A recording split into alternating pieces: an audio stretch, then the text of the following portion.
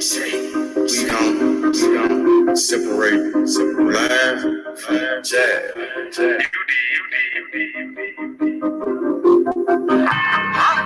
You might understand me. Am is better than am. Oatmeal better than oatmeal. Trap. I'm on my motherfucking trap shit. I'm on my motherfucking trap shit. I'm on my trap shit. I'm the number one in trap. 357. Nigga gon' lay his ass down. Nigga came at me about a fucking bitch. 357. I laid his ass down quick. Blah, boom. Yeah, all that shit. Niggas shit. Going all that shit. 20, 50s, 100 shit. I want it all. First round draft pick. That's how I ball. Big bitch, she bad, but I put that hoe on pause. Trap. I'm on my trap shit.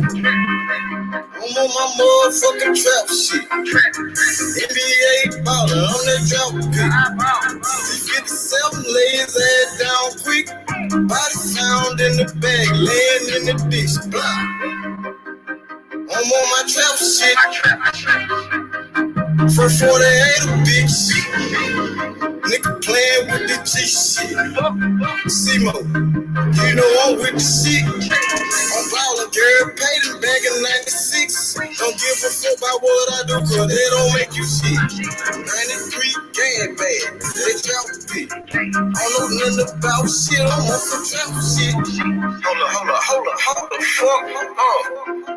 I don't think these niggas believe in you, man. Sleeping on you. Free your mind. I bet you the number one trap pick? Yeah. I'm on my motherfucking trap shit. I'm on my motherfucking trap shit. I'm on my trap shit. Yeah. I'm the number one in trap pick. Don't turn off the phone. It's time for this meet. Had to grind for the shadows all the way on me. I'm on some trap shit. You niggas somewhere out there sleeping. Trap like a drive-through. They know I keep going mad, cause I keep on firing up that reef.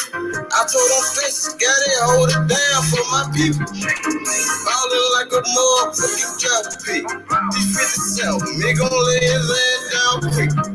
These skeleton was bad, that's all a nigga need. In my trap house, no sticks, stems, or no seeds. NBA drop pick, that's how I ball. 20, 50, 100 shit, I want it all. I'm on my motherfucking trap shit. I'm on my motherfucking trap shit.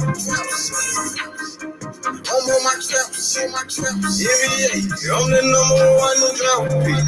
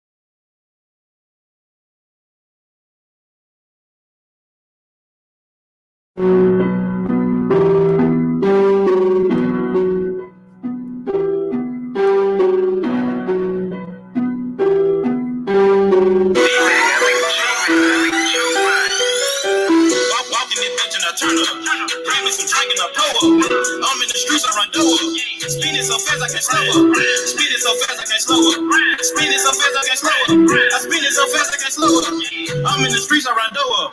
I walk in this bitch and I turn up. I walk in this bitch and I turn up. I walk in this bitch and I turn up. I burn up the cushion, I'ma burn up. I'm in the streets, I run door.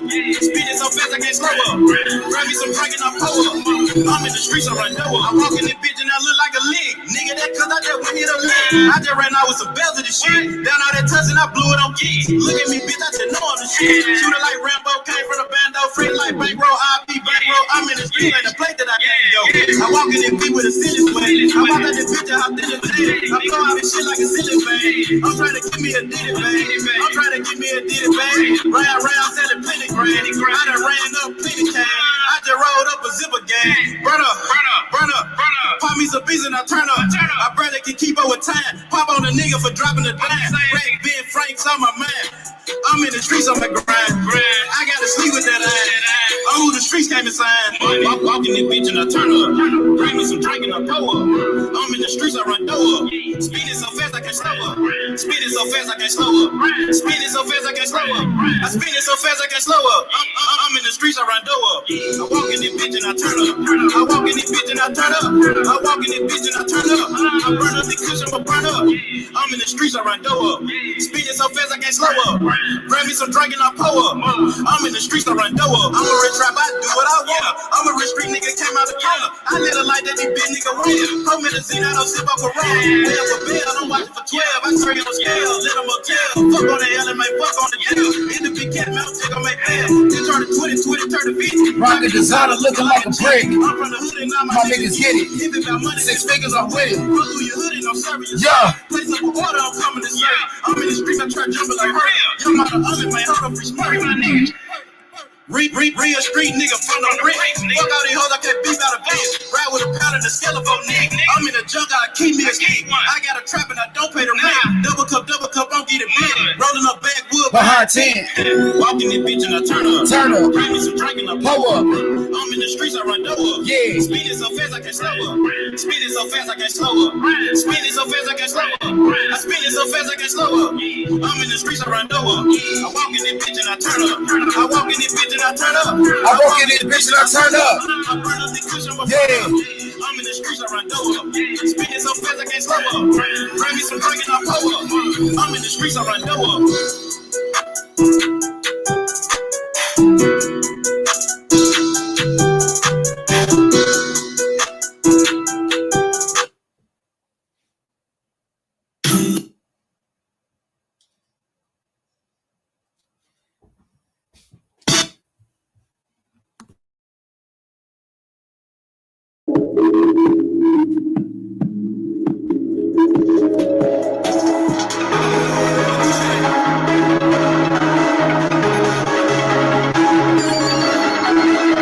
I'm chasing these meals, I'm chasing these meals, I'm chasing these meals. And I live like the rap niggas already. I ain't even never had a deal. I'ma take care of the bills, I'ma crack me a seal while chasing these meals. Look how a nigga live. Street nigga, what it is.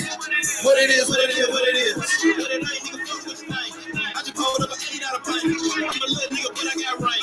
What it is, what it is, what it is. What it is, what it is, what it is. Y'all still in the trap, still in the field. Y'all live how I live, nigga, what it is. About to go copy your face. I'm at that bitch and design that play. I done ran up me a check. And I still pay the same set. You still with the same nigga, yeah, what it is. What it is. I was a nigga about the whole field. I was 18, nigga, with my own crib. I was 19 when I went and did time. All that fuck shit, nigga, I ain't got time. You me a bitch, nigga, about mine. And I shine on over without trying. And I smash that pussy without mine. But the cop comes so what it ain't mine. Your mouth low, niggas will drop down. I'm a young man, nigga, like John Gotti. He say shit, nigga, you ain't call about it. Yeah, fuck out the baby, I live for the shit. I'm getting to the money, I just got a feel for the shit. Yeah, better believe you gon' eat. Nigga, I'm talking about a feet. I want a meal like me. I done been there about a week. I'm chasing these meals, I'm chasing these meals, I'm chasing these meals. And I live like the rap niggas already. I ain't even never had a deal. I'ma take care of the bills, I'ma crack me a seal while chasing these meals. Look how a nigga live. Street nigga, what it is.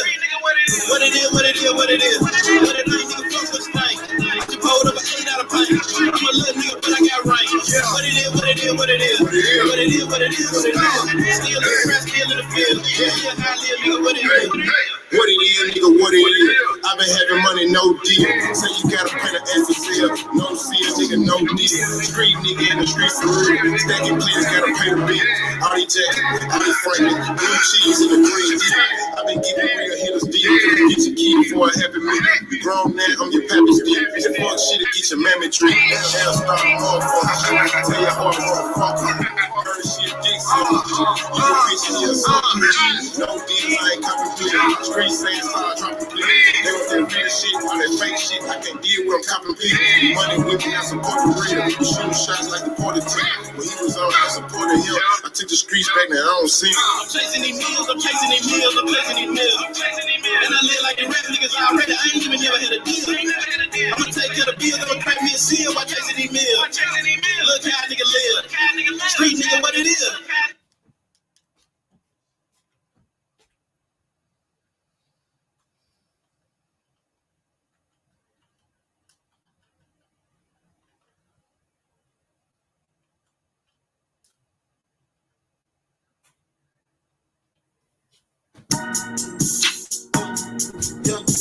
Yeah.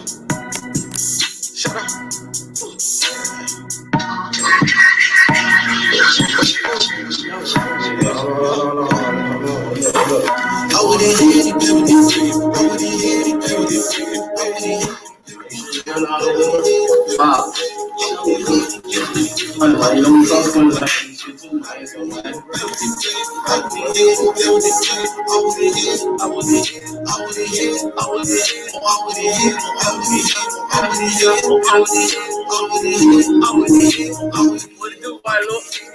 Yeah, man, ran off on his walk.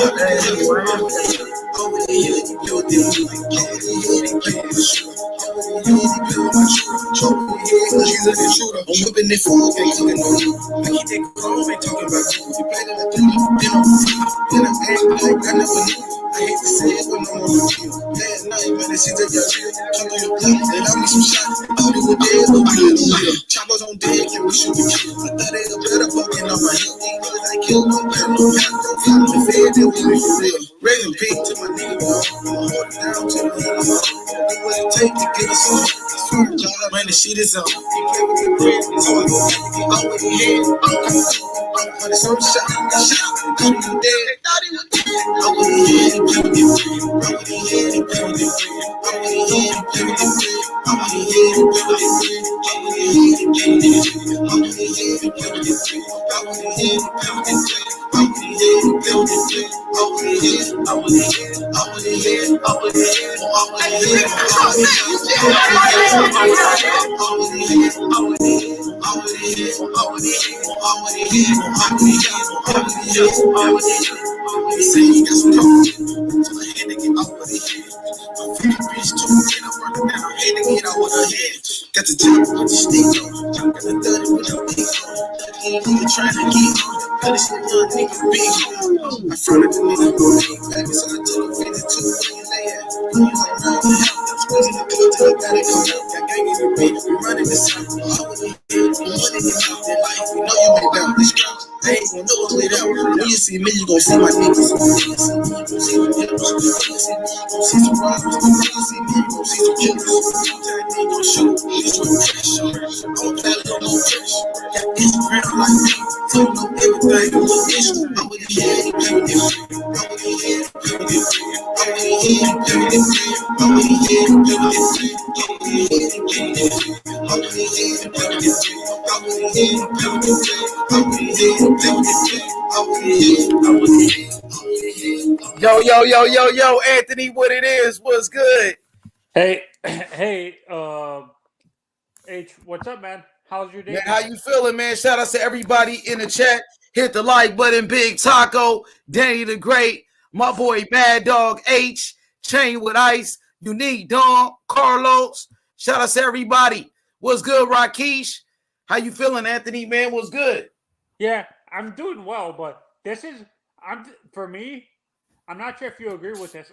I agree that the Devin Haney fight is gonna be. Which one's a more dangerous fight for Kambosos? Loma or Comey or Devin? In your honest opinion? There's two dangerous fights right there.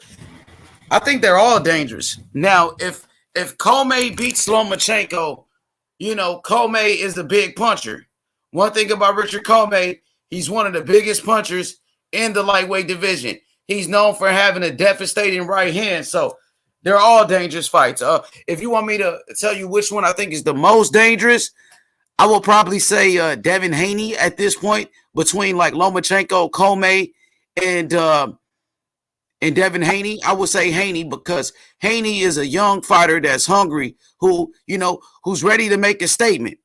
Devin Haney, his speed, athleticism, his youth, and then, his height, the height of a Devin Haney to go with the skills and the speed. I think Haney might be the toughest fight at this moment because Lomachenko is a dangerous fight as well. Lomachenko is dangerous, but Lomachenko is smaller than the Kambosos, where Haney is bigger than Kambosos. Haney's big with skills. So I think they're, all dangerous fights. Lomachenko, very skilled boxer, one of the best. I respect Lomachenko. He's pound for pound. Underrated power. Underrated power as well. Lomachenko does have power. He got pop. He does have pop behind his punches. So Lomachenko has power. I think they're all dangerous, but the youth. In terms of the style, I'm talking about, you guys always use the term styles makes fights. Yeah, that's true. Which style is more would be more of a challenge for I would say Haney. Yeah, that's what I'm trying to say. Devin Haney, because see, like Lomachenko will be a challenge, but if you compare Loma to Haney, right? Loma is 5'6". Loma is naturally a smaller guy. He started off at 122 pounds. Now, Lomachenko and Devin Haney, you compare the two. Devin Haney's 5'9", long arms, 71-inch reach. Lomachenko about a 67-inch reach. I would say Haney because the athleticism of a Devin Haney to go with the speed and the boxing IQ, I would say Haney might be a tougher challenge. Now, George Kambosos, he just beat Teofimo Lopez, the man that beat Vasily Lomachenko, right? That's exactly what George Kambosos said. They asked him, like, who do you want next? They asked him about Loma, and he said, well, I just beat Teofimo, the man that beat Loma. So he said, I would rather fight against Devin Haney or Tank Davis, So speaking of Tank Davis, by the way, that Tank Davis just relinquished his WBA regular belt at 135. I believe the WBA, they're about to order Tank Davis versus George Kambosos. From what I'm hearing, the WBA, they're about to mandate Tank Davis fight against George Kambosos. What do you think about that? Okay, that's confusing. If he relinquished the title, when I hear that, when I automatically assume he's moving up permanently to 140. No, I'm thinking Tank Davis is going to fight against Kambosos. The WBA, I believe they trying to order this fight. What's your thought? I got the article. That's what I'm wondering. You said he just relinquished the title, so that's what confuses me. When you say that, I'm assuming he's automatically just moving up to 140 and stuff like that, because that's what fighters normally do when they want to move up a weight division. They relinquish the title that they have in the lighter division so they can permanently move up to the division that they have the other title in and stuff like that. So I'm about to pull up this new article that's just been released today. The WBA, Tank Davis, it looks like Tank about to get a fight with fucking Kambosos. Yeah, that's what the reports are saying. Okay. I don't know how true it is, but we could take a look at the article right here. I got it. I'm pull up the picture, my brother. I can't see it. Okay, I got you. I'm finna do it right now. I got you, bro. Shout out to my brother Anthony, man. How you been doing, by the way, Anthony? Yeah, I've been spending time with family. That's why you haven't seen me up. I was at the theme parks this weekend. I couldn't watch. I watched some of the highlights when I got home on Sunday for the fight with Haney and what's his name? Crap. JoJo. Yeah, JoJo. And for me, I understand he won the fight, but I'm not sure if I'm just being too critical of the way he won the fight. I understand he won, but to me, winning by decision doesn't seem like it's as dominant as winning it by knockout. Do you agree with me, or like, because it seems like you're when some of these fighters win by decision, it's because they rather trust the judges instead of trusting their own skills. That's what scares me with like these fighters that rely on so many decision wins and stuff like that. Is that they're relying on the judges rather than their own skill that they can defeat the fighter within the distance. So here is the article right here. Gervonta Davis has vacated his WBA super lightweight title to set up a potential fight with George Kambosos Jr. So Tank Davis has vacated his belt at 140 pounds. His WBA regular belt at 140. He vacated his belt. Yeah, so this is Gervonta Davis has vacated his WBA super lightweight title to set up a potential fight with George Kambosos. What do you think about that? Yeah. Wait, could we see where this article is coming from? If it's a reliable source? Let me see. Give me a second. Let me try to pull it up. But yeah, man, they said Tank is looking at a fight with Kambosos. Who do you favor in that fight, Tank or Kambosos? I would say Tank because of the power, but the way he was struggling with Isaac Pitbull is kind of scary. It's kind of scary. Break it down. Explain. Break it down. What you see. What you mean is scary. Yeah. No, because they expected him to dominate Isaac, and Isaac just like basically he won a few rounds. And I think honestly, when I look at the fight, I rewatched it on YouTube. I think Isaac won that fight. They just gave the fight to Tank.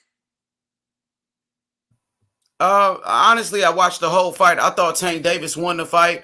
Tank Davis, he was able to make his adjustments in there. It was a competitive fight. I give you that much. It was a pretty competitive fight, but I felt like Tank was able to make those adjustments, and Tank Davis pretty much outboxed Isaac Cruz in there. Isaac Cruz did have his moments. He landed some big punches, but Tank never was hurt. Tank showed a very good chin, and Tank showed his boxing skills and his boxing IQ. So right here is where I got it from.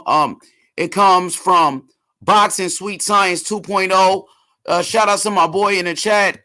What's his name? HS973. He said Boxing News 24 put the article out.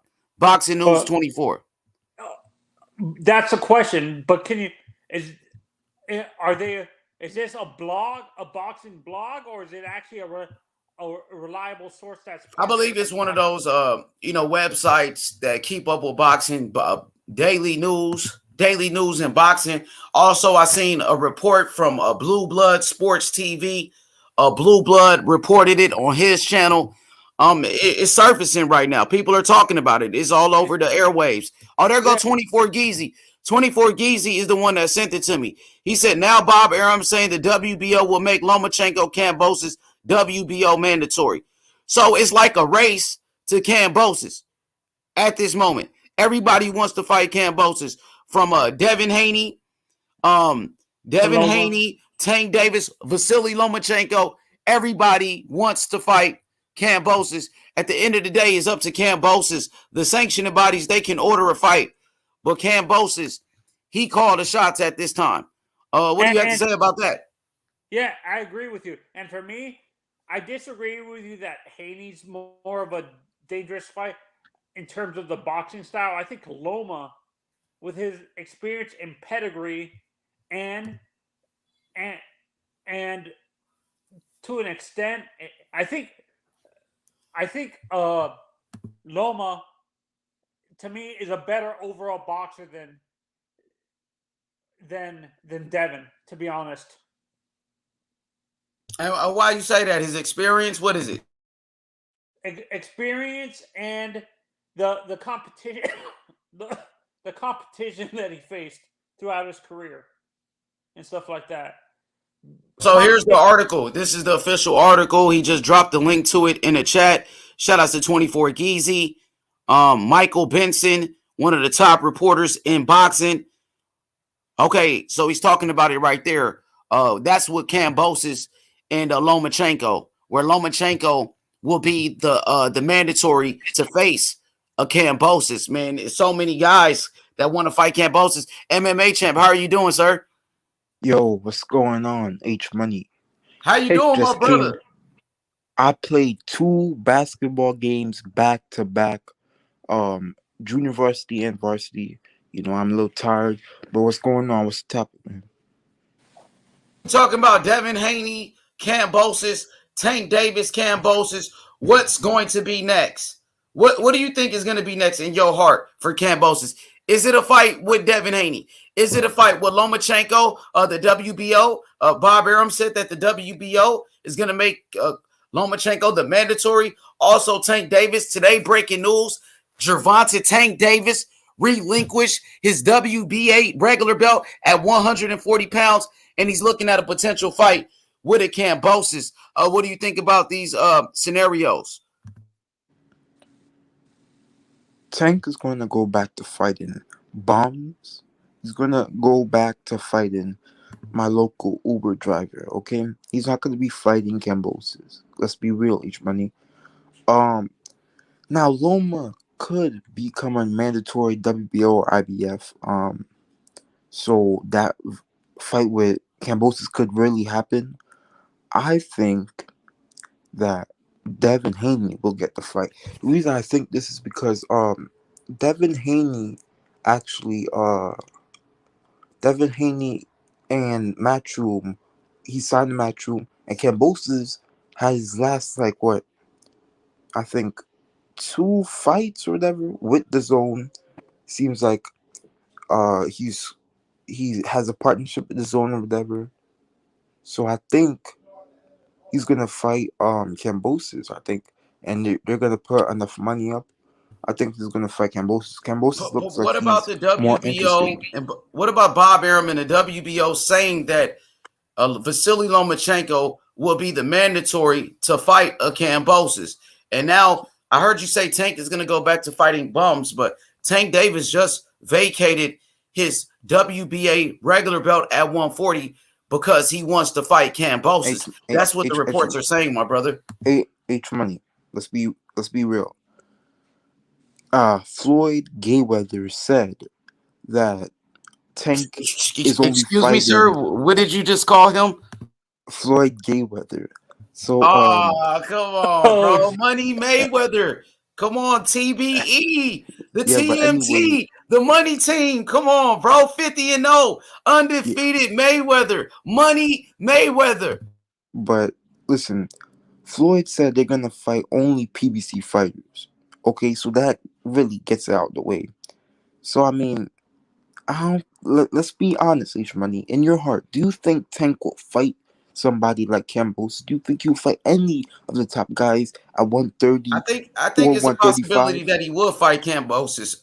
It's a reason why I doubt Kambosos it. look, it's a reason why Kambosos showed up to Tank Davis fight. We've never seen Devin Haney show up to a Tank Davis fight, right? We've never seen Teofimo Lopez show up to a Tank Davis fight. Not even Lomachenko show up to his fight, but Kambosos did. It's a reason why Kambosos showed up. Kambosos, he met up with Floyd Mayweather. He met up with Leonard Ellerby, the CEO of Mayweather Promotions. Maybe Mayweather thinks that Tank could beat Kambosos. Maybe that's why Tank will fight Kambosos. Maybe everybody looking at Kambosos like easy work. Even Ryan Garcia came out of retirement to call out Kambosos. So what does that tell you? Are they looking like at Kambosos as if he's weak and they think they can beat him? yeah, I I think agree with you. Cambosis is beatable, but I don't think what's his name, Ryan Garcia will beat Cambosis at this stage in Ryan Garcia's career. I mean, look how inactive Ryan Garcia is, bro. Like, come on, I don't think. And look, he has his chin up in the air and everything. And Cambosis has a very good overhand right. We saw how he caught Teofimo with that. So I think he will. I think I'm being serious. I think Cambosis will knock Ryan Garcia out. Okay. All right. What about Kambosos versus Tank Davis? Who you got in that fight? Honestly. Kambosos versus Tank Davis. Like we saw Giovanni Stank Davis in his fight with Isaac Cruz. He was running in the last rounds. I mean, he doesn't have inside game and he can't fight on the back foot. And he didn't really look special. He had a close fight and a lot of people are saying Isaac Cruz won. So if you're saying Isaac Cruz won, I mean, what does that say about the fight? It was very close. Isaac Cruz was being the effective aggressor, was catching and rocked Stank Davis. So I mean, listen, Stank is gonna lose, I think, but he does have power. But then again, he couldn't knock out what's the name? Isaac Cruz. But I think he might Isaac be able to Cruz ain't catch no bum Kambosos. though, bro. Like Isaac Cruz is a very good fighter. Isaac Cruz, he was ranked in the top 10 in each sanctioned body in the lightweight division. He was a top 10 lightweight, very tough fighter from Mexico. You know what I mean? But that's your opinion though. Of course, Tank wasn't able to knock out Isaac Cruz. He never dropped Isaac Cruz or anything like that. After the fight, Tank said he had a hand injury. Do you think that's part of the reason why Tank couldn't get the knockout? A hand injury. I mean, I listen. I don't believe it. I don't believe anything that comes out of Gayweather, Stank, and Smeller B's mouth. That's it. I So don't believe. what's the beef that you got with Mayweather? Obviously, you don't like him. But what is it about Um, Mayweather that you dislike? I don't like what Mayweather does in and outside the ring. In the ring, he Mayweather was 50-0, though, undefeated champion who fought the each best. month. He beat He Canelo lost to Alvarez. Castillo. He lost to Castillo. He lost He won to that fight, though, Maidana. when you look at BoxRec. People say that Canelo, look, But check this out. People say that Canelo lost to Triple G in the first fight. People say that Canelo lost to Lara in the first fight, but Canelo won. So, we're not going to argue that. But you talk Mayweather on won those paper. fights, You right? talk on paper though. You talk on paper. I'm talking about In who do you reality. actually? No, that's not reality. Okay, go Because ahead. reality is what you actually is. Reality is something that you see with your own eyes and that anybody can actually see. So, and listen, I really think judges, that's their opinion. So is it really like a factual like thing? Because the judges, that's their opinion. We all have opinions at the end of the day.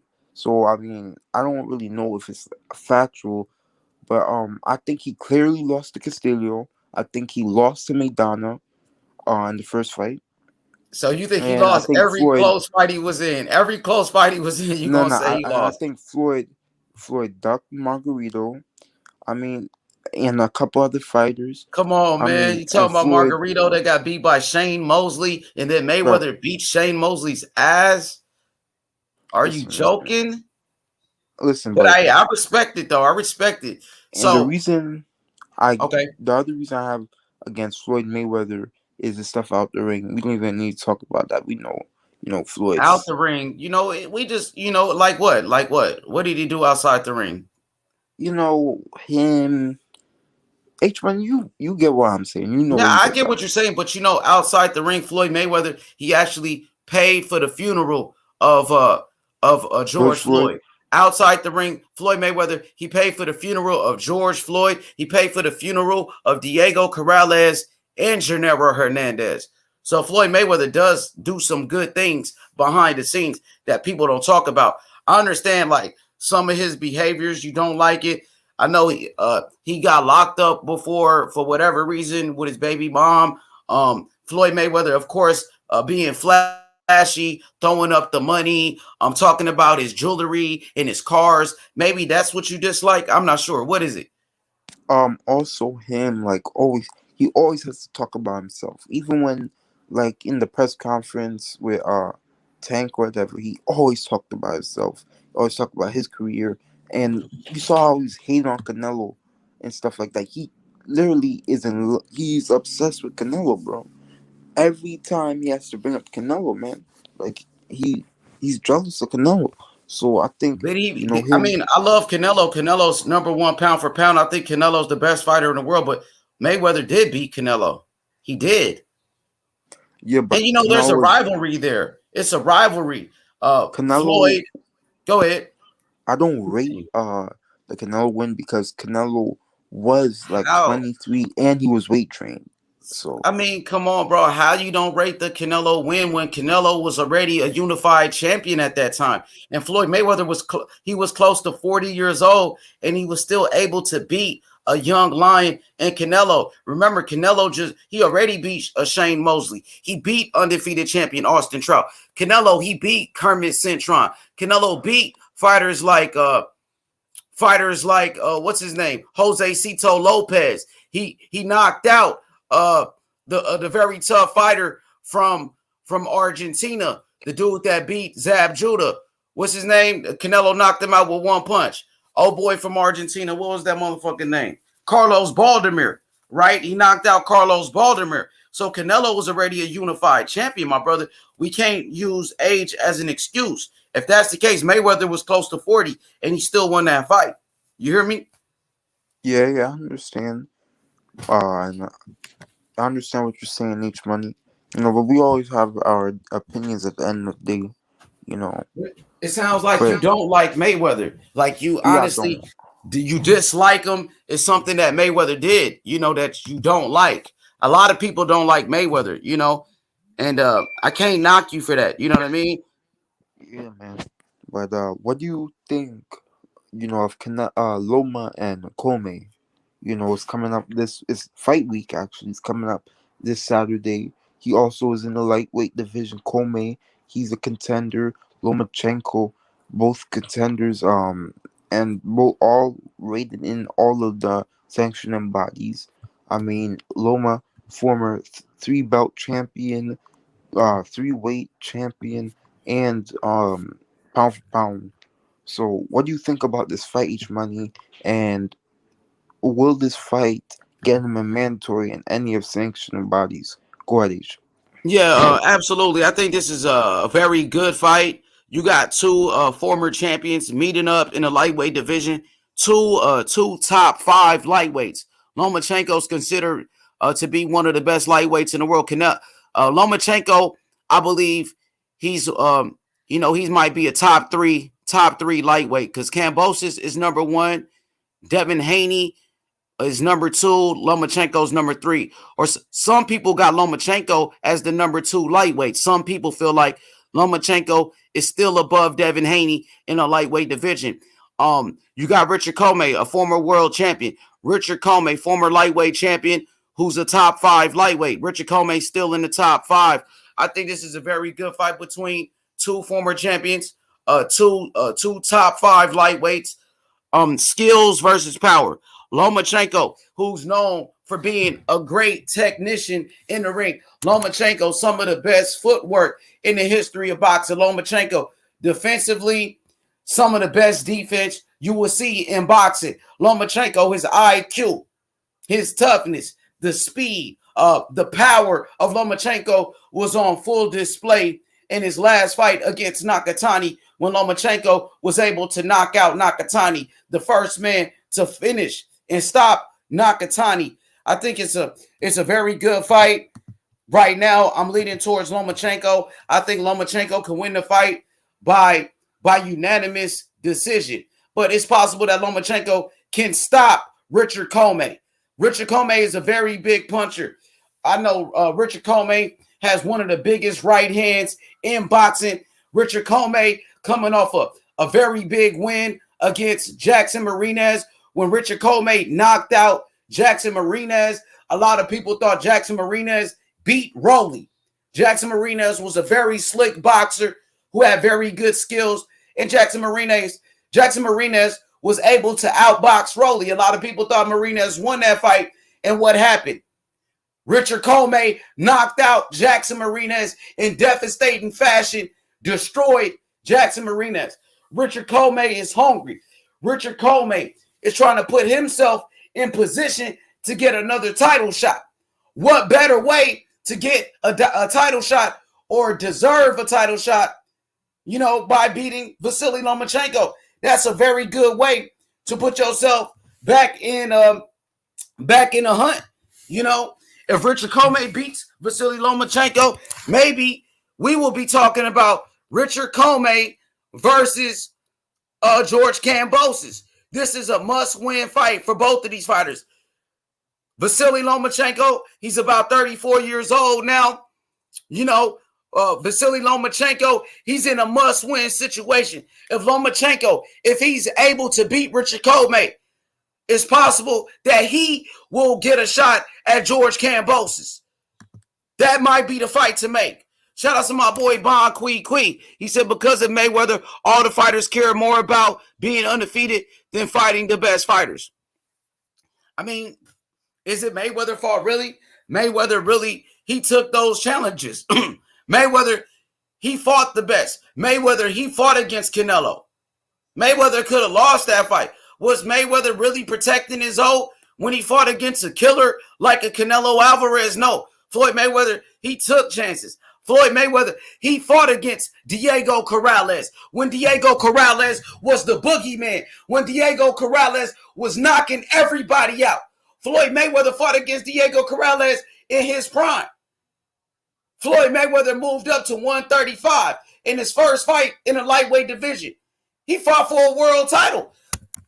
When Floyd Mayweather moved up to lightweight from 130, Floyd Mayweather moved up from 130 to 135. Floyd Mayweather, his first fight at 135 was against Jose Luis Castillo, the motherfucking champion. So Floyd Mayweather been fighting the best. Let's put some respect on his name, homie. It's a reason why every fighter coming up in the game, now they trying to fight like Floyd Mayweather, using the Mayweather style with the shoulder roll. Teofimo Lopez, he used the shoulder roll because of Mayweather, because of Mayweather's greatness. They want to be like Mayweather. It's no different than when Kobe Bryant, he tried to play like Michael Jordan. Kobe Bryant tried to use all the Michael Jordan moves. Now you got the young generation of fighters, they all trying to fight like Floyd Mayweather, using the shoulder roll. You got Devin Haney doing it. You know what I'm saying? Devin Haney using the Mayweather style. All of the young champions, they all look up to Floyd Mayweather. And it wasn't because Mayweather was ducking fights. No, Mayweather was fighting the best. Mayweather is a great champion. That's why people like Teofimo Lopez, Devin Haney, guys like Adrian Broner, they all try to follow the Mayweather style. You know what I'm saying? It wasn't because Mayweather was protecting his own. Hell nah. It's because Mayweather, you know what I'm saying, was fighting the best. That's why Mayweather is recognized one of the greatest champions of all time. You know what I mean? And right now, Floyd Mayweather is a great promoter. You can't deny it. Floyd Mayweather, he took a fighter that nobody has ever heard of, a fighter that we never knew, Tank Davis, and made Tank Davis a star. Nobody ever heard of Tank Davis. Nobody knew who the fuck Tank Davis was. Floyd Mayweather took Tank Davis from nothing and made him one of the biggest stars in boxing. So you got to give Floyd Mayweather his credit as a fucking promoter because he made a star in Tank Davis. My boy Pound for Pound King said these guys have just realized how valuable it is to keep your O as long as possible. But that's up to the fighter. You have to put yourself in dangerous fights to get respect. And Floyd Mayweather did put himself in dangerous fights. He put himself in dangerous fights against Canelo Alvarez. He put himself in a dangerous fight against Manny Pacquiao. He put himself in a very dangerous fight against Diego Corrales. When Mayweather fought against Diego Corrales, people thought Diego Corrales was going to knock out Floyd Mayweather. That's what a lot of people thought. And guess what? Floyd Mayweather, he knocked out Diego Corrales, bro. You got to give Mayweather his credit for those type of fights right there. The boxing historian in the building. How are you doing, my brother? Oh, man. I must have cooked this fucking faggot-ass nigga, man. Go ahead, cook. Who you going to cook? No, I'm going to do it on my own platform, man. I just came off of this nigga's platform. Who? Go ahead. Speak on it. Speak on it. You know this dude, you know this clown, BFTV? Go ahead. Express yourself. Have you heard of this dude, BFTV? Before?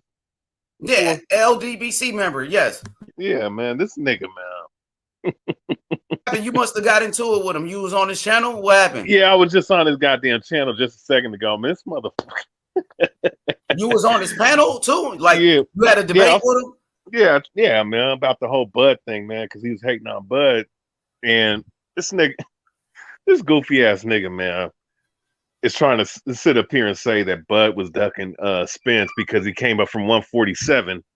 And because he was the undisputed champion, he had the option to fight the WBA champion or the IBF WBA champion who was Spence at the time, or the IBF champion who was Jeff Horn at the time. And basically, I just answered. I was like, bro, I was basically saying, you know, look, Jeff Horn was the easiest fight to make because they're on which network? ESPN. Top rank, right? They were on top rank at the time. So how could you sit up here and say that that he was he ducked Spence and he didn't want no fight, none of the fights with Spence when the WBA championship was available, when he already had mandatories lined up. And that was a big fight for Terrence Crawford at that time. Terrence Crawford was the WBO champion when he moved up. He got an automatic title shot, I believe, with the WBO. Now, Jeff Horn at that time, Jeff Horn just beat Manny Pacquiao. Jeff Horn was a superstar in Australia. You know what I mean? So you can't knock Terrence Crawford for fighting Horn. He fought for a world title. And Spence wasn't even trying to fight him at that time anyway. That's what I'm saying. Like, I mean, and then here's the thing, though, about the 60-40, right? He brought out, I told him, look, Bud said the fight's never gonna happen because of the 80-20 thing. And the excuse was people were talking shit to his wife, and he said if these people fuck around, it's gonna be 80-20 on the ass, right? Is that how it went? Something like that? I don't know. I think, to be honest, Earl was probably trolling. Like, you don't make fights by talking shit on social media, talking about I give you 80%. That's not how you make a fucking fight, bro. If you want to talk numbers, you want to talk business, meet up, negotiate, sit down like fucking bosses and make a fucking fight happen. I don't know why he said that. I think he was just talking and shit, just probably trolling. That's what I'm saying, right? So my thing is, right, here it is. You want to sit up here and make that claim, right, about the Errol Spence. Oh, that even before the 64, even before that, right?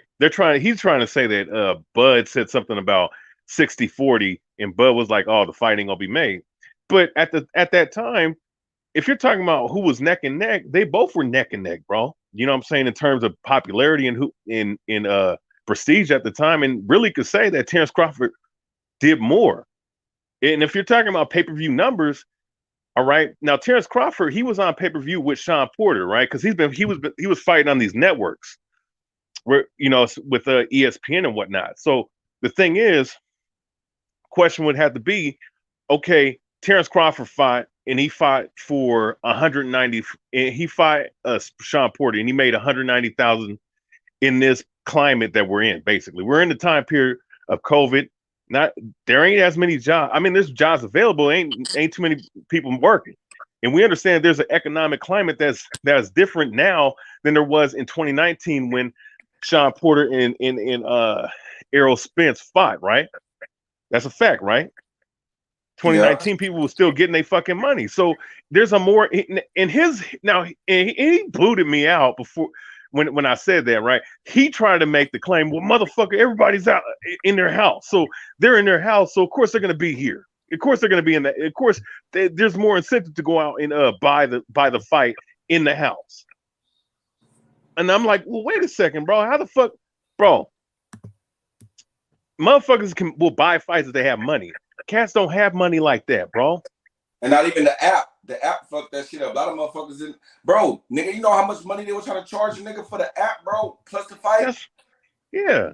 Bro, like they was trying to charge like 120 nigga on my side. Out here, they was gonna try to charge me, nigga, $127, bro, just for the fight. And really?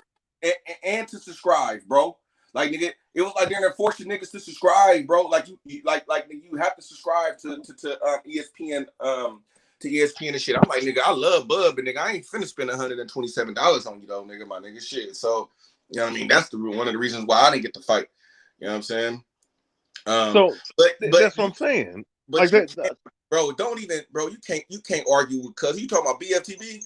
Yeah, this fucking fucking bro, bitch ass. Bro, he's a clown. He's a clown. He's an Errol Spence, Captain Save a Hole. But then this nigga in one face, he tried to say, "Oh, Bud Crawford need to fight somebody." Then he fight Cal Brook, he fight Porter. He's still bagging him and talking shit about him. You know what I'm saying? Like the nigga. Then he gonna start to say, "Oh, Porter was winning the fight, nigga. Porter was winning in an Errol Spence fight too, my nigga." So it's like, bro, that nigga, and then them niggas want to talk about old shit. Oh, when Bud was at 140, he could have moved up, and nigga, fuck all that, nigga. Let's talk about right now, my nigga. Like, nigga, let's talk about right now, bro. Like, stop bringing up old shit and 60-40 and all that shit. Nobody negotiated a 60-40. There has never been a negotiation over Twitter or YouTube, bro. None of them niggas sat down. Just because a nigga say some shit doesn't mean nothing, bro. Nigga, it's when the actions and when they sit down and start handling the business, bro. All this internet shit, bro, was just for clout, bro. That nigga just chase for clout, bro. That nigga talk about niggas and bag on niggas for clout, bro. This is how to get Oh, clout. ass nigga, man. And then and it's funny though because he acting like he has points though. It's like, man, this nigga, bro. Because that nigga is. So I'm gonna tell you this, nigga. You remember when Earl Spence got caught kissing and shit, right? Yeah. You know what I'm saying? The nigga, I said on Blood's channel, I had a thing on there. I was like, bro, nigga, shit, BFTB got to talk about Earl Spence now about kissing, because he always talk about Canelo and fucking Anthony Joshua and all this shit, and then that nigga want to start like saying little shit and shit like that. Like, I'm like, nigga, bro, you a bitch, bro. Like, I don't even go to that nigga shit no more. Also, you debated him before, Taco, on Blood shit. You said you did? I know. I'm asking, did you debate him on Blood shit? Nah, I didn't debate him. I just sent the message because Blood was speaking on it, and I just commented on the shit. You feel me? Oh, yeah, of course. The reason why he's trying to go in on Crawford right now because Crawford was just, talking shit about Earl, so they gotta go on the internet and defend a man, Earl Spence. That's some, you know what I mean, shit, bro. That's some fact shit, bro. Yeah, Crawford talk shit about Earl, so they gotta go defend they motherfucking king Earl Spence right now. You know what I'm saying? And I like Earl Spence. I ain't gonna lie. Let me make this clear. I like Earl Spence. I think Earl Spence is a beast, homie. Then they do this shit with Wilder, and what happened? So now they're gonna try to do that same shit with Earl Spence, and then what's gonna happen? And they're gonna fuck around and get his shit knocked off. Nigga, I'm gonna still an Earl Spence fans, nigga. Strap season till I die. Nigga, nobody trying to hear that shit, bro. And then they're gonna jump on Devin Haney's bandwagon. They did. They already did that. They're already on the Devin Haney bandwagon because first they was fucking with Gary Russell. When Gary Russell and Devin Haney was going at it, they was with Gary Russell. They was supporting Gary Russell. But Gary Russell ain't fought in for ages. So they hopped on the Haney bandwagon. Bill Haney, recruited them. You know what I mean? And Bill Haney getting his promotion. They promoting Devin Haney. So that's exactly what Bill Haney's looking for. He want people to promote his son. And that's what they doing. That's just some stupid ass shit, bro. Them niggas, we all about black this, black that, and the racism and black boxing. But then it seemed like you niggas being that dumbass racist to your own fucking people, nigga. A fighter that ain't never did nothing wrong. Don't be drinking, nigga. Don't be getting in the car crashes, nigga. Haven't had no eye injuries, nigga. Haven't had none of that shit. Ain't kissing niggas on the thing, none of that shit, bro. ain't hopping on TV drunk and shit, talking hella nonsense and shit. None of that shit, bro. Like the nigga ain't did none of that shit, bro. Nigga, he ain't married outside his race, nigga. He got nigga black wife, all that shit. But that's all a hustle though, Taco. That's why they call them niggas race hustlers, because they just use race to take advantage of people. You know what I'm saying? They was bring up the race card just to use people. Like, they don't give a fuck about that racist shit. The only thing is they know if you use race, you can get people. You can attract people to your shit, and people gonna click on it. They talking this racism. Oh, because we deal with racism every day in the inner city. In real life, we dealing with real racism. So they try to use that shit to bring people in. But at the end of the day, they don't give a fuck about racism. These motherfuckers out here fucking they using their own people. You know what I'm saying? For super chats and shit like that. That's why we call them race hustlers. Hey, and then look at this, H. Look at this, H. You know how bad they bagged on Tyson Fury, a white guy, right? But as soon as he beat Deontay Wilder, all of they ass praising him, right? All them niggas, like, then all the niggas praising Fury and all this shit. All they shit they done said about this nigga, you feel me? But nigga, a lot of them still shitting on Crawford though. Still, bro. Like, nigga, your own brother, nigga. Instead of them niggas be like, man, that was a good fight. He knocked out Porter. Some of these niggas is making excuses. Oh, Porter had 1 foot in, 1 foot out. Earl this, Earl that. Man, shut that old bitch ass shit up, that old soft ass shit up, bro. Like, real shit, bro. Them niggas be straight hoes. Them niggas, hey, and if you go and look, bro, they try to say Bud Crawford ain't popular, but if you go back and look back like a couple of months, bro, that's all they was doing was talking about Crawford. That's half of their views was about Crawford, bro. You know what I'm saying? Right. If they stop talking about Crawford, their views gonna go down. So nigga, when they see their views going down, they like nigga Crawford shit is the top topic. So we gonna run this shit.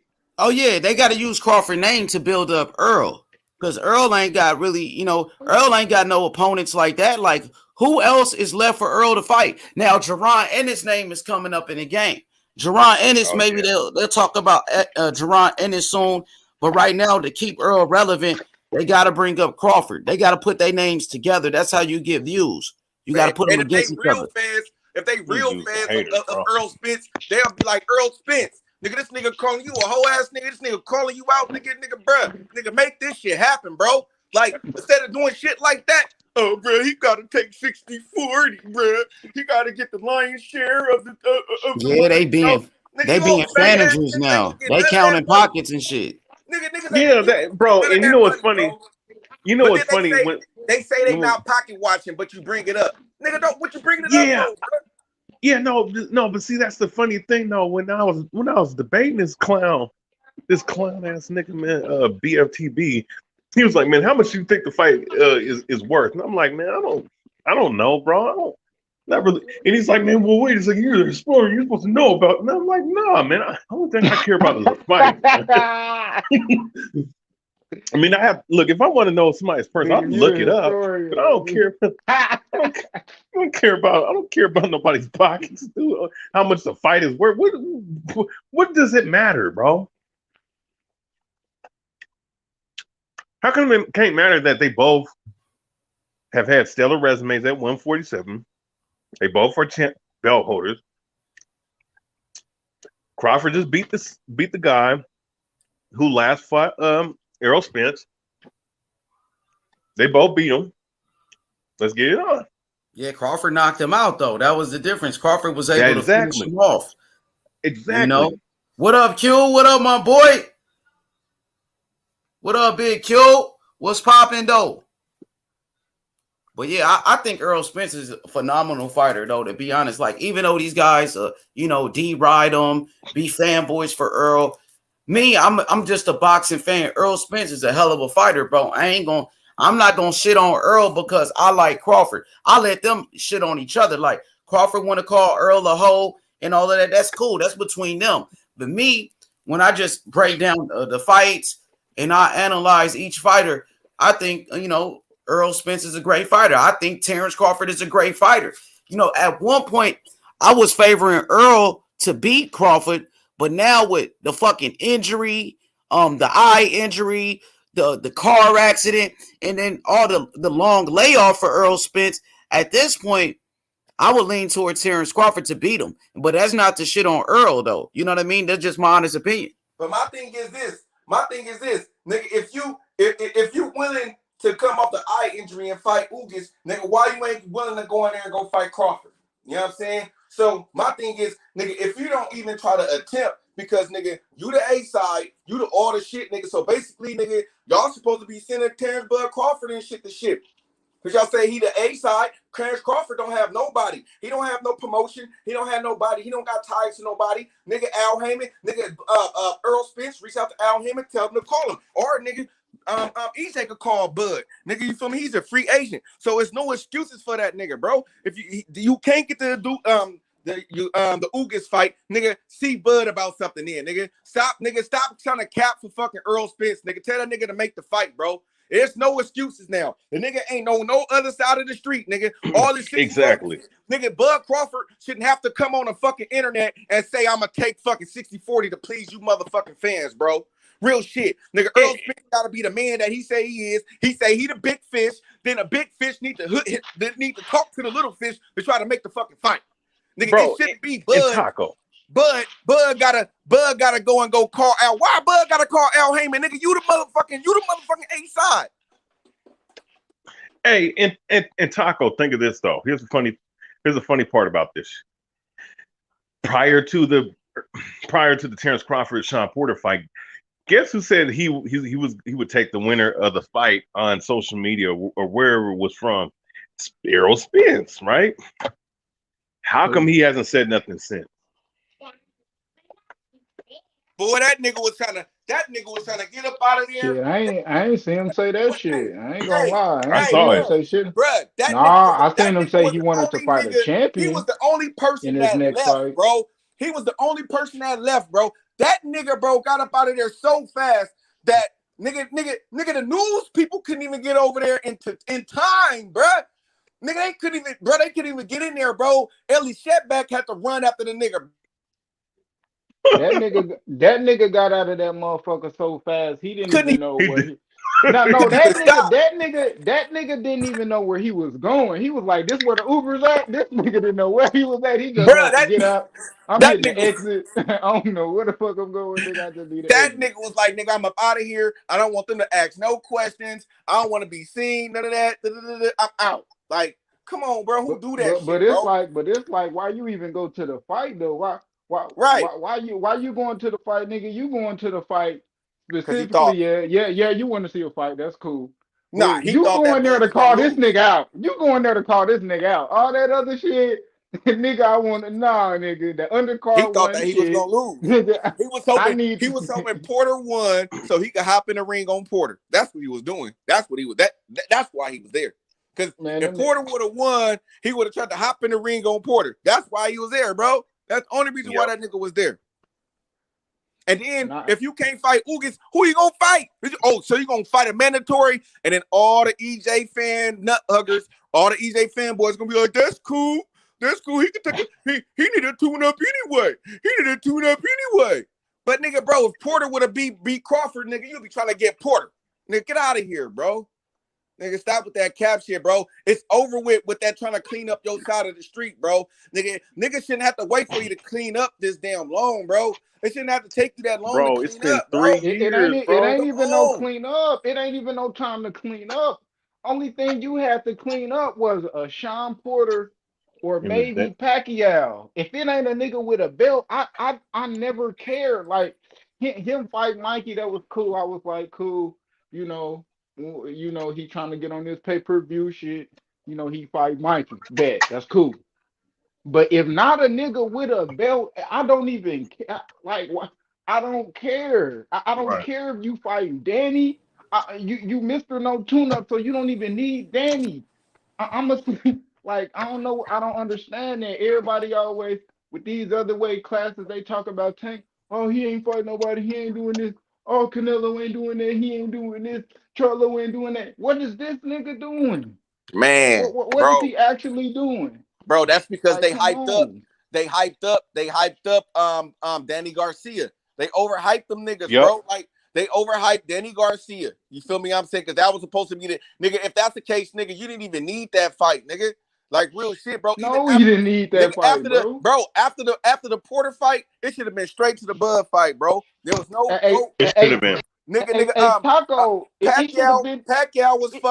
Pacquiao was retired on some other shit, and it was no other belts at that time, bro. They did not strip Ugas at that time or nothing. Nigga, he should have been like, nigga, I'm it's strap season. Cause I said I'm going after the straps. Nigga, the WBC wasn't even finna order that fight, bro. Nigga, they just settled with that fight. So you niggas need to stop capping, bro. That was not a mandatory, bro. Earl Smith did not have to take that fight. Just like nigga T.O. didn't have to take the motherfucking Kambosos fight, my nigga. So you niggas need to stop capping for this nigga, bro. This nigga fucking ducking, bro. This nigga chucking and ducking. Now this nigga could go and fight Ugas. What nigga? Why he can't go fight Bud? Why he can't go fight Bud? So y'all just trying to say Ugas is the badass fighter or something? So you trying to take easy pickings, nigga? Then he trying to take an easy way out, nigga. Like you niggas need to The stop nigga capping for Ugas a this nigga. fucking email champion. Fuck out of here. Nah, That nigga got he beat Manny man. Pacquiao for the belt. He beat Manny He Pac. got the belt before he beat I Pacquiao. know. So that nigga got his shit via email. Yeah, you beat Pacquiao, Nah, cool. he beat That Pacquiao nigga for was his on belt. this couch for 2 years. Yeah, Niggas love talking that T.O. was out for 4 years. So and so was out for this long. Earl out for this. No, I don't give a fuck. This nigga, we talking about a 42-year-old man coming off to fight a nigga off 2-year layoff. And no nigga get no sympathy. Oh, Ugas beat his ass. Okay, so that's how I'm coming with everybody else. I don't care about Exactly. none of that shit. Nigga, fight. You hear me? Bro, Right, and wait a second. Didn't they say, and fuck that, man. Fuck that. Like you were saying. Because didn't they say that his eye injury wasn't as severe as it could have been as a actual detached retina? It was just a tear. So if he's ready to get up in the ring early 2022, then that means that look, he need to fight whoever the fuck is available, man. Bud is available. If Bud is available, and Ugas, if it's not Bud or Ugas, you're fuck. Then you're, bro. Then you're fucking ducking. Bro, he ducking, bro. And then he know he don't look. He know he don't have that many more fights at fucking welterweight, bro.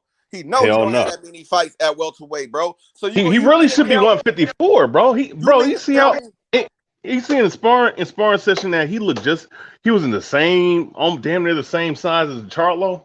Like, come on, man. Hey, bruh, they done messed up, nigga. They done they should have got Bud when he first got into the division, bro. Bud is fit. Bud now is nigga it's fitting the 147 division nice, nigga. Like his size and everything, bro. Knocked everybody out he's faced at 147. Everybody fucked up, bro. His power. He got more power now. You feel me? I'm saying. I'm telling you, bruh. Like nigga, bruh. Watch when Bud get in the ring with that nigga, bro. Real shit, bro. Niggas gonna see, bro. I understand Earl's a good fighter, but my nigga Bud gonna take that nigga out, bro. That's gonna be the first time that nigga got laid out. He gonna give him another. He gonna fuck his other eye up, man. Shit, And then man. it was the injury. It was the car accident. He shouldn't have fought him. Well, then, nigga, what about Ugas, nigga? So he could go and fight Ugas, but he can't go fight Bud. First off the injury, come on, bro. You niggas need to stop capping, bro. Get the fuck out of here. And Pacquiao was willing to fight you coming off a 2-year layoff, right. Like you said, 42 years fucking old, man. But no, and them niggas shit on Bud. So y'all think Bud not that good, right? His resume not that good, right? He ain't fought nobody, right? The people he fought at 140 ain't that good, right? Earl Spencer beat all them niggas, right? Niggas, no excuses for you niggas, bud. You niggas stop fucking capping for this nigga, bro. There's no excuses for this nigga not to get in the motherfucking ring, bro. And you niggas come on here capping for this grown ass nigga and some motherfucking pussy ass niggas, bro. That's some real shit, bro. All you EJ fans to tell this nigga and hit this nigga online, tell this nigga to make the motherfucking fight. Cause all you niggas was on T.O. and Devin Haney, nigga. All you niggas was on them niggas though. Nigga, yeah, for real. This nigga walk around with a fucking pass, don't do shit. Oh, he got an eye injury. Well, it's not a detached retina. It's a torn retina. Nigga, he would have fought Pacquiao with it. He would have fought Manny Pacquiao with the shit. Exactly. So that's what I'm saying. Like nigga, like come on, bro. He was willing to fight Pacquiao with that shit, and I'm pretty sure that he had that shit prior to. A little longer than what they were saying. Well, I heard that injury was worse than what they first reported. That's what I heard. Ain't that right? I mean, y'all remember? Do y'all remember? Because first they reported it as a I think it said a tear in the retina, and then it came back that it was actually worse than what they first reported. Is that correct? I'm not sure. That's what I heard. I thought that. Well, from my record, I thought he did a routine checkup. He did a routine checkup, and a doctor caught it. That's what I remember a nigga saying, bro. But these niggas, for EJ, bro, I can't. I have to take this with a grain of salt for EJ, bro, because a lot of these niggas, bro, they are capped like a motherfucker for this nigga, bro. Like real shit. Just like Deontay Wilder, bro. Them niggas are capped them niggas are capped for this nigga, bro. Like real shit. Get this nigga everything in the world. Yeah, I ain't gonna lie. I give Earl this injury, and I mean I ain't saying that he faked the injury. I'm not gonna say that. Cause it's and then the fact how quick he want to come back. Shit, if he want to come back and do that, shit, I'm gonna let you do that. He came back and fought Danny Garcia, talking about no tune-up. He ain't worried about that. So now when you fight, I don't care about none of that. I don't care about none of that as being an outcome for you losing the fight. Because we talking about, you know what I mean? Sugar Ray got his shit detached by Hearns and came back and beat fucking Hagler. So that don't matter to me. I'm not gonna say that was the reason why he lost or you know what I mean, none of that. So if he want to come back and fight, come back and do it. If that's the case, you gotta shit on this Cal Brook win in. If that's the case. If niggas want to bring up all that shit, bro, So you gotta shit on Earl Spence, Cal Brook win in. Fuck all that, bro. Nah, he got his ass in there. Y'all say that's a good win. You feel me? So that is what it is. That is what it is, bro. That's a good win. So you know, that's a good, so it'll be a good win, bro. I'm just saying, bro. These niggas always shit on Bud, right? They be nitpicking. They some nitpicking ass niggas. Bud ain't fought nobody, but no, this is the shit they say. Bud ain't fought nobody. Bud ain't proved himself yet or nothing like that. The nigga tell EJ to go fight him, nigga. It's strap season, right? Nigga, he got a strap. Only 2 people's got a motherfucking strap right now. Ugas and Bud, nigga. Go make the fight. They ain't finna let you fight Ugas, nigga. They like, nigga, WBA, they like, nah, go take that Bud smoke. That's what they like, nigga. That's why they ain't giving you the fight. They like, nigga, stop taking this easy route out, nigga. Stop coming over here and trying to get these easy pickers. There's no easy way out. For real, nigga. Nah, for real. He trying to take the easy way. He trying to take the easy way first. Goddamn, he talking about goddamn Sean Porter wanted to take an easy route because he fought Ugas and shit. And then he talking about he won't take the easy route and fight Sean Porter. And it ain't no excuses, Q. Ain't even, and then on top of that, Taco is like, okay, out of all Bud wins, how many people since motherfucking Bud came up, how many champions have Spence fought? 1? Man. 1.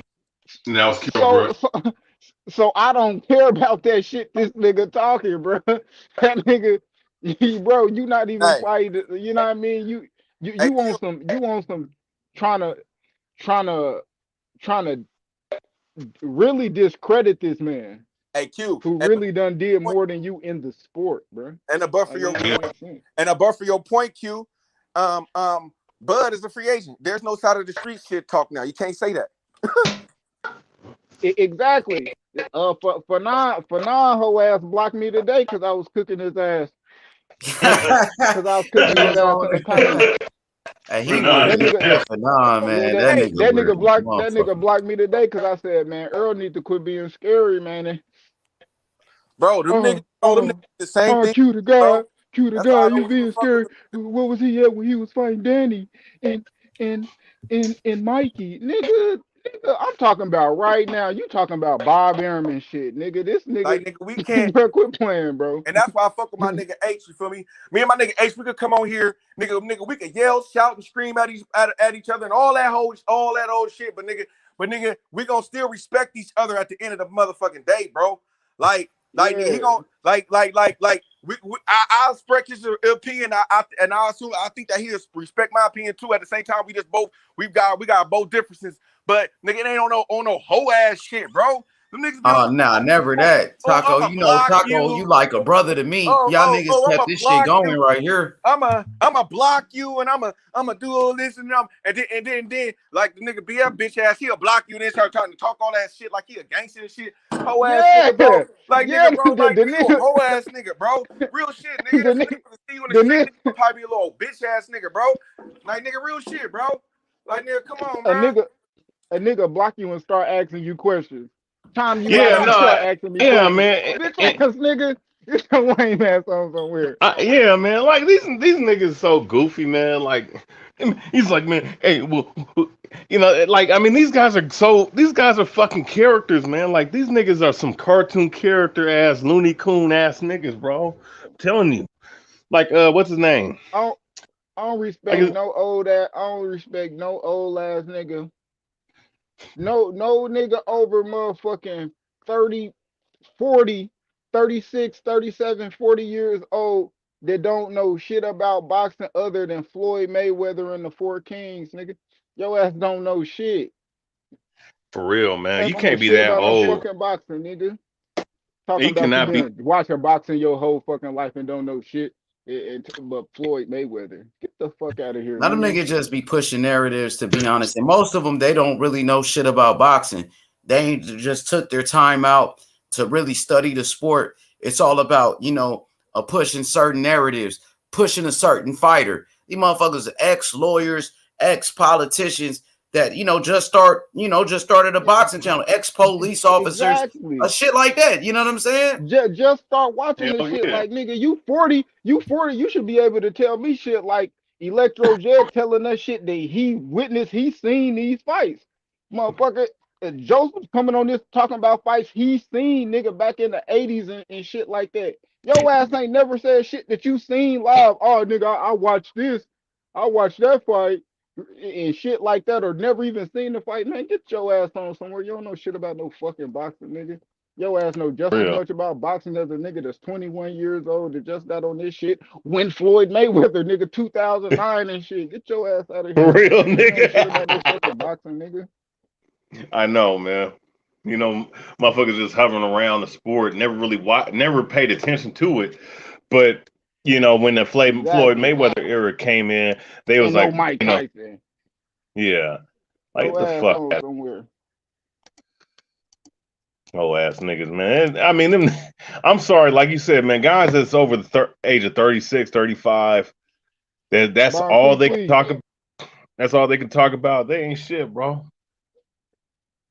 Oh God, ain't Oh. shit. Yeah, It's nigga, story now. what they need to talk about, those 4 keys, nigga, they made the motherfucking fights happen, nigga.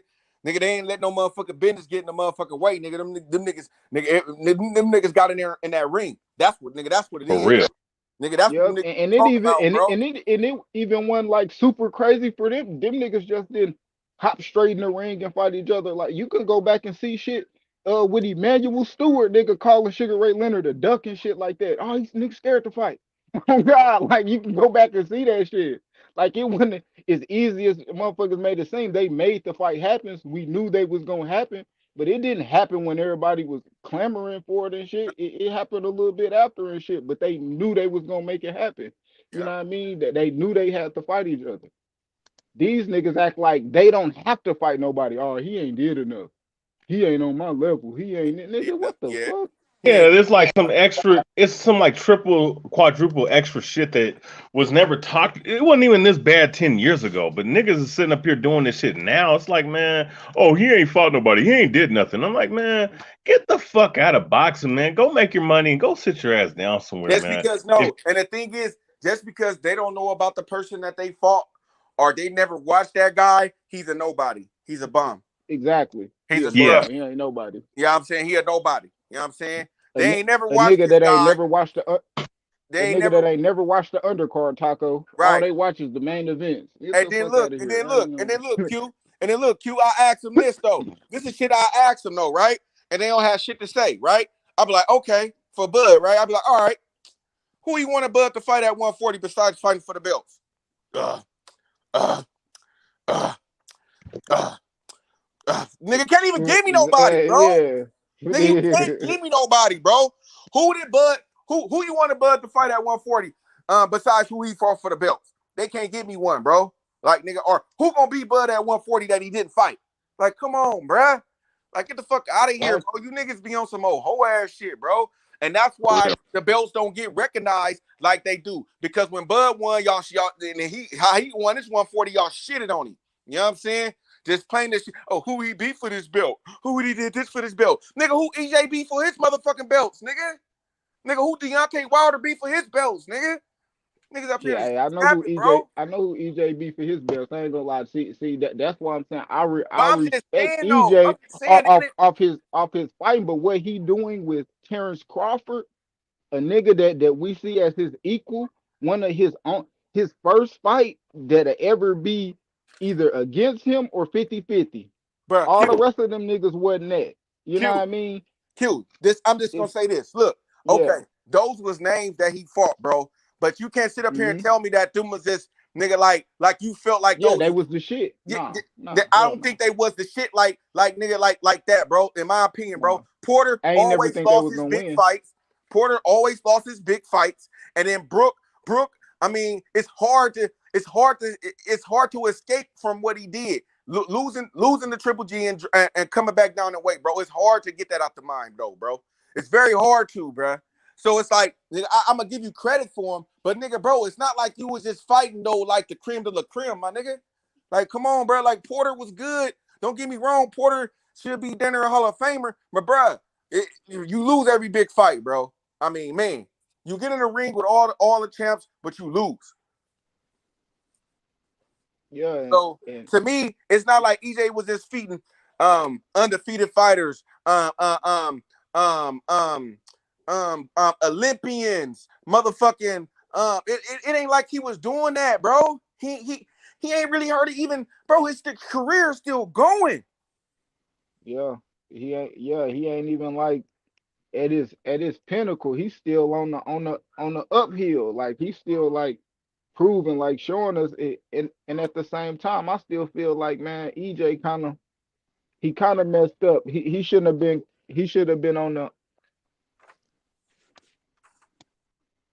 Oh, my nigga cut off. My nigga cut off or something. Yep. What'd you But say? man, What'd you say, Q? You was nah, finna say you thought he should have been on the what? Yeah, he on mute. Go ahead, Taco. I'm sorry. Go ahead, man, fam. man. But the thing is, bro, with this whole thing is EJ. You gotta blame EJ. Gotta blame himself. You know what I'm saying? This shit is all EJ fault. You feel me? For letting people control your motherfucking career, my nigga. At some point in time, you gotta take control of your own career and say, you know what, man? If I'm saying I'm the boss, I'm the man. I'm about to go fight Bud. Fuck that. Because if he would have Mm, fought Bud instead of fucking fighting Garcia, bro, I think and in this state for well, you can't say the car accident wouldn't happen, but even if the car accident would have happened, if we was going to negotiations for that fight, bro, to make that fight, you know what I mean? Maybe we would have got the fight, bro. You know what I'm saying? Or maybe he wouldn't even been doing that shit. You feel me? If he knew he got a fight, but we never know. But I'm just saying, bro, you shorten your career short, bro, with all this running around and shit, bro. Go motherfucking fight the man, bro. You could have been that motherfucking 154 by now, bro. Like real yeah, shit. Nigga shit, could have been. shit. It was instead of fighting Mikey Garcia, nigga, you could have fought Bud. Nigga, Bud didn't have no fight at that time. Instead of fighting him, you and Bud could have fought right then and there. Let's say you beat Bud, my nigga. You got that belt, nigga. Then you could have down there already been undisputed by now, or at least unified. Nigga, he would have been undisputed because everybody else is the easy work. Everybody else would have been easy for him. He could have knocked down Sean easy. He would have got the Pacquiao fight, big money, knocked him off. You know what I mean? He would have been undisputed moving up, or shit. If he really just wanted the advantage over Terrence Crawford, nigga, I would have got my two belts, defended that shit against Danny, nigga, and not talk no crazy shit about Terrence Crawford. Move my ass up and then talk shit. Like nigga, bring your ass up to motherfucking 154. Something, Go bro. and do that little shit you want to do at 147, yeah, and then come up and bring your ass up here. You know what I mean? But he didn't. He would have had all the advantages at 154 because it still would have took Bud this amount of time to get acquainted with the weight. Now he super acquainted with the weight. You could see it. You could see it in his arms. Like when I was watching, I seen this Jeff Horn fight, then the Benavidez fight, then the Kell Brook fight, and then the Sean Porter fight. Each fight that nigga getting bigger. Still Mm-hmm. 147, but like bigger, arms bigger, back bigger. Like Mm-hmm. it's Bro, he don't gotta now he it's don't just gotta over he don't with. gotta kill himself to make weight. Q. He don't gotta. Yeah, You look feel at the picture right here. He's standing right here. He didn't look shit like that fighting Jeff Horn. Skinny ass arms. Little as hell. nigga, even in that no homo, even in that picture where I see niggas be having a picture when he out somewhere on vacation. Nigga got a motherfucking 8-pack, nigga. Nigga, Nigga. nigga. Still got that shit, nigga. Niggas only had that shit for the fight. Man, that nigga stayed in shape. Remember when Earl grabbed his stomach? He was Yeah, like, nigga, I'm gonna kill that body. He tried to grab his stomach. He was like, yes, nigga. No pack. yeah, And he grabbed that nigga's stomach like, yeah, you fat, nigga. Oh God. yeah, nigga. Like shit. Oh, yeah, Like, that's that pack, nigga. I'm ready for them body shots. The yeah, so body shot, you gotta take a shot. yeah, so I'm like, I don't know, like, bro, that now I ain't gonna lie, I still feel like this though. I still feel like Earl could win on the cards. Yeah, Earl could win, bro. Earl You got a know what I big mean? man. Like win on the cards, but I think the other way around. I just feel like maybe he might stop him, Man, or Bud gonna man just stop beat that him nigga, bro. bad. Like TKO is crazy Bud gonna if he stop don't that nigga, bro. outbox him. Because and then I'm gonna keep it real, bro. I think that he was fucking Porter up, but I think he still had a little bit. You feel me? I think that's my boy. Like, you feel me? I'm saying I still think that he had that respect. Do you feel me a little bit? You feel me? Don't get me wrong. I think he did what he was doing. He was doing his thing, but you know what I mean? It's almost like when you fighting your boy, he gonna go, but you feel me? He gonna do. I don't know. You feel me? I ain't never had to fight one of my homies or nothing like I that. look like they was trying to kill each other in there They talking. was. I ain't gonna lie. He was trying to outbox him. He was I trying think to he was trying to outbox him. Like, I don't think. because if you see the same thing, like if you see the same, like what Tank was trying to do with Cruz, he kept turning them. When they got close together, when Cruz would throw his punch, he either gonna counter it, swing first, and turn you to throw you off. But with Tank wasn't able to do, and Bud wasn't able to do either until the end of the fight was throw combinations off pivoting. Right. You know, Tank never threw the combinations off pivoting. Hey, You that know, they would step either back, that wrap up step or back he'd just uppercut swing was like one nasty. time. That step back uppercut You know was what I nasty. mean? Bud did. Yep. That nigga Yeah, really just Bud did stepped to the side, boop, uppercut, caught him. and Because that's the he figured out his distance, bro. Like, and that's what Tank didn't figure out his distance with the uppercut. I think I can't remember. I'm trying to remember. I can't remember. I don't think he did a step back or a side uppercut or nothing like that. It seemed like all his uppercuts was planted. Am I tripping about that, or maybe you're not? I don't know. It seemed like all his a few of them he stepped Which back and uppercut? tried to he tried to shoot with Tank. A few of the uppercuts he tried to step back and shoot, but that was the thing about Cruz guard. That's what I think that was the one thing he was looking not to get hit with was that uppercut. He kept his gloves right under that chin. Like I said, he didn't really cover the top of his head, his temples. He kept that body and that chin, you know what I mean, that guard right up in there.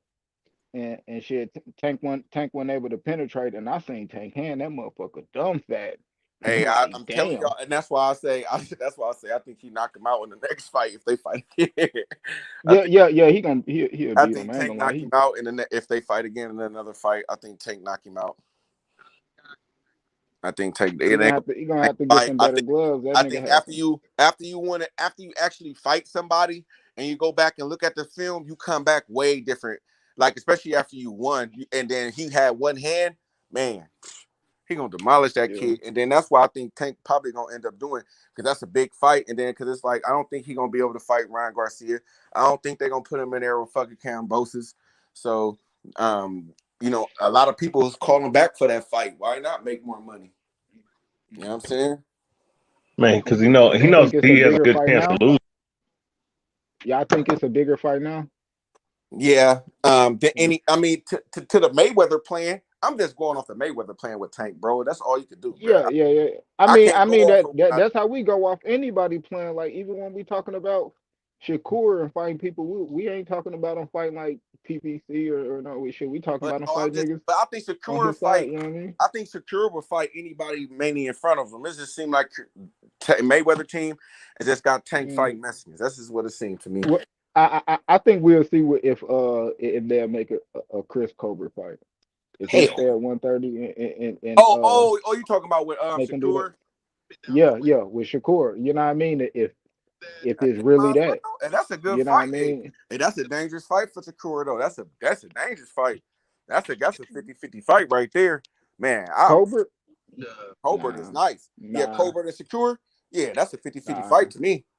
I ain't gonna lie, Colbert ain't impressed me enough to get 50-50 on Shakur. I ain't gonna lie. I ain't gonna like, bro. That nigga got. I'm just saying, because of the 35, 40, maybe 40. To me, his skill set could give Shakur a little bit of problems too. I think that'll be the fastest puncher he probably faced too. And it's the difference when it can match you speed with speed. Yeah, but Chris Colbert, I ain't gonna lie, he'll stand there and let you hit him. Yeah, like, but just put his guard up and I I'll don't be think like, he got nigga. no pop. I don't think he got no pop. I still think Shakur Stevenson wins, but I would give Shakur got way more pop. I would give Chris Colbert respect and say it's a 50-50 fight. I'll give him that. I think he do got skills. He is a good fighter. Yeah, he got my respect, but who? Shit. Which fighter? Colbert and Shakur. I would say that's a 50-50 fight in my opinion. But I got Shakur in that one. I think Shakur probably like 70-30 for Shakur. Yeah, I type still shit. Shakur wins, but I'm just saying it's like I think that Coburn could win, bro. I can see Coburn winning. Right? I'm gonna be honest with you. And to me, if you could actually see somebody winning, to me in my eyes, that's a 50-50 fight. Like if I could be like, man, he could like he this nigga could like really like, you know how you got them, I don't know. He got to do this. He got to do this right. He got to do too much to win this fight. Like I don't think Chris Colbert will have to do a whole lot to win a fight. I think I think he can match Shakur Stevenson with the speed. I think his feet work is pretty good. You know what I mean? His defense, I don't know about that. You feel me? I think that's why I think, and that's why I think Shakur Stevenson. I give Shakur Stevenson winning. And then Shakur got better skills than Chris Colbert. Chris Colbert got sure. skills too, but Shakur he on a different level. Shout out to my boy Shadow Ghost. I know Shadow love Chris Colbert, but I got Shakur Stevenson beating him. You know, probably by unanimous decision. Now Colbert he does make mistakes in there. He can box, but he wants to be so aggressive. He wants to do damage when all he got to do is just really box. I feel like he put himself in harm's way. That's why he was getting clipped by King Tug in his last fight. You know, I go with Shakur, probably like 70-30 Shakur. I think Shakur's on a different level. Hey, but that you know what I mean? I could contribute that to a little bit, you know, anxiousness. You know what I'm saying? You know, I don't know when the last time he fought either. So if it was a gap in his fights, you know what I mean? So but I think that with the Shakur Stevenson fight, I don't think that he's just like the same thing we could say about Devin Haney. I don't think he fight that same fight. I think he fight a different fight. Like I don't think he fight like that if he fight Shakur. So I would give the man respect. You feel me? You know what I'm saying? The man's a good fighter. And I could see me giving him a 50-50 chance to win the fight. I could give him 50, you know what I mean? 50% chance to win a fight. He ain't fucking with. I ain't gonna lie. He ain't fucking with Shakur. Shakur is on a different level, bro. Shakur did. It's just when you see Shakur, it's different. We ain't never I don't think we've seen this shit like he be doing in a long time, and his skills is better than Chris Colbert. Chris Colbert fast though. Chris Colbert, he probably can match him speed for speed, athleticism. But Shakur is he's more sound. He's sharper. He's way sharper than Chris Colbert. Okay, but I'll be right back. Would you say that Chris Colbert would probably be his biggest test that he had fought? Not Jamel Herring. Shit, Jamel Herring was a champion. Jamel Herring was the longest reigning champion at 130. Jamel Herring. You don't think Colbert better than Herring? I mean, shit, he hasn't proved it yet. I gotta see that. That's a fight I gotta see. I ain't gonna lie. Herring got nice reach and a jabbing, and like he stayed poised. I have to see that. Jamel Herring, he proved more than Chris Colbert. Like, I like Chris Colbert. Chris Colbert, he just beat King Tug. That was his step up. Remember, Gary Russell already beat King Tug at 126. You know, Gary Russell beat him easy. So, yeah, I mean, who's Shakur? You know, who has Shakur? I mean, who has Chris Colbert fought? Who has he beat? Who the nigga fight? Hey, I'm just going by his athleticism. Yeah, he got athleticism for sure. But Shakur beat a defending champion, and Jamel Herring, who defended his belt plenty of times. He was the longest reigning champion. And Shakur knocked his ass out, beat the fuck out of him. True. Yeah, yeah, I know what you mean, like skill for skill. I think Shakur got better skills. And that's how I'm looking at it. I'm like, yeah, I know. Boy, Colbert, who got skills, that hand speed is nice, footwork is nice, man. And that's why I say I would give him a chance in beating him. You feel me? Because of those attributes, almost the same in the Kambosos. Like, you know what I mean? Like, damn, I think Tio is better for sure.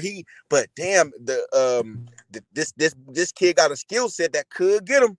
You know what I'm saying? But I think Shakur Stevenson will be on his A game, and he'll get him. But I think that would be probably a closer fight than any of his other fights. I would say that would be one of his closer fights to me, in my opinion. I think that the other guy Colbert is good enough to give him some good rounds, to get in some good rounds.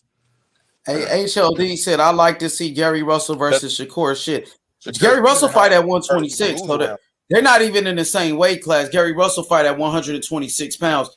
Shakur Stevenson fight at 130. I would like Gary Russell to fight anybody at this point. He hasn't fought it like in the fucking 2 years, bro. So Gary Russell should just fight anybody and stay active at this point, you know. But yeah, Shakur just beat the fuck out of Jamel Herring, beat the dog shit out of him. Shakur, he beat undefeated Joet Gonzalez, who gave Emmanuel Neverrente a fucking tough ass fight. You know, Emmanuel Neverrente had a tough fight with Joet Gonzalez, and Shakur beat him easy, won every round. Like Shakur has barely even lost a round as a professional. You know, Shakur just make it look so easy. He's so sharp. He on a different level. You know what I'm saying? I'm ready for. I want to see Chris Colbert stepping up in competition. Really, I know he's fighting for a belt against Gutierrez, but Gutierrez already got like 6 losses already his damn self. So it's about time that we see him step it up. Don't Colbert got the belt? He got like a regular, or I think like he had an intern, but now he gonna fight for the super though. He about to fight for the main belt now. Oh, is that belt vacant or? I think it's like vacant, or they gave it to Gutierrez. They might have elevated Gutierrez. He gonna fight Gutierrez for that belt. Gutierrez is a veteran, got about 6 losses and shit. Well, but you know that's what we gonna fight for the belt. It depends on what Shakur want to do. Like if he want to unify that division shit, he gonna have to go through Colbert anyway. Instead of waiting on fucking Oscar Valdez, he already know that fucking Bob Arum ain't gonna fucking allow that. They should make that fight happen. I don't understand why that fight ain't gonna happen next. Valdez want to fight, bro. Bob can't make them niggas get in the ring. Valdez said he will fight him though. He said it recently, so we see what happens. But maybe they I don't know what's. That's the fight that should happen though. You know. Hey, what nigga would like? Nah, it do be a couple of fighters that put their style that would say that, but like we don't see too many fighters. Shadow for sure. Hold up. Hello. Hey, Shadow said. He said, "Hold up, H Money. You better not be talking about my guy Colbert, man. I like Colbert. Colbert is good, but I got Shakur beating him though. I think Shakur's on a different level, but Colbert is good too. You know, but I just think Shakur is better. You know what I mean? Hey, I forgot what I was just gonna say. But my bad. Nah, that was me. I hit the fucking click button on my fucking phone. But nah, bro. Like, no. Oh yeah, I don't think nobody will come out of and say, bro, I won't fight him. Like, ain't too many people gonna come out and say, oh, I don't want to fight. Like, you feel me? They gonna look bad. So they like they'll say, oh yeah, I'll fight him. But then when the bosses come to make the fight, man, I don't want to fight. What's the other options? Because even when Bob say he get his fighters the options, you know what I mean, of opponents, and then they choose the opponent.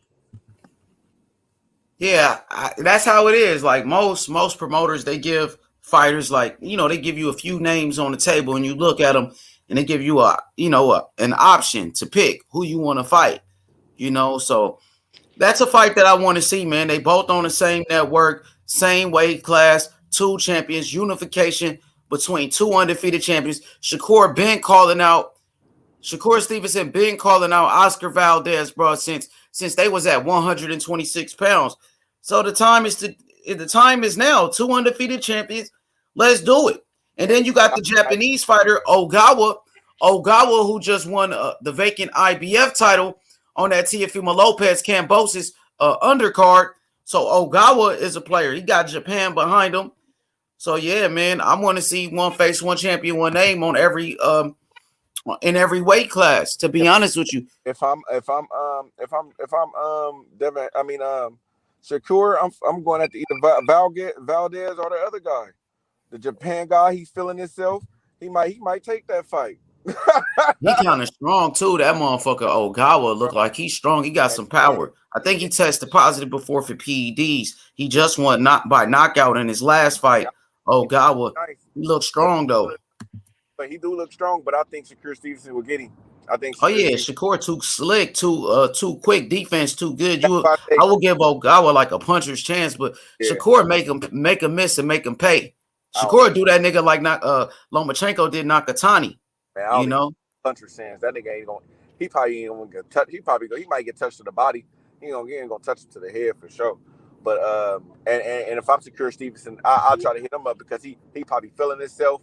Man, what's up? You want to unify? Let's unify, man. What's up? Hell yeah. You know what I'm saying? Nigga not even thinking. Like, hell yeah, let's go. Shit, I beat your little young ass. You know what I'm saying? Get his ass whooped.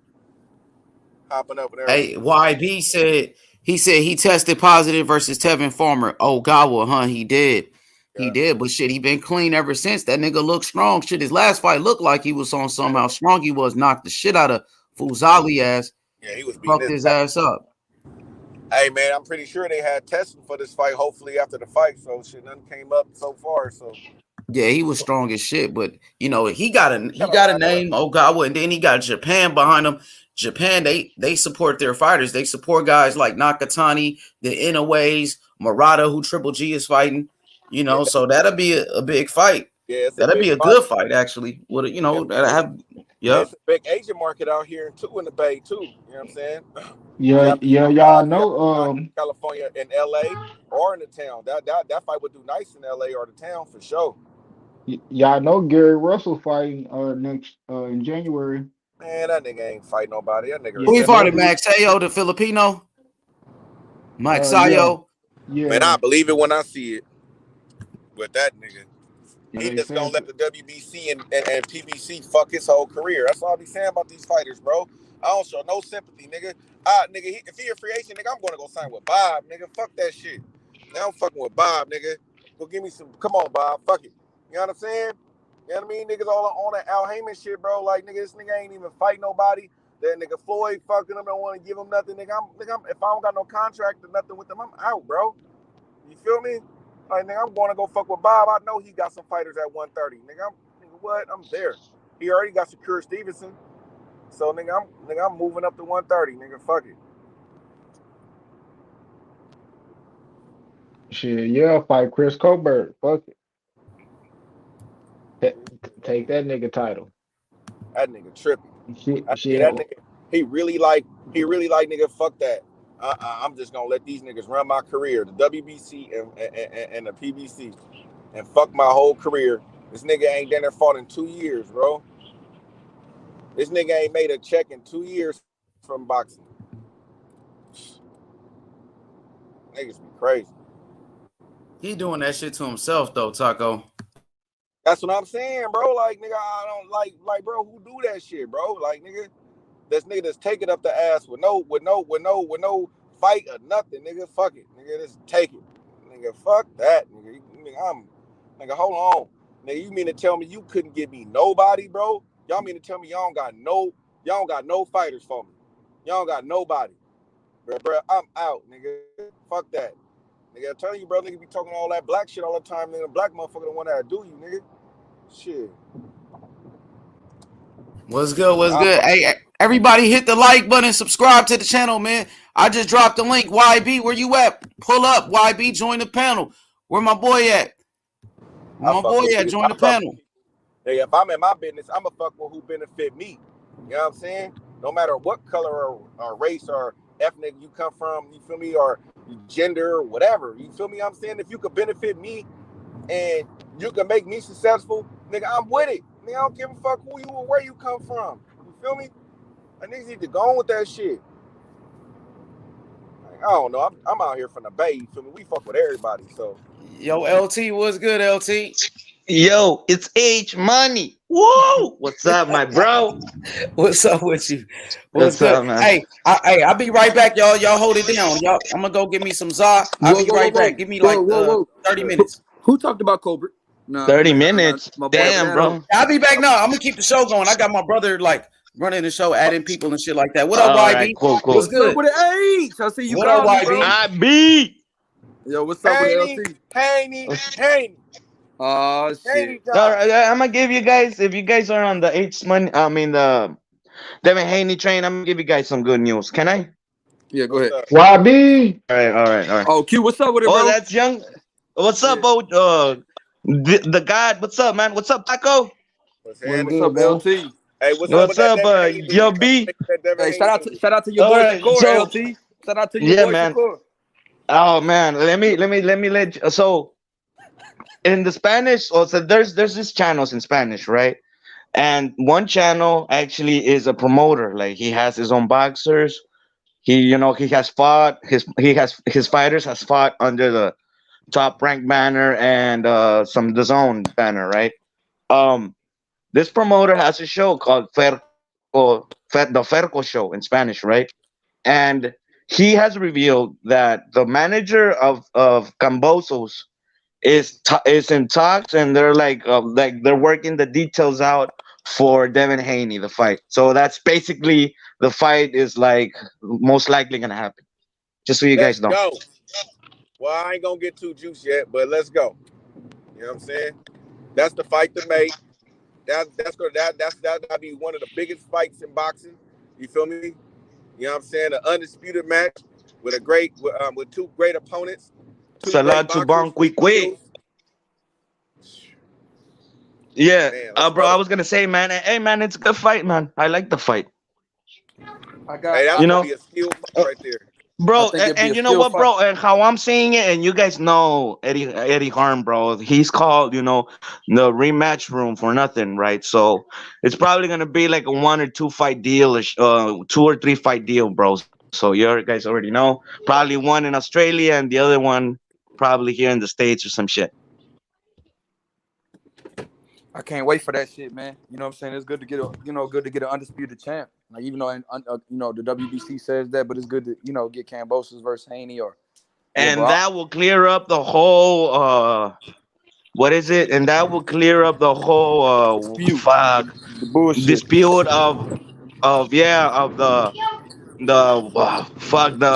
the franchise belt. And if they end up after this one and someone else dropping it and shit, we already know, right? We already Right. know who's the real main dog if someone ends up having the franchise belt down the line. Right. Hey, I can't wait. I hope that shit happen, bro. That's Oh, good bro. news. We ain't gonna hear enough of that boy Taco talking that shit. Oh man, Hey, you leading up already to that know. Hey, fight. you already know. Oh my You already god, know we bro. about to be undisputed. I, Oh, you I'm already know we here. about to be Hey, undisputed. bro, Hey, look, man. Taco. If I'm I here don't think for the Kambosos, town. The town. I'm here to bro, work the town more than anything in this mother for the next fucking 6 months. The town. That's how we do it in the town. The God. bro, town, I was the gonna say, town gonna bro, be going crazy. The town gonna be going crazy for my nigga Devin Haney, nigga. We gonna be lit, nigga, bro, out here, I nigga. was gonna say, Haney, I was gonna say, Haney, Haney, nigga. It's Haney time, nigga. Oh shit. Let's go, I was gonna say, nigga. The Taco, I was dream, gonna say, nigga. You bro. dreamed last night. The dream, nigga. The dream, Devin Haney, nigga. Oh, okay, Let's I didn't go. see that shit. Nigga, do this shit for the town, Dev. You should Nigga, go never out did there that and beat shit. this nigga ass. You know what I'm talking about? You feel me? You already know how we do it, Bill. Go out here and beat this nigga ass. You know what I'm saying?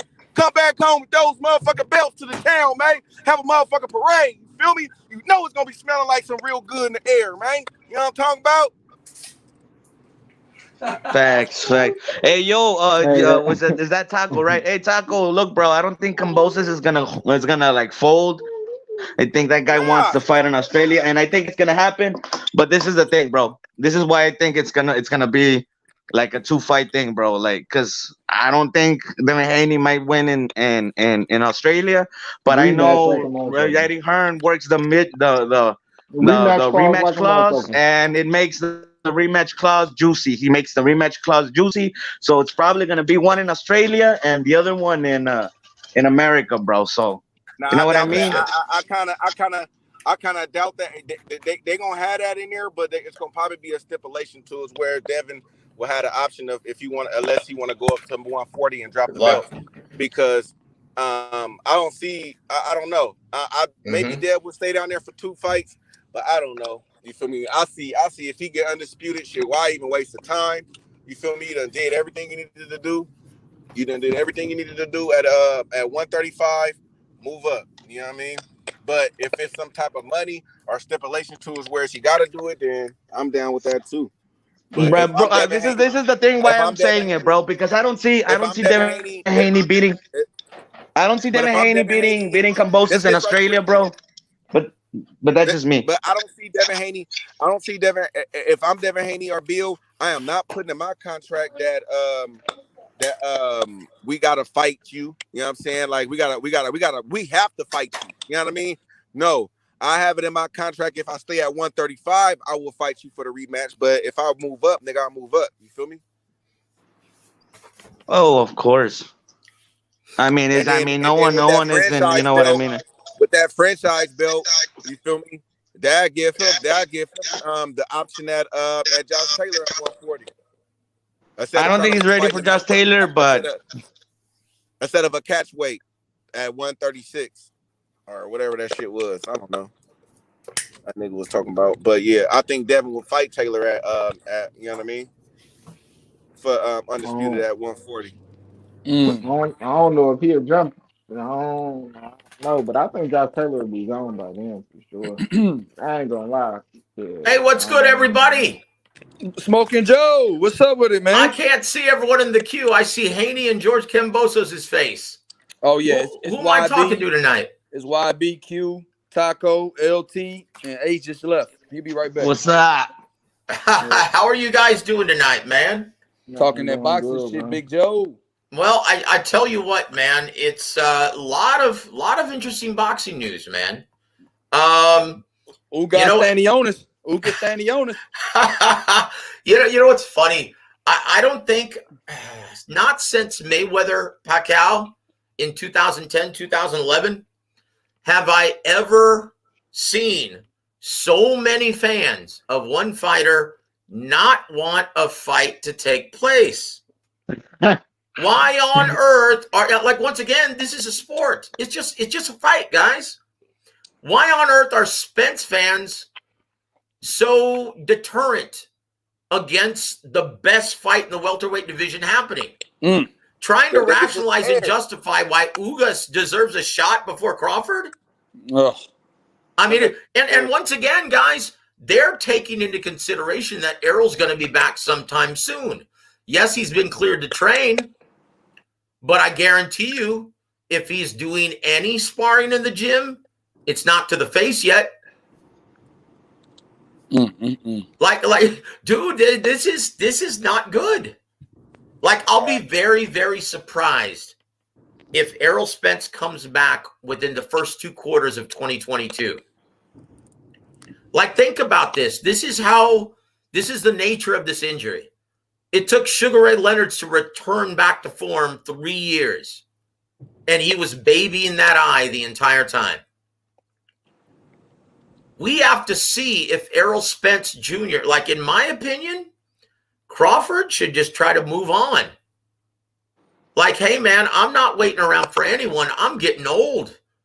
I like Crawford bullying him, though, Joe. I like Crawford. No, I love it. And once again, he's putting that pressure on, and we've seen that. We saw Pacquiao do that. It didn't make any difference, though, because Mayweather was the biggest draw in boxing at the time. Excuse me.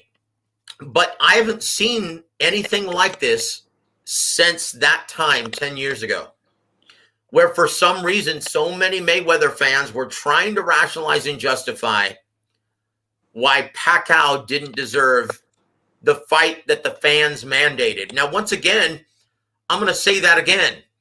This means more than titles. This means more than anything else.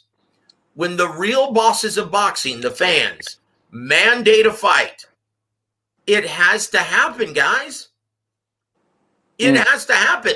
I mean, when you look throughout your boxing history, there are promoters who always hated each other, like Don King and Bob Arum. I mean, you ask them, they despised each other. But whenever the real bosses of boxing created that demand and mandated a matchup, or a network intervened and said, you know what, guys, we have to see it. The demand is too great. The dollar signs are too great. Get it done. Guess what? They always buried the hatchet and got it done. Why aren't we seeing this now? Okay, Errol Spence Jr. and Terrence Crawford, they're not big mainstream commodities like Mayweather and Pacquiao were. You're not going to build this to be that kind of fight. It has to happen this year if Errol Spence is healthy. And that's the big intangible that we just don't know yet. Will he be back full strength in 2022? No one knows that but Errol Spence Jr. Why do you think his fans are don't want it to happen? You know what I mean? Well, dude, look, if you're asking the question, young Bill, I want you to say it. I want you to say it. Come on, man. And this is why I always say, it's like, guys, this is just a sport. Someone has to win, someone has to lose. On the slight occasion, it's a draw. But you know what? It's a fight. These guys are fighters. I guarantee you Errol Spence doesn't fear Terrence Crawford personally, but for some reason, his fans are so afraid he's going to end up like Sean Porter and get knocked out. Why? Are you not fans of boxing? Like, don't you want to see the best fight the best? Shit. It defies all logic.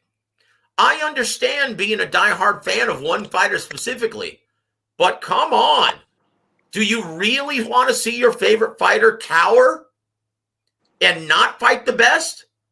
You should want to see your favorite fighter fight the best. Get in the ring. Prove that he's the biggest swinging dick in boxing. Do it. What do you have to lose? They wearing them Errol Spence draws. You know what I mean? That's what Bomac said. They wearing them. So that's what I can't understand right now. To me, that is the biggest perplexing issue right now among fans. Why are you trying to rationalize why Crawford doesn't deserve this fight? Of course he does. Of course he does. He's number 1 and 2 in the division. And you can't agree on who's number 1 and who's number 2 until they fight. Let's fucking see it. You know what? They told me that Bud Crawford is ducking Errol Spence. What do you think about that? Oh, yeah. Oh, dude. How, wait a minute. How? They said that when he moved up to fight Jeff Horn, he should have fought to be Errol. He should have became Errol Spence's mandatory instead. No, it doesn't work like that. One, okay, I'll say this. One, it came from Errol Spence's mouth. Get a belt, right? That's what Crawford did. So even if you want to rationalize him going in and trying to prove himself in the pecking order of the IBF, it doesn't. The boxing doesn't work like that. Facts, bro. Right? So let me ask you this. Is Canelo being a multi-division champion? Right. Does he have to prove himself and get in the pecking order of the cruiserweight division to fight for a belt? Gets to fight Makabu? No. Hold on. Let him talk. Canelo doesn't do that because let him talk, bro. Canelo deserves. Okay, well let's take another example, shall we? Let's take another example. Let's take a guy like Vasyl Lomachenko. If he moves up to 140 and challenges Josh Taylor, is anyone in any sanctioning organization going to say, no, you've got to fight the number 1 contender in the WBC before you take on a guy like Josh Taylor? Fuck no. You don't want the best to waste their time in any alphabet ranking system. They've already proven themselves beyond a shadow of a doubt, cleaning out basically 3 divisions. We want to see the best fighting the best. The sanctioning organizations understand that. So you do not, if you're a proven multi-division champion, former undisputed champion at 140 pounds, no sanctioning. And you can ask Daryl Peoples of IBF. He's going to be like, fuck no, man. He deserves that shot. The fans deserve that. No one will make a multi-division champion get back in the pecking order if there's a fight that the public demands. Why is Errol Spence keep on ducking Crawford? Why you think about that? In my opinion, before the car crash, before the eye, it was a money situation. He was just following, because if you talk to Errol Spence, he's brimming with confidence. In his mind, he thinks he can whoop anyone's ass on any given day in any division. He's brimming with confidence, and most fighters feel that way. Most fighters, dude, they would take on Godzilla if it meant making life-changing money. These guys are fearless. But if it doesn't make business sense to Al Heyman, okay, and guys on PBC, they will not go against the bidding or the marching orders of Al Heyman. Look at Caleb Plant when he was offered to go fight Canelo on his own. He refused. right? Yep. Okay, so once again, it has to make business sense with Al Heyman. Okay, and at the time, you look at how Deontay Wilder Tyson Fury ended for Al Heyman. It didn't end well. That was one of his biggest earners that is now on the shelf, right? Mm-hmm. So that's the problem. Unless Al Heyman can have options on Terrence Crawford's next 3 or 4 fights, he's not going to make that fight a reality. So basically, Al Heyman has to be in charge of everything, basically, like you're saying, right? Well, of course, he always is. Well, we're not gonna get the fight, everybody, because No. You may get the fight. One. Errol Spence has to be healthy enough to fight. But see, they'd be like Mike Tyson and Roy Jones Jr. age before they fight, right? They'd be like 50 years old, and I don't want to see that them fight at 50. No. Look. If Terrence Crawford does not play hardball and gives the majority of the concessions to Al Heyman and Errol Spence Jr. and signs a multi-fight deal with Al Heyman, the fight will get made. But is Terrence Crawford willing to do that at this time?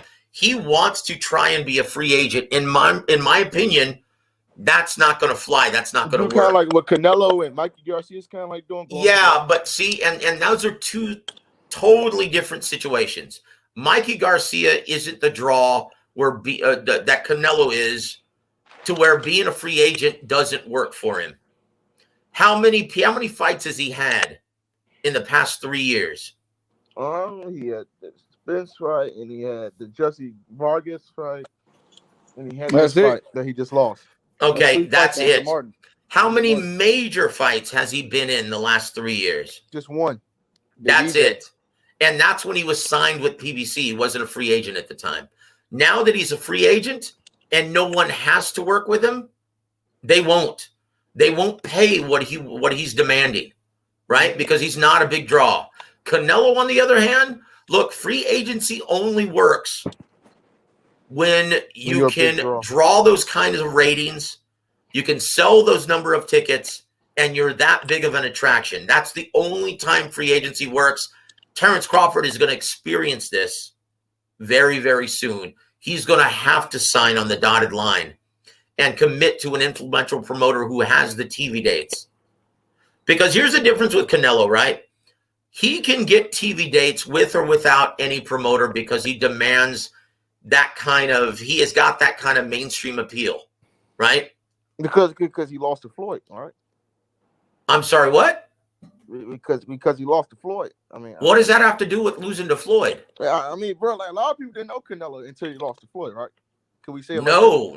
That's the reason. Look, there's a reason why when Floyd versus Canelo was made, it was the largest domestic gate in the history of boxing. They did 21 million at the gate.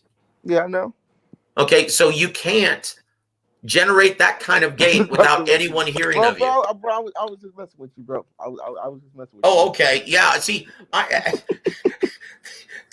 was just messing with you there, right there, bro. Yeah, you know what's funny, man, is that's another thing that's cringeworthy is when you hear fans.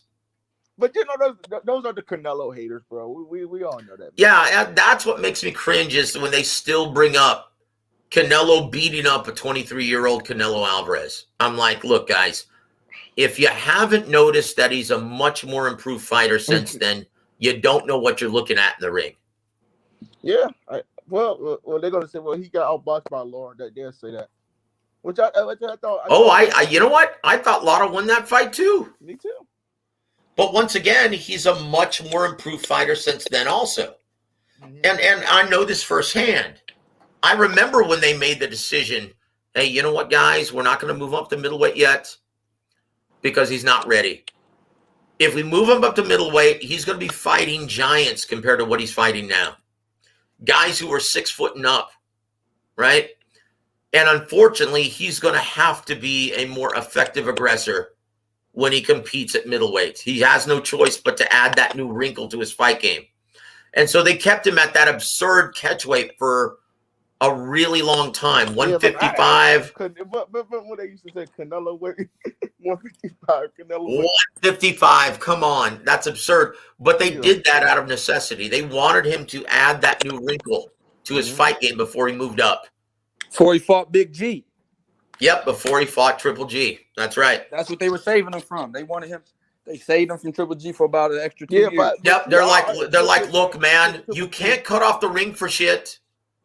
You can't apply intelligent pressure for shit. Mm-hmm. All right, you're going to have to add that new wrinkle to your fight game before we move you up to 160. That's it. And so that's what they worked on for 3 years. It's aggressiveness, right? Yep, and so Canelo was not aggressive like that. you look at Canelo now, okay? Because most people, when you go and look at Canelo's fight footage, he was a pocket counterpuncher like Juan Manuel Marquez. Right. He was a guy who sat in the middle of the ring and waited for you to make a mistake, and he made you pay to the body and head. He is a brilliant counterpuncher. But you ask him to cut off the ring and close the distance effectively and intelligently against a guy like Lara, Mayweather? Fuck no, man. He couldn't do that shit if his life depended on it. Nope. Okay, so now you look at him now, boy, he's got no problem cutting off the ring, I still don't closing think it if distance Canelo- effectively if against Canelo- an elusive defensive-minded fighter. Yeah. Go ahead, Joe. What you So if you don't know he's much improved, then you haven't been watching his career. And this is the thing that, it makes me cringe when I hear fans still bringing up Mayweather beating Canelo. I'm like, oh, geez. He was a totally different fighter back then. He's much improved now. And if you don't know it, go watch fights. Go watch his fights from that fight to now. Go watch his progression. It's absolutely brilliant. It's the biggest improvement in boxing. Hey, I got a question. Joe, Boxing Magic says Triple G was Canelo's sparring partner for a while. How did Canelo make Triple G wait? How did he wait him out? They only sparred a couple times, maybe sparring a total of 15 rounds, right? That was nothing. In fact, if you ask, that happened when Canelo was still a young man, right? Right. That like they didn't even take that into consideration when they fought. That was a non-issue. That was a non-factor. But he's asking why would Canelo wait Triple G out if he sparred him? That's what he's trying to ask. It had nothing to do with that. It had everything to do with moving up to middleweight for good. Like I know I was there when they were making that decision. Okay, I know that's when I was doing work Joseph for Don is the Chargan and man, Golden bro. Boy. He knows, man. He's the man. He knows everything. Now, Joe, was Canelo ready for Triple G when he was fighting at Laura's and all of them guys before he moved it up permanently? Fuck no. And how did that sparring session go with Triple G and Canelo?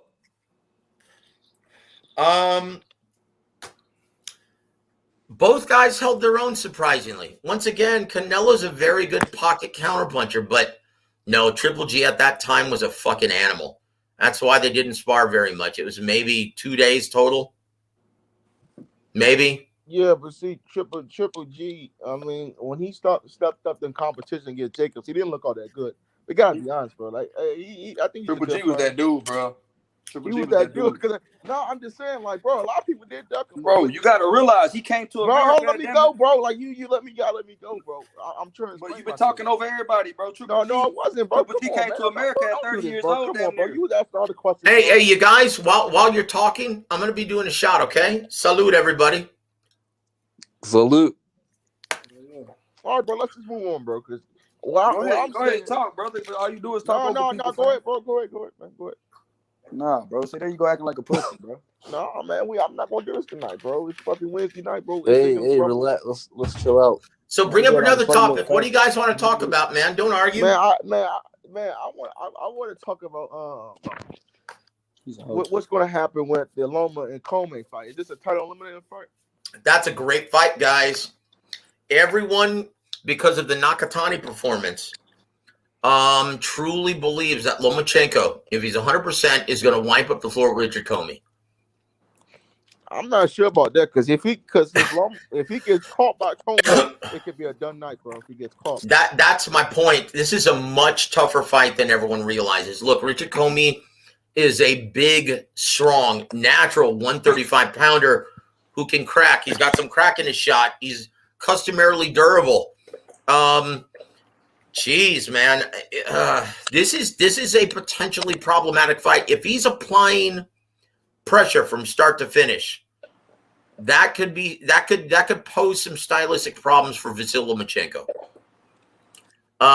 In my opinion, I think it goes the distance, and I think Lomachenko wins a very competitive decision. Kind of like a split decision? No, I don't see it being a split unless he gets knocked down. But I can see Lomachenko winning an 8-4, 7-5 decision. You know my issue is Joseph. Lomachenko's a come forward fighter. With Comey's power with the right hand. Well, I'll tell you this: the very first interview I ever did with Vasyl Lomachenko, this is before the Salido fight, in the amateurs, and this is what people forget about Vasyl Lomachenko: his versatility in the ring. So to say he's a come-forward fighter against counterpunchers, yes, he is. Against guys who put pressure, he can use the entire ring if he has to. He can fight off his back foot effectively if he has to. Just like Alexander Usyk, he can do both very effectively and very proficiently. But I will say this, in my opinion, he's much more effective and proficient when he is coming forward. But Lomachenko can do everything in the ring. This guy is one of the most versatile fighters and smartest fighters in boxing. And it's all contingent on his footwork and his jab. This guy is, in my opinion, the most intelligent fighter in boxing. And it's because of his versatility, his reflexes, his natural athletic gifts. Whew, that's when you have that many tools in your box, it creates that kind of versatility, and you can have that kind of ring IQ in the ring, right? You can have that kind of IQ in the ring. Joe, like, pick your poison. How do you want to lose to Lomachenko? Joe, Comey might not see the final bell, man. I could see Comey getting stopped in the 11th round. TKO. You know what? It wouldn't surprise me because Lomachenko's that good.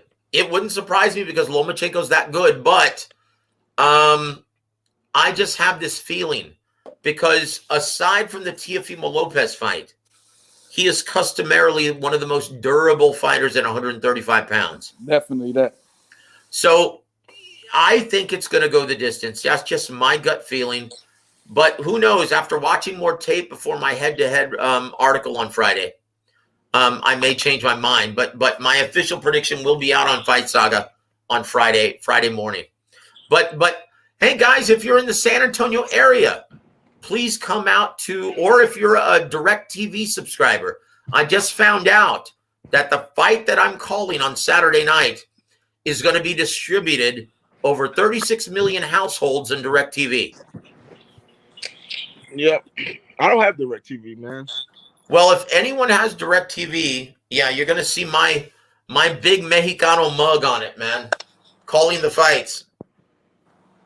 Hey, now, Joe, you gotta now. Okay, if Loma does win in devastating fashion, what does that mean for him? Oh my gosh, that means he becomes the front runner to get the Kambosos fight. Even if Kambosos said that he doesn't want to take the fight, I mean, even if Kambosos said he wouldn't fight him.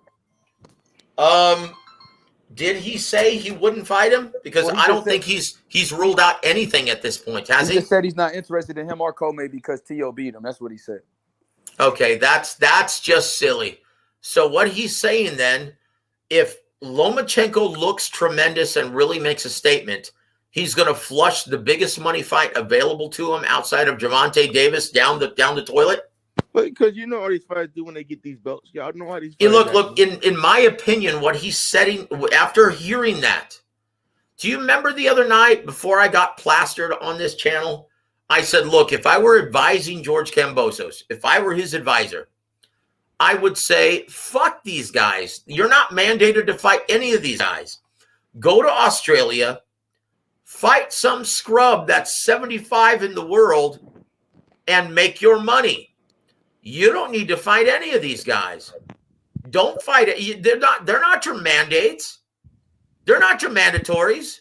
You don't have to fight any of these motherfuckers. If you're that big of a draw in Australia, do the Joe Calzaghe method and make your money and earn your bones in your home country. You've got all the belts. You don't have to fight these guys. Make your money, increase your stock, and then make the fight happen if it's still there when you're a much bigger draw and a much bigger name. That's how I would advise George Kambosos. And you know what? I'm sure Lou DiBella has said the same thing because he's a very smart boxing guy. So you don't even see him fighting none of those guys next? Fuck no, not if he's smart. Why? Does he have to? No, he's already the man. He already has all the titles. And do you really think he gives a shit about boxing politics? The undisputed, the bullshit dispute of the WBC? He doesn't give a shit about that. That's the reality of the business, guys. Right.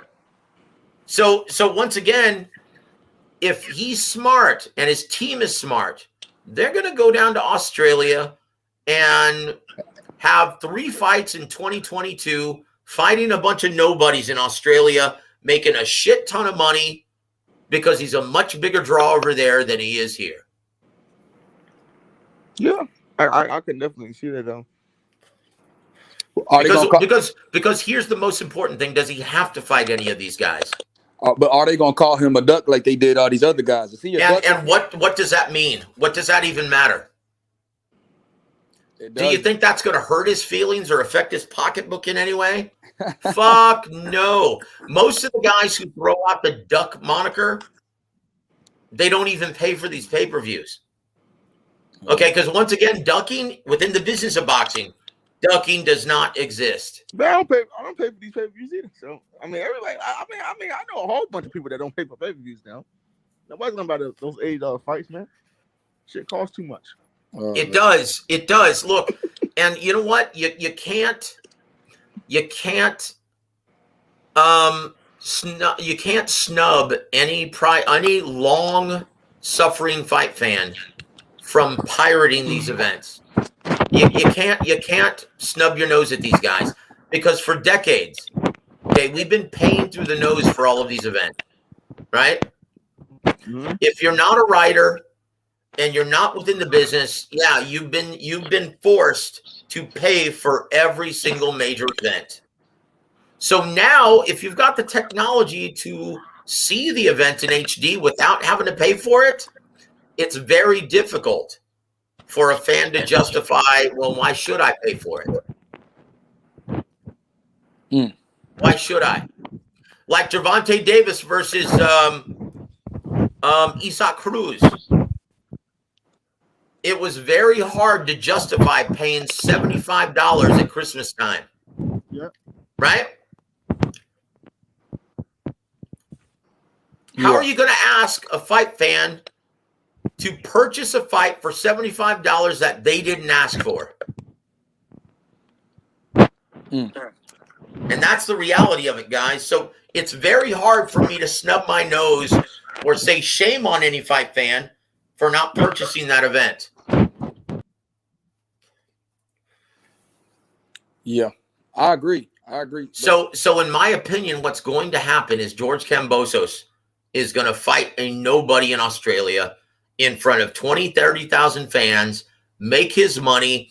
And after making that kind of money by fighting nobody, yeah, where's the incentive? Where's the incentive for fighting a badass like Haney, Davis, Lomachenko, or anybody else? Where's the incentive? Does he have to? No. That's it. So on that note, I'm going to take another shot. Man, and Marcus Brown's about to get beheaded this weekend, so.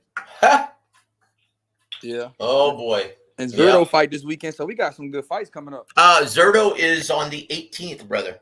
Oh, yeah, next week. Okay, the weekend after this one. Okay. But Marcus I'm going to Brown be there this weekend? ringside. You gonna be ringside? Yeah, I'm going to be ringside. I'm going to be covering that event. I just want to see my brother Ronnie. He's going to be there. I just want to visit with Eric. I just want to visit with Roberto Diaz. Just all my friends. I just want to see them again. And that's the only reason why I'd go to any of these events any further. Is just to visit with friends that I haven't seen in a long time. Because look, I've realized with technology, I mean, dude, they stream the press conferences. They stream the weigh-ins. I can interview anyone I want by just picking up the phone. I can do my job just fine without being there. So the only reason why I go to these events is just to visit with friends that I haven't seen in a long time. That's it. And what's up with Ronnie, man? What's up with Jamal Charlo? Okay, I will say this. There's a reason why my show, Real Boxing with Ronnie Shields, was canceled this Tuesday. He's not in the country. I'll just let you guys come to your own conclusions, but he's not in the country right now. My man eating fish and chips. I know what it is. What did I tell you the last time I spoke with you? He's eating fish and chips. It's cool. I'm not going to, let the cat out the bag. Yeah, don't drill me. Don't ask me to say anything that I'm not privy to say. But I will say this: he's not in the country, and that's why the show was canceled. Shout out to the Tube. Anybody that rides the Tube, the queue, yeah, get in the back of the queue. My boy on the Tube. Shout out to Ronnie Shields, man. He throws a nice, a state-of-the-art airport, man. It's a nice little airport. Shout out to Heathrow. I'm not saying a damn thing, brother. Well, if you even have to ask, you know the answer. Just take your word That's for it. That's it, brother. But I tell you what, that's awesome. It's going to be interesting. It's going to be interesting to see Anthony Joshua versus Usyk round 2. Right? That's going to be interesting. I am really looking forward to this fight now that I know what he's going to be working on. But if I had my druthers and if his future trainer has his druthers, they would start camp immediately. Not celebrate Christmas. They would get into the gym and stay there until March, until the fight happens. That's what Usyk did to prepare for AJ. That's it. Look, hey, can we change the screen so I can see who I'm talking to, please? Guys? H is not here. Yeah, I don't know. When H gets back, I guess. Oh, okay. I don't What's know. up, guys? On the screen. What's happening, EJ? I got my voice back. I'm feeling Big better. Good. You don't sound like Burt Young anymore, brother. You sound cool. Sound good. What's up, Big Yeah, EJ? man. Hey, I don't sweat you. Yeah, right. I don't sweat you, man. I don't sweat you. It's like, man, I wanted to say one thing, especially about Kambosos and Haney. If Kambosos fights anyone other than Haney, there's no reason for it. That's the fight everybody wants, just to shut people up. Okay, who's everybody? Huh? Who's everybody, EJ? I'm hearing everybody just wants a unified belt. They want they want undisputed. Undisputed is important. Okay. In order for Haney to get that fight, and I said this the last time I was on the show, he's going to have to be very humble and give George Kambosos all of the concessions, right? Yeah. Because, dude, he didn't even sell 4,000 tickets this past Saturday. Oh, what? Don't say that. No, dude, that's the reality. Look, they didn't even open up the upper deck for ticket sales at the MGM Grand. And the majority of fans were there to see Jojo Diaz. So, Joe, did T.O. sell more tickets than Devin Haney in a smaller venue? Yes. It was a sold-out Hulu theater. 5,000 fans. Nah, don't say that, Joe. Don't do that. Wow. Dude, don't say that, Joe. I'm just speaking the reality, brother. I don't have a dog in the hunt. Don't say that, Joe, because how much MGM Grand holds? Like 17,000? I believe this. Dude, think one fourth of that? One fourth? No, don't say that, Joe. Why do you think they never announced attendance? Dude, I had to call up the Nevada State Athletic Commission to find out the attendance for my article. They didn't even announce it on the show. Damn. Don't do that, Joe. Just damn. So I'm going to ask you once again, who's everybody? Oh. Shout All right. I know. Shout out to JoJo Diaz, man. Put butts in the seat. Okay, you know what? I can speak for myself. I want to see a unification, man. I want to see an undisputed. Okay, well, that sounds better. Yeah, I'll say that. But I do know quite a few people that I've talked Hold on, to. there's a comment here. Hold on. It says Staples Center top half was empty and they tried saying it was sold out post-fight. Okay. You know what, brother? The lower bowl of the Staples Center holds 2/3 of the seats. So they actually got 15,000 in there because capacity for a boxing match is 21,000. So if they didn't open up the top half of Staples Center, that's still over 15,000, right? I'm sorry, compare the two. 15,000 and once again, this is Devin Haney's hometown. That wasn't Gervonta Davis's hometown. You can't compare the two guys. One guy is a legitimate ticket seller, and the other one isn't. That's his biggest detriment in getting these fights. And unfortunately, Eddie Hearn hasn't done him any favors. So Tank put about 14, 15K in there? Over 15,000, yes. I got the official number. So you talked to who? You talked to the athletic commissioners to get that number? Yep. California State Athletic. Dude, I always do. It's public record. Like I'm a journalist. You always contact the State Athletic Commission to find the official gate, find the official numbers, the ticket sales. Yeah. How many comps? Yeah. They give you all that information. It's public record. Don't do that, Joe. Stop saying that stuff, man. Yeah. Oh, man. Why? Why, dude? Aren't you guys interested in hearing the truth? No, I'm not interested in hearing the truth because the truth hurts. Man. Look, and I'll say this. To Devin Haney's defense, it's not his fault. Okay? He's not responsible for the promotion of that event. And you know what?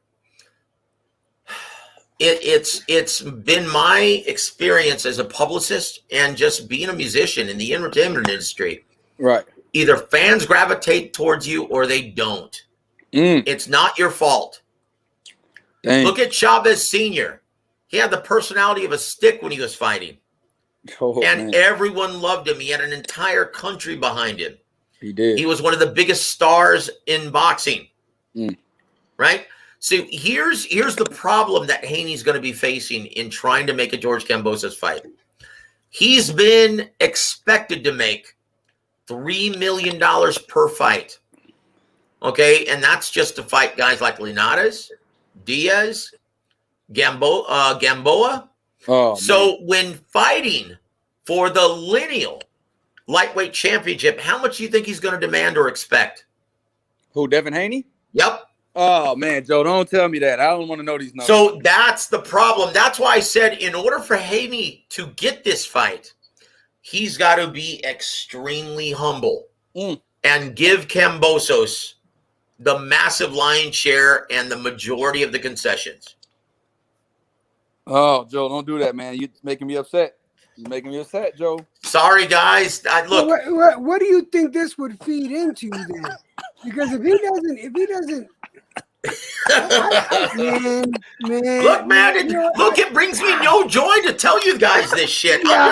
I'm just telling you the reality of it, man. That's all. Dude, look, on that note, I'll do another shot with you guys. Salute, everybody. Shit. Man, no, don't stop. See, that sweet amber turns you to truth serum, Joe. Stop talking. Stop hitting the good. I don't like stop them hitting words. that damn good, Joe. I'm not mad at you, man, but I don't like them words at all. Because... Hey, young Bill. Huh? Dude, would you be interested in doing a show with me every Thursday? I would. All right. Well, very good, man. I'm going to give you my email address in the private chat. Text me with your information or send me an email with your info. And I'm really interested in doing a show with you every Thursday because I've been told by Fight Saga that I need to do a show 5 nights a week from now on. Wow. Right? So I would like to share the air with you at least one night per week. That'd be awesome. That's how much respect I have for you. We're both in Texas. We can both attend the fights and do interviews.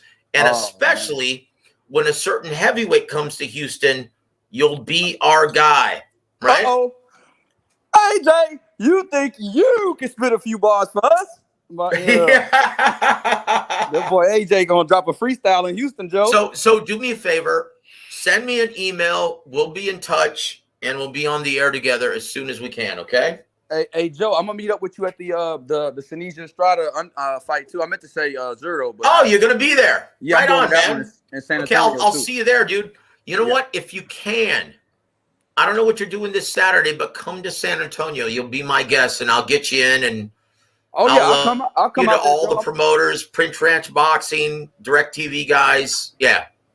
Man, So hopefully, if this thing works out, we can actually start doing commentary live on DirecTV as well. Oh man, Bon Quickie, don't scare me, man. You know I don't want no problems with the bronze bomber Deontay. Yeah. I said a lot about him, Bon Quickie. I don't want to see him in person. Hey, let's shift gears, guys. Let's talk about Deontay Wilder, right? Uh-oh. All right. So Deontay Wilder, and once again, I'll say this. He was just on that show with Kevin Hart, right? Funny. It was I'll hilarious. say this. Where the fuck has that guy been? Because that's the guy who America wanted to gravitate towards. That's the guy that America wanted to support. Not the guy who's making excuses. Not the guy who was saying he was better than Muhammad Ali. Okay? Not the guy who said his former trainer spiked his water. Not the guy who said his costume was too heavy. Not the guy who said Tyson Fury put an egg weight in his glove before his fight. The guy who was on Kevin Hart is the same guy that I met 10 years ago. That's the guy who should be on every TV and one of the biggest stars in America. That's the guy who we wanted to see represent America in the heavyweight division. What happened to that guy?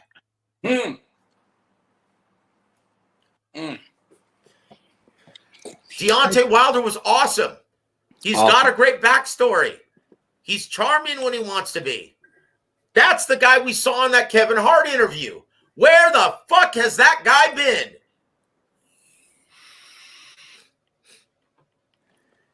Man. I think he believed too much of the hype. So going on, let me read this quote, right? And I told you guys this after the fight happened. I said, look, don't be surprised if we never see Deontay Wilder in the ring again. And I said, because of my knowledge of the business, I'll tell you why. There's a very slim chance that we see him ever again. He just made $45 million in his last two fights. Would you, young Bill, after making $45 million in your last two fights, would you put yourself through another grueling training camp, risk injury, get punched in the face from another big punching heavyweight for 10% of what you made in your last fight? Because that's all that's going to be available to him. Would you do it? At 36 years old? Yep. Would you do it? Absolutely not. Not the only fight I would get for Wilder, if I was him, the winner of Usyk AJ too. So that's like, so a lot of people are surprised to hear this actually coming out of Deontay Wilder's mouth. And I'm going to read the quote once again. This is Deontay Wilder the other night on Kevin Hart's show. Cold as balls, right? He said this, quote, I've accomplished my goals in this sport. I told my daughter when she was 1 that I'd be a champion and I'd be able to support her beyond belief. I've done that. Should I give it a go one more time, or should I just retire and focus on other things? End quote. Okay, I told you guys this was going to happen. He definitely said that. And you know what, HLD? Yes, Young Bill is a great choice. He's such a logical guy. He's a knowledgeable guy. He's a former fighter, and he's very well spoken. It's a pleasure to work with someone like Young Bill. Hey, man, Joe, man, thank you, bro. I'm not used to all this adulation, man. I appreciate it. Thank y'all, HLD and IB from the chat, man. Really, really. Well, God bless you, brother. And God you know bless what? y'all too. It's I a appreciate it. long time coming, man. I think our chemistry is going to be really good. And once again, if everything goes well on the air, on these shows, okay, you'll be doing commentary with me on DirecTV all next year. We're gonna make sure they do well. But just do me a favor. Just do me a favor. Get your passport, because we're going to be the English-speaking commentary in Mexico and South America for some of these cards. Okay. I have my passport already, Big Joe. Right on, brother. That's it. I've been the first time I've been overseas is where Ronnie's at right now, but I don't want to drop the bag. Yeah, dude. I don't. Ronnie, what are you talking about? I didn't say that. He's probably eating at Nando's where Billy Joe threw the chicken at Wild. I don't know what you're talking about, Young Bill. Hey, shout out to Yo No, man. Appreciate that, man. Yeah, no, Ronnie Shields is at Nando's with 258. I don't know what you're talking about, Young Bill. Yeah. Yeah. Woo! But guys, yeah, I'm really looking forward to sharing the air with Young Bill. It should be an awesome show. At least once a week. At least once a week. Yo, Joseph, what's good, Joseph? It's your boy H Money. H Money. Hey, brother. I'm sorry. H Money. What time is it, brother? It's Haney time. Woo! Oh, hey, I'm glad you missed about 10 minutes of what Joe was talking about. Yeah, I just got back, man. I see y'all cooking. We got a super chat from Puro. Puro said Ryan, Tank, Cruz, Zabay. Puro South Central, brother. What up, Puro? He's on the panel too. What up, B? Bone Q. Y'all know, man. God bless. Thank y'all, brothers, man. I love What's good, B? Man, everything's good. Everything's good, brother. What's going on with you guys? Boy, Thank you for the super chat, Puro. Thank you, brother. Don't trip, H Money. I got you. Hey, Puro. What's happening, baby? Beans, what up? Joseph, what's going on, big times? I got a question for Joe, man. I'm happy that you here. I've been seeing one of my favorite fighters, David Morrell from Cuba. He's been training with your boy Ronnie Shields. Is that his new trainer? Is Ronnie Shields his new trainer, or he just was getting some work with him? I tell you what, you're going to have to listen to his Tuesday night show, because I cannot make any announcements without Ronnie in my presence. That's something that we agreed upon this past week, and I cannot make any announcements on Ronnie's behalf outside of his platform, outside of his show. That's our agreement, and we just made that agreement this past week. The only thing I can say is right now, Ronnie is out of the country. He'll be back this weekend, and we'll be back on the air this Tuesday night, and you can ask him all about it. If you want, H Money, because you've been such a gracious host, we can get you on the air and you can ask Ronnie whatever you'd like, brother. Oh yeah, no doubt about it. Yeah, and I'll be more than happy to come on your show afterwards and talk all about it, okay? Yeah, for sure, because David Morrell from Cuba is a phenomenal young talent in the sport of boxing. He has some of the best skills in the sport. I think he's one of the future stars in boxing. I seen Ronnie Shields was in the gym training David Morrell. I don't know if that's his new trainer. That's why I just wanted to know. I know Ronnie Shields does have experience training Cuban fighters such as Augustlandi Lara. And one thing Guillermo about Rigondeaux also. He still has Guillermo Rigondeaux in the gym. Yep. One thing about Ronnie Shields, he's a very experienced trainer. He's a former fighter. He learned from the best, such as Georgie Benton, Lou Duva. He trained some of the top guys like Evander Holyfield, Pernell Whitaker, the Meldrick Taylors, all of those top guys. But the thing is,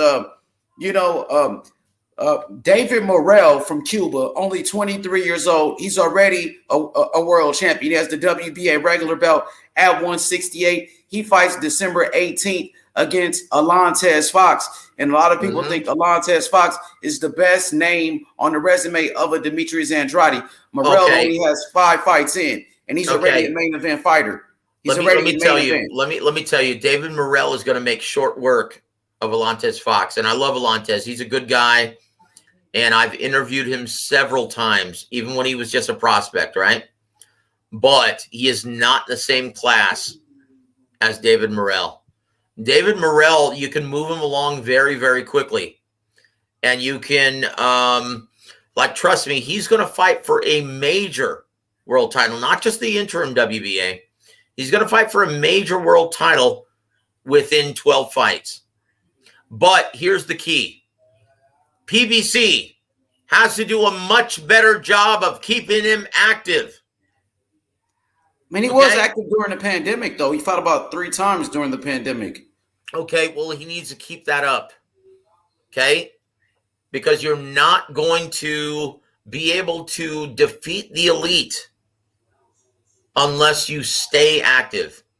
You can't even hope to beat a guy like Canelo Alvarez unless you're fighting 3 times a year at least. Facts. Iron sharpens iron. And David Morrell has the natural athletic gifts to be one of the top pound-for-pound fighters in the sport eventually. But he's not going to get there unless he stays active. Okay? But I will say this. Ronnie Shields is one of the last great teachers of the fight game. Right? Yeah, he's one of the best trainers out. I'm not saying that he's training with Ronnie exclusively, but I am saying if he is, he's in very good hands. Absolutely. One thing about Morrell, he reminds me of Iris Lindy Lara. Similar fighter to Lara, but bigger, stronger. Bigger and stronger. He's a power puncher. That's right. He's like Lara with knockout power, like one punch knockout power. He's got crack. He's got crack in his shot in both hands, not just the left. Right? He is a very naturally talented athletic specimen. Look, and he already has the deep amateur pedigree. He just needs to fight a more professional style. And as long as he builds that professional pedigree, he's going to be a monster. He's going to be difficult for anybody. Right? He's got the reflexes. He's got the hand speed. He's got the power. He's got the amateur pedigree. He's got the world-class experience in the amateurs. So PBC, if they're smart, they'll be able to move him along very quickly. But they have to keep him active. That's the biggest dilemma when you talk about any prospect in the PBC roster. They don't have enough TV dates. And this is Fox and Showtime included. Even with both networks on the table giving you dates, they still have too deep of a roster. They need a third platform. And that's what you're going to see next year in Paramount Plus. That's what it's going to provide for $4.99 per month. You're going to see a, what do you call it? A kind of like a Friday Night Fights type platform, type show on Paramount Plus. You're going to see a lot of the prospects work as often as they need to. And that's where you're going to see fighters like David Morrell in the future. I agree, Joseph. How many fights does Morrell have? 5? He's got, let me look. I'll look it up right now. I'm on my computer. Hold on. Yeah, because I agree. I mean, we got to keep these fighters active, and also, I don't think we should. This is just commentary. Obviously, these promoters and he's the 5-0 with 4 knockouts. Yes. Yeah, they don't listen to us, but I mean, like a Lomachenko, where he kind of came in the second fight, is already fighting for a world title. I mean, those guys just jump over all the other prospects that are working. Yeah, like look at Janibek, right? Look at Janibek right now. He's got 11 fights, and he's now the mandatory challenger for the WBO at the middleweight division. Guys like Janibek, guys like David Morrell, you can move them up the ladder a lot more quickly because they have that amateur pedigree. They have over 300 amateur fights, right? Correct. That and the importance of that means at the world-class level, they've seen every single style that they're going to see in the pros, right? And, in the amateurs, and young Bill can attest to this, you've got one day to prepare for your opponent in the amateurs. You don't have an entire camp to prepare for a different style. You've got to adapt, and very quickly, because an amateur fight isn't 10 rounds. You've got to be able to adapt and overcome very, very quickly. And when you have that deep of an amateur pedigree, you've grown accustomed. You have that experience in seeing every single style that you're going to see, and you're forced to adapt very, very quickly. So nothing phases a guy like David Morrell at this point. He's ready. The only thing is that I would say just in my personal opinion, I was never an amateur boxer. I boxed before, but I'm never in any capacity amateur. I was an amateur boxer, but it's a different. I would say you have to acclimate yourself to the pro style though, because it's a different way of winning a fight in the amateurs. Is it not? Well, it used to be. Now it's scored more like a pro system. But I will say this, you're absolutely right. The only style that you don't see regularly are guys like Orlando Salido, guys like Navarrete, guys like Burchelt, guys who bring it, guys like Isaac Cruz, guys who bring it from start to finish and apply that hard, steady pressure for 10, 12 rounds. You don't see that very often in the amateurs, and that's the only thing that David Morrell is going to be able or have to get adjusted to. But I will say this, the guy's 6'1", southpaw, okay, heavy-handed. He's got elite level skills. This is a guy who's going to be a handful, and here's the most important part. He's currently living in Minneapolis, right? Or that's where his home base is. This is a guy who's actually a ticket seller after only 5 fights. In his last fight at the Armory in Minneapolis, it was a sold-out crowd. You give me another Cuban exile who's just as big of a ticket seller. I mean, you're right. He's already a main event fighter after only 3 fights. He's headlining on Fox, Channel 11, Network Free TV. Everybody watches this guy fight. His fights are doing over 1 million views every time. That's it. That's it. I agree. Dude, I agree. Ugas is a major world title holder, and he couldn't sell out my living room on a Saturday night. David Morrell, he's becoming a legitimate ticket seller. You can't discount that in terms of making big fights happen, right? That's a huge part of the business of boxing. If you're a ticket seller, man, you could write your own check. And he's already the WBA regular champion after only 3 fights. I think he's the interim champion. No, he's the regular champion now. Is he the regular champion? Yeah, because they got rid of all of those intern belts. So he's the regular champion now. So if Canelo Alvarez decides to vacate his belts at 168, Morrell will be elevated to super champion, just like Murata was, just like Ugas was. He probably did that in only 3 fights. Okay, well then, yeah, he needs to stay active. And he does stay active. He fought 3 times during the pandemic. Now he's fighting his first time. It's still 2021. Okay, so he's gonna fight in December. So he's fighting again. He fought twice in 2019. He fought twice in 2020. He's going to fight twice in 2021. Well, yeah. Okay, go ahead. Okay, so in my opinion, if he's a legitimate ticket seller and he is the future at 168 pounds, you have to fight him more often than that. You have to keep him active. And once again, not just to stay sharp, but also to get him that publicity, to get his name out there, to get his face out there, right? Like, dude, I spent so many years as a publicist. The key to building your brand as a fighter, you can do whatever you want on social media, but the most important part of developing your brand and publicizing your brand is to whoop some ass in the ring. That's Can I it. ask a question? Can I Frequently. ask a question? Yes, how you doing, Shelton Moore? And Hey, what's IB, up, how y'all brother? brothers doing? Hey, Shelton, How what's y'all up, baby? doing, man? Hey, what's happening, fellas? The question is, what about fellas? Gongora What up? over there at IBO? Who Sheldon? Who you say? What about who? Gongora over there with the Oh IBO. yeah, IBO champion at 168. He's a legitimate threat. Who's He his won his last promoter? fight, Shelton Gongora. Did he win against Richards from the UK? He stopped him. Who's his Seventh promoter? round. Carlos Gongora? Who's his Yeah, promoter? Carlos Gongora. He's Who's his with promoter? Metro. So Shelton, he knocked out Richards or what? Yeah, he stopped him. Seventh round. Yeah, he's a beast. Watch out for that guy. Hey, No. He's not fighting Richards until the 18th. I thought he Yeah, fought he fought Richards.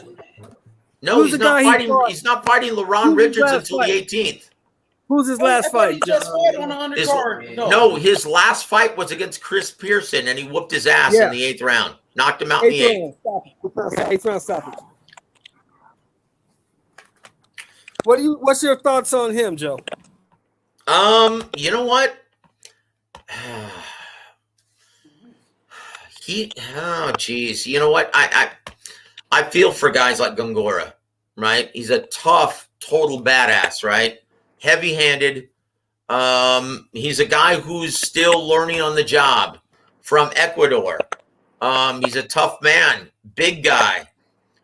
He's already long in the tooth, though. He's 32 years old, right? He's a guy who's going to be avoided as long as he doesn't have a big fan base. And I hate to say that, but that's the reality of it. People are going to go out of their way to avoid Carlos Gongora, right? That's the reality of it, guys. And unfortunately, this is the business of boxing. This is why I always stress it's so important to become a ticket seller in your home area. Like David Morrell, he's on the right track. He's on the path to stardom. Carlos Gongora doesn't have that luxury. He's already 32 years old. He's a southpaw, heavy-handed, 20-0 with 15 knockouts. He's going to be avoided like the plague. Good luck. You will never see him get a fight with Canelo. You will never see him get a fight with David Benavidez. You will never see him get a fight with Jamal Charlo. Unfortunately, if you're not a ticket seller in this business, you're going to be avoided like Demetrius Andrade. You're going to be avoided like, so many guys before him. And that's the realistic. Like Marvin Hagler. Well, yeah, but Marvin Hagler came up in a time when boxing was much healthier. Hey, speaking of Andre, You're still talking about a guy who had 50 fights before he got his first world title. So he was That's right. But that was common though back in the day. I mean, look at what's his name? The trainer, what's his name? Buddy McGirt. He didn't get his first title opportunity until his 54th fight. Right. That was fairly common back in the day. You had to earn your bones in this business. And there were so many more fighters back then, domestically, in America. There were so many more fight cards going on that day. So many more televised fight cards going on back in the day. It was just a much healthier time. You could actually build your brand more organically.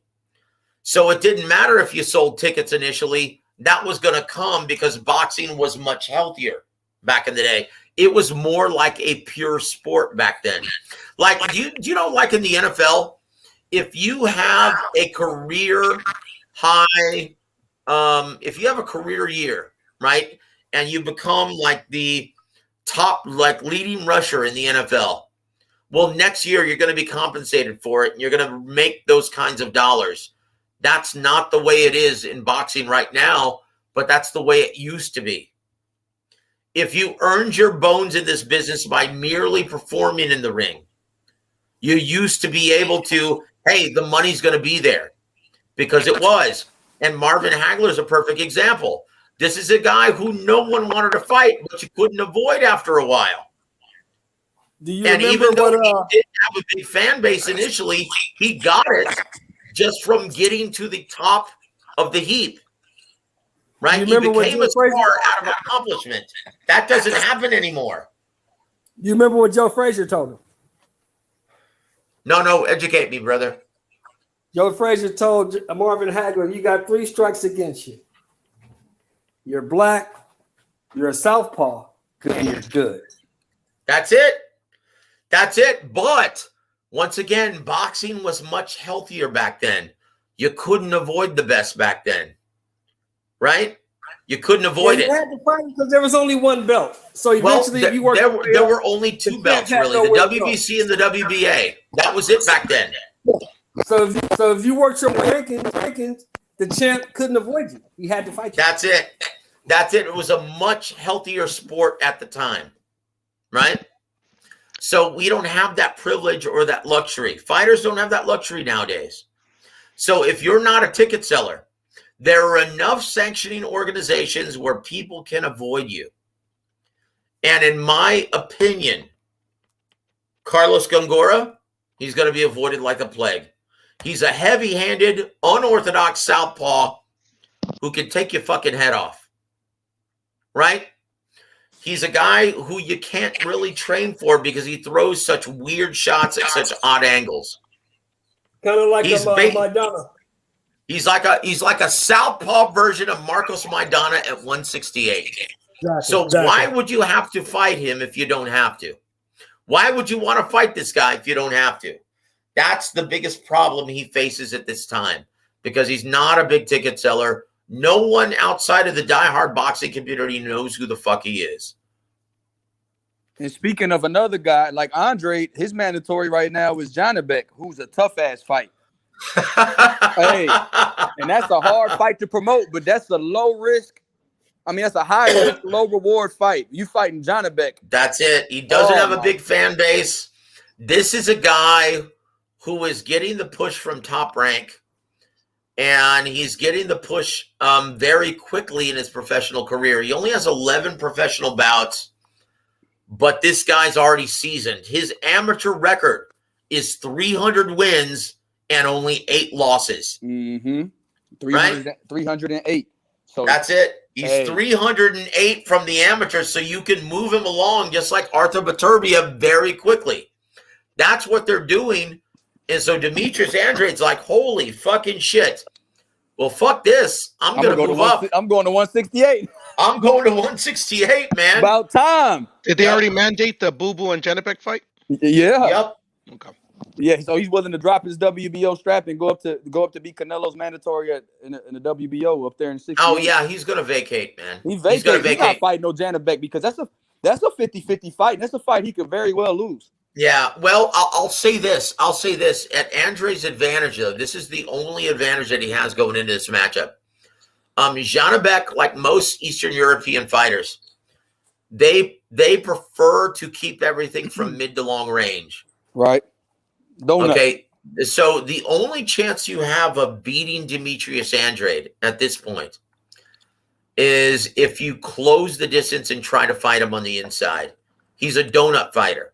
Donut. Yep. Right? But if you try to fight him from mid to long range, you're going to have a problem. In my opinion, this is a 50-50 fight. Okay. Yeah, that's what I said. It's a 50-50 fight, Joe. I agree. And I think that, and like, why would you take this fight if you could possibly lose it? And then who would really, we were saying that guys are not fighting him. Who would fight him after he takes a loss? That's it. Well, not only just a loss, but without a title. Exactly. Who the fuck is going to like if Demetrius Boo Boo Andrade is experiencing difficulty getting the big assignments with a title? Imagine how hard it's going to be without one. But you can look at it through the other lens too, Joseph, and say that Janabek is one of the big assignments. No, yeah, but look, only to diehard fight fans outside of the diehard boxing community. And I'll say this: it's very difficult for us to gauge a world outside the diehard boxing community because let's just face it, guys. We talk to each other on the daily. Like the only people I talk to on the daily outside of my immediate family and my honey, right, are diehard boxing fans. Like, dude, go ask your next door neighbor who Janabek Alim Anullah is. Hey, They'll say, "Who's that? A fucking hey, terrorist?" hey, Joe, I'm gonna use your favorite thing on Saturday. Johnny Bet couldn't sell out my living room on a Saturday night. That's it. That's it, brother. and I understand that from the business standpoint, but like a lot of people criticize Boo Boo for a myriad of reasons. But I mean, so this fighter, per the hardcores that supposedly, I'm just speaking for myself. I think I could, I know my boxing. You get what I'm saying? But according to me, okay, this guy could fight.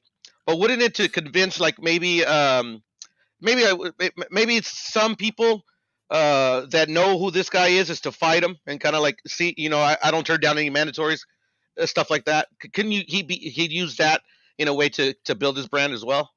To whom? To the guys who already know who he is? Well, that's true. I was just giving out a hypothetical. Look, you know what I'm saying? This is even for a guy like Demetrius Andrade. Janabek Ali Manula is a guy who's considered more risk than reward, even to a guy like Demetrius Andrade. That's the problem. And that's the biggest problem in this version of the business of boxing. Once again, it's not a healthier sport like the way it used to be, where you could just earn your bones producing and whooping ass in the ring. Like eventually, guys couldn't avoid you. That's not the case in this version of the sport. And that's the biggest detriment to the business of boxing at this time. So, Joseph, let me ask one more question. Oh, go ahead. Go ahead. We got to look at this too. We don't really have that many, if any, stars in this sport. Let's just take this guy right here. You can count him on one hand. Take this guy we got on the screen right now. Now, we know that Davis just came to L.A. and put 17,000 in the Staples Center. 15,000 in the Staples Center. 15,524 is the exact number. It was packed. And that's impressive. On a Sunday in LA. That's impressive. Right? Yep. Right? You could take this guy right here that we got on the screen right now, and you could drop him off tomorrow at 12:30 in the middle of the Fox Mall. And I guarantee nobody would know who the fuck he is. That's the problem. That's the biggest problem with the business of boxing. And you really feel for Haney. And it's not his fault. Hey Joe, what was Devin Haney's attendance numbers this past Saturday? He didn't even have 4,000 paying customers. 4,000 in the MGM Grand? Yep. Don't say that. Look. They didn't even open up the upper deck. Don't say that, Joe. No, that's the reality. Look, I just talked to the Nevada State Olympic Commission 2 days ago, right? Joseph Heron sounding like Oxnose talking about the business of boxing. Look, dude, that's my forte, actually, is my knowledge of the business of boxing. I learned from one of the greatest promoters and matchmakers of all time, Don Chargan. So as a writer, I know more about the business than probably 99% of the writers right now. Right? Because not only have I just been a writer, but I've actually been a public relations guy. I've been a ring announcer. I've been a commentator. I've worked in this business. Okay? So I actually have great knowledge of the business of boxing, a lot more than most. So Leonard Ellerby, yeah, he could learn some things from me about the business. And I think most people that know a little bit about the business can tell that you know what you're talking about, at least from my perspective. I'm not in the business, but I mean, I've been following boxing and I've been arguing boxing a huge chunk of my life. You get what I'm saying? Of course. And this is no knock to Devin, but that's kind of like what I was none alluding of this to is with Haney's fault. None of this is Devin's fault. No, because like I always say, because I go on certain panels and they tell me to give a closing remark. That's why I always say respect the fighters, because without them, the sport would truly die. But the thing is, like Haney, like for me, he's a very popular on YTBC. Like he's there's dudes out here like trashing him, and there's dudes out here praising him. But and what really makes bucks for him, you get what I'm saying, is his popularity, at least in my opinion. And like Shelton was saying, nobody knows who he is. You get what I'm saying? Like nobody out there that would go to a fight or even Well, buy them on it's pay just per view. it's just how like do I we- was. It's Go just ahead, like go what ahead. I was saying. It's just like what I was saying earlier. Like, it's a problem for any of us diehards, right?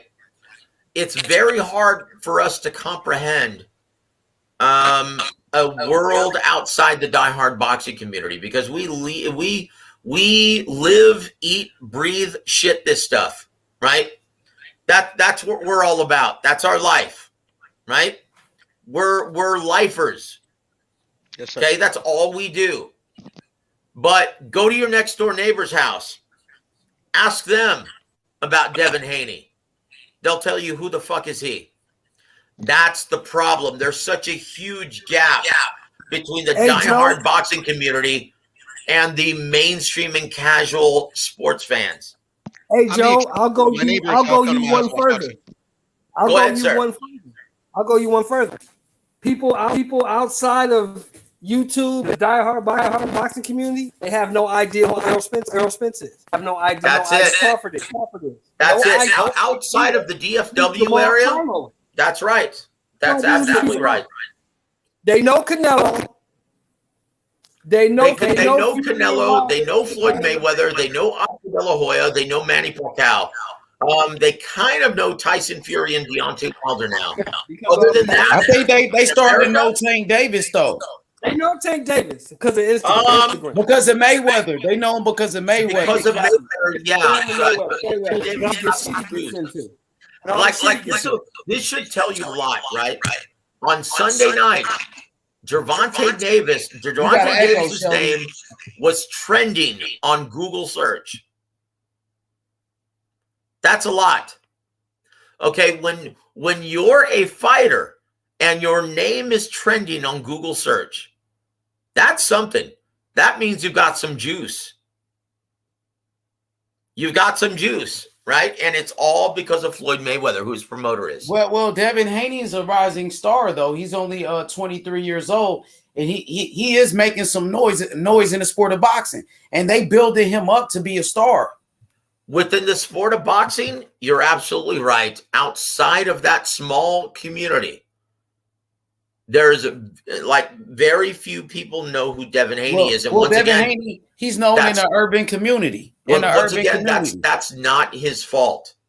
He hasn't been promoted as well as he should have. But Devin Haney is known to the urban community, though. I would say that he's familiar. People are familiar with him. I would say the urban community don't go out sometimes. Well, look. Then they need to start financially supporting this kid. Okay, because right now they're not. And once again, it's not just my opinion.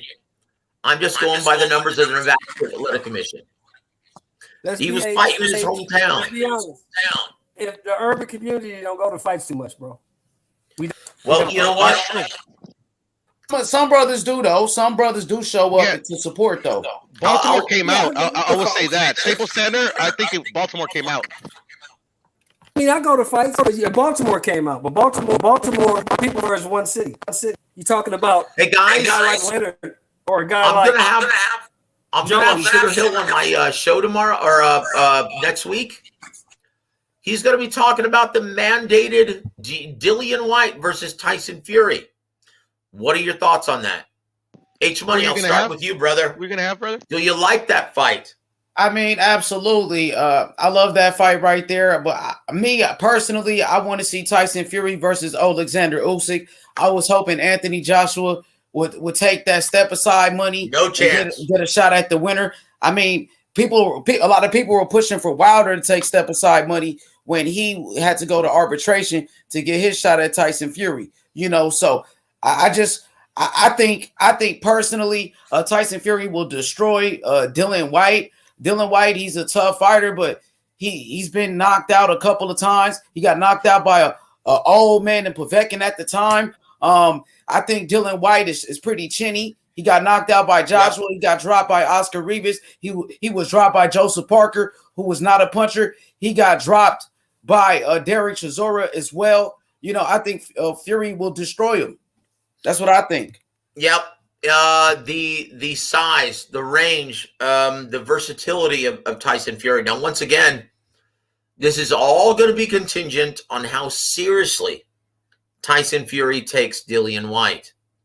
He had better get up for this fight because at this level, you cannot look past anybody. Okay? All you have to do is look at Teofimo Lopez versus George Kambosos. You can't look past anybody. And anyone is in this game is potentially capable of having a bad night at the office. Okay, the great fighters find a way to win, even if they're having a bad night. Against a guy like Dillian White, boy, you better get up for this fight. Okay, because he's no slouch. He's a tough guy. No, he's not the best technical fighter in the division. No, he's not the heaviest-handed fighter in the division. But, and that's Sugar's job, and we're going to talk to him next week about this. And trust me when I tell you this. Sugar Hill, he's going to have Tyson Fury peaking before this fight. He's going to make sure that his man gets up for this assignment. Because without a big victory over Dillian White, there is no fight with Usyk. There is no fight with Anthony Joshua. There is no gold at the end of the rainbow. And it's important that everyone realizes this. At this level, you have to take everyone seriously at this level. Because anyone is capable of pulling off the upset on any given night. And as far as Tyson Fury has come back from his elements. Bro, Tyson Fury, bro, he beat my guy, bro. He beat my guy Wilder. We gotta give Fury some credit, bro. Fury's the man. You know what I'm saying? He's the man. But yeah, he's the best heavyweight in the world. He's the best heavyweight in the world. He's the best heavyweight of his generation. He's the man, bro. He's the man, bro. And Dillian White. I mean, how many opportunities that we gonna keep on giving? Hey, IB, you drinking just like me, brother? Let's do a shot, brother. IB, you want to do a shot? Let's do it, man. On the count of three, my friend. 1, 2, 3. Salud, brother. Holy shit, that was some strong shit. Sweet amber medication. Salud to you, brother.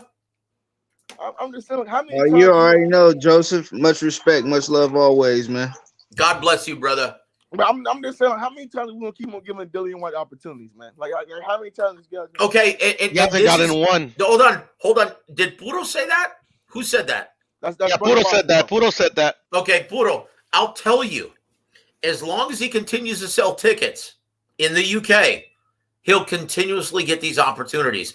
Look, he may be a nobody in America, but he is a very big attraction in the UK.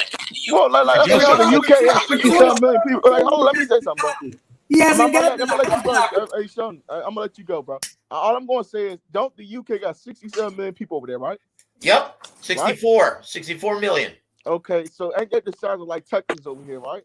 The UK is really small, so he's gonna be a big name over there because boxing is probably the second biggest thing over there in sports, right? Man. Okay, I'll say this. I got something to say. I'll wait. When you have a pay-per-view among 64 million households in the UK, you get a stronger turnout of purchasers than you do in a country with 300 and what is America now? 60 million? 360 million? It's almost 400. It's almost 400, bro. Okay, so there's a reason for that. One, boxing, because of the lack of competition that boxing has in the UK, is a much bigger sport. You look at boxing in America, one of the biggest problems that boxing faces in America, dude, it takes a complete backseat to NFL, NBA, MLB, NHL. It's become a fringe commodity. You could even argue that MMA, UFC, has a much stronger grasp of a mainstream and casual fan base. Yeah, my issue is also, could we also say that the pay-per-views over there is like only about $25? So that was my second point.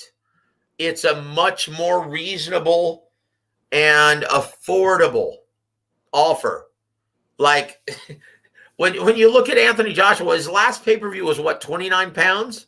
Yeah, something around that in the UK. Okay, well, and that was the biggest draw in the UK, right? Fighting one of the best fighters in boxing, Alexander Usyk, in a stadium. When you look at Gervonta Davis fighting a virtual unknown, charging $75 on Showtime pay-per-view. Okay, there's no comparison. The UK have a much healthier boxing market.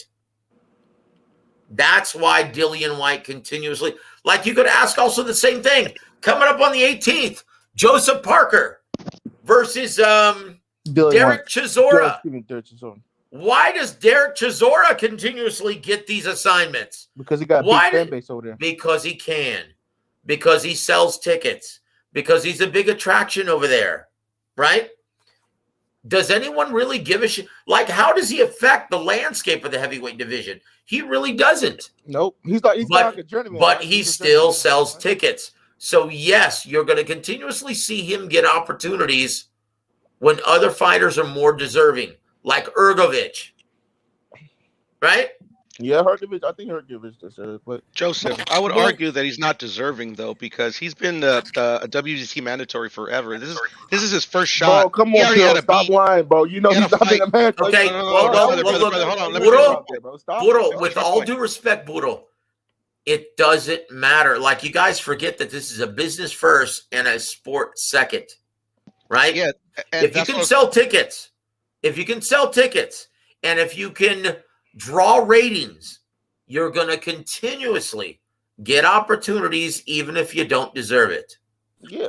That's the name of the game.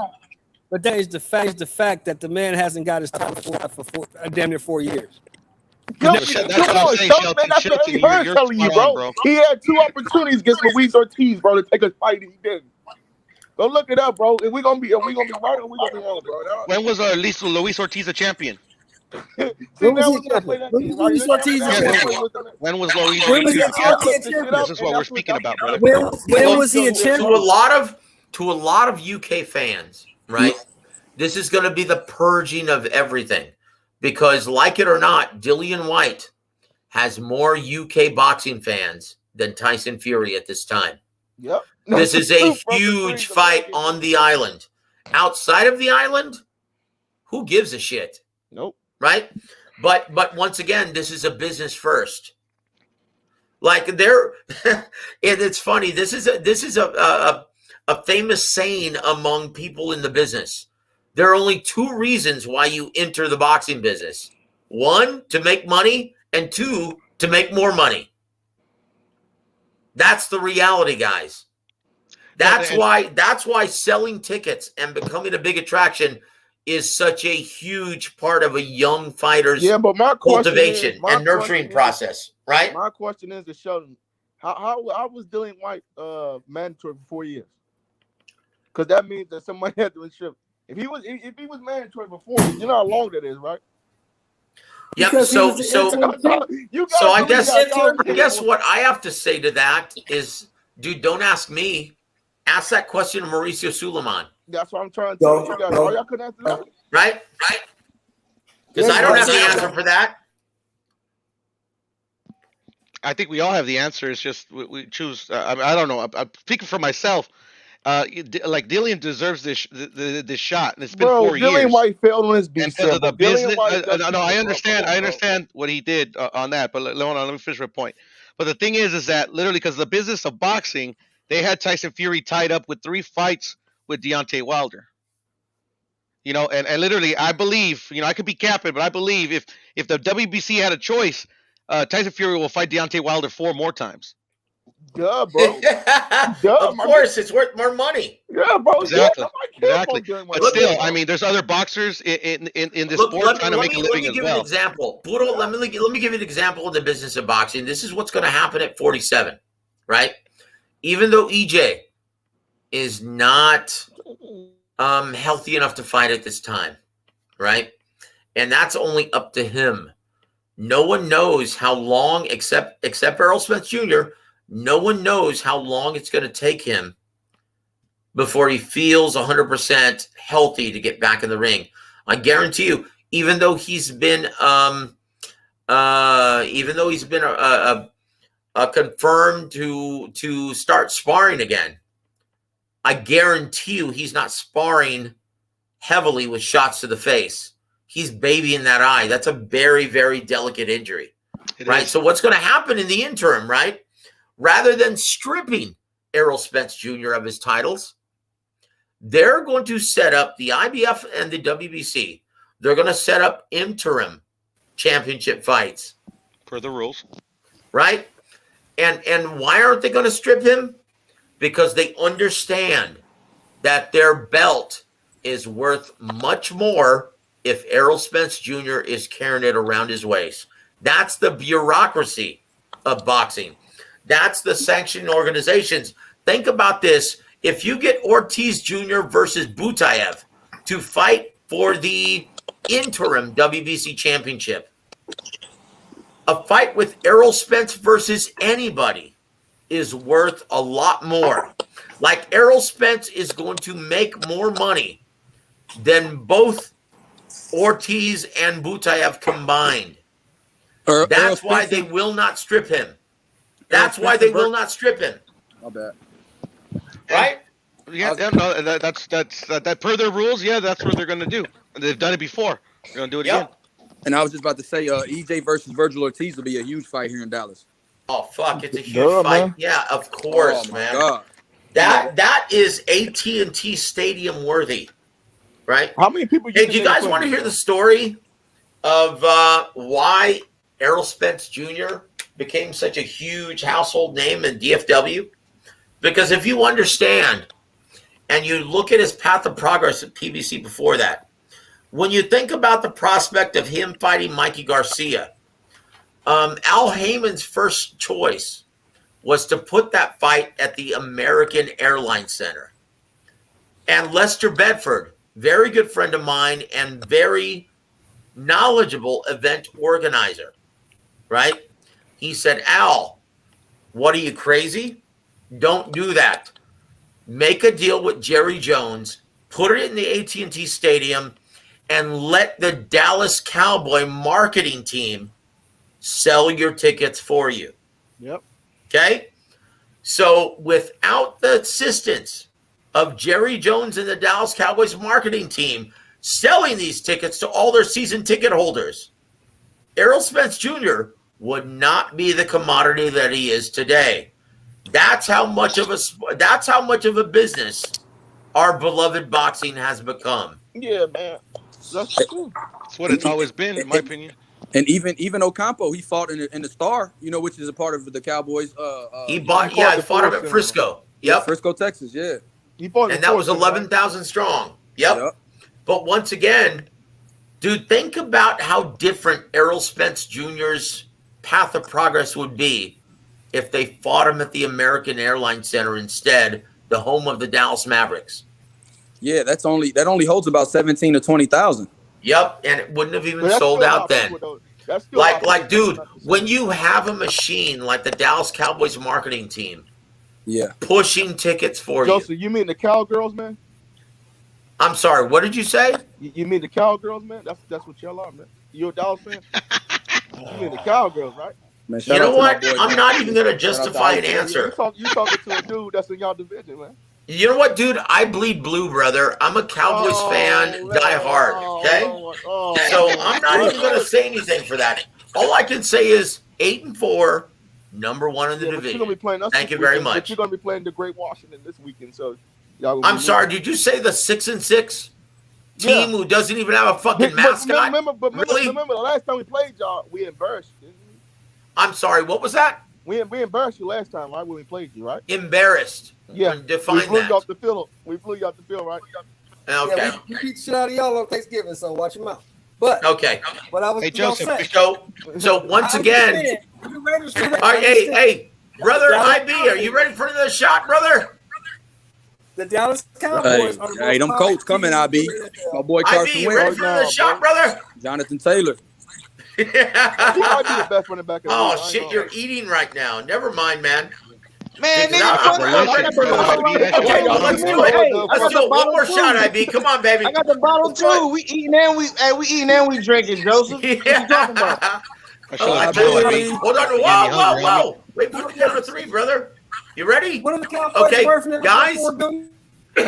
Guys, if you're in the San Antonio area or if you have DirecTV, please tune in to TMB Promotions, Prince Rance Promotions, Ricky Medina Jr. I'll be calling the action from ringside. Salud, brother. Thank you, IB. Oh, you know, it ain't nothing. Hey, Joseph, I been got that strawberry lemonade. When Rakesh was going at you, bro, I thought you were gonna drop off, but you went toe for toe with him, man. That shit was funny. Man, Joe can go. Joe be going toe to toe with people when they get on. Joe's my guy, But you could just bro, tell how he started, though. He's can't like, huh, what, and then he started going at him. I'm like, fucking Joe's a gangster. I like when he says motherfucker. Yeah. That shit was hilarious, bro. I love when Joe be like, you know what, motherfucker, mute this fucker. Yo, I was talking with my wife. We were cracking up, dude. It was funny. Yeah, Are you talking about? I'm sorry. Who was the guy last time? Who was just repeating everything and didn't have a that's who they're talking command of the about. vocabulary? Who's Is that talking what about you're Fellow champion Rakesh. Oh, okay. That The motherfucker troll. is a special Yeah. ed student. Hey, Joseph, bro. He's a special ed student that we just bringing in to troll, man. Well, hey, God bless him. God bless all of you guys. Bro, he be saying the same. You're the motherfucker. You're the motherfucker. Yeah, you know what? Like, bro, what the fuck? Yeah, honestly, it was very like I was expecting a more lively debate because all he was doing was just repeating everything over and over and over and over again. He gonna say the same stuff over. Yeah, those are expert troll tactics. Most people wilt actually under Rakesh's tactics, but you. Well, not me, man. Nah, that's what I was saying. Like, props to you, Joe. Dude, thank you, brother. I appreciate that. Yeah, man. I fight fire with fire, brother. I try to get under their skin just as much as they do mine. And that's it. And I saw you, H Money, bro, just in the background, not coming out, not saying nothing, bro. That was funny, fuck. What? Dude, That was funny shit. That shit was hilarious. I'm like, fucking H, that's fucked up what you're doing to Joe. No, I'm not, because I don't want to take a side. Somebody's gonna get mad at me all the time, so I don't want to take, I know, brother. I was just clowning, bro. Yeah. No, that's all right. Look, guys, I'm back here on this platform for a reason. I have no problem dealing with that shit, right? I have no problem dealing with that shit. Like, and H Money's always been a gracious host. He's always given me the respect that, that I don't even deserve. He's always shown me a great deal of respect, as all of you have. So I have no problem coming back. And I can deal with that shit. So bring it on. That's fine. We know now.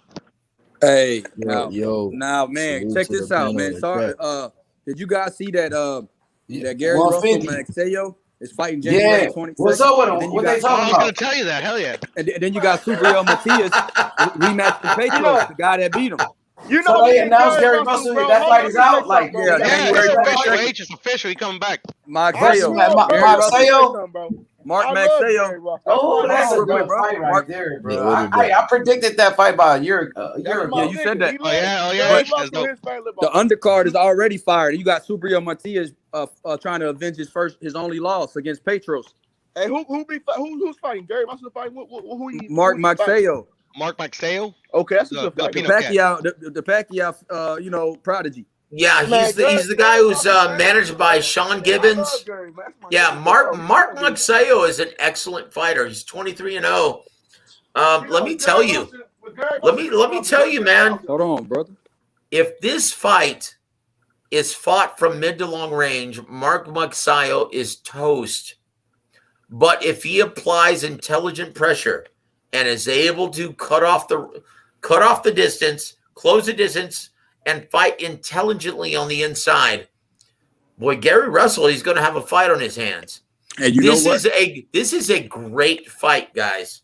And this is a great fight happening on January 22nd. Yep. This is a great featherweight fight, guys. And Joe, I he's agree. coming off a 23 Hey, month Joe. layoff. Hey, Hey, Joe. yo, 23 but month layoff. finally, my boy Gary Russell gonna get an opportunity. My DMV brother Gary Russell gonna get an Oh, opportunity. that's a good fight for him too, though, brother boxing. That dude Marcelo, he's from the Philippines. They say he the next Manny Pacquiao. He's trained by Freddie Yeah, Roach. they do, H. Hey, Joseph. Yes, sir. You think that Maxell fight could be something similar to JoJo Diaz and Gary Russell? You know what, brother? Magsayo, he's got a different skill set. He's more explosive. In my opinion, he's more heavy-handed than JoJo Diaz. Keep in mind, JoJo Diaz started his career at 118, right? Hey, brother boxing, go on mute, brother boxing. You got some background noise. Oh shit. Mark Magsayo is a much more heavy-handed fighter, and in my opinion, you know what? Much more athletic too. He is much more athletic, but he's got the same durability as JoJo Diaz. In my opinion, this is an A++ fight at super featherweight. All right, featherweight. What I want to know is how much is Gary Russell Jr. getting paid because he turned down earlier this year a fight for $1 million to defend his title, a unification bout against Kid Galahad. Wow. He hasn't unified yet. Joseph, can you cook on that? Okay, so once again, how much is he getting paid for this fight? Because he turned down $1 million to unify the weight division against Kid Galahad, right? And in my opinion, that was a fight that was winnable. I mean, we all see that now. After Kid Galahad got toasted by Kiko Martinez, a semi-retired fighter. Yeah, Joseph, like how much is Gary Russell getting paid? That's why I think there's a little bit more than the meets the eye. I think he pissed somebody off. That's why he wasn't getting any fights. Well, in you know what, that may be some truth to it, because if you piss off Al Heyman, just ask Vanyas Martirosyan. If you piss off Al Heyman, he can make life very difficult for you. He'll put you on the fucking shelf if you speak ill of him publicly. And then Martirosyan apologize after?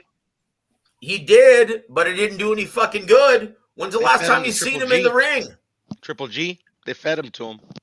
When's the last time you seen him in the ring since? Yeah, that's what I'm saying. He realized he made a mistake and he started trying to apologize. That's what I was saying. Yep. Yeah, so he didn't make any sense. So there's a reason. There's a reason why you rarely see PBC fighters speak ill or go against the marching orders of Al Heyman. There's a reason.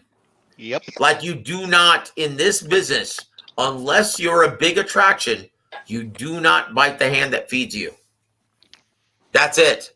Yep. That's it, man. I mean, no matter who you align yourself with, Eddie Hearn, Oscar De La Hoya, Bob Arum, who just turned 90 today, right?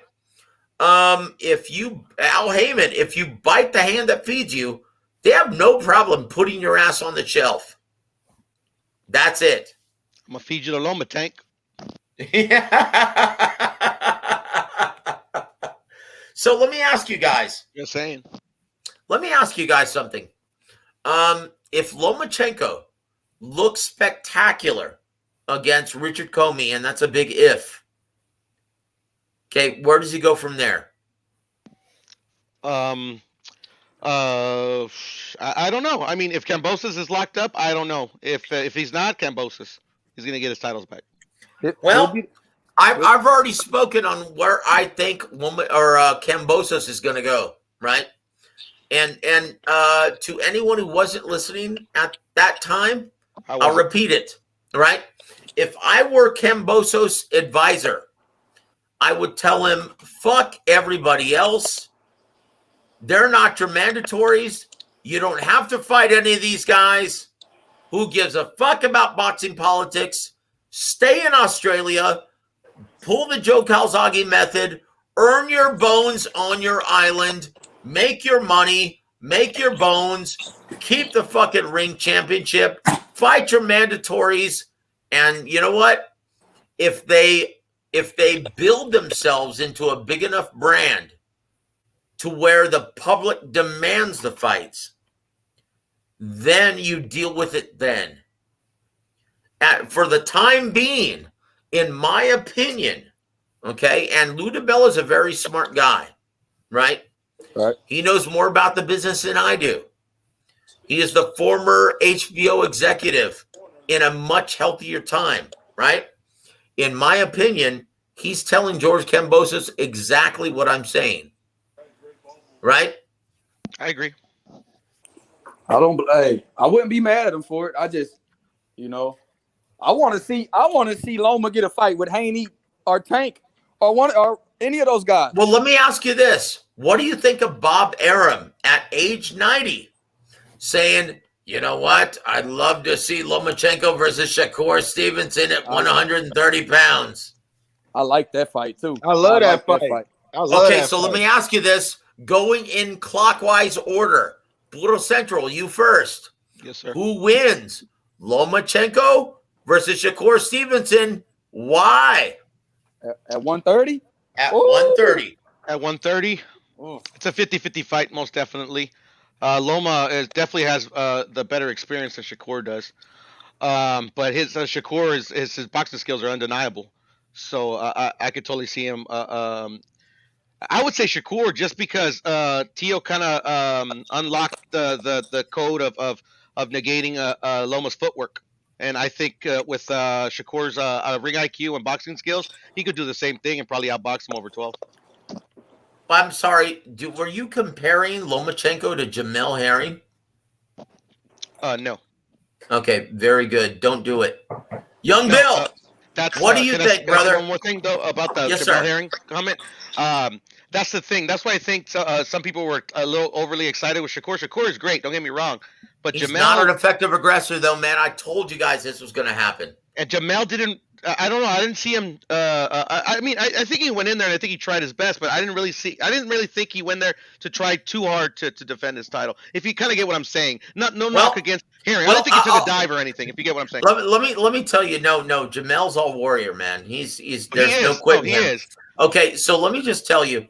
The week before that fight, I went on the Hispanic Causing Panic platform. G-Funky's channel? Yep. And I told them that, look, Shakur Stevenson was going to wipe up the floor with Jamel Herring. And they all laughed at me. And I said, guys, I know what I'm looking at.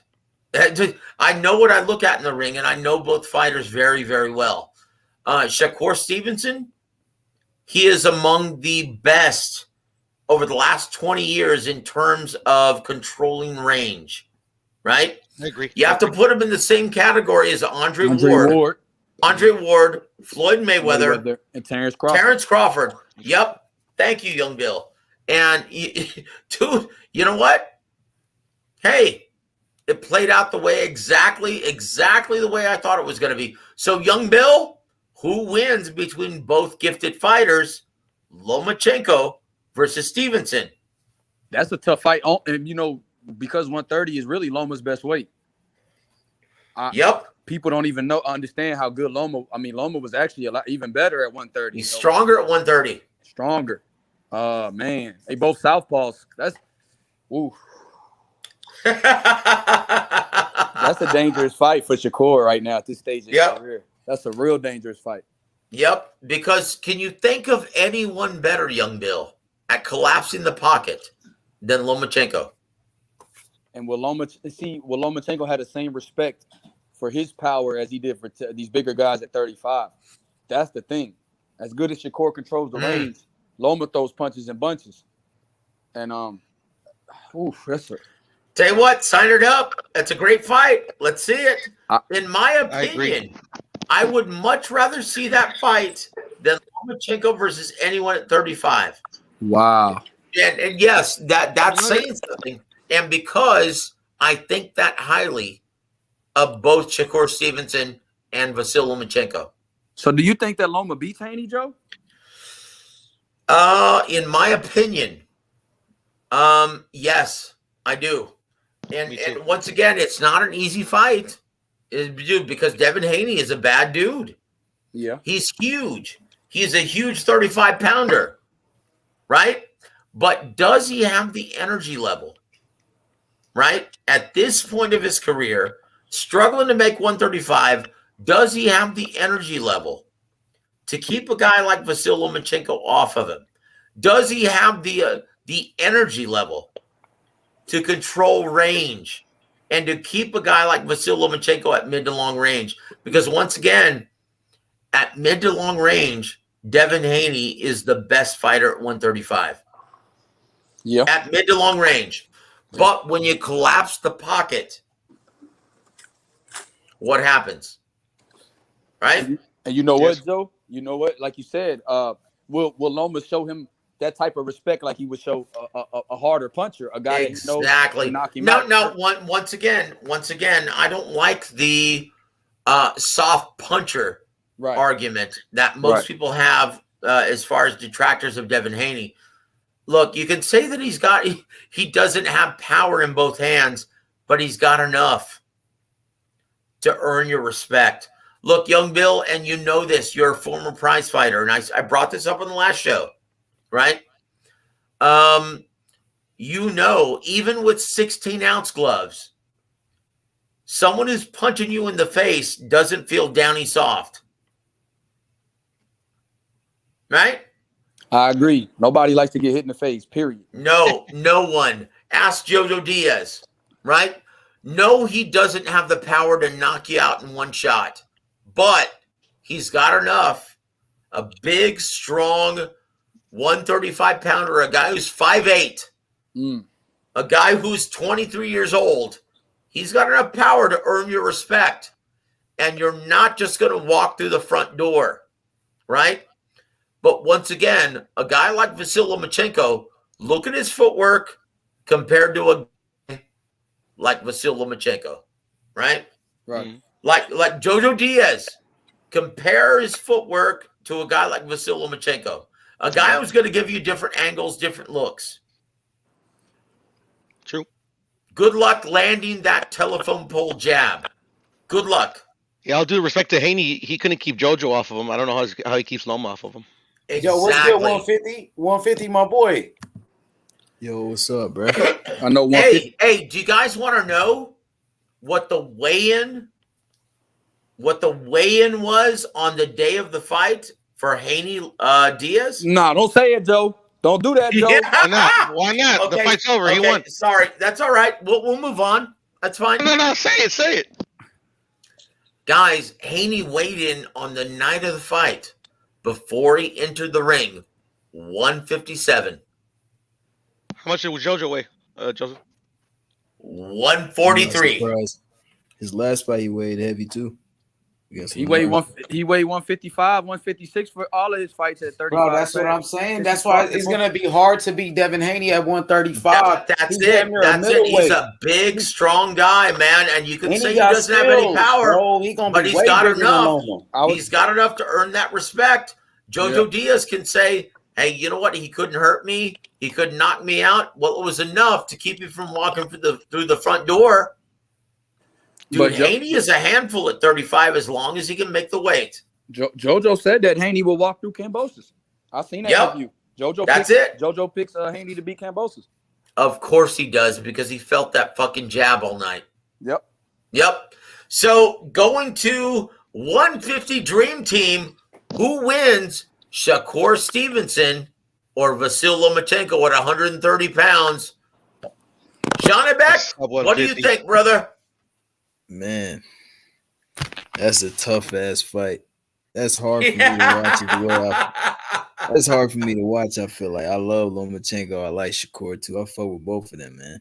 Damn, I mean, they both southpaws, so there ain't gonna be no blind spot like it is with an orthodox fighter. Shakur, I mean, he's not green. He's got experience, but not as much as Loma. Damn, I think Loma can keep the pressure on him if Shakur can keep him off of him. At 130, that's Loma's best weight, I think. Like, that's where he done most of his work. What the fuck? That's a tough ass fight. I'm not even gonna lie. That's 50-50, I think. Loma, he's in his prime, but he's regressing a little bit. Shakur is just growing. You know, he's growing. He's getting stronger. He's just getting better from this point on, man. His fucking reflexes is insane too. Fuck, man. That is a 50-50 fight, brother. I agree, bro. I don't know, bro. I don't know who wins that fight, bro. I think Shakur, if that fight happens, that Shakur probably will win. You know, he could probably outbox Loma if it's close. I think they'll favor Shakur because he's a younger fighter. I like well, 150. It all depends on and here's the biggest question. And for any diehard fight fan who knows what they're looking at in the ring, this is what you should be questioning. Can Shakur Stevenson control range the way he customarily does against a guy like Vasyl Lomachenko? Can he do that? That's the biggest question surrounding that matchup. When you think of and when I talk about controlling range, it's being able to hit your opponent and just move a couple inches out of range where they can't hit you. Can he do that against Vasyl Lomachenko? I think another good question, Joseph, is I think we all can consider Loma to be a good puncher. He can knock you out. Especially at 30. Fight, the Nakatilia fight. I thought not much that Nakatilia, because Nakatilia couldn't land his punches, but I think Shakur Stevenson played it really safe because I think he felt his power. I think look, punchers, he didn't have to. He didn't have to. Mm-hmm. Right? But at one point he's going to have to because just kind of like JoJo against and Lomachenko, yes, he will. Yeah, you get what I'm saying? That exactly. So it's an interesting fight. In my opinion, it's one of the best fights that you can make in boxing. Now, whether it plays out to be the most aesthetically pleasing fight, that's another intangible entirely. But on paper, that's one of the best fights that you can make in boxing. And Bob Arum at age 90, boy, he's on that shit. I mean, dude, at 90, he's actually saying, for my money, Lomachenko versus Stevenson is the fight that I'm interested in making. You know what? Fucking A, Bob. Hey, man, credit to you, brother. If you've got the stones, if you've got the gold to make that fight, fucking do it, man. In my opinion, I would much rather see that fight than Lomachenko versus Kambosos.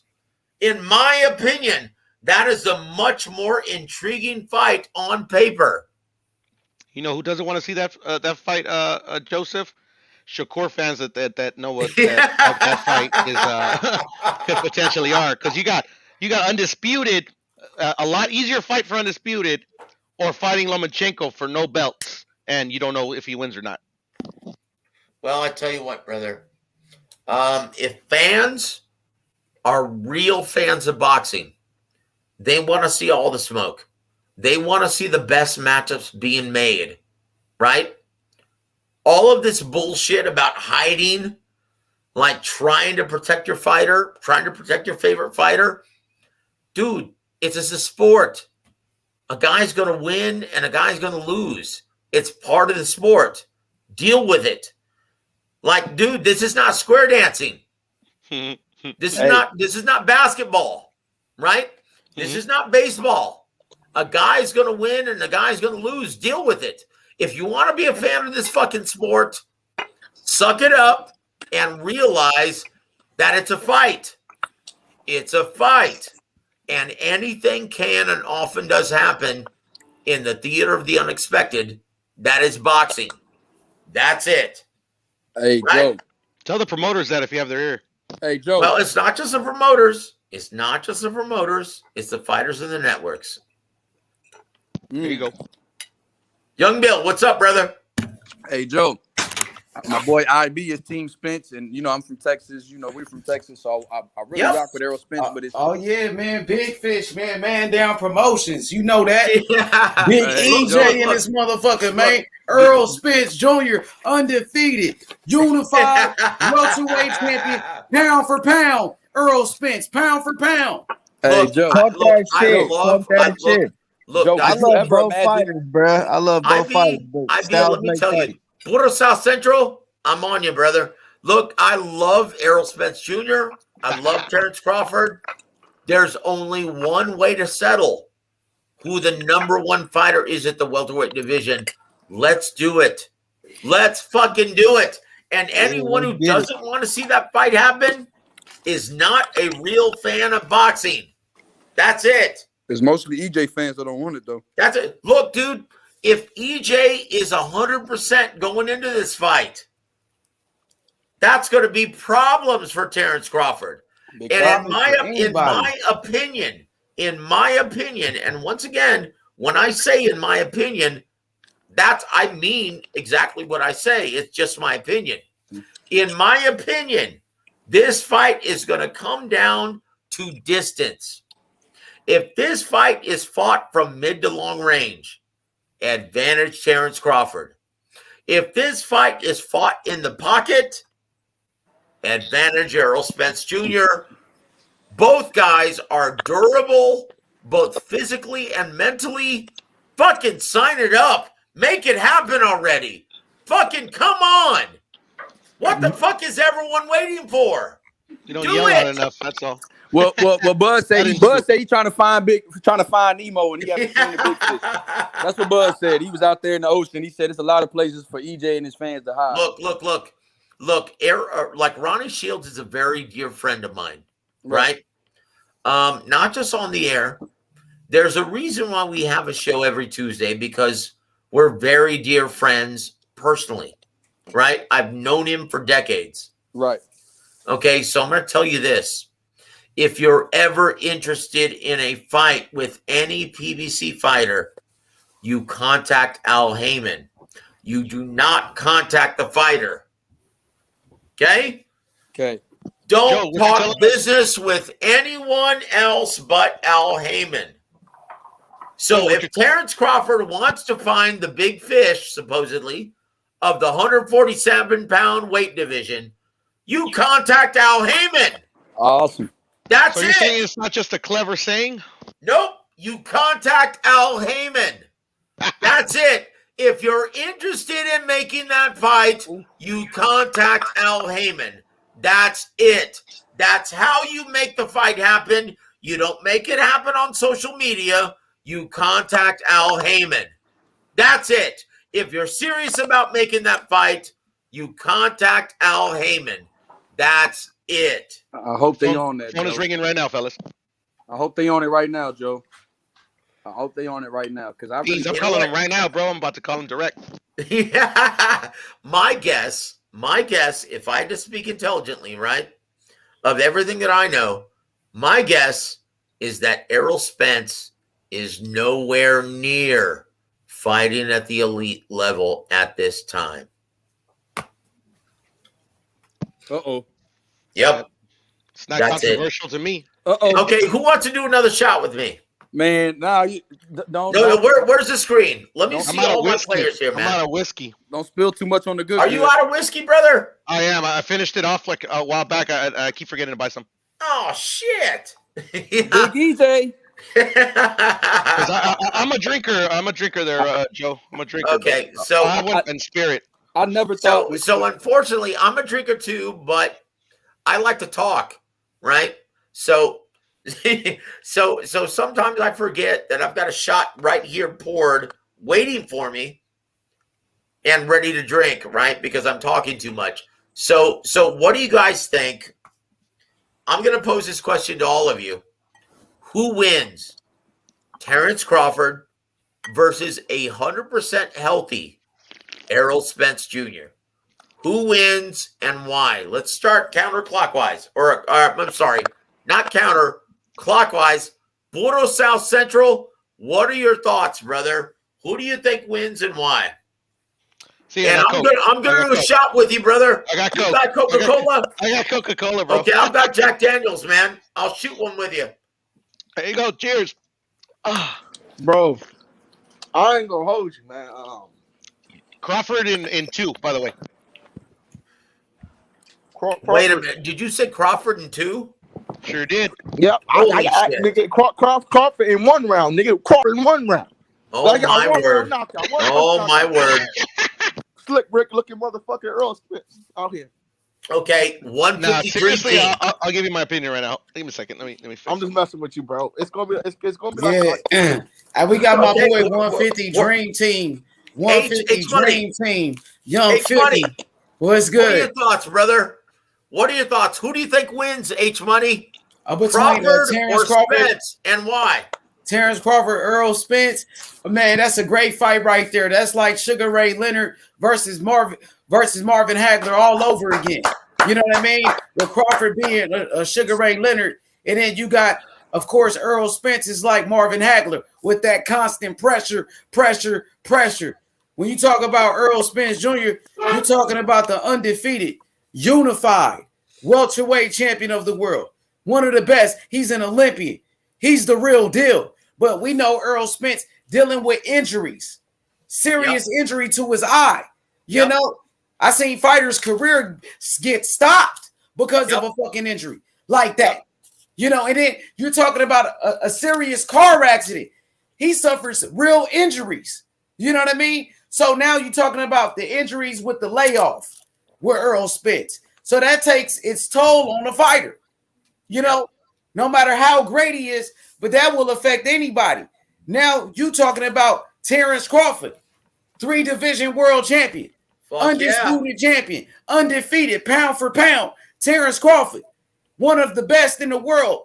Terrence Crawford, he's 100%. He's been looking good. He's getting better and better. So, man, right now, I mean, in the beginning, I will favor Earl, but right now, you know, at this time, I will go with Terrence Crawford. I give the edge to Terrence Crawford in a 50-50 fight. But it's so close. It's like, you know, man, Earl Spence is a hell of a fighter. He has the size advantage. He has the jab that can give Terrence Crawford a lot of problems. We see Sean Porter give Terrence Crawford, you know, a tough fight. And Earl Spence beat Sean Porter. Earl Spence is better than Sean Porter. H Money, that's why the fight needs to happen. Right? And we need to fight. Shout out to my brother Magic. Magic in the chat. Shout out to my boy Jonathan Simon. Man, hit the link, join the panel. Man, let me get your opinion. Who you got? Terrence Crawford or Earl Spence? Earl Spence, the truth. The truth, bruh. You talking about Bud. The truth. That nigga Earl Spence, one of the best body punchers in boxing. He got the best jab in boxing. Earl Spence Jr. Hell of a fighter with the high guard defense. That's my style. That's the H Money style. I'll tell you what, guard. you know, honestly, H Money, you need to be promoter, dude. Yeah, I am. You do a great job promoting these matchups. You need to be a promoter. Don King like seriously, with a little bit of Bob Arum. Yeah, happy birthday, Bob Arum. You know, they say I'm the next Bob Arum with a little bit of Don King. You know, then you get H Money. You know, and yeah, man, we got David Morrell, a fighter that I love. Of course, you got Teofimo Lopez. You know, he took a loss. You got Devin Haney, undefeated champion. You know, George Kambosos, undisputed champion. You know, so many great fighters. Then you got Canelo Alvarez, #1 pound for pound in the world, undisputed champion, who fights the best. You got Terrence Crawford. You got Earl Spence. You know, Shakur Stevenson, like you said. But then you got the up-and-coming fighters. That's what I wanted to ask 150. You know, 150 now, you know, last night after the show, I was doing my homework because I like to study the sport of boxing. You know, so now when you talk about young fighters in boxing, who's the best young fighter? So I got the names. I want to get y'all opinions. I'm going to start off with 150. Now, who's the best young fighter? I'm going to give you some names and you tell me who you like. We got Jaron Ennis, of course. Guys, I've got to jump off real quick. I got to take this call. Okay, yeah. Take care, brother. God bless you guys. Young Bill, I'll be in touch. Yes, sir. Thank you. So you got Jaron Ennis, Boots Ennis, Virgil Ortiz, David Morrell Jr., Jared Anderson, the real big baby, Chris Colbert, Keyshawn Davis, Devin Haney, Shakur Stevenson, Teofimo Lopez, Virgil Ortiz, Ryan Garcia, Tank Davis, David Benavidez, Jaime Munguia, Edgar Berlanga, Junto Nakatani, Munguia, Erickson Lubin, Sebastian Fundora, Charles Conwell, Stephen Fulton, MJ, Brandon Figueroa, Daniel Du Bois, Bam Rodriguez, Isaac Cruz, Gary Antoine Russell, Julio Cesar Martinez. Who do you guys like? I mean, who's your favorites? Frank Martin, another lightweight, Frank Martin. Who you guys like? Rolly, who you like? Let me know. I like Gary Antoine. I like Shakur. I like Virgil. I like Virgil Ortiz and Boots. I feel like Virgil Ortiz and Boots going to be another super fight one day. Frank Martin is nice. MJ is nice. Cool Boy Steph is accomplished already. You name some monsters, H. There's so many good fighters. Who's gonna be the next great champion? Is it Keyshawn Davis? You know what I'm saying? Who is it? I fuck with Keyshawn heavy. Because these fighters we naming, not everybody's gonna be a champion. Somebody's gonna lose, somebody's gonna flop. Maybe everybody's gonna be good. I'm not sure. You know what I mean? Yep. Knock on wood. Keyshawn Davis is too young, but you never know. Somebody's gonna be. And Benavidez is there. Benavidez. I think most of the fighters I picked, they're really good. I think. No, yeah, William Zabata, another one. William Zabata. You know what I mean? Another very good fighter. I want to say one more. What's his name? Lopez, the guy that did the 2 upsets this year. What's his name? Lopez. His last name is Lopez. Luis Lopez, right? Flores. The guy that beat Flores, and he just beat some other dude. What 150? We're talking about him. What's his name? He beat Gabriel Flores. And what was the other one that he beat? 150. Remember we were talking about it? Yeah. I forgot his name. He did. I forgot his name, but yeah, he beat Andy Vences. Oh, that was him. Okay. Yeah. Okay. Yeah. That guy is good, bro. Like that's crazy how some of these fighters even get past me. I didn't even know who the fuck he was, but like he looks really good. Like skill wise, he looks really good. Xander Zayas too, the goods, bro. Yeah, he's on my prospect list now. These guys are like damn near contenders, I think, or champions. The ones that I mentioned in this one. Some are prospects. Keyshawn is a prospect, but Keyshawn is special, I think. I give it to Shakur. You like Shakur? That's your top guy out of everybody. Shakur, Boots, and Virgil, my top guys. What about Jared Anderson at heavyweight? Jared Anderson is there. Jared Anderson is really good. See, I have top guys depending on the weight class, H, because you named us guys that like you named Fulton, MJ, who all are like 122. Then you named a lot of guys from different divisions that I think could take over them. So this is my thing. Virgil and Boots are the same division, so it's hard for me right now to pick who I would think would prevail out of that. So who you think gonna be the face of boxing out of everybody? Like, will it be Jared Anderson? You think out of Boots and Jared Anderson, who you think gonna have a better career? Can we say that, or even Shakur? I think Boots, because I think Boots could go up multiple divisions. But heavyweight champion though, heavyweight champ is like the best thing. You know what I mean? Like it depends on how good Jared Anderson is, but heavy ain't nothing like being a heavyweight champ like Mike Tyson. These guys was running boxing back in the day. It was all about the heavyweights. An American heavyweight too. That's good like this kid. You know what I'm saying? Do you think he could be probably like, that type of star, heavyweight champion, and just be the? I know Boots can for sure though. Yeah, usually the heavyweights is the baddest motherfucker out. Like Ali when he was out, but it changed. You know what I'm saying, a little bit. No, it's still the same, H, in my opinion. It's just we haven't had one that's the face of boxing in America since, like, I would say maybe Holyfield. I would say out of all them guys that could got the chance to be pound for pound number one, I got Shakur Stevenson. Shakur as your future pound for pound number one. Yeah, I can see Shakur Stevenson. Let me think. The next face of boxing, I can see Shakur. Let me see who else. Who's got Shakur over Boots Ennis. I ain't gonna say face of boxing, but I'm gonna say, like, if I had to pick my next pound for pound number one after Bud and these guys are older, You got Shakur. I got to go So Shakur. Shakur over Boots Ennis, you would say? I think Boots would be top. I think Boots could be another top 5. Like it's like when Roy and Floyd when them were like it was Roy, Floyd. You had that era of Trinidad. I could see all them guys when they was all in the pound for pound list. I could see Boots and them arguing like you could argue like, oh shit, who's gonna be pound for pound? Boots, Virgil. Boots and Shakur and Jared Anderson would probably be a heavyweight champ. I could see Jared Anderson winning the title at heavyweight for real too. But oh shit, the face of boxing is big though. Like pound for pound number one, that one can switch around in a year sometimes. But the face of boxing, that's you got to think about that one. But I think Shakur is definitely a candidate though. So what about Devin Haney?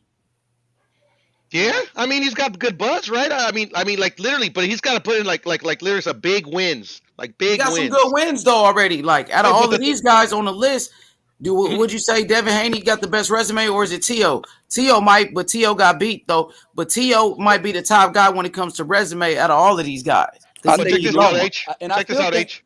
Go ahead. I'm glad you reminded me, H. I still think T.O. could rebound after that loss. Me too. Hell yeah, for sure. So he got to work. You know, he got to put in some work though, for sure. But H, for the face of boxing, it's got to be popular, sell a lot of tickets, bring in casuals. Like right now, like Joseph was saying, Devin's a real good fighter, but like, he's still not selling yet. You get what I'm saying? So but I'm just talking about resumes if right now. Selling this shit, yeah, definitely the face of so boxing. I'm just talking resume. Would you say Devin Haney, out of all the young fighters right now, got the best resume? And he's undefeated. No. So who got a better resume, Devin Haney? Who got a better resume right now? Who got a better resume than Devin? Okay, there you go. But would you put T.O. ahead of Haney? T.O. Would you put T.O. ahead of Haney since he got a loss? And that's my man. Would I be able to put him ahead of Haney? No, I think Haney moved up. Besides T.O., because T.O. got a loss. So T.O.'s the only one on his. Well, T.O.'s still young. I mean, so T.O.'s ahead of everybody still. You would say? Yeah, it's still the get. Hey, Andrew, I would say takeover, in the resume. I'm still with the takeover. Yeah, for sure, the takeover. He has the best resume. Hey, so how about this? Devin Haney, who got a better resume? No, who beat better fighters, Devin Haney or Shakur Stevenson right now? Shakur. Honestly. How? Devin Haney beat JoJo, though. Let me see. Devin Haney beat JoJo, Linares. He got Gamboa. Better than Jamel Herring. Shakur's best wins is Herring and what's his name? Joet. What's that dude name? Joet. Yeah, Joet. And I think he beat that one cat. What's his name? There was some dude he was talking about back in the day. I have to lean it to Shakur, but just by a little bit, bro, because the JoJo one was big, just a bro. little bit, just a little bit. Nah. Haney beat though. Haney got some good wins. He beat JoJo. JoJo and Linares. You know why I said Haney, Linares a 3-time champ, bro. That's better than anything. I'm gonna call it a tie because none of us can agree. So I'm gonna say they're even. I'll probably say Haney beat better fighters than Shakur right now. He beat JoJo. And I'm not mad at you. He beat multiple division champs. Like Linares he beat three former champions. Right, and Linares was a multiple division champion. So and JoJo was a champ before. So you got to give him. But I can actually have an argument for Linares, honestly. Yeah, go ahead. He was a little bit past. I understand he's a former 3-division champ, but Linares was a little bit past his prime. He was. You guys have to admit. What about the Gamboa? Gamboa too. It was still former champ. Yeah, Gamboa was past his prime. Yeah, Gamboa was past his prime. I mean, I'm still favor Haney as far as resume, but as far as potential, I got Shakur. I got Shakur over Haney any day. Bro, I don't think you're crazy, H, though, for saying Devin Haney. So I'm gonna say it's I mean, even 150. Right, that what 150 said too, right? 150. Yeah, I said that. I like Shakur more than Haney, but I'm not gonna lie for him. I think Haney fought better competition, bro. Yeah, I don't think none of you guys are lying. Linares alone is better than what Shakur's fought, bro. He's a 3-division champ, bro. You can't just push that to the side. For me, I think the next face of boxing, to me, is going to be Virgil because of who he's going to be training with in Canelo and Eddie Reynoso, to be honest. So Anthony, out of all the fighters I named, Chris Colbert, Jaron Ennis, Jared Anderson, David Morrell Jr., Keyshawn Davis, Devin Haney, Shakur Stevenson, Teofimo Lopez, Virgil Ortiz, Ryan Garcia, Filip Hrgovic, Tank Davis, David Benavidez, Jaime Munguia, Edgar Berlanga, Junto Nakatani. I don't trust Berlanga. Okay, Junto Nakatani, Erickson Lubin, Sebastian Fundora, Charles Conwell, Conwell a Stephen beast. Fulton. Stephen Fulton. What about Fulton? That nigga unified though. That's what Out I'm of all of saying. these young Hey, niggas, he the only one to unify. But see, you gotta MJ him too. and MJ MJ gotta too. fight it out though. Oh yeah, MJ too. too. You're right, Him MJ. and MJ gotta fight it out. They both youngins. Yeah, they got But- to fight for undisputed. But I would say, yeah, you're right. That's the undisputed fight right there. So I mean, Fulton, I think beat better competition than MJ. Did. He definitely did. But what if MJ upset Fulton? And then you like, damn, he just took Fulton's spot. Yeah, He I took agree. all Fulton's clout. You still got Brandon Figueroa too, who was a former champion. Even though he got one loss, it was a close fight. Some people thought he won. Hey, you know what I mean? I thought it should have been a draw. I thought or Figgy. You know, so just because he got a loss, it don't mean nothing really. That really don't mean nothing. Yeah, no, I don't mean nothing to me. I didn't see that. And then you got go ahead. I was just gonna ask her a quick question. Do you think Fulton can make it as high as 140 and be successful? I don't know about that. Hell no. And that's the thing. 'Cause I never really seen a very the way he's currently at. I never really seen the face of boxing because those divisions usually not that popular. To me, the face of boxing has to bring in the casual and the hardcore. Yeah, for me, I'm not gonna say the face of boxing, but to me, I think the next guy to do what Manny did, possibly, from starting from like 118 and going all the way up to super welterweight and winning a title, is not someone who's boxing right now. To be honest, no one. I don't think anybody in boxing right now can do that. What Manny did. Yeah, that's going to be a record that's going to take a while to break. Yeah, but I that's mean, gonna that be was one of some the years reasons he for that became the man, face bro. of boxing, especially somebody said that started so little. But my whole point was that he eventually got to super welter. You get what I'm saying? And that's when he became the face of boxing. That's all. Because Fulton, I could see it, but like he would have to get to 140. Then he'll become the face of boxing. If he stays if he stays at 135, 130 area, I don't think it'll be him. So you like Fulton right now? Out of all the fighters on the list, he's one of the most accomplished fighters. He is. I would like say. Fulton a lot, actually. I think he's really skilled. I don't know how much he sells though to say he could be the face of boxing, but that all depends on him. If he keeps fighting like top badass motherfuckers, I mean, then the fans will come. The casuals come when you start beating the shit out of their favorite fighter. You get what I'm saying? So let's go ahead. For me, I'm gonna bring up. You had Fundora on that list, correct? Yeah, absolutely. Fundora's on the list. Yeah, for me, I think Fundora might be the one guy in the heavier divisions to do. I think he's big enough to be at heavyweight. To be honest, I think with his height, and I think as he gets older, I think he might be big enough to be a heavyweight. Do you guys agree? Yeah, I agree. But His it body all can depends if he fill it carries really his easy. power.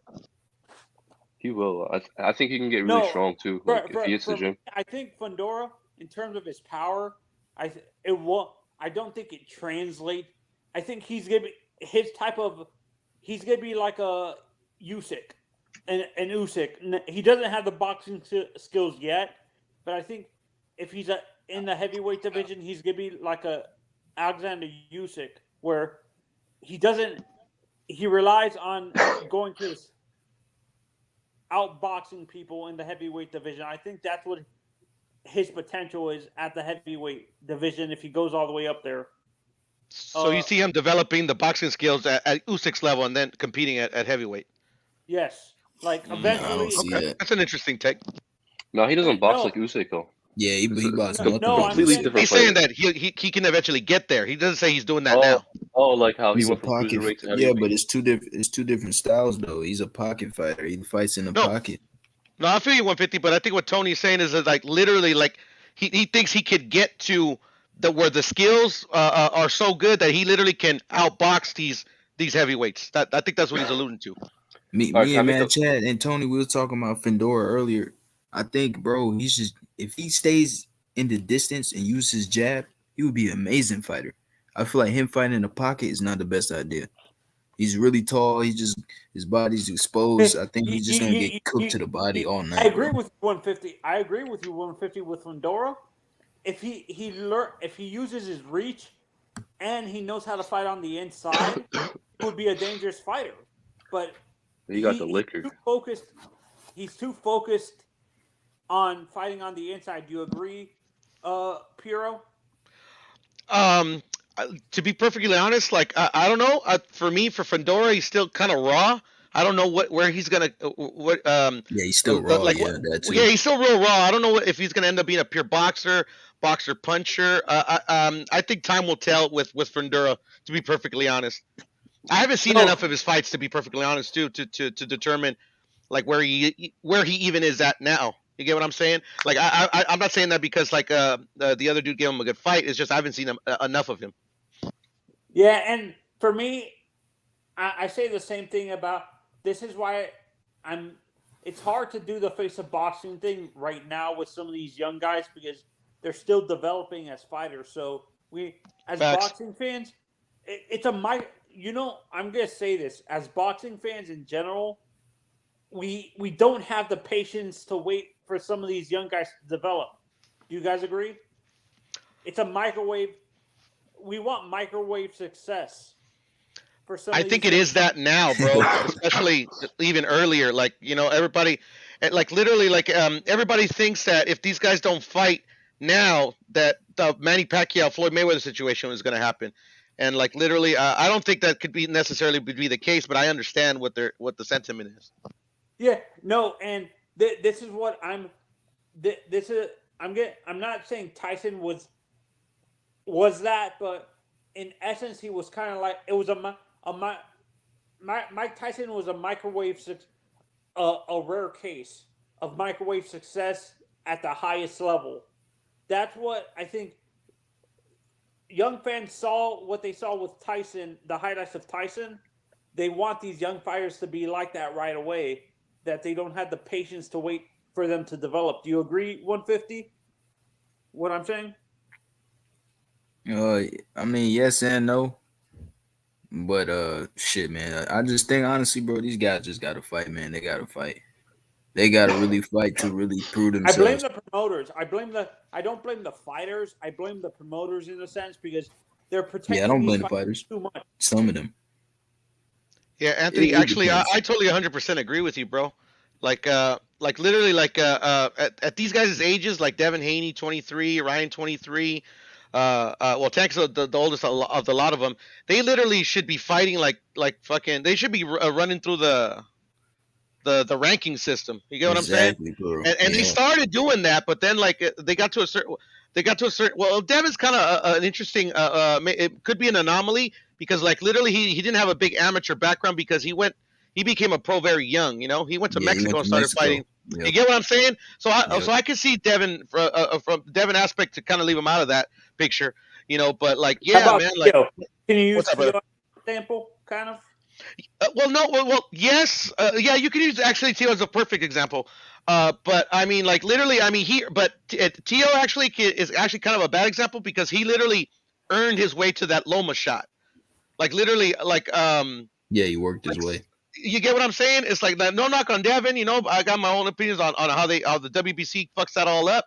But like that fool has a title without earning it. You get what I'm saying?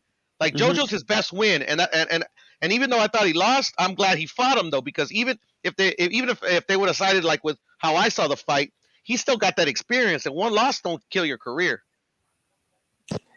Yeah, and someone in the chat just said these promoters need to feed their families, but you need to realize as a boxing fan, it's hurting the development of these fighters that you're protecting them too much. Don't listen to that commenter, bro, because these promoters literally are richer than historian. They can feed their families just fine. Yeah, I mean, in my opinion, Tony. I mean, you get what I'm saying. I'm just saying that I don't know whoever said that shit's cap. Yeah, no, I want to acknowledge that I understand it's a stupid statement, but I understand why these promoters are rich. But I'm saying I'm not sure if you guys agree that it's hurting the development of these fighters that these the young fighters specifically that these promoters are protecting them a little bit too much. That's I totally 100% agree with you, Tony. I've been saying that Yeah, I since the agree. first day I've been on H's panel. I've been saying that since the first time I realized how the business works. But I mean, unfortunately, like Joseph was saying, that's the state of the business as it is right now. They don't care about the fighters. To them, they're monopoly hotels, bro. They're commodities. They're investments. That's all. That's all a fighter is to a promoter, bro. Is an investment, and that's why you have to have a good team to That's like true. literally like navigate the murky waters because they don't care about them. They care about what they can make out of them. Yep. 100% agree. And shout out to Punch Drunk. Yeah, and I kind of wish there was a way we can, like as fans, there was a way we can like convince. I know the promoters don't care about what the fans say, but I wish there was a way we can force these promoters to listen to us and have these young fighters fight all the time and stuff like that. I have similar thoughts as well. The only thing is that like literally, if the people just on this panel that agree with you and me about the promoters, if we went to the promoters and they actually listened to us, that's detrimental to their bottom line. Like they're not trying to listen to a fan like us, bro. You get what I'm saying? That's true. They don't care. Oh, they don't want to listen to the smart fan. No, because they know it's the end of their business, bro. Like literally, promoters, truthfully, are obsolete. You don't need a promoter anymore. It's just kind of like how musicians don't even need a record executive anymore. Because they usually use them kind of for distributing and to pretty much to promote their music, right, and make them money. With the advent of YouTube and all these social media platforms, do you think a promoter is really necessary? I don't think so. and don't forget about Spotify and like Apple Music and stuff. They don't really need all these promote like I agree with you. The music industry is the perfect example. You don't need the promoter these record companies to promote your music. You have Spotify, you have all these music streaming services like SoundCloud, Apple, Pandora and stuff. Yeah. 150 would know about that. Shit, you can fucking make a career on Yo, YouTube. so I have a question. Yeah, I got SoundCloud and fucking YouTube. I post all my shit up there. Yes, all good. Yo, I got a question about the new fighters that H was talking about. So do you guys think that they will all actually have a chance at fighting the best fighters? Because I don't think that half of them will be able to fight the best fighters. I think half of them will have like careers like Demetrius Andrade and Tank Davis, to be honest with you. I agree. Tank is still young, but yeah, I agree. So I think maybe some of them, not all of them. Yeah. So exactly, but the thing is, I think it all depends on the promotional companies and who they're with. Like, so Shakur, I think, has a really good chance of being pound for pound, like the first one out of all of them. Yeah, actually, for sure. I think Shakur has the highest ceiling out of everybody. He definitely out of does. all the young guys, for sure. I think he does. And he has the biggest promoter backing him. Exactly. Yep. Bob Arum promotes the fuck out of him, so he's straight, man. I think he got this shit, and he got skill too. So I was gonna say for me, I was gonna say Virgil, but I just realized he has an Oscar. Yeah, exactly. Like, I agree. Boots and Virgil, I don't think they're gonna get like the top level fights in the next 2 years. Maybe like 2024, 2025, but not in the near future like Shakur will. I'm gonna say Shakur is gonna be the next face of boxing. I'm just gonna say it right now. Now that you guys put it in those terms, I'm gonna say it's gonna be Shakur. I think Virgil on the right track though. I think Virgil on the right track. Yeah, but I mean, once he hits that roadblock, which is the promotional companies, and sometimes and most of the time, actually, the sanctioning bodies, man, they're trust me, they push a certain fighter the way they go. Like unless you have like literally, Canelo's the face of boxing right now because he has like almost like a built-in fan base. You get what I'm saying? So like literally, like he has the hardcores and the casuals. So that's to me, that's what you need to become the face of boxing and big wins, obviously. But I mean, like literally, like I mean, some of these fighters you can manipulate their fan bases and kind of like make them reach a cap if you get what I'm saying. But about Virgil's fan base, do you think actually him moving to Canelo's training camp can help him develop a bigger fan base because of Canelo's following?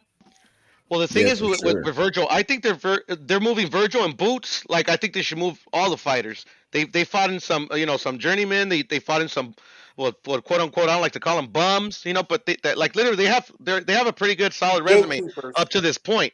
But the thing is that once to become the face of boxing, you're gonna your fan base grows as you start kicking as you start whooping ass. You get what I'm saying? And some of these fights don't happen. So if Virgil can get the fights necessary to keep building his fan base and then start picking up casuals, yeah, I could see it. But then, like Oscar, it's up. You once you start getting to the business of boxing, it's almost all predicated on if the promoters push you or not. And for me, that's what I think is hindering Virgil building up a fan base because Oscar's too focused on the wrong fighter in Ryan Garcia. But that's the thing. He's not focused on Ryan Garcia. The only He's reason I said focused that on all of them. Oscar is fucking up is that literally, like, he used to have all the PBC fighters were all Golden Boy fighters at one point. He lost them all. Like literally, right now he only has Ryan and Virgil. He has more boxers, but like really for right now in the immediate, Ryan and Virgil are his biggest stars. Yeah, he has a lot of You also young got Jaime prospects, Munguia too. but you don't know how. Yeah, he got Munguia. Munguia's Yeah, he doing got good. Munguia, but I mean, Munguia's- the he Virgil gotta be a star star. power, I think Ryan and Virgil got him beat. Yeah, for You sure. don't think yeah. Munguia can be a superstar? I think he Sorry? can. He probably I think can he because he's can. Mexican. Who, Virgil? Yeah, No, Munguia. no, Munguia. Oh, Munguia? Yeah, of course. He's got Munguia that got the built-in fan style, base like Canelo bro. has. You He's know? the perfect one, bro. He has the style and all, bro, and he's under Yeah, Morales as well. I think he Mhm. can be. I think he can be a star. Honestly, He's the most exciting fighter today, and he's probably. exciting. Very Exactly. exciting, very Very Highly exciting. Yeah. Exactly. I love watching him Yeah, fight. when I He look gets at hit a Mun- lot, but I love watching him fight, bro. I don't Mhm. care. Like, I've you know? a- Hey, I've did you a guys little notice bit that of- Oscar's actually promoting Ryan Garcia again? I saw that. Honestly, See when that I- he's like, first he's like, oh, he's gonna lose to these guys, and then when Tank has one like mediocre fight, he's like, oh yeah, you'll kill that motherfucker. I'm like, shut the fuck up, Oscar. Go snort a line of coke or something. Oh yeah, Yeah, he was like, well, when I he's look gonna at- lose to Teofimo. He's gonna lose to Tank. Right, dude. Now he that's- switches role. See, now you guys see why Oscar is fucking up Ryan's career, bro. I'm convinced it's not the fucking the hand was the hand, and that's because that stupid ass is always doing that fucking body shield challenge. But that fucking the pullout on Fortuna, I'm guarantee you that's Oscar fucking he's like Gary Russell Jr. He fucking pissed Oscar off. Yeah, and when I look at Jaime, I see a bigger version of a Diego Corrales. Hey, that's a good comparison, actually. That's a very good comparison. I see Morales in him, man. That's what I see. I see a watered down Morales. I think Morales taught him a lot. I don't see it. That 150. To be perfectly You don't honest, see it in him? Nah. Is it? Actually, well, maybe actually, no. Nah, I don't see it. I don't see it because Morales, he was an excellent boxer. Like literally, I don't think Jaime Munguia's boxing ability, in his style, is compares to Eric's. I would say, to compare to a fighter, I would have to think about it. Do you agree with mine though? A little bit more with Diego. No. Yeah, I do. Cause yeah. Actually, I would have to think about it, man. I might be full of shit. I'll agree with you guys right now. I got to think about it. No, seriously, because like I usually don't make those comparisons. At least like we're on a panel and I'm kind of like thinking about it because it's stuck in my head. But yeah, no, that I don't know. Jaime Munguia's style is kind of like a difficult to place. Like for me off the top of my head. But maybe you guys are spot on. What are your guys' opinions so far on Xander Zayas? Looks good. I think he's good. Yeah, he looks good. He just needs more. He's a solid he fighter. Needs more fights. It's kind of hard to judge him. Big fan of the Puerto Rican Boxing Federation, and they're already saying he's gonna probably replace he's gonna be replacing Cotto and Trinidad as the next fighter. What? Nah, I mean, we gotta wait a little bit. We gotta see wait. more. Cotto just made the Hall of Fame. Fucking Xander's eyes nowhere near that shit, man. No way. He's only 19, so we'll see how he develops and how he goes up. Mr. G, we're talking about boxing. Why are you bringing him Muhammad Abdul They Rahuf. talking about basketball in the chat. Oh, they're talking All them- basketball, brother. Yeah, all them talking basketball in the chat. Okay. But I mean, like Puerto Rico hasn't had a champion since Cotto. I mean, if you're coming from that way, like maybe he's just gonna maybe bring back Puerto Rican boxing back into the game. Then yeah, I make it see it. I mean, he shows tremendous promise. As the next great Puerto Rican fighter. Yeah. No, they Yeah, said we the gotta same see thing him some about more. Verdejo. They said the same thing about Verdejo. Look what happened to Verdejo. What about Sabril Matias? What y'all think about him? He was a champion. He was just a champion. I haven't seen him a lot. H to see if like he's Yeah, the yeah. next. To be honest, He's I haven't seen good. him a lot either. Yeah. Oh, he gets a What rematch I too. see, I think it's good. Yeah. he gets a rematch. His only loss as a professional because he actually killed somebody in the ring, and then his next fight he ended up losing it. Damn. I don't know if he had something to do with him killing somebody in the ring. So his next fight he wasn't the same after that. But that dude came back and just knocked out an undefeated fighter, Malik Hawkins, Tank Davis' teammate. That was trained by Coach Calvin from the money team. And Matias came back and destroyed him. Now he gets a rematch with the guy that beat him. Matias is a very good fighter. How old is Matias, by the way? I'm not sure. Somebody look it up real quick. But Sabril Matias is an animal, bro. I'm gonna guarantee He might you be this. the next one. Every single promoter is looking for the next Puerto Rican fighter, bro, because that's money. They see dollar signs in a skilled Puerto Rican fighter, bro. Yo, yeah, for sure. They said Matias could be the next Felix Gabriel Trinidad. Bro. Matias is 29 years old. That's not that old, 29. Not That's that old. younger than Canelo. But it is kind of. I mean, if he does, he already have like a big following. I'm not sure exactly, but I know he can fight though. He can fight his ass off. Yeah, he just needs to get the fights and prove it, And man, trust me, they'll promote the shit out of him, bro. They got the Mexico Puerto Rico rivalry they can make money out of. They got the built-in fan base and all the Puerto Ricans, bro. In the business side. And I kind of hope I can trust this promoter guy who just is starting to open up. That guy who just opened up a brand new promotion saying he's a Parabellum or whatever. Probellum. Hey, you're talking about Richard Schaefer. He's a good one, bro. He's one of the best, bro. He worked with Oscar De La Hoya, Al Heyman, Floyd Mayweather, and he actually was with Golden Boy. But when Golden Boy separated from PBC and Showtime, I guess he was sued or something like that, and he had to sit out of boxing like for almost 2 years. And now he's finally back. Now he got his own promotional company, I believe. No, Oscar had him blackballed, bro. Yeah. Well, when it comes to Richard Schaefer, what I'm saying is he's talking all this bluster, saying he's going to build. Should I trust him when he says he's going to build a infrastructure in the Dominican Republic to constantly develop championship fighters, or do you think that's just all BS?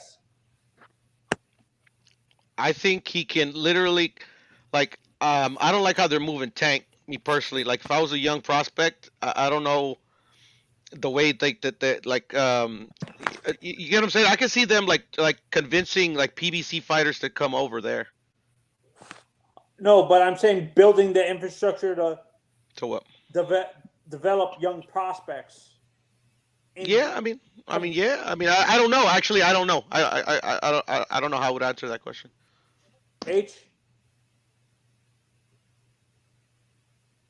Say the question again. Probably making a pizza. Should I I'm about to eat some pizza. Yeah. Should I Oh, we- trust a guy like Richard Schaefer when he's making all these promises, saying he's going to build an infrastructure in the DR to build like gyms there to constantly develop top level fighters and an Olympic system there, or do you think that's all BS? He's just saying that to get the boxing fans there excited. Oh, so to develop Dominican fighters, you mean? Yes, Dominican fighters. Oh, I don't know. Yeah, possibly. Yeah, it's possible. I don't think he would lie, because to be honest, Who said that's that? false Who said that advertising. Schaefer, Richard Schaefer. He used to work with Al Heyman and Oscar. Yeah, I know who Richard Schaefer is. I'm saying, he's the one said that he's going to develop stuff in DR. Yeah. They're underrepresented in boxing, so I mean, I can see it succeeding. That's false. That's false advertising. If he says it and he not gonna do it, I think he would do Yeah, it. they're gonna run him out of the DR and shit. Yeah, hell yeah. If he lies and about you that know shit. what pisses me off? There's actually boxing fans that say the DR should stick to baseball. They don't know how to develop boxers and stuff like that. I'm like, I understand they don't have the consistency of developing championship level fighters, but it's not their fault that their government is corrupt and stuff like that, and they refuse to fund the sport at the Olympic level or the youth level. So to me, is to you guys, is that an ignorant statement, or do you think that's actual? That's a fact, like something they should do, like just stick to a sport they're more well known for in a sport like baseball or something like that, or is that just an ignorant statement of some of these boxing fans? Well, the thing is that like developing fighters really not having an Olympic system doesn't necessarily mean that that they can't develop fighters out of that country, because like Mexico has a garbage Olympic system, and look how many champions they produce. It's all about if the talent pool that they have in certain countries. If the talent pool is there, trust me, the promoters will find them and they'll bring them out. Yeah. So you think it's an ignorant statement when people say that, like that country just should stick to the sport they're more well known for in like baseball? Oh yeah. I think it's a super ignorant statement. So, who do you guys think wins this fight this weekend? Comey or Lomachenko? Loma. Comey in 2. I got Lomachenko. Loma in stoppage in the 11th round. Wait, Piro, you think Loma knocks him out? No, I was just joking around, but yeah, Joseph left already, so nobody's gonna laugh at that joke. Yeah, no, honestly, I think I think Comey can win, but I don't think he has the boxing skills to outbox Loma. To be honest, This is actually a horrible joke. I think. Yeah, Loma, I think, pulls it off. What do you think, Beans? In 11? Yeah, I think Tico. I think just throwing the towel or something. Hey, Beans, go ahead. Finish your thought. I'll ask you right now. I think Andre Rozier will protect Comey from too much damage. I think he's too. I'm telling you, man, he hasn't been looking that good in camp. They say Richard Comey. Yeah, they say Richard Comey's having trouble getting down in weight too, man. They say like it's just stubborn. He's in this. Oh, he is a big guy. Yeah, they saying there's a lot harder on him, and he being touched up and sparring by Chris Colbert. So you think Comey moves up to 140 now? Bill? I think that could be. I think that could be in the cards in the future, depending on how he does in this fight. If this fight is close and Loma wins a close decision, then he'll stay. But I think, shit, man, Colbert was giving him work, man. That's everybody that's been there been telling me Colbert been giving him work. Somebody people been sending me like some clips, like 20, 30 seconds here and there. You can't take too much from it. Yeah. But Colbert has been making him go backwards. And, we were talking about earlier about Colbert not how he's not a volume puncher as much as Loma is, and not as aggressive as a fighter as Loma is. So I do think I think Loma's going to give him a lot more to think about. Yeah, and for me, when I look at, I'm gonna say this and continue saying this. I think to me, Loma is the more dangerous fight for Kambosos, not Haney. Honestly, I think Loma is the more dangerous fight in terms of the skill set, because I think Loma is a better boxer than Haney. In my honest opinion, I think Loma can outbox Haney in a boxing match. Do you guys agree? Yes. Hell yeah, bro. It might be some people that don't, but I definitely do. I definitely think Loma could be Haney. Yeah, I think he'll give him trouble. Beans, let me ask you this, brother. I was thinking this the other day. I actually thought for this fight, before the Tio Kambosos fight, that Loma was going to make a statement. I actually don't think that anymore. Do you think it's possible that Loma could overlook Comey now that Tio has lost the belts because originally he fought Nakatani and Comey to try to get a shot at Tio again. You think that's possible, or is you just think it's business as usual? Oh, man, that's a tough ass situation, brother. I do think he wanted Tio, but I also think for Loma, as he always said, who is Tiafimo? He used to always say, well, this Tiafimo. He used to always do that shit. So I think it was more about him getting the belts than it is avenging that loss. I know it's a sour taste, but now I think he's like, oh shit, this is wide open. I could beat Comey, and now mandatory and multiple sanctioning bodies, and I could possibly get even a bigger money fight against the Kambosos in his country. I think he's looking at it that way. Okay, yeah. You make a good point. But I could see him overlooking him too. But you know what? It's just like he's like a robot, bro. He's a fighting machine, and I just think him and his dad. But one thing about him being older, I think and him seeing.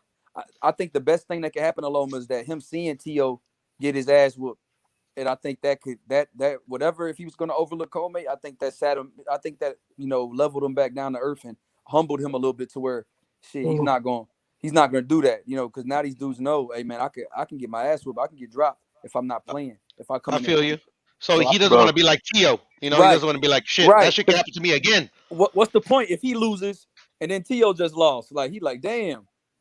So I've never got a chance to avenge my loss to Tio. My dream of being undisputed again is gone again. I just took a loss, another loss. So that's hard. Yeah. And I said this. I think I understand Tank won the fight, but I saw weaknesses in Tank. He was struggling with Isaac. Did you guys see that during the fight? I don't know if you remember, Tony. I was the only one on the panel since the fight got signed that said Cruz was going to be a problem for Tank. You did. I still had Tank by KO in the 11th because Tank hits that hard. But I went to the fight and like literally I was pissed off because like literally Tank, all the great things he did against Barrios and all the improvements that he did is not that he regressed, is that he didn't do them. Like the punch accuracy was not there. The head movement was non-existent. Like literally, Tank. I'm not saying I knew Cruz was going to give him a tough fight because, like, literally, because I've been following Cruz for a minute. He's got a great chin, but I just think Tank, got that power. That's why I picked knockout in the 11th. But yeah, the hand, could have played into it. But I mean, I'm not going to make an excuse. I'm gonna be like Tank and say, don't even worry about the hand. It is what it is. But I think he struggled. I think he struggled because of Cruz a lot, because like his defense, to be perfectly honest, Cruz's defense impressed me. Like to me, I didn't think his defense was super great in what I've seen prior, but sometimes the big fights bring out that extra attribute that you don't know out of a fighter. And Cruz impressed me in that fight, and Tank just underwhelmed. But I'm still rocking with Tank because it's not like he looked that bad, just saying like damn. He got exposed. I don't think he got exposed. I think he might have maybe overlooked Cruz, just like everybody that I talked to about that fight did. You get what I'm saying? Yeah, no, I said this. I said this during the preview when me and H were talking about it. I think Tank is going to overlook Cruz like he's not even on his level. I actually do remember Tony you saying something like that. Yeah. Yeah, and I think other people on the panel thought I was like. They didn't say it, but they thought I was crazy. There was other people on the panel. I'm like, I'm sure they said it, bro. Yeah, no, and I was proven right. Tank overlooked Isaac Cruz like he was nothing, and stuff like that. Like it wasn't Tank. He was on even on Tank's level. So I think he showed he was actually, but I mean, I think he definitely overlooked him a bit once he broke his hand. I don't know if he broke his hand because there's conflicting reports. Like literally, Tank in the ring says he broke it in the fight, and then Coach Calvin says he broke it in training. So I just think fighters underwhelm sometimes. I think that was the case, but only the next fight will prove that if I'm right or not. Nah, Piro, I agree with you, bro. I don't think Tank got exposed. It wasn't his best performance. But it wasn't his worst performance, I don't think. You know what I'm saying? Because he still shows some boxing ability. He can move around the ring. Like And that was the first time he showed that his That's what quick I'm feet. I saying. didn't think he had quick feet. Yeah, I didn't think he had quick feet like that. Like he really showed me a new different thing. Like a new wrinkle, huh? And that happens Yeah, when you can't fight the way you want to. yeah, So literally, I was exactly. still like literally, but your a broken hand has nothing to do with head movement. Like to me, he didn't move his head at all, bro. And I was pissed. I was yelling in the fucking Staples Center, bro. I was pissed off, bro. I was pissed off that whole night, man. Well, you were just expecting a knockout. No, I knew it was going to be a good fight. I knew it was going to be a good fight, but because his Tank is one of the fighters that I like a lot out of the Yeah. current crop of young fighters. I didn't expect him to literally neglect what got him to the position he was at. You get what I'm saying? Oh yeah. I mean, for that, I think it was just Isaac Cruz being a different fighter that he's used to. And 'Cause, that's like, true too. That has validity to it too. But I mean, at the yeah, moment, because I was expecting a tough fight. Don't get me wrong, but I was expecting like literally like a war, you know. And unfortunately, you know, and Isaac Cruz has a bit to play in that too, because Isaac Cruz respected his power a lot.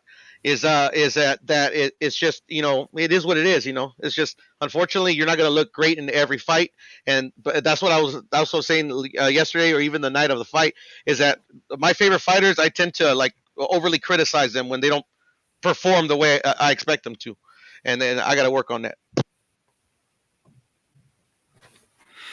Yeah, man. I think Isaac Cruz, he gave him his toughest fight of his career. His style is just, I think that's one of the styles that give Tank problems. But Tank didn't look terrible in that fight. He didn't. At No, all. I I did don't it. think he did. He just showcased a new version of himself, basically, to me. He You know, had to. He had to. Yeah, bro. That fight was close though, man. I mean, like literally, I It wouldn't have was. been mad at Cruz winning. I'm not mad at a Tank winning. I wouldn't have been mad at a draw. Shit, actually, Yeah, I'm I not. still feel the same way about Tank, but now I rate Cruz even higher, man. You know, I think he's one of the big boys now. Yeah, hell yeah. Same here. Yeah, I rate Cruz even I higher. don't think fighters are ducks, but I actually think it's gonna be hard for him to get fights now. Yeah, for real. Yeah.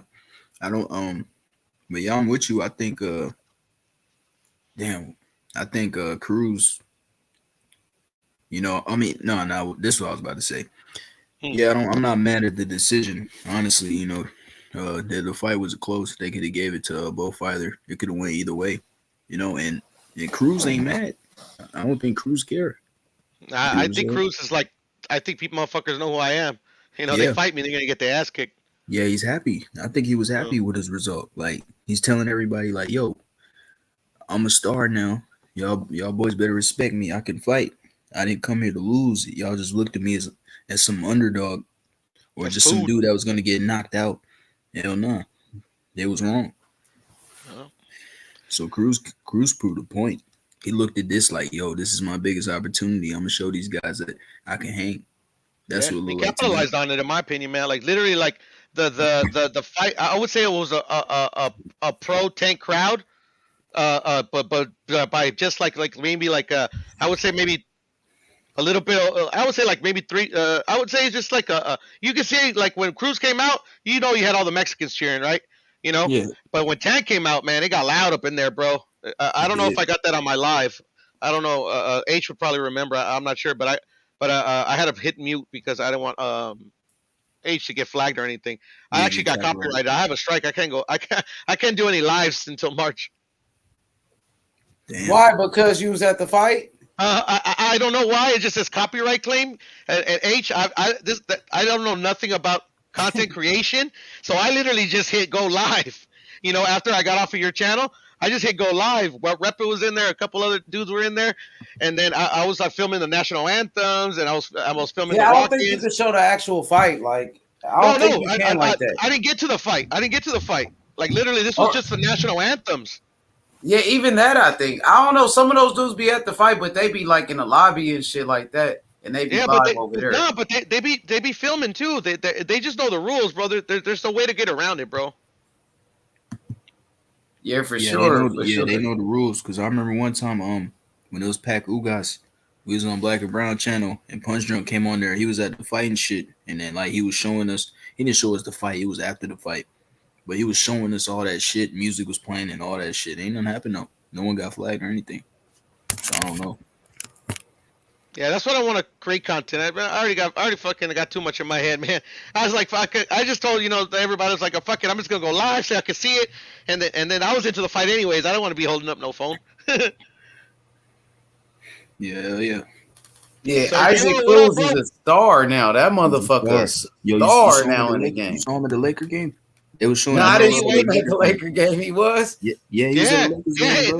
He got a roaring ovation at Yeah, Staples. they was fucking with him, bro. They Bro, love they him, were bro. showing him love. Yeah, kind of like Kambosos. Yeah, it was just like Yeah, that. they were showing Kambosos love too. They showed Kambosos on the big screen at Staples. The crowd went nuts. Yeah, they loved them For guys, real? bro. Yeah. Oh, Kambosos went to the Laker game too? No, Kambosos went to the tank fight. Oh yeah, he did for sure. Yeah, I that's know. what I'm talking about. Excuse me, I'm talking about the tank fight. They showed him Isaac love. Cruz went to the Laker game. That was his first game he ever went to. Oh yeah, his first basketball yeah. game. That makes sense though, because he lives in Mexico City. They don't really play basketball. Yeah. All those fans were showing him love. They was taking pictures with him and all that shit. This guy don't even know English, bro. He gonna be a star, bro, for sure. I can see it. Tank saw it. He said it right there in the post fight in the press conference or the post fight. He's like, "It's a star is born right here, man." Yeah, he's young though, right? How old is he? 23, bro. Yeah, he's coming back. It don't matter if you got a loss, like shit. No. His name got bigger. Matter of fact, that shit helped him out. They thought he won a lot of people, so shit. He like a hero now. Yeah, hey, that's what I was trying to tell Joseph, man. I mean, that's how you make these unknowns into stars, bro. You just put them in fights, bro. Don't matter who they fight. Eventually, motherfuckers are gonna be like, this motherfucker can fight. Yeah, he a star now for sure. But he's on my list though. Like out of the young fighters, Isaac Cruz is one of the guys that I recognize as, he's gonna be one of the new stars in boxing. He's gonna be a force to be reckoned with now. Everybody know who he is. And then go ahead, bro. No, you good.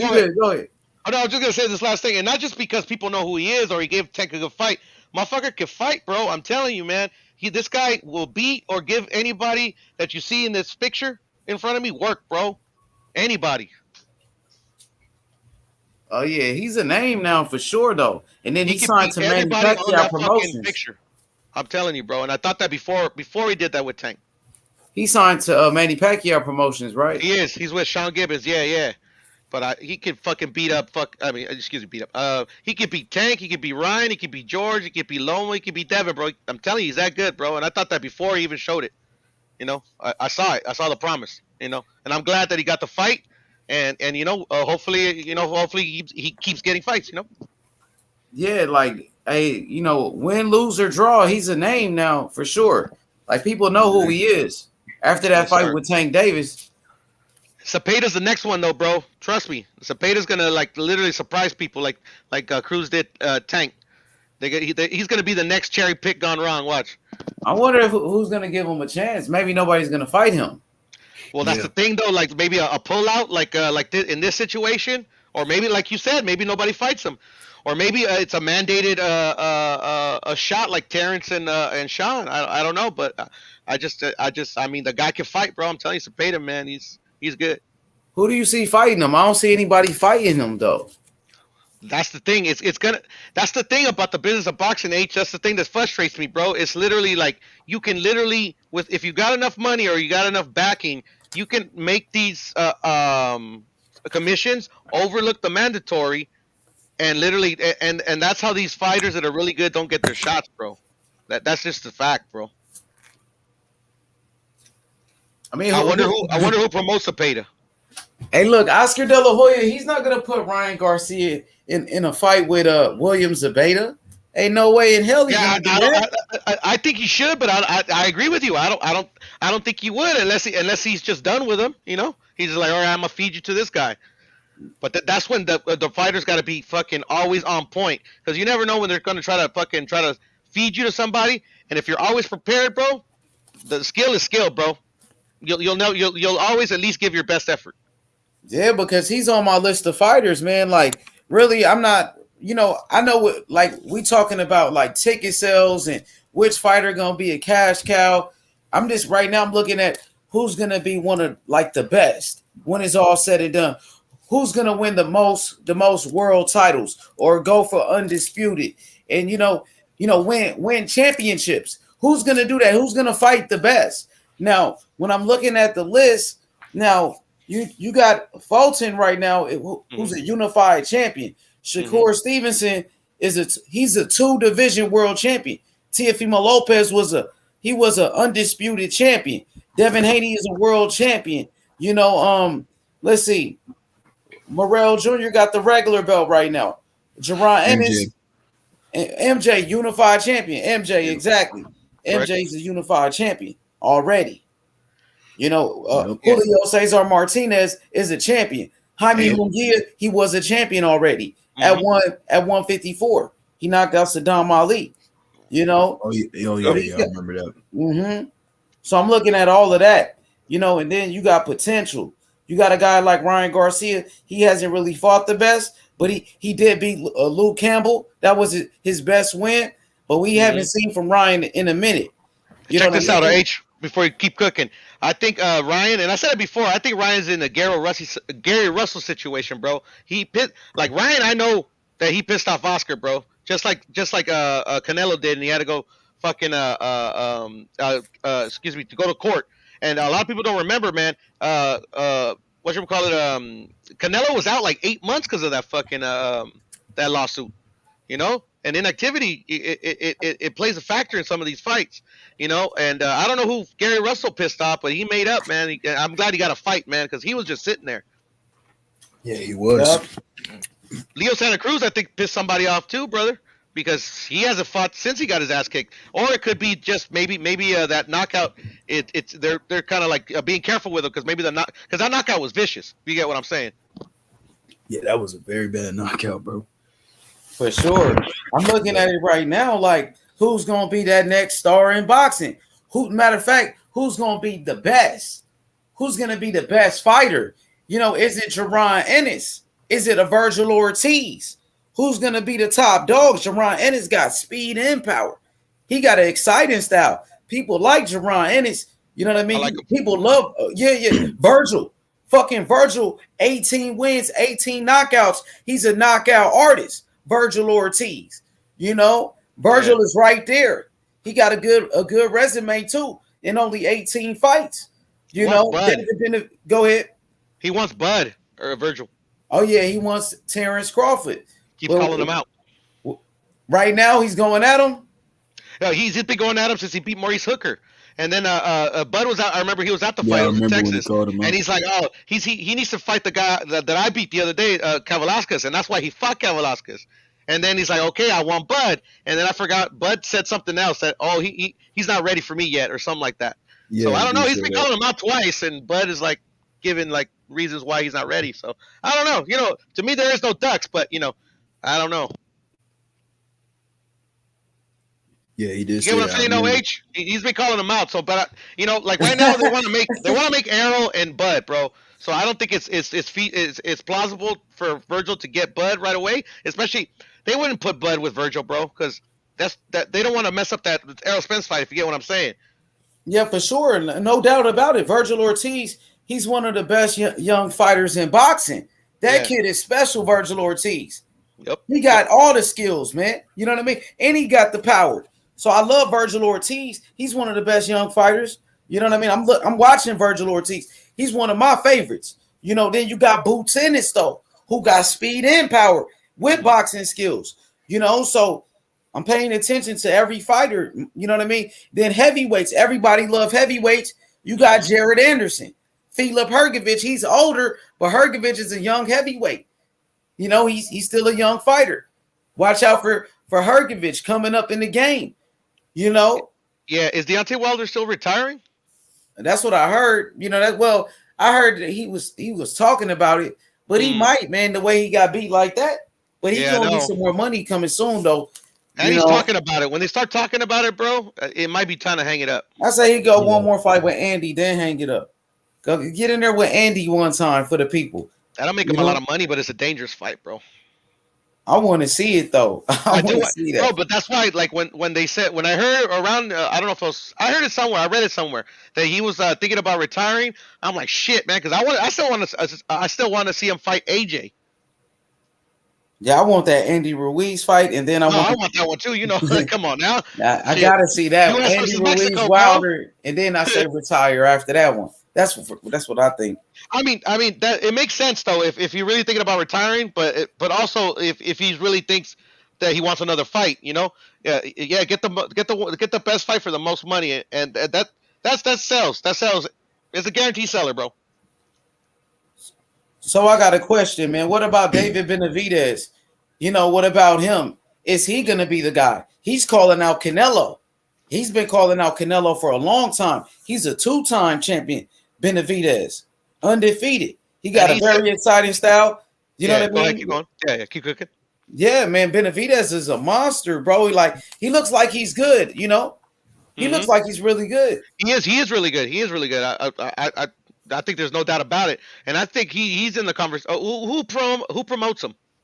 I think he's with the PBC and he's with Samson He is Promotions. with PBC, but they said they might leave the PBC. So if he leaves the PBC and say maybe goes to Top Rank, I think he's in the conversation with Shakur to be maybe the next face of boxing. Yeah, especially if he gets a Canelo fight and he beats Canelo and becomes undisputed, he becomes the man. But I mean, it would have to be at 175, bro, because he struggles making 168, bro. Who, Canelo? He goes, no, not Canelo. Canelo can make 168 all day. I'm talking about David Benavidez. But what about a fight with Canelo and Benavidez? What's up with that fight? When you think It would have he's to gonna be get at that one? 175, and it can't be soon because he'll get his ass kicked, bro. I'm telling you, H. But yeah, it's cool if he gets his ass beat. That's cool. Like really bad though, bro. I just want to see it. Career changing. I just mean like this guy is calling out Canelo. Then you got Floyd Mayweather saying that Canelo's ducking this guy Benavidez. He's saying Canelo's ducking him. I just want to see the fight. You know, when do you think that fight will happen? I think it should happen in maybe like 2 years. And Why then so maybe, long though? Because he's too green for Canelo, bro. Come on, that's what Terrence Crawford is saying about Virgil, and we know Virgil is not. We know Virgil is ready. Benavidez is a two-time champion. But Bud is already more towards retirement than he is prime. You get what I'm saying? I'm saying Benavidez is already a two-time champion. He is ready. Yeah, but not for a Canelo, bro. I'm telling you, bro. I mean, if he loses, he loses. But I know that he's ready. But, this is the thing. Canelo is a type, like literally, Caleb Plant might not come back from that because he wasn't ready for Canelo. But he had the fucking. No, he's gonna come back. But Benavidez is ready for Canelo. And I respect your opinion, H. But if he wants, hey, like I said, if he wants it, give it to him, bro. I'm just saying. He wants it. That's what I mean. That's what like Virgil wants it. Crawford should give it to him. I agree. Yeah. Fuck it, man. Be careful what you wish for, but that's what he's saying though. And Mayweather's hyping it up. That's why I brought it up because Mayweather's really hyping this thing up with Benavidez and Canelo. Since Mayweather's saying that, up, bro. Mayweather's saying I love Floyd. You know I love Floyd. But like ever since I don't know because he never used to be like this, bro. He's always been big headed, but never like this, bro. Like literally, he's bringing up Canelo when he's supposed to be promoting Tank, bro. I don't think that's right, bro. He's always gonna bring up Canelo to shit on him. But I mean, then you could always I feel you. But then you can make the argument that like, okay, maybe he's doing the right thing for Tank. That's gonna bring in more foods because the name dropping Canelo. So I can see both sides, bro. I just like, I don't know, man. Did you see the post fight interview for Tank's fight? I've seen it. What about you, H? What was the question again? Oh, did you see the post fight interview for Tank's fight? Yeah, I think so. Yeah, Floyd. I was watching him. It was funny. It was real cringe, bro. Like literally, you could tell Tank looked like embarrassed, bro. He did. I don't know if he was embarrassed, but they was defending Tank. I'm gonna send you a video, bro. You know why? Because people were saying that Tank lost the fight. People kept saying Tank lost, so Floyd went over there. He had to defend Tank, and that's what I thought he was doing. Because they were like, oh, he lost. It was a robbery and all of this shit.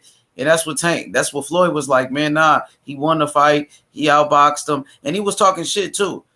He was talking shit about Canelo. He was talking shit about he brought up Erickson Lubin to the podium. He was like, this guy's one of the best fighters. And he was, you know what I mean? He was talking a lot of shit. And then Coach Calvin, he got on the microphone, started defending Tank. And Floyd was like, oh, you guys got to stop calling people bums. He was like, people was calling Isaac Cruz a bum. And He was like, "You guys got to stop saying that." And Floyd pretty much was roasting the media. That's what it looked like. Yeah, but check it out though. Like, say you're Tank, right, bro? Like, so literally, I'm telling you, H, you beat this dude easy. You beat this dude easy. But everybody in the room is saying that you might have lost, bro. So like, literally, that's how you feel embarrassed. It's like you guys are telling me I kicked this guy's ass. These guys are telling me I lost. Like literally, you get what I'm trying to say, bro? Yeah, I got you. I see what you're saying, but I think Floyd went in there to defend his fighter, Tank Davis, and a lot of people were saying Tank lost, and that's what Floyd was. He was kind of upset with that, Yeah, and I could be reading into it a little too much, bro. It's just just the body language of Tank. You get what I'm saying? And just I think they didn't help the situation because I think even Tank had doubt in his mind if he won that fight. Yeah, I mean, he know he won the fight, so I mean, Tank said he would do the rematch. They were talking about a rematch. I hope he does. That would be a good fight, though. But what about now? They talking about Tank gonna fight Kambosos, so that's what I'm looking at right now. The WBA, Tank Davis vacated his belt at 140. That's what I was gonna tell you, bro. That's what I was gonna tell you. And there's no more PBC fighters to give him, bro. Yeah, and they thinking about a Kambosos fight. That's what they're saying. Happen, bro. They said the WBA ordered it. That what Blue Blood and them was saying. That's what I mean. Yeah, I don't trust Blue Blood too much, man, because his source is always him. But I can see it though. I'm saying you see the Tank vacated. They said Tank vacated the WBA regular at 140 so he can fight for the super title at 135, I believe. That's what they were saying. Tank versus Kambosos would be a great fight, man. Yeah, man. So we gotta wait and see what you think about that fight. 150. Yeah, it's a good ass fight, man. I mean, I feel like Tank, he don't care about the belts though. He said himself, he said he'll fight Kambosos for free, but he said obviously for free he'll get paid. But the belts, he said he don't want them shits. That's what he said out of his own mouth. That's the reason why Mayweather was calling T.O. undisputed all of a sudden, because now he's saying Kambosos is undisputed. So when Tank beats Kambosos, they gonna say Tank is undisputed, but I got Kambosos beating Tank Davis. I think Kambosos gonna beat Tank Davis. That's what I think. My honest opinion. I got Kambosos. I think he can, but I don't think so. I got Tank at that. Hey, them boys in the chat laughing. Puro, you said Blue Blood sources is him. That shit funny than a bitch. I swear to God, bro, go to the source because he always puts a source, bro. And the first source he puts, you Blue Blood Sports TV, bro. And no, that's because on the chat I got into it one time with him, like what are you talking about? You're the source. Whatever, man. Let that dude do his thing, whatever, bro. But I was like, I got what H Money was saying, but I wouldn't name drop Tank. But they to each their own. Yeah, they saying Tank Davis versus Kambosos. That's what I'm hearing from the WBA. I like that shit, H. I ain't gonna lie. I like it too. Kambosos, guess where he was at today? He was on a Joe Rogan show. And guess what type of shirt he had on? Kambosos had undisputed lightweight champions t-shirt. That's what he was wearing today. Because he wasn't lying. Was he lying, H? Was he lying, H? Man, he is undisputed. There ain't no disrespect to Devin Haney. There ain't no disrespect to Bill Haney. But he is undisputed, though, bro. You see that new franchise belt they gave him? That shit is beautiful, bro. Yeah, I feel you. It is beautiful. I seen it too, man. I just keep arguing the situation because it's so easy to get these people in their feelings over something they can't control. Yeah, I don't know. I got a kick out of it. That shit was nice. That new franchise belt they gave him. That shit was nice. That shit is like the Super. It's like the WBA Super. The franchise is the WBC Super, pretty much. The franchise, the Super one. That's if they got it in your weight class. Some weight classes ain't got the franchise. But whoever is a franchise champion in that weight class, they are the supreme champion, bro. Whenever you got a franchise champion in your weight class, they the supreme in the WBC. Yo, H. What's good, bro? I'm asking you a question. I think this is how Canelo's career is gonna end out. He's gonna go undisputed at 175 and at cruiserweight. If he does that, where do you rank him all time? Shit, one of the greatest, nigga. Like, they can call me a Canelo fanboy all they want, man. No, but if he actually does it, though, I think that puts him top 10 of all time, right?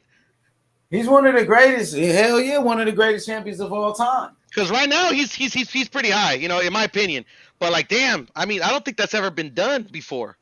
He is one of the greatest, though, for sure, though, bro. I ain't gonna lie. Because that's why I That think boy he's fighting nice. Makabu, to That's be my honest, style, bro. Like, I ain't gonna lie, bro. I got my own boxing style. Like, it's called the H Money boxing style. And Oh, Canelo yeah? is Oh, one that shit. he has the style that I look for in the fighter. You know, his high guard defense with his head movement. Man, that dude is something special, man. Canelo is like the perfect fighter right now for me, bro. When I'm watching a fighter, you know, he might be the best one that I see in a fighter. The style, everything, his defense, the style, the H Money style. Let me just let you guys know, it originated in Winky Wright.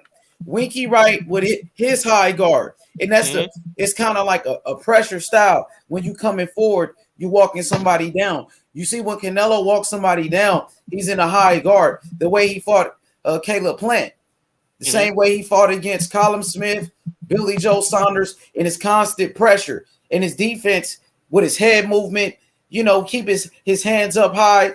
Man, it's the best style right now in boxing. Canelo right now. Come on, man. This dude all time, bruh. Tell Hey, him, heroes. H, can I show you a graphic? I got you. Let me switch to it. I got hold you. on. Let me pull it up, but I'll share right now because I thought For it was sure. cool. They posted it on Canelo Twitter. execute the game plan better than anybody. He's the total package. He's the real deal. When I'm looking forward in a fighter at an active guys, Canelo probably fights the best. He knows what to do. He got the best IQ for sure. His IQ is on a different level, man. And Winky Wright really started that style. He started it. And Marlon Starling, he was one of the first ones that did it. That high guard, that's the H Money style, bro. And who else? Ugas, he does it. Ugas, Floyd Mayweather, he will use the style every now and then with his high guard. Canelo, of course. Lara has movement, but then Lara, he keeps his hands up high too. His defense is tight. Shakur Stevenson, his defense. I like Shakur, the way Shakur box. Who else? Earl Spence. Yeah. I've always liked Earl's. The way he keeps his hands up high and he applies pressure. I think Earl Spence is one of the best. Now, Mike Tyson, his high. See, Julio Cesar Martinez is the perfect example. He got the style that I'm looking for. Julio Cesar Martinez, because it's constant pressure. He's coming forward. He got his high guard. His defense is tight every time. He's one of the best for a reason. He will Reynoso. Is he with Reynoso? Yeah. I think Eddie manages him, but he doesn't coach him because he didn't coach him the last fight.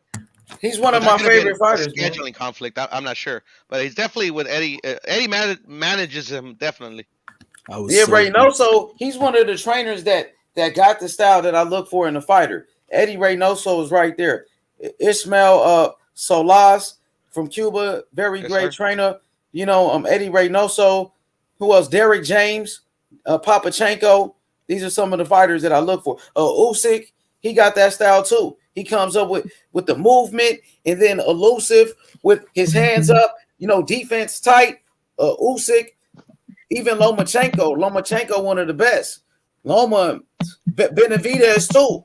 Benavidez right there, man. Yeah, he's right there. Yeah, I want to see Canelo versus Benavidez, though. I think I want to see that one, bro.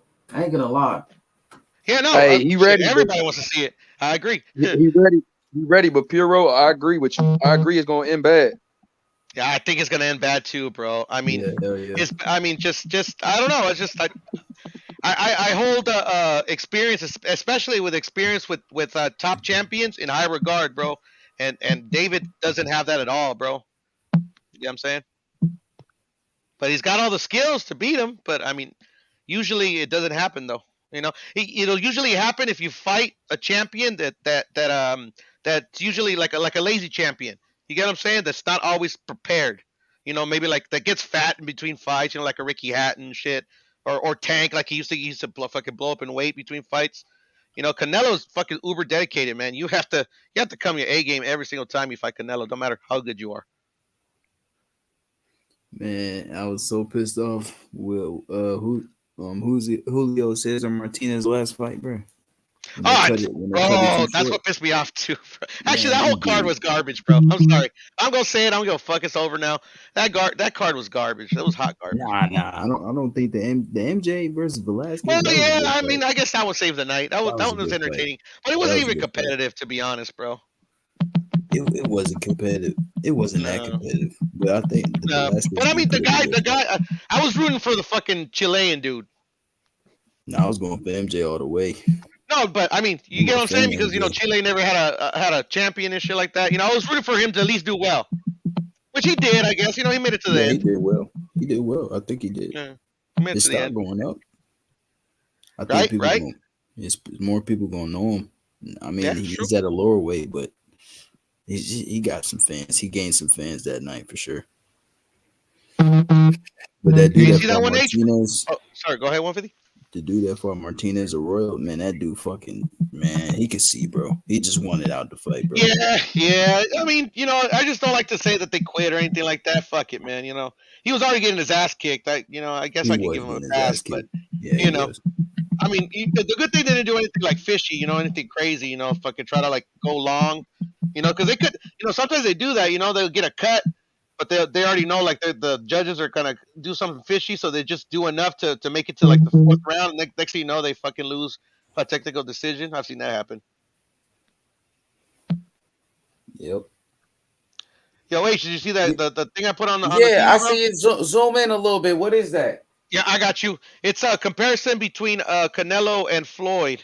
Some guy that was just trying to hate on Floyd put it on the put it on Twitter, but I just thought it was I just thought it was a cool I thought it was a cool graphic to compare the two accomplishments between the fighters. Hold on, give me a second. I got to figure out how to make this bigger real quick. Hold on. All right, tell me when to stop. Yeah, that's cool right there. I think that's That's cool. All right.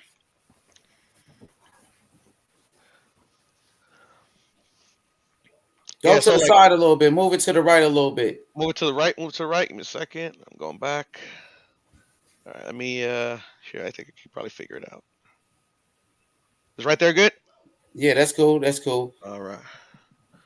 Yeah. So that's just a comparison between Canelo's current accomplishments, and Floyd's. And he's like literally like one or two championships away from like surpassing Floyd. And this hater's like take is that this is why Floyd Mayweather has come out and started talking so much shit about Canelo, because he's about to surpass like literally every accomplishment that Floyd ever accomplished in the ring.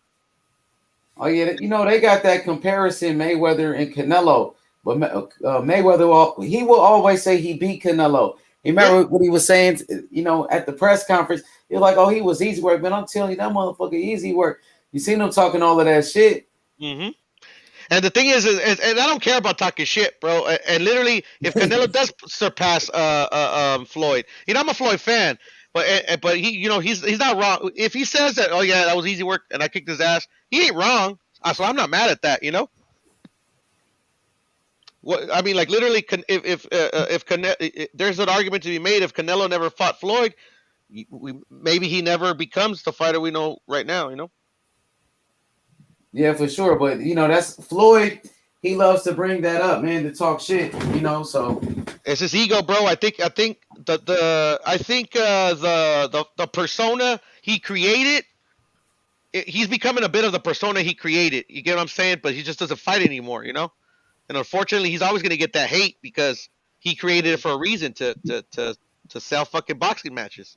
But he's a good promoter. I ain't gonna lie. He talks all of that shit. It just brings more attention to him and his fighter. Now look at Tank.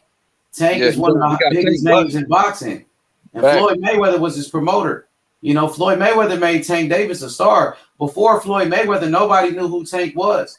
Floyd Mayweather made Tank a fucking star, bro.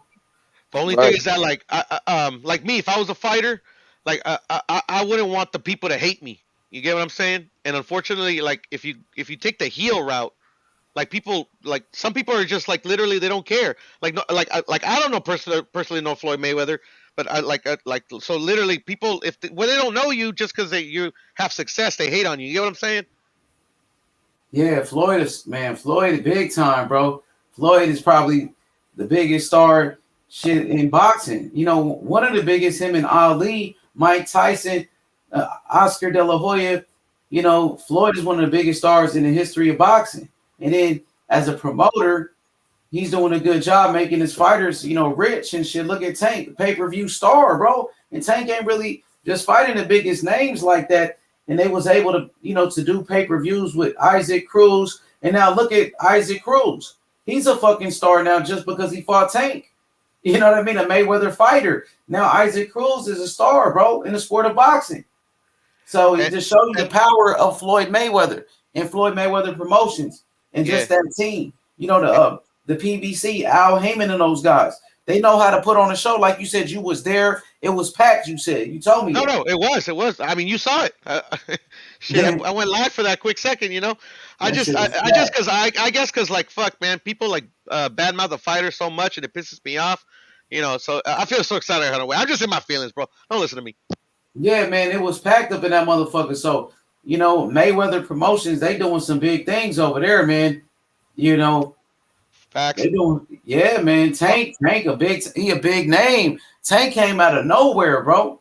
Nobody knew who Tank was. That motherfucker came out of nowhere, became a star overnight with the money team. So, you know, matter of fact, Adrian Broner bought him to Floyd. Yeah, I remember he used to hang out with Broner. He was a part of that, you know, that little about billions and shit. He used to always hang out with him. Does Floyd have any other fighters? Does Floyd and Ellerby have any other fighters? Yeah, they got some fighters. They got Richardson Hitchens, Rolly Romero. Rolly's a big name too. Rolly left.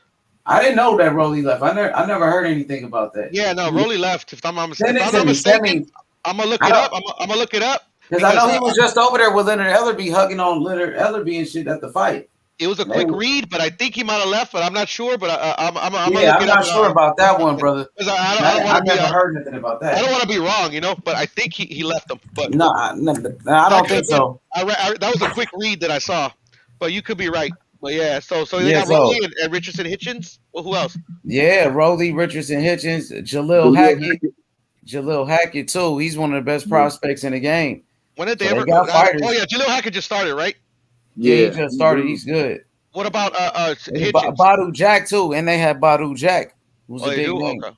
Yeah, but he's about on their way. But I mean, they don't have any other stars other than the Tank.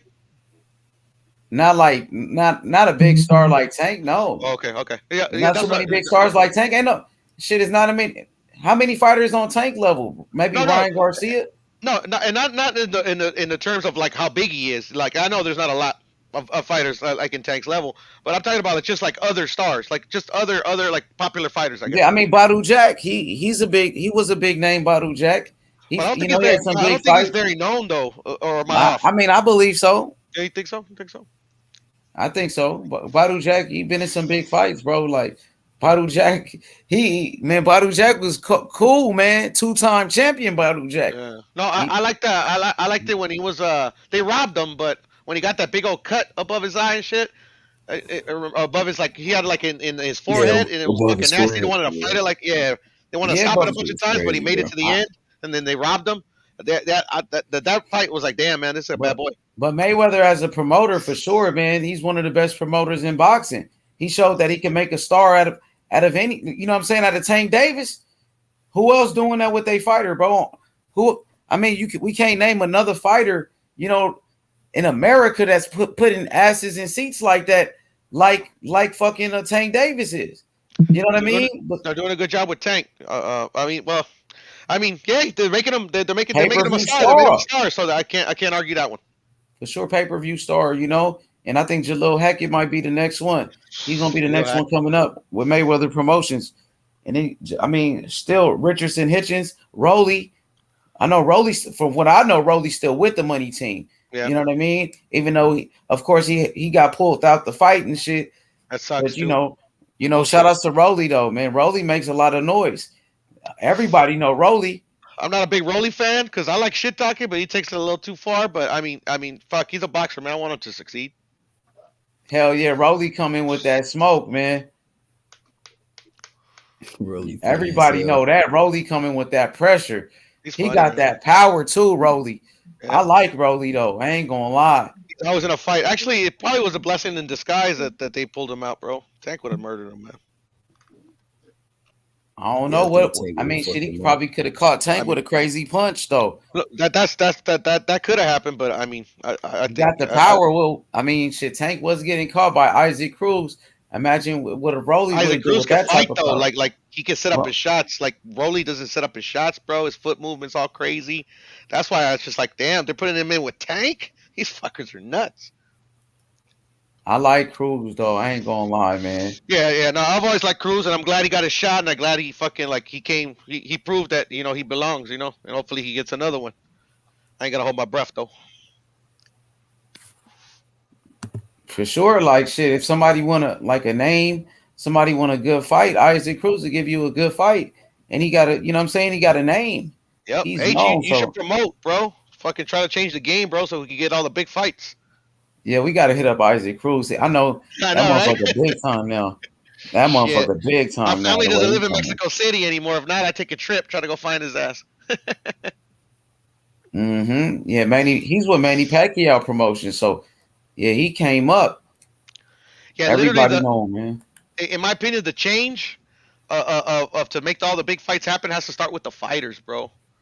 But it's tough in a sport that's like that like literally like most of these fighters like come from nothing. You dangle that check in front of them. It's hard to turn it down, bro, because you got to eat. Motherfuckers got to eat. Yeah, that's a fact. We need a people's champ, man. I'm telling you, bro. We need a fucker Yeah, that's that what we literally need. will Yeah, take on bro. all the smoke. He don't give a fuck about belts. He's just like, bring them on. Win or lose, bring them on, bro. Yeah, we need a people's champ. Facts. Yes, sir. I think Arturo Gatti was that back in the day. He was, and he lost some big fights, but still people loved him, man. Yeah. Shit, what solidified him was that Wilson Rodriguez fight, man. You seen that one 150? Which fight? Wilson Rodriguez versus Arturo Gatti. No, I never seen that. That's what made him a super duper star, bro. Motherfucker, fucking is getting his ass kicked, right? Both eyes shut, bro. The doctor's about to stop the fight. God rest his soul, Joe Souza, the cut man. Literally, when they're telling him to how many fingers am I holding up, they're tapping his leg to tell him the correct number. He's like 3, 4, 3, and the doctor's not wise to it, but they're tapping his leg because he can't see, and he ends up knocking that fool out like in the 7th round. Man, made him a super duper star, bro. Damn. Watch the fight, bro. I'm telling you, you're gonna enjoy it, man. He pulled off the impossible, bro. He couldn't see. Yeah, he was blind, bro. He was blind, and he still won, man. That's the fucking shit we need, bro. I mean, I'm itching for a fight like that, man. And unfortunately, you got to put 2 elite fighters in there to do it. What's up, brother? The Don says Canelo, the people's champion, man. Yeah, Canelo got the style, man. He got that H money boxing style, high guard defense with the elusiveness, with the head movement, with the waist movement. Eddie Reynoso, he's one of the best, man. I appreciate Canelo, man. He's the best fighter in the world right now, for sure, bro. He's the fucking best. And actually, I think he's doing a good thing that he's a free agent. But the thing is that didn't happen overnight, man. He had to play this politic game to get to where he's at, Yeah, that's true. But the thing is that like literally like he didn't duck the smoke though. Like he did it the way that I wanted that I was explaining. Like literally he fought everybody. He fought Floyd when he wasn't ready. But but he took that loss. But he was like he was forward thinking enough to know that loss ain't gonna define him in the end. Look, Puro, you see my logo right here? You see the picture right here, bro? You see Floyd Money Mayweather? Yeah, that's Mayweather, but look how he got his hands up right there. Oh yeah, the high guard, yeah, like you were saying, brother. Isn't that how Canelo fights when he came at Caleb Plant and shit like that, right? Yeah, he fights with that high guard all the time, bro. He doesn't strictly. That's he the doesn't style, strictly use bro. it, That's the H money style, bro. Canelo got it, bro. He got the style, bro. Yeah, brother. I feel you. I get you, H. That's a good logo, man. He's the fucking best, Canelo, man, for real, bro. This whole time I seen your logo, I never knew that was Mayweather, bro. Oh, no, you didn't know? I picked that up right I away. swear to See, God, Mayweather used to fight with that style too, though.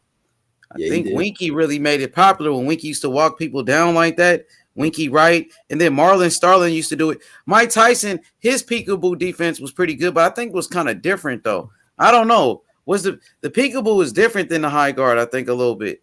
Well, the What you peekaboo think? style is different, but he used the same high guard. They used to keep their hands like under their chin the way Mike Tyson used to do it. Yeah, kind of on their chin. I get what you're Yeah, saying. like on their chin, right? This But one's kind not of like on the temples, like right above the temples, huh? yeah, that you know what I mean. This one is different. I like the way they place their hands on this You're right. one. You're right, H. You're right, H. And then Mike Tyson was a little lower, right? The way he used to have his hands up, like by his chin, kind of. Yeah, but like right on the chin, and then fucking moving his waist. Yeah, That's a but very it was hard similar style though. It was to similar though. learn, I think by the way. it was similar though. I would say it's similar. Yeah, but it's a high guard still, right? I mean, sort of, kind of. You think Canelo fights like Mike Tyson a little bit, the way Tyson did, or is it his is different, huh? I think it might be a little bit different. Canelo is accurate like Mike Tyson. If you ever watch Mike Tyson's podcast or any videos when he's trying to explain, because like every time somebody asks him, yeah, man, you hit hard, man. Like you're probably one of the hardest punchers in the sport. He always disagrees. He says, nah, it's not that I'm the hardest puncher. Is that my punches are accurate. I know where to hit you to knock you out. And I'm gonna have to take his word for it. I have to agree, man. He was an accurate puncher. Yeah, that's what Canelo is. The only guy right now that fights like Mike Tyson, I think, is Isaac Cruz. Honestly, Pitbull, yeah, right. That's why they call him a Mexican Mike Tyson. A lot of people man. think, oh, because he hits hard. Nah, it's because he fights like Mike Tyson. He doesn't have the footwork like Mike, but the peekaboo is just like Mike, man. Yes, sir. When I seen him do it, it just reminds me of Mike Tyson. And it's one of the styles that I will consider an awkward style. And awkward styles give every fucking boxer problems, no matter how good you are. That's true. That's very true. At least in my opinion, but yeah, for sure. Yeah, I agree with that. Yeah. Look at Navarrete. He's a perfect example. Yes, sir. Fucking, he gives everybody problems, man. If his style's so awkward. Whatchamacallit, the guy Fulton just fought, Figueroa, yeah, awkward, him too. He's awkward style. Yeah, he's very awkward. Yeah. Manny Pacquiao, awkward style, bro. That's why he was able to fuck up all those dudes, and he had power. Obviously, it all has to come together, Like literally, you have to fight the way that's best for you. If you can master the style that's perfect, that's tailor made for your skill set, you're a tough out for anybody, man. Yeah, I think Deontay Wilder is a perfect example of it. Like literally, they literally perfected him setting up the right hand, and he became a champion because of it. Almost beat Tyson Fury twice, but almost ain't getting the job done. It is what it is. Credit to Tyson Fury getting up. See, hey, Winky Wright, I'm sorry, brother. Winky Wright and Marlon Starling, they started it. You know what I mean? Oh, they did? They started. Winky Wright was the one that made it famous, that type of style, I think. But Marlon Starling, I believe he did it first. But Winky Wright, he did it the best. Now, you got guys like Canelo, the way he fights, Earl Spence, his guard, Earl Spence, I think. Benavidez, he does it too. Benavidez, that's how he fights as well. Yeah, I got to check on my daughter, fellas. I'm going to drop off for a bit. If you guys are still cooking, man, I'll be back on. All right, bro. All right, cool. So, what you think about Jared Anderson, 150? You think he's going to be the face of boxing, the real big baby? Think he going to take over the heavyweight division? You think he's going to be probably the biggest name in boxing? Well, shit. I'm not really sure yet, but I think he could be one of the biggest names because he's on the top rank. He's a heavyweight. Yeah, man, I like Big Baby, bro. I like his style, man. He's herky jerky, you know what I'm saying? Like, he got the power. He can slip punches pretty well. He got good footwork. Yeah, man, I like Big Baby, bro. I think he's gonna be one of the best for sure. You think he gonna be like? You think he gonna be the man? Like, you know what I'm saying? You think he gonna be the one? Is he gonna be the one in the heavyweight division? I mean, it's hard to say right now, but I think he's on the right track. You know what I'm saying? We'll also have to see what happens to all these other guys like Tyson Fury and Wilder and Usyk. See what happens to them when they lead the division, when they retire and shit. But I think he can take over though. I think he has a lot of potential. For sure. Because when you look at like the young fighters in boxing, he's one of the names. Not like you talk about prospects in boxing, you know, top prospects in the game. Who you think is the best prospect? Would you say is Big Baby? Yeah, I think it is. Probably Big Baby. Big Baby, Xander Zayas maybe. Ali Walsh, he don't really have that much fights. Yeah, I'll probably say he's Big Baby. Prospect wise, yeah. All right, like because when you talk about prospects, I'm gonna name the top prospects in boxing right now.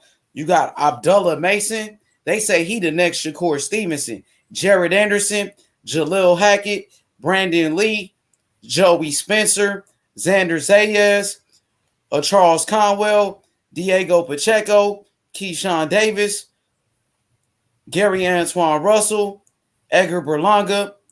You got Kid Austin, Sam Arnold III, Ashton Silve, Lolo Harris, Trayvon Marshall, Armani El Mestica, Amari Jones, Mark Castro. What names you like right there? What you think about Castro, Brandon Lee, Joey Spencer, Xander Zayas, Diego Pacheco's? What you think about these guys? I like Mark Castro, man. I ain't gonna lie, I fuck with him. I seen his last fight, and I watched his last fight and the fight before that. You know what I'm saying? I like how he dances around the ring and plays with his opponents, man. He got some power, man. He can really crack. I think. You think Castro might be that guy? He Bro, gonna be one of the best prospects right now. I'm rolling with Keyshawn, Abdullah Mason, Xander Zayas. Man, I know Castro beat Keyshawn too. I know that. What about Jared Anderson, Big Baby? Oh, of course, Big Baby. Of course, you know, at the heavyweight division. So those are like I'm gonna name one more. Give me one more. Give me that list again. All right, you got Abdullah Mason, Jared Anderson, Jalil Hackett, Brandon Lee, Joey Spencer, Xander Zayas, Charles Conwell. Diego, you like Conwell? Conwell, a monster. What about Truck Simpson, Lorenzo Truck Simpson? I would take Conwell over Truck. For real? What about Joey Spencer? I would take Conwell over Joey Spencer. Conwell, that dude. For real? Yeah, he's good. I like Conwell. A lot of people say that boy be in Ohio. Ohio told me them how competitive the sparring sessions was with him and Boots. I was like, yeah, give me Charles Conwell. Yeah, this right here is H Money Boxing top prospects. You know, so the year is almost over, so we got to give it to a prospect of the year. So we got, Brian Norman Jr. What you think about him? The dude that sparred Tank Davis. Brian Norman, I think he signed with Salida Promotions. You know, they got Clarissa Shields and Jerron Ennis. You know, so Brian Norman Jr., he's a name that's been making noise. You know, 140 pounder. He's a 140 pounder, right? Yeah, I think so. Yup, 140. Facts. Yeah. Brian Norman Jr. And who we was talking about Charles Conwell. Who else was we talking about? I was saying, you talking about the guys we mentioned? Castro. Yep. Yeah, Castro. Castro could be that guy because he does have a huge fan base. He beat Keyshawn multiple times. So the guy ain't no. And the guy got great body work too. 150. I agree with you, man. And he got good footwork. I agree with you. He got the fan base already, man. They was loving him at that Mikey fight, bro. All those people, they had shirts for him already, T-shirts with his face on it and all that shit. He looked like Elon Musk. You know what I'm saying? I think they go. Yeah, they own him. They like that boy. Yeah, they like him, bro. Hell yeah. Keyshawn, that's something to look out for, man. And then he knocking people out too. You know, exactly. He's already like on a co-main event. He was on the Devin Haney undercard, wasn't it? He just fought. Yeah. What he looked like? He looked good again. Hell yeah, man. He was playing with that opponent. He was dancing and all that shit. And he won by knockout? Yeah, he won by knockout. He got that boy the truth, though. He's a big name right there, Castro, man. You got to watch out for Castro. He making some noise, man. So we like Castro. So You know, I'm gonna highlight his name. Okay. Keyshawn Davis, a dog, bro. I fuck with Yeah, Keyshawn. Bro. Keyshawn. I like I his think style. Castro beat Keyshawn in the amateurs, huh? Yeah, Yeah, that's what I was saying. HE beat him multiple times in the amateurs. Yeah, that's what Keyshawn about to fight on Saturday on a Lomachenko undercard. Yep. Big baby. Hey, that boy Abdullah And Mason is that quality. dude though. H. I fuck with Abdullah Mason. Yeah, they say he the next Shakur Stevenson. That's what they said about him. They say he good, man. Boy, solid though. He coming up, man. He might be the youngest one though, 17. And then you got my boy Lolo. You know, Lolo's still coming up. You got Trayvon Martin. He from DC. He be knocking niggas out, man. He fight on a PBC, man. So Trayvon Marshall, watch out for him. He coming up. He trained by Andrew Council. And Andrew Council was a middleweight. You know, back in the day, he fought Bernard Hopkins and shit and Winky Wright. You know what I mean? So he got a good trainer, though. Watch out for Trayvon Marshall. He got power, you know, but, you know, so right now it look like those are the top guys. Oh, my boy Big Dog Willie with the super chat. He said Spence knocks out Hearns and Triple G knocks out Hagler. Loma knocks out Durant.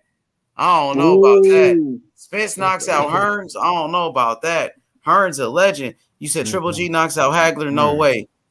I don't know. Loma knocks out Durant. Never, man. I don't know, man. But Loma is a great fighter, though.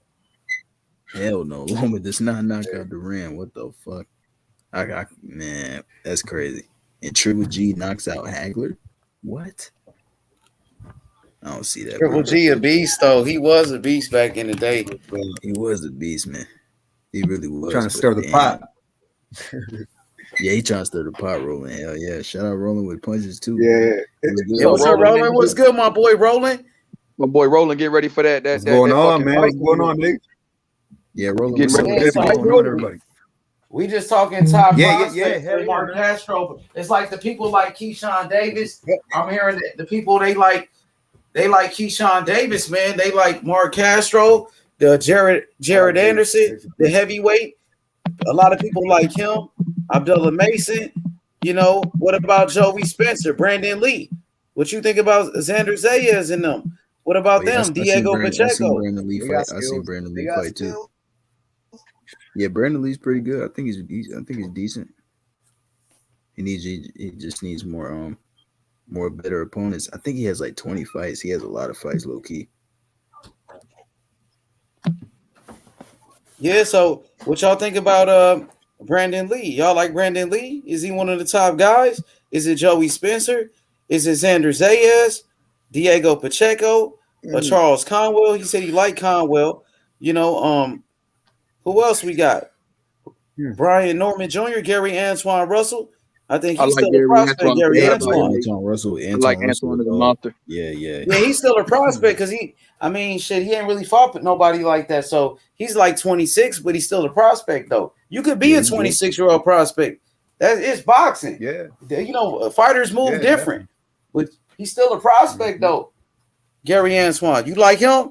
Because he's still a prospect. I like him. Yeah, he's good. I like yeah. So you like Conwell? Highlight his name. You said Zayas. For sure. What about Joey? Ain't nobody saying nothing about out of all those Joey dudes you mentioned, does anybody got like out of all those dudes you mentioned, H? Does any of those stand like really skillful? You know what I'm saying? Like, are they like compared to like would you compare them to like a season and like that group? That you know, there was like good little group right there, man. With Shakur and that was a lot of you know young guns. I mean, we got heavyweights in this one. And that. Like you could this class we got a heavyweight though, Jared Anderson.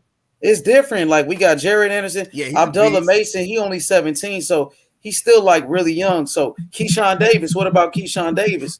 Roland. I like Davis. You think he could be that guy? I think he does. I think he does got the skills. Like, you know, yeah, he can he'll eventually compete with, you know, because already, you know, we're talking about Virgil Ortiz and Boots and stuff like that. So I think he'll have the skills to compete with them too, man. Then I mean, I don't know how far where like Bud will be at this point, things like that. But yeah, I like Davis for sure. What about what about Mark Castro? You like Castro? You watch him fight? You gotta check him out. He beat Keyshawn Davis in the amateurs. Yeah. Okay. Mark Castro, he might be that guy. He might be the Virgil Ortiz of this bunch right here. Okay, nice. You know, Yeah, Virgil there you Ortiz go. and Keyshawn Davis, they might be like Jaron Ennis and Virgil Ortiz. The way they coming up, they gonna Right, be that's what I mean rivals. by the Burt. Right. Yeah, that's a rivalry right there. So what? I think those are the Okay. top guys. What about Xander Zayas? You like Xander? The reason why, and that's Yeah, why I didn't Xander name got Joey skill. Spencer. What? So what'd you say about Joey Spencer? The reason why I didn't name Joey Spencer is because I feel like Xander Zayas and Xander Zayas and those guys like that, like Charles Conwell and them on the collision course, because they pretty similar in size. So you think Charles Conwell is the man out of that bunch over Joey Spencer?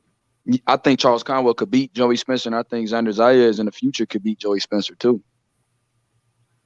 Dang, so you not sold on Joey Spencer? Nah, I'm not. I'm not I either. watched him. I'm not either, man. I watched all his fights, but I haven't really been sold on Joey out of all them guys. I think Xander got more talent than him. He won a PBC, the PBC Prospect of the Year two times. Joey Spencer. Hey, Joey looks like he got grit though. He looks like he has grit. Joey got grit. I'll say that. Joey got grit. Yeah, yeah. See, he ain't. Yeah. What about Diego Pacheco, who fights on DAZN? Y'all don't like him? Diego could fight. He's good. I like that. What you think about him 50? What you think about him rolling? What about Diego? Pacheco? I like Diego Pacheco. I've seen him fight a couple times. Well, once for Yeah, sure. I've seen him fight a little bit. like Yeah, he's pretty good. Yep. Yeah, you see him as a future superstar? I think he has potential. No, not right now. Sure. Yeah, not yet though. He has potential though. Because the answers are like, and the reason why I picked Xander 2H is because the lack of stardom in Puerto Rico out of their prospects right now. I think Xander could be that guy that breaks through again, and there's gonna be a lot of eggs riding in that basket for Xander Zayas. If he does break through, he'll already have a fan base, and they matching him right. They fighting him out there in Florida. They fighting him often. You get what I'm saying? And the dude is really decorated as an amateur. So I just think that, man, this dude could be a superstar. All right, what about Edgar Berlanga? Is he still considered a prospect? I think he is, though. Berlanga. Hell yeah. He should be on this list, right? What about Berlanga? What you think about him? I think he's good. Anytime you can punch like Berlanga and you get matched right, if he can develop those other things with him that we want to see, hell yeah, he could still be that. He could still be a popular guy. He could still, hell yeah, he could be a star. Yeah, I still think he has a lot of potential. He's pretty good. His last fight, he struggled a little bit. He got dropped. I think he needs to work on his game a little bit, but he definitely has potential though. He can crack. But he's just a little up and down. He just needs to work on his game some more. So where would you rank him on his list as far as the popularity with the rest of the fighters? You think he got a bigger buzz than the rest of these guys right now? Is he the most popular out of the prospects? Yeah, I think he does for some of those guys you named. Yeah, he does. Like, all right, you got Abdullah Mason, Jared Anderson, Jalil Hackett, Brandon Lee, Joey Spencer, Xander Zayas, Charles Conwell, Diego Pacheco, Keyshawn Davis, Brian Norman Jr., Gary Antoine Russell, Edgar Berlanga, and Mark Castro. I don't think he's bigger than Castro. For real? You think Castro bigger than Berlanga? Berlanga, for real? Berlanga got more fights, though, bro. Berlanga was knocking niggas out on ESPN. You think Berlanga bigger than Jared Anderson? Yeah, I think so. I do because Berlanga, you got to think he was getting into hip hop culture. Berlanga was all over ESPN for them first round knockouts too, bro. You know what I'm saying? So I think he was getting popular. Yeah. He was kicking it with Wayne. He was kicking it with Fat Joe. Right, he had a buzz about him. About him. He got the chains too. You see him like he flashy with it. With like people that was got way the streets though. Yeah, he never been like no real. He never beat nobody. Like Motherfucker was chilling with. I'm like, who is this? Why is this motherfucker chilling with legends and shit? Berlanga was kicking it with. I thought Berlanga, man. Honestly, he was on the level of Boots and Virgil.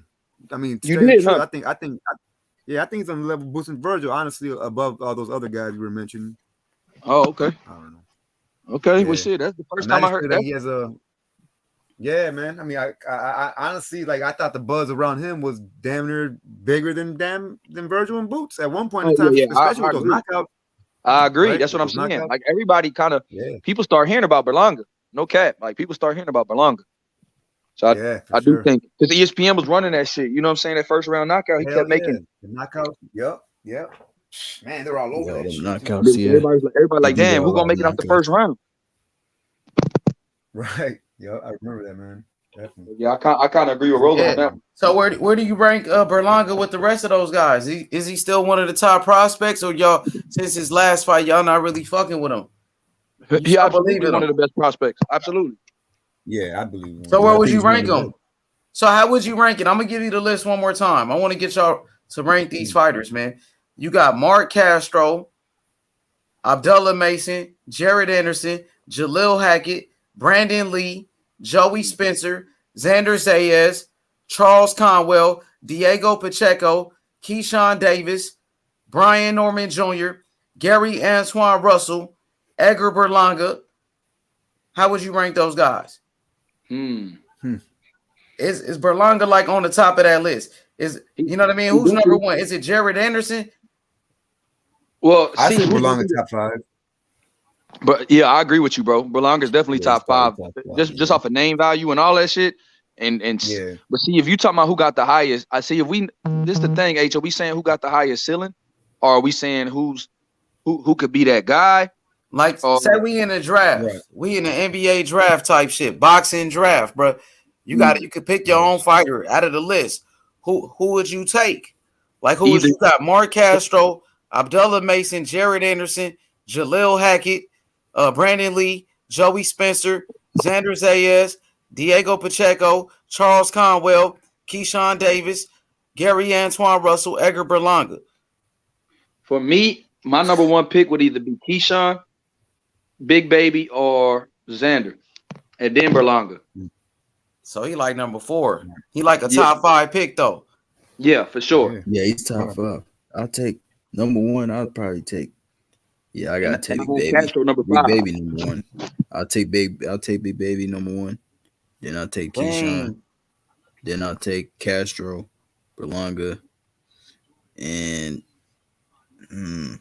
kind of want Pacheco over Berlanga. Dang, that shit. Hey, you see Rafi though? Rafi Ramirez at number 1. Rafi got number 1 Berlanga on his list. Number 2 Jared Anderson. Yeah, me too. Number 3 I'll say Berlanga Zayas. 1 too, man.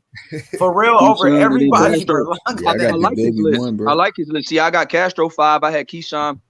Only thing I had Berlanga 4 instead of 5, but we kind of agree on a lot of shit though. My man. Yeah.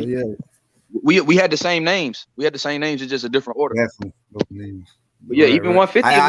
I have Berlanga number 1, man. To tell you the truth, like to be honest, only because of like you're talking about the draft. Well, I'd be like, well, what has he done in college, in a sense, right? And I mean, Berlanga, he's gotten that. Like I said, only because, like I said, from what I said before, though, I put him up there with, like I said, Virgil and Boots. So that's why I got to stay true to my word. So I had to take Berlanga 1. So I got a question. Should David Morrell be on this list? Because he only got 5 fights, but he got the regular belt. He's already a regular champion though. So I would have to put him on that list you had earlier, the top contenders.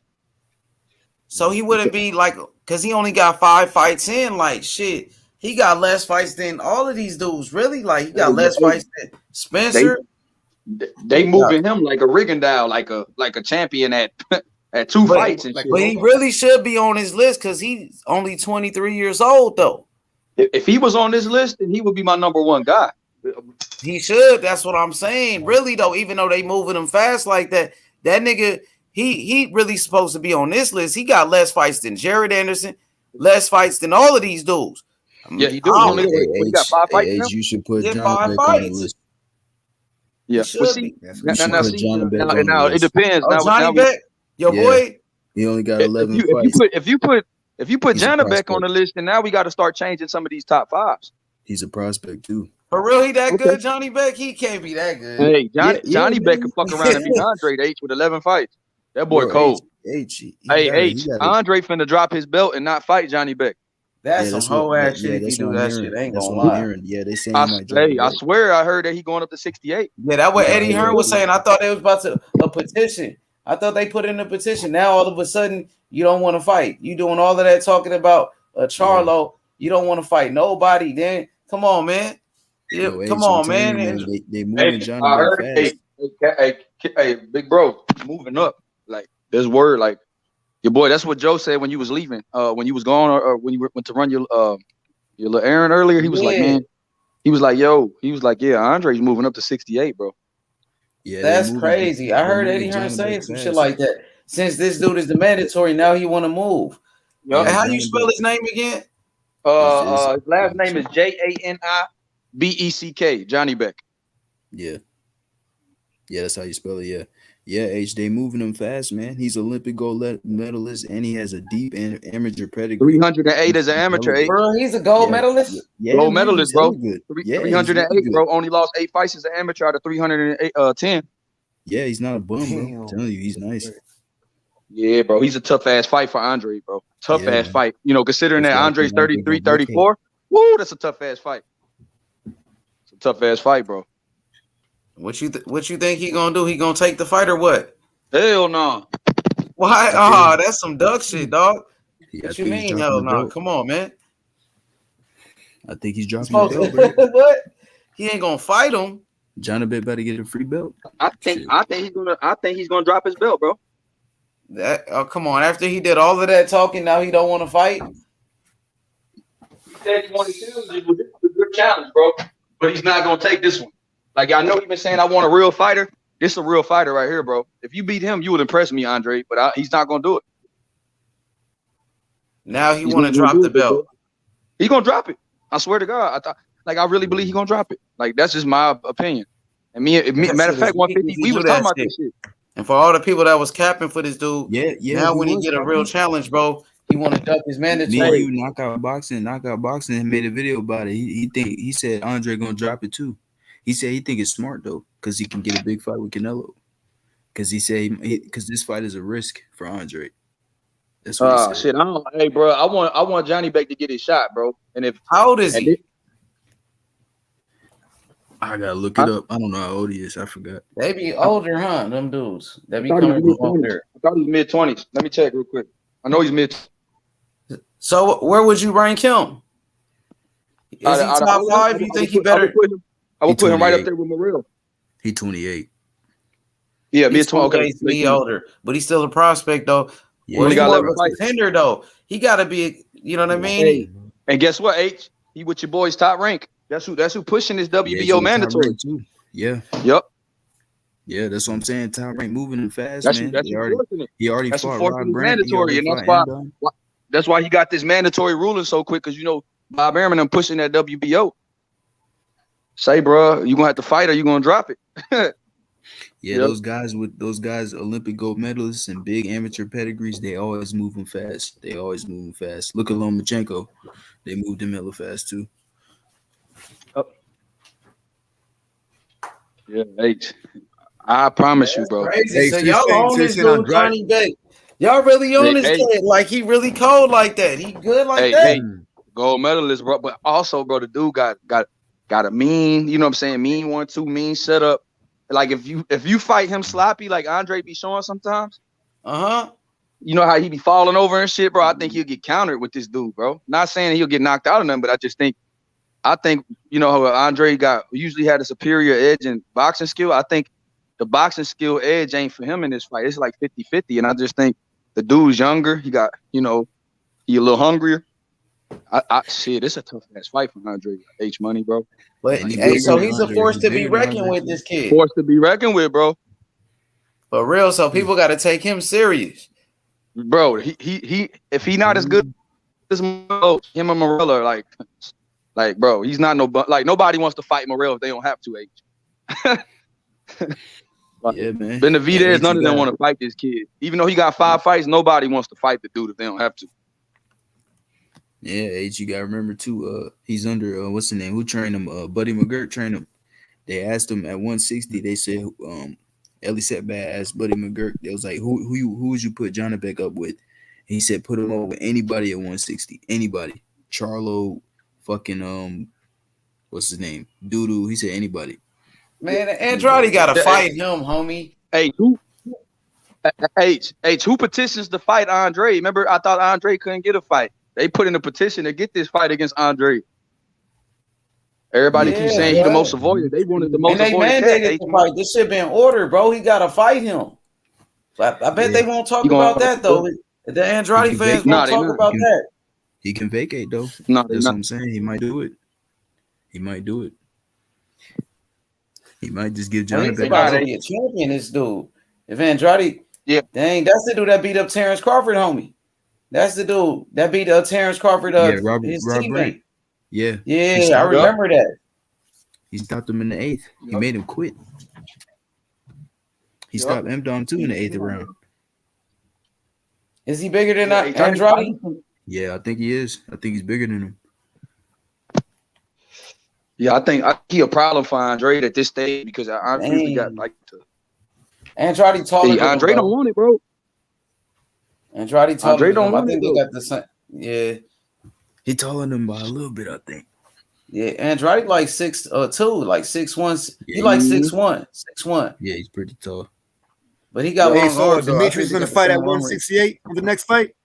Yeah, he trying to get He Canelo about to now. run. They said he gonna run out of the weight class to avoid this dude. Oh, okay. Damn. Okay. It sound fucked You better up, not though. duck this dude, bro. That man been ducking fights, Andrade, though. I ain't gonna lie. Yeah, if he ducks, that's a really, really bad look for You better not duck me, son. Hey, you gotta hit him with the better not duck me, son. Yeah, man. I'm gonna pay attention to your boy Johnny Beck, man. That's 150 boy. That's 150 boy right there. You see on the screen. I heard my boy True School Sport talking about him. True School, my boy BT. He was talking about him. Yeah, he could box though, big bro. Big H. I'm telling you, man. Like you be up on it, but like this. Hey, see, and I was waiting on all the Andrade fans to talk about this shit. I was trying to lure these motherfuckers in today. Nah, they don't come around, man. We don't cook Andrade so bad, but we'll see what they say, man. Cause they gonna be saying Canelo ducking Andrade, this guy's ducking Andrade, but Andrade's the one really ducking fights. He about to drop his whole belt. Talk to my boy Joey G. Say Andre beats everybody. About to drop his whole belt, man. Yeah, he better not drop that belt. He better fight him then drop it. No, you know what I'm saying? You better pull the Kell Brook. Cause see, Kell Brook could have did that shit with EJ, but he came back down and weight and it fought him. Yeah, he about to drop his whole belt out here, man, to avoid this man. The fuck? Nah, bro. He better not, bro. I'll really be mad because he say he want real challenges. He say he want real challenges, bro. That man gonna drop his whole fucking belt, man. He ain't no Euro bum like people be saying, like, oh, Andre get another Liam Williams. He ain't that, bro. Liam Williams could fight, but I'm just saying he not that though. Exactly. YB, he's not that. He's not that. Demetrius has a belt at 168. At 160. 160. He's trying to drop his belt. See, I feel at 160, but you got the WBO. But you gotta talk about he's gonna fight at 168 though, the Johnny Beck dude. No, at 160, but he don't want to fight him, so he's gonna move up. Oh, at 160. Yeah, he might move up. Yeah, all right. He might move up. That's what I'm hearing. He might move up. And me and H and 150 got an issue with it because he was okay when it was these regular dudes, and he ain't drop. Why you ain't drop it before you fought this? Who he fought last month? Liam Williams. Liam Williams. Yeah. No. He fought somebody after Liam Williams, bro. Jason Quigley. He didn't drop it for Quigley. Yeah, he so it's like 2 rounds, man. That shit is sad, man. Yeah, bro, you dropped not quickly on 2 rounds. Big day, bro. This dude. Yeah, it's funny. Like all of a sudden, this guy becomes your mandatory. Now you want to drop the belt. Soon as you know what I mean. Remember, soon as you get a drop threat, the belt, he bro. was like, "Oh, Canelo won't fight me no way if I drop." Now you want to drop it when you got a real test, bro. That right there bothers me about Andre, bro. Especially if Canelo's going up. He have no reason to drop the belt if Canelo's gonna move up. Right. Like who you gonna get at 168 while Canelo not there yet? Right. Come on, bro. Like you said, hey, see, there you go, fight a nobody up there. He goes up, fights a nobody. That's what he gonna do. That's what he been doing, bro. If he dropped this belt, H, what we gonna? I just want to know what all the homies gonna say, bro. Cause I'm tired of this shit. They ain't gonna say nothing. They're gonna keep clout chasing. They're gonna say, "Oh, he moving up for Canelo and doing all of this and that." That's what they. And I like Andre, bro, but he making it hard for me to like, dude, bro. Cause all I hear is I'm getting ducked. I fuck with him though. Yeah, I think he's funny, bro. Man. I think he's good for boxing. I think his character is hilarious, bro. I just don't. He's funny, bro. Like it's just like, bro, like if you don't fight this Johnny Beck, Yeah, that's me bad, man. Bad look for sure. Yeah, man. But yeah, we talking them prospects, man. You know, so you got Chris Colbert, man. What about Chris Colbert? What you think about him? is he a prospect or is he a contender? No, he's not a prospect. I'm tripping. No, you got Castro, Maury Castro, Jared Anderson, Brandon Lee, Joey Spencer, Xander Zayas, Diego Pacheco, Edgar Berlanga. I guess David Morrell, if you want to add him, if you know what I'm saying, he only got 5 fights. Johnny Beck, he's older though. He about 28 though, so he'll be the oldest prospect out of anybody. Yeah, he'll be the oldest. Yeah, that's a good list. But he's not really, you know what I mean? Is he really a prospect or what? Yeah, hey, H, I got a question from earlier. Hey, H, I got a question from earlier. What do you guys think about when we were talking earlier about the young guys and about who could be the future of boxing? Is Tank fall in that category, or did we not? He's still in that category for sure. Okay, because I was saying if he's 27, is he too old for that? Or we was just talking about the young guys. Tank will be with the that other list with the Chris Colberts, the Jerron Ennis, David Benavidez. Okay, because remember we had Shakur, all these guys who gonna take over boxing. With Stephen on that list. Stephen Fulton, and MJ and those guys. Tank is on that list. Where should be a prospect? I don't know if we should consider him a prospect though, because he's so old, man. You know, it's not fair to put him in there. Prospect, he's a contender. He's a contender. So Morrell shouldn't be on that list either, man. Morrell only got 5 fights. He about to fight for a title. He's in the same situation with Virgil Ortiz and Boots. They about to get title shots. Yeah, right. Yeah, he's about to fight for a title. That's true. That's crazy how Morrell doing that shit in only 5 fights. Yeah, that is crazy. Like even though these guys have prospect like records, if these dudes for title, he about to go from a champion. Then he didn't even skip it. He skipped the contender rank. So we got to put him in the we got to put him in a contender because he's the #1 contender. Him and Virgil, all these dudes are top contenders in their way. You said Morrell, right? So Morrell, I think he should be there with Virgil, and the rest of them guys. You know, because he's closer to a title shot than Virgil. Yeah, even though he got the regular, but I mean, even though he got 5 fights, even though he got 5 fights, because I got you. So he can't be on the prospect list because he got that regular belt. Once you get a belt, you out the list. Even though it's a regular, but the regular belt, it means something. People be shitting on that belt all the time, but motherfuckers been fighting for that regular belt. Canelo fought for that regular belt a long time ago. You know what I'm saying? He fought for that regular belt a minute ago. You know, they've been collecting that regular belt, bro. When he fought Rocky? You talking about when he fought Rocky I think at 154, he fought for that regular belt, I think. Even Lara had a regular belt, I think, at 154 before. He did. Yeah, he did. Had that regular belt since then. Canelo fought for that shit a while ago. During that Tank fight, they was like he a 3-division champ. They said that he's a 3-division champ of some sort. I was like, so they was giving them regular trinkets, you know what I'm saying? Some respect then. So shit, we can't just pick and choose how we respect titles. We gotta, you know what I'm saying? I agree with you, H. If we gonna be consistent, let's keep it consistent on how we treat these titles. Yeah, I feel that. Hell yeah. Yeah, I don't think there's really nothing wrong with a regular belt, especially if a prospect got it. I don't think there's nothing wrong with that. Or a contender.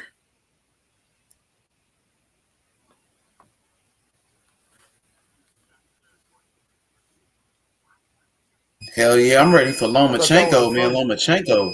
Yeah, I'm ready to see that fight. Hell yeah. Hell yeah. Yeah. Can't wait. Shit, man. Yo, there's a lot of fights on fucking Saturday, bro. To be honest, we got Nonito Donaire fighting. We got Conor Benn fighting. Long Motherfucking rolling with the punches. They said no. Yeah, there's some fights on for sure.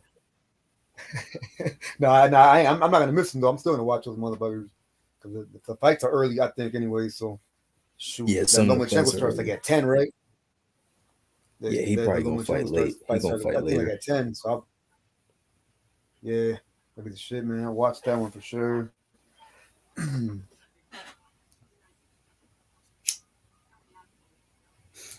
Yeah, I'm trying to see that Donaire fight too. There's gonna be a knockout in that fight. I think he's gonna knock that dude out. Galabio, whoever Yeah, I he's like fighting, Donaire. whatever his name is. Yeah, Donaire, he knocked out that last dude in his last fight. Yeah, he looked good too, right? Everybody's kind of saying he's like on a little comeback. Yeah, man. Yeah, And he won a belt too. He won a championship belt. That was a champion he knocked out too. That wasn't no bum. Oh damn! Hell yeah! Yeah. Crazy, man. And he was undefeated. Yeah, that's gonna be a good fight, man. Hey, your boy Lance. So You said what? Might your boy Lance say who got the most slept on career and fights all the killers. Are you talking about Lance? Oh, okay. He said who From the trying chat, to fight Lance that man? Meyer. He said who got the most slept on career and who fights the most killers. Most slept on career. Fights the Who most fought the killers. most killers? Yeah, like who fight? You know the most accolades are. Adrian Broner. no, but Adrian Broner did fight some. He got a good resume. I was just watching that Santiago fight too. No. I mean, honestly though, not being serious. Adrian Broner really does have. He fought Manny and he fought everybody. Yeah, I don't think he has a bad resume. Yeah, he fought Sean Porter. He fought Manny. He fought Donna twice. He fought McDonald twice. Right. He knocked out DeMarco, the same DeMarco that knocked out Linares. Yeah, DeMarco fought Sean Elvin Porter. Valero. He fought Elvin He fought Sean Valero, Porter too. Fought Mikey Garcia. Yeah, Mikey Garcia. Yeah. Yeah, he got a good resume. Yeah. He got a good resume. A hell of a resume, like you said. And fought. Yeah, bro. You got to think he fought. Even the Malignaggi fight, bro. He fought Malignaggi. I was gonna say it's my Malignaggi skillful, man. Yeah, for sure. And that was his first fight at welterweight. Yeah, it was his first fight at welterweight. Yeah. I like Broner. You have two weight classes. Yeah, beast, man. Broner beast. He might do something. Broner getting back in the ring too. He's training again.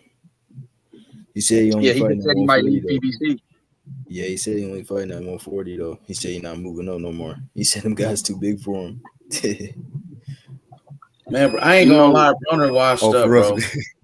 Nah, he washed up. Yeah. Zab Judah fought everybody too, though. You got to give Zab his credit. Even though he may have lost, he fought Costa Zoo, Cotto, everybody, Mayweather, Spinks. Danny he done fought some. Yeah, he done fought Matisse. He fought Matisse, Amir Khan, like Danny Garcia. Yeah, he fought everybody, bro. Zab got a list of killers on his resume. Even if he lost to him, that motherfucker fought him. Yeah, he did. Miguel Cotto. Yeah, that's what I was saying. He fought Cotto, Khan, Matisse. Zab might have the best one, man. Yeah, he fought some. What Broner finna do? You think Broner going to the zone and go fight Conor Ben or something?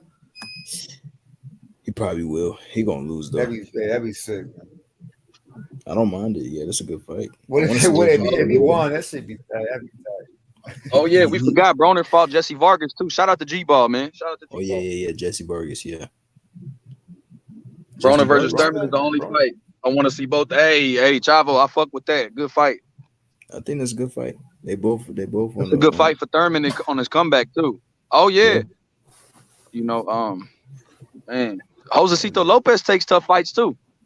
Oh yeah. He fought a lot of Riverside Rocky fought Canelo. Fought Victor Ortiz. Fought Thurman. Yeah, bro. Right.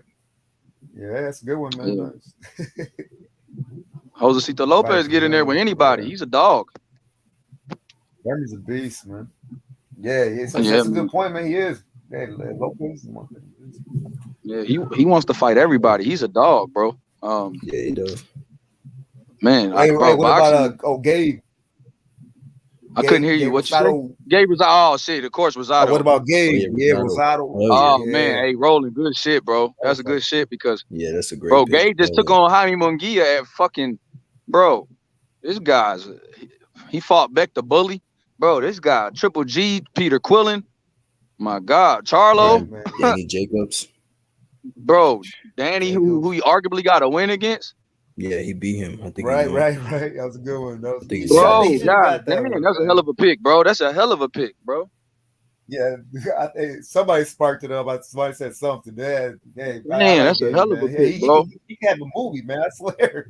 That motherfucker, man, like it was crazy how he beat Beck the Bully, you know. That shit was crazy. Shit, will Austin Trout be considered the guy? Because he fought Lara, he fought Hurd, he fought Cotto, he fought Canelo. I think so. Shit. He was fighting everyone pretty much. He fought both Charlos. That motherfucker fought both Charlos, Lara. He did fight both Charlos. He did. Yeah, you got to put Trout up there then, man. Yeah, that's a good one, man. Yeah. Sure. He up there. Damn. That was a very good bro. Man, bro. Yeah, that's crazy, bro. All the damn boxing is back, bro. Look how much fighters we got to talk about, bro. Like just having H name all the prospects, having him name all the contenders that we got, bro. Man, hey, Roland, bro. Hey, bro, I'm proud of you too, bro, Roland, bro. I know this about to be you about to fight on your next box, Border Wars. Yeah, man. Yeah. Heck yeah. How many days away are you, buddy? And shit. How many days away are you, bro? It's gonna happen Saturday. Saturday. It starts Saturday at 6 p.m. and shit. So where's it gonna be at? Where's it gonna be at now? Florida? Plant City, Florida, man. Plant City, oh, Florida. Okay. Fucking yeah, so got a little drive and shit, like a little 18-19 hour drive, but it's all right. Got it mapped out good, so get some good stretches in and shit, you know. So yeah, it's gonna be fun, man. It's gonna be fun. Good experience. I appreciate you asking and shit. Yeah, I'm proud of you, bro. That's I'm ready. That's real shit, bro. You ain't just talking boxing. You actually living this shit too, man. You know what it's like making weight and shit. That's crazy, Roland. I'm proud of you, bro. Yeah. Shit, and you did good, man. bro. I mean, but to be honest, bro, did you spar this fucking camp, Roland? You sparred this camp? Did you get some sparring in? Fuck no, I can't find no one to spar that wants to spar. I mean, because nobody. I mean, not too many people really that you know, like that my community be really be like talk. Well, that I know of and shit, really be like talking boxing or anything like that. So I can't really find nobody. I couldn't find nobody to spar that I knew basically. So I know no sparring, man. But I was really trying to just work more on conditioning though. So I was doing that, but I was doing that at work a lot too though. You know, like I was getting a lot of my conditioning at work, but it was still conditioning though. But so yeah, but I'm ready though. I'm definitely ready. You know, it's gonna be exciting. I don't know what to expect. This shit, man. Tell you the truth, but fuck it though. That's part of it. You know what I mean? It really is. You know what I mean? Like, so, it's a fight. Yeah, that's a fight. Like Mike Tyson say, bro. Everybody got that plan till you get hit in the face. You get hit in the mouth. So shit, like you said, Roland, you go, you just go on there. You know what to think, bro. Shit. So elite. Hey, what weight class you fighting at, bro? 147. That's what I was about to say. Like I'm normally always at like at 142, 144. So it really wasn't tough making weight, you know. Like but 140 would have been a little different, which I would have made it to though. Pretty, you know, easily. I would have made it, but 154. So somebody was talking about fighting at 154. I was thinking, I don't know how I could do it. You know what I mean? I'm pretty sure you can though. That's something like man. Imagine these boxers, man. Like how they be jumping up in weight and shit like that. That shit's raw, man. That's like to be eating a certain way to get up weight and shit, or lift certain certain weights and shit. You know, like to put on all them fucking pounds. So I mean, yeah, that's what's up, man. Motherfuckers, they go through some things. These boxers, yeah. Professional boxers. If I was in border, amateur boxers too. Like even the amateur boxers out there, any boxers, the young guns that are trying to, you know. All of them, man. Anybody who commits himself, man, that much respect to him. Anybody who commits himself, you know. Yeah, if I was on Border Wars, I'm excited, man. If I would do what you do, Roland, try to stay at a weight class where like it's around my weight, because I wouldn't want to try to gain weight. Yeah. You know, got to eat all this shit just to gain weight and do this just to get up there and all. Nah, I think that shit too much. That shit ain't gonna be easy. Hey I'd man, rather I don't just think, fight at weight especially because class I'm trying to eat a where my certain weight way. is at. yo, man, Kambosos, man, the truth rolling with the punches. What you know about Kambosos, man? Kambosos Man, that's a undisputed big right fight. now. What'd you think about the fight, Undisputed. Roland? Kambosos undisputed, bro. You seen him? He was on Joe Rogan's show with an undisputed shirt. Mauricio Yeah, I seen Suleiman said he was undisputed. Hey, Yeah, and, but and he yeah, said, shit, man. hey, and that boy say, I Much don't want respect no to soft touches. Kambosos, man. To be honest, And this ain't no you know what I knock on mean. Devin Haney Like, because I love Devin Haney, but shit, Kambosos beat the man that beat the man. And they gave him the franchise. He won the franchise in the ring. And they said the franchise is the supreme belt, bro. Mauricio said he was undisputed. You can't even debate it. right. Like they told Devin Haney that fucking Kambosos was undisputed. And Devin Haney don't like it. You know what I mean? But it is what it is. These are the facts. And this ain't I'd nothing have to see against that. Devin Haney. I'd have to see that run back, man. I really would, man. Because I feel like I've been saying this. I feel like I've been kind of joked it too, trying to rhyme and shit. But fucking T.O. was telegraphic, and inactive and distracted, man. And what I meant by that was like he was showing he had no fucking feints whatsoever. I'm telling you, he didn't throw one feint the whole time. So every time he went to throw a punch, all Kambosos did was just wait and countered, and he was waiting. Hey, do me a favor, Rolling with the punches. Do me a favor, bro. Say Kambosos. Yeah, Kambosos. I'm gonna give him Cambo. It's Cambo time. Cam, that boy Cam. That's what's up. That's what's up. But I gotta see the rematch though, man, because I don't know. I just gotta see the rematch. I don't. And then T.O. was off a long layoff, and then trying to with that mind state of trying to get a first round knockout. Man, that's a major distraction. I would think. I mean, that'd be a major distraction. So I feel like he was just all set up for failure and shit. That layoff was a long layoff. So I think Kambosos is good, especially seeing him how good he was. But I thought he was good before too, though. So I just want to see the run back. I just want to see the rematch. Yeah, so you know what I mean, to really crown Kambosos and shit, you know. But yeah, Kambosos though. Not hating him, dude. Shit. You know, my thoughts and shit. Yeah, well, I wouldn't. But yeah, what y'all think of Kambosos? He's a king. Kambosos is the truth, bro. He's on the pound for pound list. He's one of the best fighters in the world. He's a great boxer with great skills, hand speed. He got the hand speed, bro. Some of the fastest hands in boxing, and he has a great ring generalship. He got great footwork. Yeah, for sure. Yeah, Kambosos. Yeah, beast, definitely think he's a number one lightweight.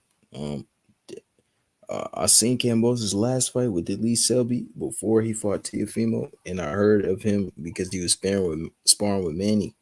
Manny's one of my favorite fighters. I shouldn't have pushed that shit to the side. I always thought Kambosos wasn't good, but once he got in there with Teo, man, he proved me wrong. Man. That dude is a killer, bro. He got an amazing chin. I think he got the fastest hands at 35. I seen him on the pads, bro. His hands is fucking fast for no reason, bro. That shit's crazy. And he's got good footwork as well. I want to see him fight again, man. Devin Haney, Loma, whoever get in there with him, anybody. I think it's gonna be Haney though. But Haney get in there, maybe Tank. They might mandate a fight. I don't know. Whoever fights him, man, I want to see that. I'm down to see him fight again. Yeah, man, I love Devin Haney, man, but Kambosos, he's the undisputed champion. Ain't no doubt about that. He won a franchise belt in the ring, and people were saying, no, you can't win a franchise belt. It's not going to be on the line. And it was on the line. The WBC already said that the franchise is the most supreme, is the supreme belt. He said it. You know what I mean? That the franchise is put above any champion in the lightweight category, bro.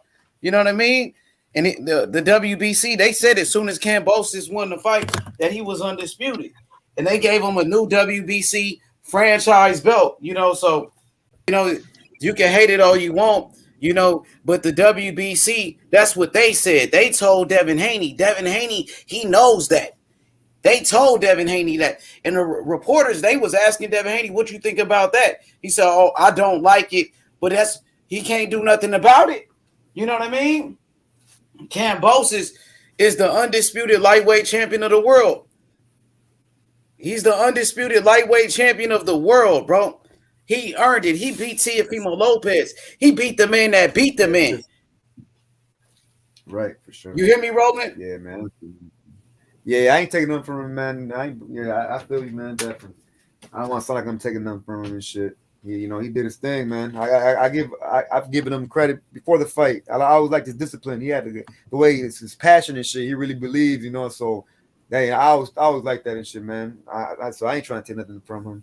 I just feel like circumstances of the fight kind of didn't really give me the full, the full visual, like what I don't know, like I don't think they're at their best completely, but yeah.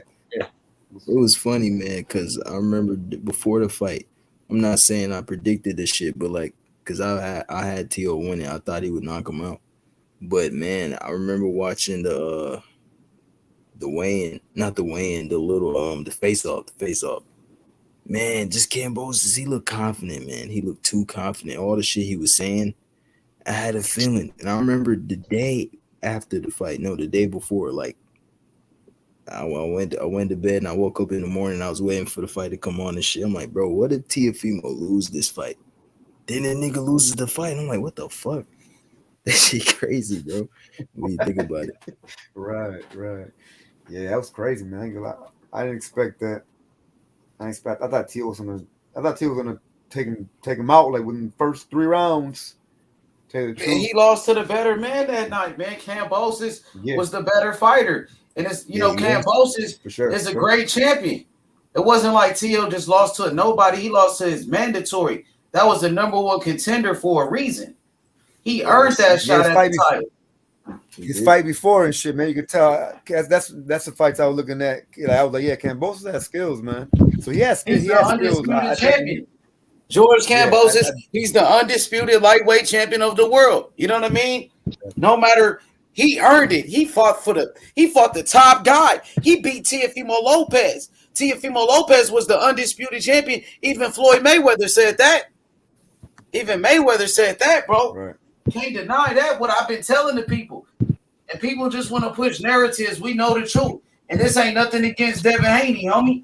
But we know the truth, bro. Kambosos is the undisputed champion, bro. The WBC said it. So what belt does Devin Haney got, bro? Somebody tell me. What belt he got? And there's no disrespect to Devin Haney, but what belt do we got? The WBC title.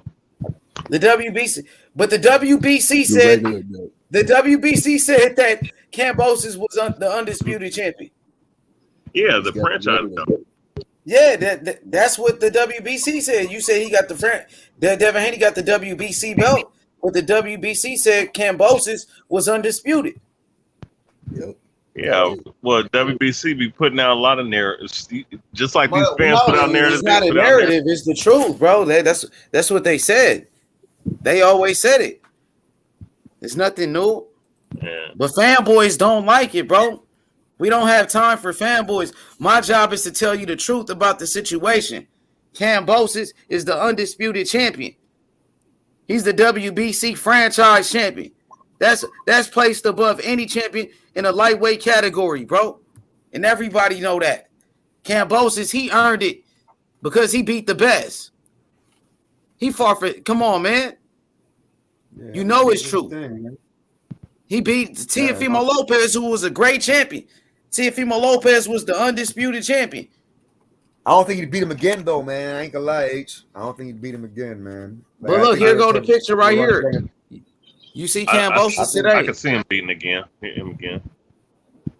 No, I mean, I got Kambosos beating Tank. It could happen, but I'd give the edge to T.O., man, in the rematch if it was, if it was a fight soon, though. Like, if it was like a fight within the next couple months, you know what I mean? Like, the next 3 months or whatever, at least scheduled and shit. Were you disappointed when T.O. lost, bro? Nah, I really wasn't, and shit, tell you the truth, man. Man, I thought T.O. was your boy, man. How you turn on your boy? No, I was never a big T.O. fan. I Yes, always you had was, love for T.O. bro. for sure, definitely. But I like he's not one of Yeah. my he's not one of my tops. You know what I'm Everybody saying? had love for T.O., Yeah. man. Yeah, exactly. But I wasn't gonna get emotional if he lost. You know what I'm saying? Like I don't really get emotional over a And Teal that dude, bro. True. He's I was still that dude, he disappointed. just lost to a better fighter. Yeah. I was disappointed, bro. I ain't gonna lie. H already know. He know the boy YB was fucked up. Yeah, I feel you. I mean, a lot of people. Man, we always fucked up when T.O. lost, man. Nigga still fucked up. That's my nigga, though. But I see T.O. been tweeting a lot of shit, though, since he lost. He be, like, posting a lot of pictures and shit. Like, he posts a lot on Instagram since he lost, though. He's showing, like, I don't know about that, though. I don't really like that. That's why I bro. wasn't so emotional about it, because before he even Just before stay the out the fight way, took man. place, Like, he was and he been making talking- these excuses and shit, bro. Yeah, I'm telling you, bro. I don't like those excuses, man. You know what I'm saying? And I don't like the fact that he said, "Oh, yeah, it was 10 to 2." Look, man, when you get your face busted up like that, bro, where you're bleeding out of, you have 2 cuts in your eyes, bleeding out of your eyes, blood flowing like a goddamn river on your face. No reason on God's green earth are you out there to you can legitimately say with an honest heart that fight was not close, and to say that you won the fight, like get. Hey, y'all hear a historian going in, huh? Where you at, historian? You went away. Hey, look, you see Kambosos today, though? Y'all see him? Yep. Yeah, you hear me? Yeah, you see Kambosos today? What that shirt say? He's with what you call it? Oh, What does that shirt say, though? What does T-shirt say? Against all What odds. does it say? That online. What it say, though? King Yeah, I mean, yeah. What it say? It say undisputed lightweight champ. Yeah. Yeah, because he is the undisputed lightweight champion. Hey, YB, you see that shit? Oh yeah, I seen that shit, man. I seen some of the interview. He said, he was saying that Loma Autumn can get it. You see Kambosos, because they were saying, oh, Kambosos, he ain't saying he's undisputed. Because these were the fanboys were saying. The fanboys were saying, oh, the liars, the narrative pushers, the fanboys. You know, the Devin Haney fanboys, the new fan club he got. You know what I'm saying? That's what they saying. They said, oh, Kambosos, he never said he was undisputed. He never say he don't call himself undisputed. Yes, he do. You see the motherfucking shirt that he wears say undisputed? He got a whole undisputed shirt on, bro. Man, you know what I'm after saying? today, bro, I can't stand these fucking bandwagoners that you're talking about, man. I ain't gonna lie. Fake ass fans, bro. You know what I'm saying? Come on, bro. Fucking idiots, Come on, man. bro. I'm telling you. I'm the real Devin Haney fan. I'm the original fan of Devin Haney. But I'm just keeping it real. Kambosos is the undisputed champion. You know what I'm saying? That's why Kambosos, he got the undisputed shirt on. He know what time it is. He got a WBC belt already. The WBC say he the undisputed champion. So you saying they saying Devin Haney got a WBC belt, but the WBC, they said that Kambosos is the undisputed champion. He got the supreme belt. You know what I'm saying? He's the king of the lightweight division. The WBC said he was undisputed. So that's not no knock on Devin Haney. I'm just telling you what the WBC said. That's why he got on an undisputed shirt. But the fanboys saying, oh, well, Kambosos, he don't call himself undisputed. They say the WBC called him undisputed, but he don't. Like he make the rules. He do call himself undisputed. That's why he got a fucking undisputed shirt.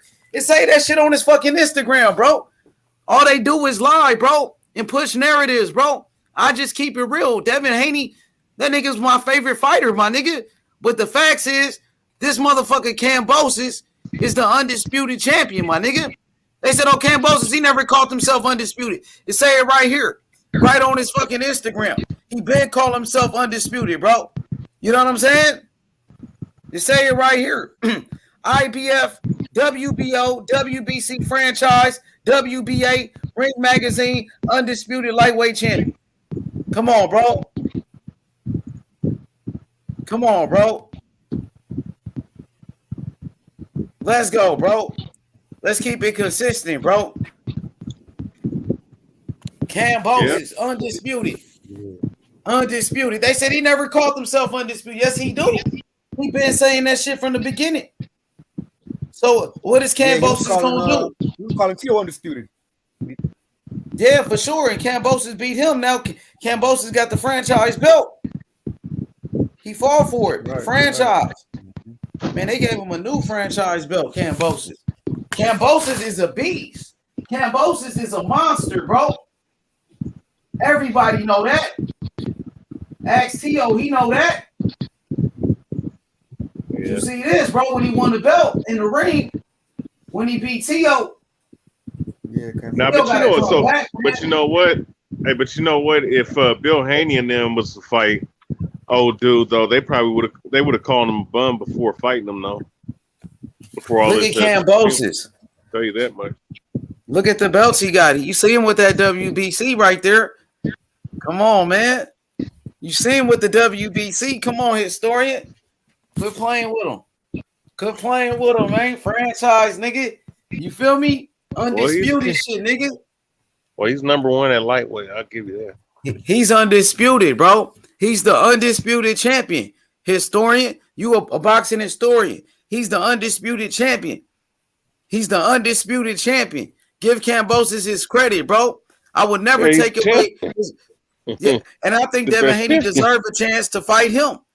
Devin Haney should get a chance to fight Kambosos. Even though Kambosos is already undisputed. He's already undisputed, but Haney still deserved to fight him because Haney want to fight the best. Yeah. Yeah.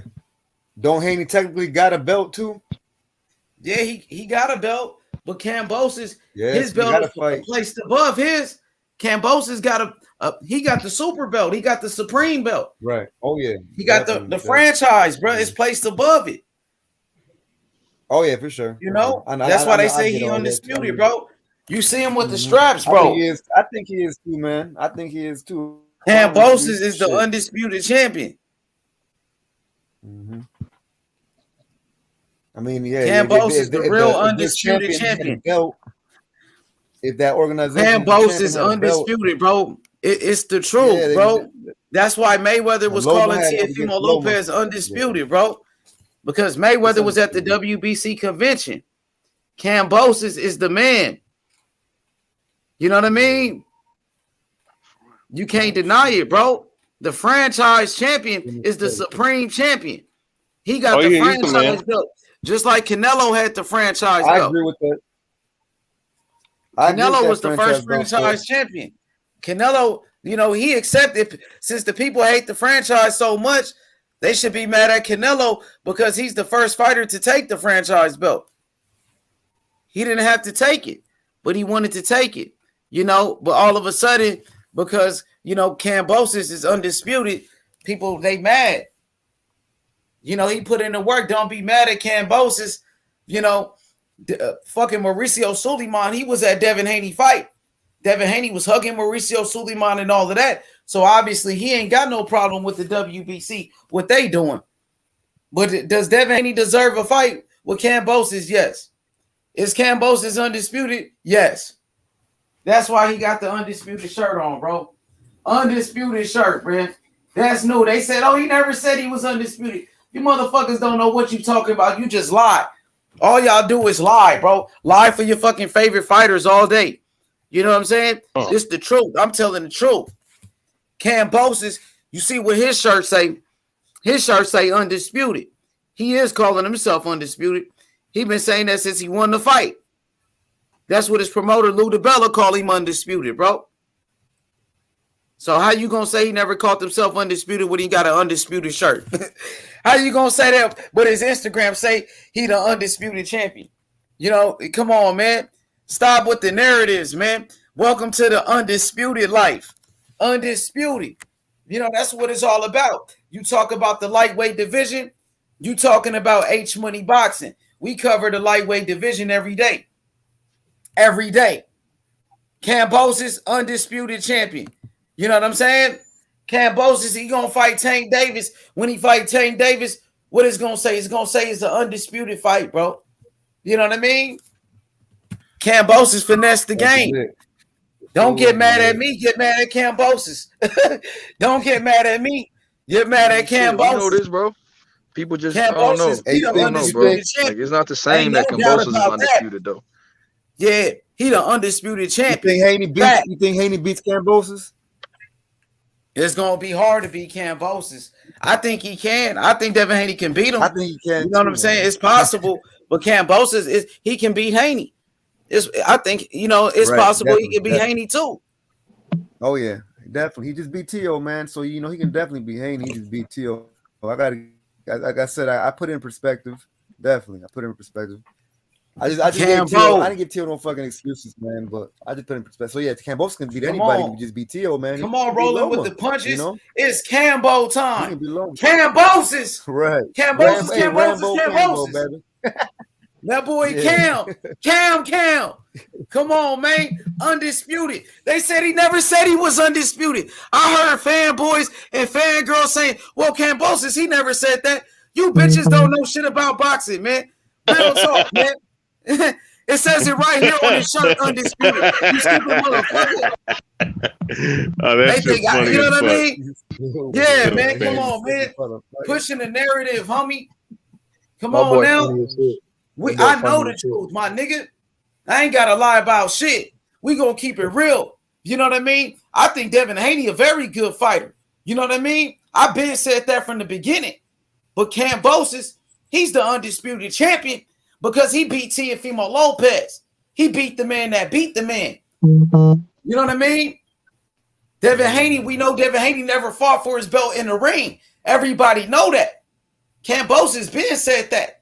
He said that from the beginning. You know what I mean? So Kambosos, he called the shots. Welcome to the undisputed life, man. And if Tank Davis beat Kambosos, Tank Davis gonna be the undisputed champion. Whoever beats Kambosos will be the undisputed champion, bro. That's just how it works. You feel me? The Hey, if I was WBC Kambosos, said I'd that try to get that belt from Haney. and Devin Haney was right there hugging Mauricio Suleiman. Come on, bro. They asked Devin Haney, oh, what do you think about the WBC saying Mauricio Suleiman? He said Kambosos is undisputed. He was like, well, the fans know. What you mean? Well, what you think about it? Answer the question. What you think about what Mauricio said? You don't have a problem with it. You cool. Because you getting paid a lot of money with the WBC. You got the WBC world title. You know what I mean? But the WBC, they said Kambosos was undisputed. I know you want to fight the undisputed champion. Devin Haney should want to fight him. Kambosos is already undisputed. So there's nothing wrong with Devin Haney fighting Kambosos, who's already the undisputed champion. He could do that. I'm with that. Devin Haney could fight Kambosos for undisputed. If Devin Haney beats Kambosos, he's undisputed. Ain't nothing wrong with that. I want to see the fight. I've been talking about it. Yeah, me too. But he's already undisputed, homie. That's the whole point. That's the whole purpose. And he's already calling himself undisputed. He is already undisputed, but he will still fight Devin Haney. You know what I mean? They can still fight. Yeah, that's what I'm I'm saying. Email bro. belt. Why not? I would if I was. What you man. say? Like, you know what? I'm gonna be the first to get all the belts like this. What you say about that belt? What you call it?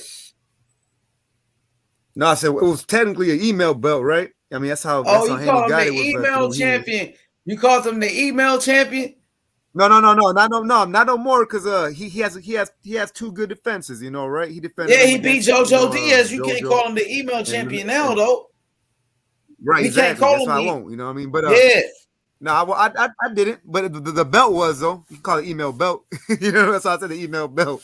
You know, because that's how he got it and shit at the time. But you know, he made a couple defenses. So no, that's why I think that fight has to happen though, because the winner can be like, you know what, we got all the belts. I think they'd be the first fighter to do that shit in the franchise era or whatever. I'm just throwing that shit out there. I'm not sure at all, right? But yeah, man, like shit. I definitely that should be the next fight for sure. And honestly, man, that should be the next fight. But now I ain't gonna lie, because of you, goddamn it, I'm thinking Kambosos might win. Shit, I wasn't going Haney. No, I'm saying I think Devin Haney can beat him though. I think Haney can beat him, but yeah, I do too. For man, sure. I think Kambosos can beat Haney I think he too. will win too. It's a 50-50 fight. You never know what can happen. It's boxing. You never know what can happen in boxing, though. And shit. Yeah. What about Kambosos? He got the speed, though. Kambosos got the experience. He just beat T.O. But you can't sleep on Kambosos. I mean, JoJo kind of. Yeah, you can't sleep on Kambosos, man, at all. Do you think what you thought about Devin Haney fight with JoJo? What you thought about that fight? I thought it was a good fight, man. I mean, like I didn't get to watch that one, so I can't really accurately say. But from the highlights, it's good highlights. The zone got good highlights. Fucking I thought it was a real good fight. I thought Devin won it. You know what I mean, from the highlights, just what I could see. But I think JoJo definitely win. That's what I was gonna say. I said JoJo and Kambosos because JoJo got hand speed, man. He's fast. So he's kind of similar, a little bit like Kambosos and shit. Because Kambosos got hand speed too. He's very quick. So it's not like Haney hasn't seen that hand speed, and then Linares is probably faster than both those. Both fucking both the motherfuckers. so yeah, man. Like I don't know. I think Haney be ready and shit, man. Because Linares had good hand speed, which he might be faster than Kambosos is faster than Linares right now, bro. Kambosos got way better speed than Linares. Yeah, you're right. Kambosos got some power. He showed he got some power against Teofimo Lopez when he dropped T.O. So you know what I mean? But Haney showed a good chin. What you thought about Haney's chin? You thought Haney got hurt by JoJo? Yeah, what y'all think about it in the chat? Y'all think JoJo hurt Devin Haney? Was Devin Haney hurt in that fight by JoJo? I mean, he stunned him. He stunned him for Haney sure. was hurt. Right. He got stunned. I would say stunned. I wouldn't say he was wobbly. So he was. Yeah, he got stunned. Well, what's hurt though, man? I don't know what's the definition of hurt, like. Because I mean, I think he got stunned. Like I can't see who said it. Boxing swearing thing. I think he got stunned too. I don't think he got hurt. Haney can box though, bro. Haney got some good boxing skills for sure. I think when a boxer's hurt, man, it's when he looks like he's also gonna he's losing in that moment. Like in that moment he looks like, oh shit, like he just looks like he's about to get taken out damn near. Like, oh man, he's hurt. Like, he's about to get taken out. Like shit. I don't think Haney ever was at that point. I think he got stunned though, for sure. But I don't think he was hurt. My opinion. Shit.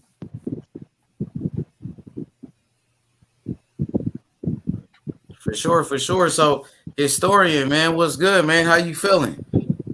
I'm feeling horrible, man. Fucking shouldn't have ate this damn Ezel chicken, man. Hey, historian, nah, man. Come on, man. You be eating too much. I gotta go eat myself, man. Hey, historian, bro. I seen you, bro. I seen you over there with that bullshit Bud debate, bro. I saw that shit when it was happening. Man, you saw that, man. You see this fucking moron, man. But I'm already timed out, so I can't recomment. You feel? Bro, why the fuck is they timing out everybody that says something negative about him? Like that's some whole ass shit. I ain't even say nothing negative. I just said, bro. I said Bud ain't ducking the fight, and I got timed out, so I know how you feel, bro. Fuck what they talking about, bro. They just don't want to believe that. Yeah, I mean, but did you see? Did you see the? Bro. I mean, did you hear the moronic shit that was being said by this dude? Bro, they wanted Bud to come up as a mandatory to fight EJ instead of fighting Jeff Horn for the belt. I'm like, bro, so Bud is a duck because he fought for a belt his first fight at 147. Yeah, it just don't make no sense to me, bro. That's what I'm saying. Like, I mean, it meant, hey, you saw that I gave him good points, but he just sat up there and twist every fucking thing that I was saying to make it look like I didn't know what the fuck I was talking about. And then my thing is, man, why the fuck are you pocket watching? Oh, how much money do you think this fight's gonna be made? Oh, I thought you were a historian. How come you can't how come you can't give an estimate of how much money? I don't know all that shit. I might look at the purse of a fighter, but I'm not gonna be looking at all that other goofy ass shit, man. Niggas got narratives to be pushing, man. Like it's so fucking weak as fuck, man. Yeah. I mean, yeah, bro. You know what it is, though, bro. It's they got one fighter, one narrative to uphold, and as simple as that. They got one fighter, one narrative to uphold. And that's just what they're gonna do. This is what they're gonna do, bro. It don't matter what facts you make; they're gonna twist it. So yeah, I applaud you for getting up there, knowing that your words was going to get twisted. Hell yeah.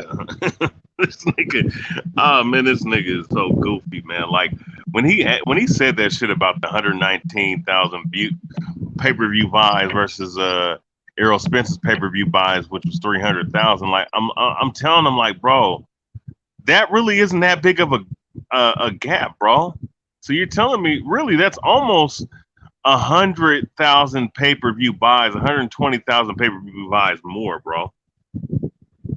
And don't do the fucking little like the calculated thing, like, bro, come on, nigga. That's not, bro.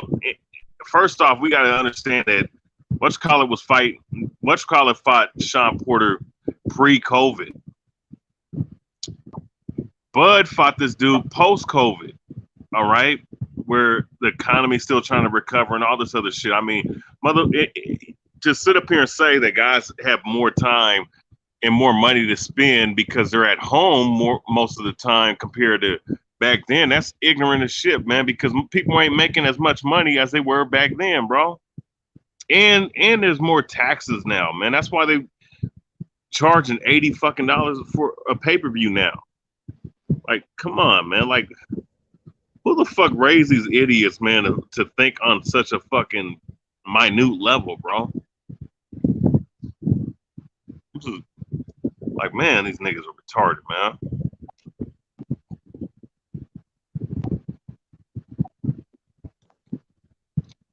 Hey, so I saw that shit though, bro. I saw that shit. That's why I be understanding why HB fucking be blasting these niggas, man. Shit, man. I'll try to keep it professional, man, but I shouldn't just let them have it, man. I'll be honest with you.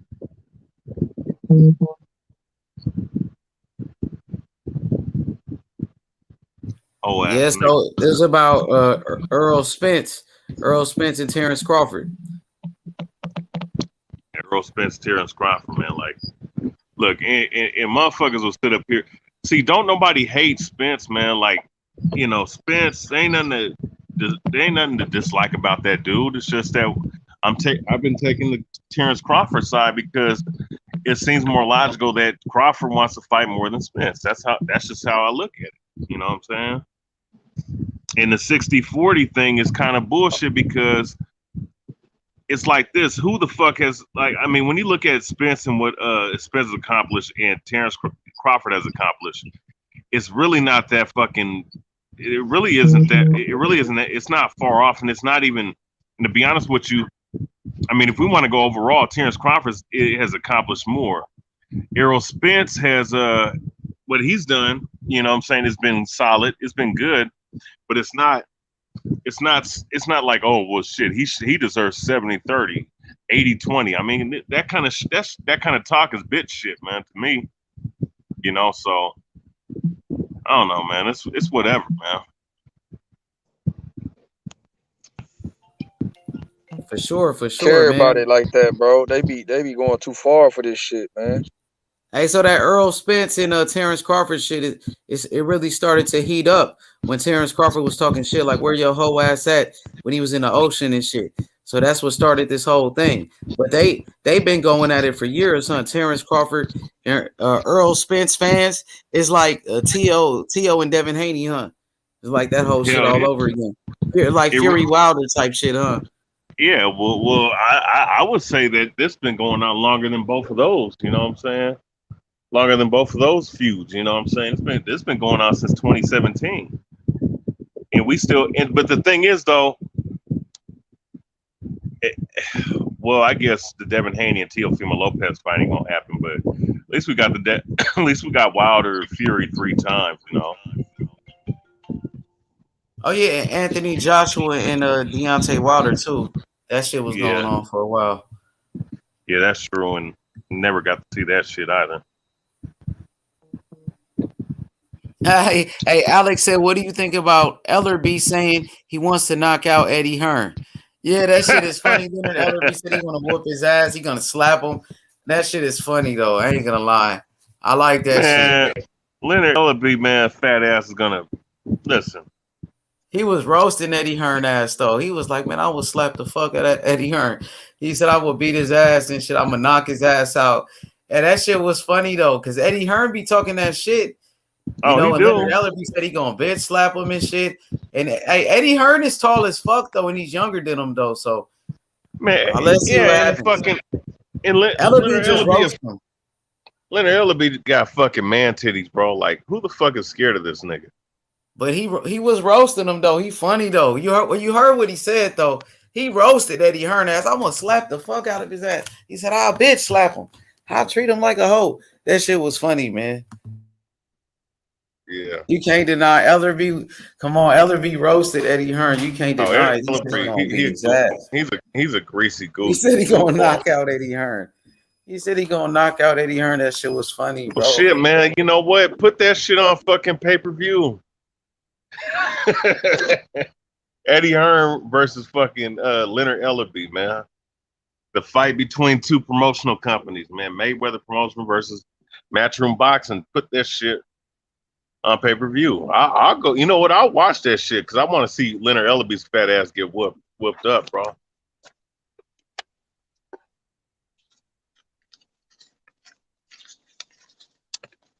Damn, hey, you hate Mayweather that bad, bro? You know what? After the shit he's been doing, yeah, I fucking hate the nigga, man. Fuck him, man. This nigga's a goddamn scumbag, man.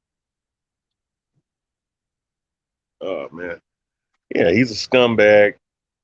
Leonard Ellerby's a fucking dick riding ass faggot.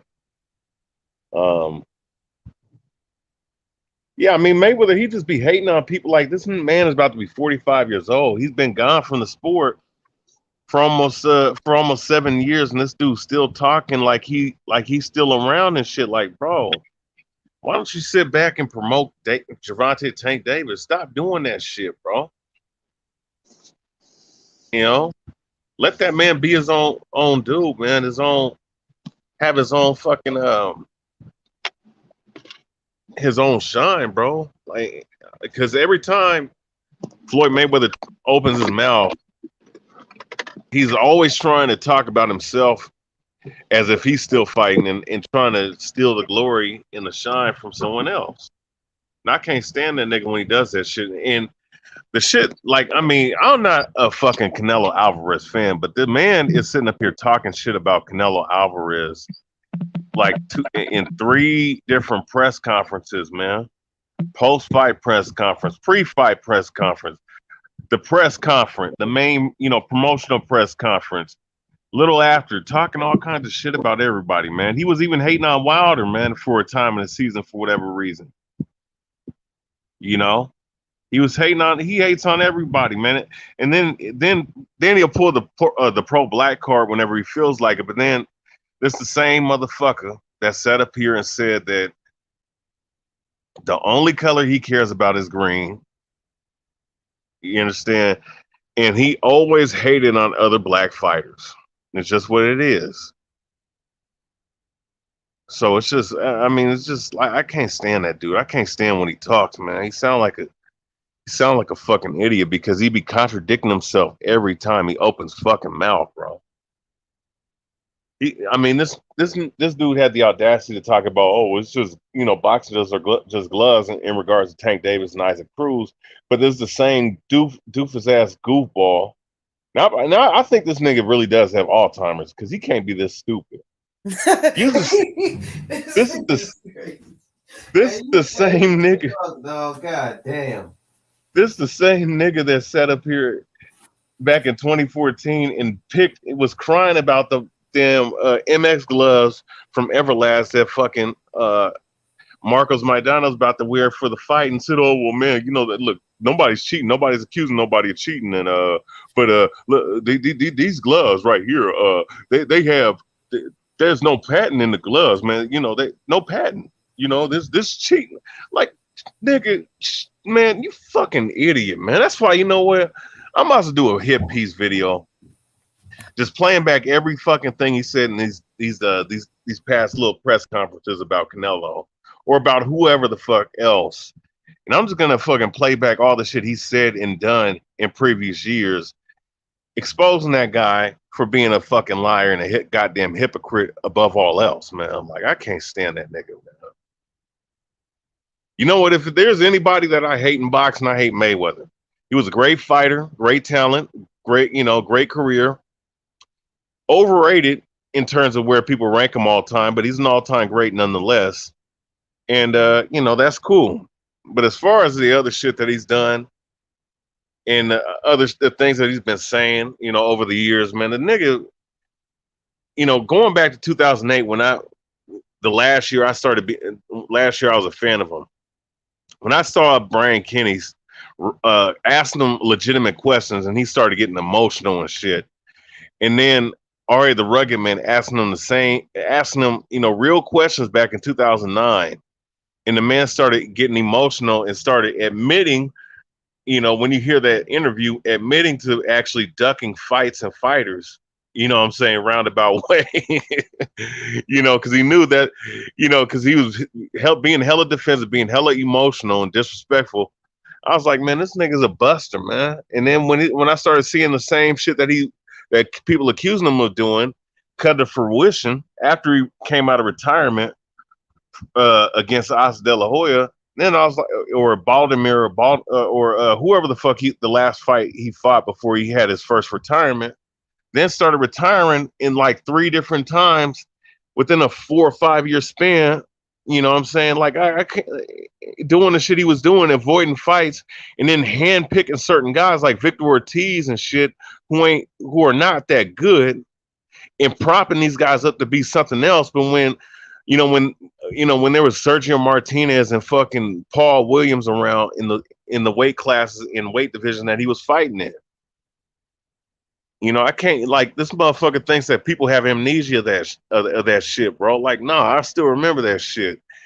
And he's the reason why these motherfuckers are talking about A side and B side and shit, thinking that being undefeated means something when it don't mean all that much.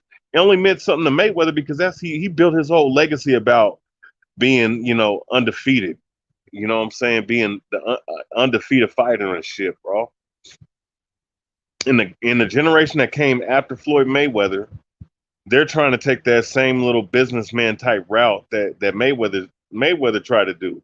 It's not going to work for most of these guys because a lot of these guys are not business savvy like that, and they don't understand that you have to build up a fucking resume and build up a actual how should I say? You have to build up an actual career for yourself before that happens. Mayweather did that. That's why when he fought De La Hoya, who was the cash cow at the time, that same power and money transferred over to Mayweather. And Mayweather became the cash cow of boxing after that. These guys nowadays, like Errol Spence and all these other guys, these Generation Y motherfuckers, these guys sit up here and look at that and be like, oh yeah, I'm A side, B side, fight on the other side of the street, you need to prove something. I'm like, nigga, listen, sit your ass down somewhere, take a deep thought process of your fucking career and be like, you know what? Is my career really worth what I'm saying it's worth? And are people actually going to buy the fucking pay-per-views in the time period, in the format and the time period that we live in now? You have to ask yourself that. And these guys don't, these guys don't think on that level because they're too high and mighty. That's why you're the same guy that was telling us about Tevin Farmer talking about, oh, I got a TikTok account now. And you asked him, why the fuck is he not fighting? This man's 31 years old in the prime of his career. And he said, well, I'm rich already. I don't need to fight again. Like, what the fuck? Who the fuck are you, man? Your whole claim to fame is boxing. The only reason why we know who Tevin Farmer is because he's a boxer. So you stop boxing at 31, ain't proved shit. You were a belt holder once or twice. You know what I'm saying? Like, get the fuck out of here. Who the fuck are you, man? That's why, man, nobody's gonna remember these post-Mayweather, post-Pacquiao era of fighters. Like these guys that came around in the early 2010s all the way up to now, outside of Canelo Alvarez and maybe like 1 or 2 other guys, those guys are going to be. He'll be remembered, and maybe one or two other guys. Maybe a Wilder might be remembered because of his fight with Fury and Fury 2, and but Canelo, people are going to remember Canelo. Nobody's going to remember most of these guys that fought in this time period, bro. It's just what it is. And that's and I'm sticking to that, bro. These guys ain't shit, bro. I'm just Tank, Tank is 27 years old. Ain't fought nobody yet, man. 27 years old. I mean, Cruz is a good fighter, but look, of all the guys that was in the top 10, they picked him because they felt he was the easiest opponent of all of the guys in the top 10. And that's a fact. He had a chance to fight Lomachenko. He ducked Lomachenko. He don't want to fight Tio. He don't want to fight Haney. He don't want to fight Kambosos. He don't want to fight these other guys. Like, this is so fucking faggot minded, man. I'm tired of this shit. And it's this Mayweather effect. I'm telling you, man. This man's whole fucking mentality, and people be talking about, oh, he's a great businessman, and he taught these guys how to be their own promoters. Listen, motherfuckers were their own promoters as fighters before Mayweather. He didn't do nothing new. The only thing he did was he hustled for his own benefit. He didn't show nobody shit. He hustled his way to what he did, in all power to him, and he made his money. Nobody's falling for that again. And for these guys that sit up here and give credit to Mayweather for doing that shit, like, okay, cool, he did it for himself, but that business model that he brought to boxing is not gonna fucking work for everybody else. Canelo Alvarez is working for him because Canelo Alvarez, for one, even when the times when I stopped being a fan of Canelo, and I'm not a fan right now, but even with all that said, Canelo Alvarez was fighting guys that was in. Even though he was getting certain gift wrap decisions, he was fighting the guys that people wanted to see him fight, and he still was fighting top level competition all the way up to now, which is the reason why he's undisputed at 168, the first undisputed champion. All right, and he has a country behind him, and he has a whole country behind him, man. So that's why it's working for him, but it's not going to work for these other guys because these other guys haven't proved shit. What the fuck has Ryan Garcia done? He's a social media star, big fucking deal. What happens when he get up in there with someone who can actually box and has the actual natural ability to beat his ass? What the fuck is going to happen? What the fuck is going to happen when Tank actually fights somebody that, well, shit, people think that Cruz won. And the fact that people think Cruz won is bad because people was predicting Gervonta Davis to knock out Cruz, and he did not do that. Cruz actually backed him up with some shots, man. And I know he felt those shots because you could see it on his goddamn fucking face in the fight. What happens when Devin Haney fights a guy that can really, really hit, and he's not, and he's gonna have to be forced in the pocket and slug it out with him? You know what I'm saying? What happens when, we saw what happened with Tio. I mean, that's the school of hard knocks in boxing. You're going to take an L against an opponent that you wasn't expecting, but Kambosos was a pretty good opponent for him. I didn't think he was going to beat Tio, but Tio lost. It is what it is. What happens with some of these guys, man? And it's just like, these guys, in the way these guys be talking, they be saying the same little things Mayweather says. They had the same little terminology, the same little speech patterns, and and they become to be revealed as con men, like fucking Keith Thurman. And after that Keith Thurman, because I was riding Keith Thurman's bandwagon hard, man. But when he started doing that bitch shit, bro, and he got up out the sport the way he did, bro, I was like, you know what, man? I'll never fall for another motherfucker ever again like that, bro. At least Crawford's trying to do something in the welterweight division, but it was pretty evident a long time ago that most of these guys didn't want to fight this dude. Porter wanted to fight him now because Porter, like me, you know what? I don't have no chance against this guy. Even though I can give him a good fight, I know that he's the real deal. So, if he beats me, I'm going to go ahead and retire afterwards. He didn't want that smoke a couple years ago. Neither did Danny Garcia. Neither did most of these motherfuckers, man, including Errol Spence. That's why he talked about clean up your side of the street and I'm going to clean up mine. Why not make the fight right then and there, man? Whole ass shit, man. I'm tired of this shit, bro. But yeah, that's my rant on that shit, man. Fuck Mayweather, fuck him, and fuck his whole mentality of boxing in the plague he's brought to boxing.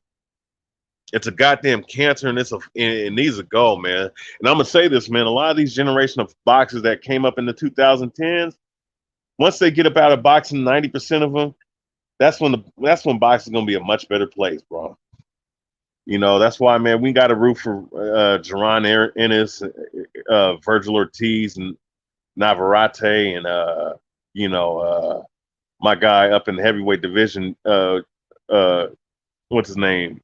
Miller, not Miller. My bad, not Miller. Jared Anderson. Root for him. Root for some of these other guys, that's out here that's coming up, man. Don't root for these clowns that came up and became common in the end, man. But yeah, that's my rant.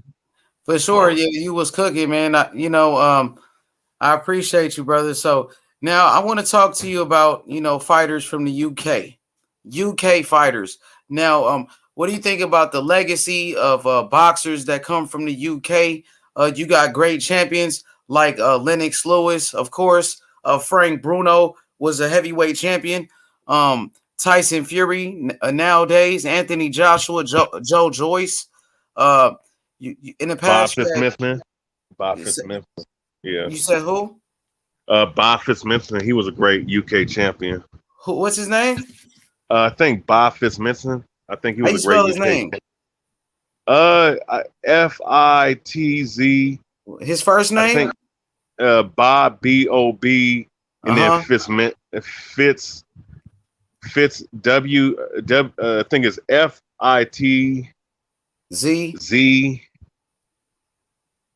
Something like that. If you type Bob Fitz, it'll come okay. Up. But what about the fighters like, of course, you had Nigel Benn, Chris Eubank Sr., right? Yeah. You got guys nowadays like Billy Joe Saunders, David Hay, Derek Chisora, Lloyd Hunnigan, the welterweight champion.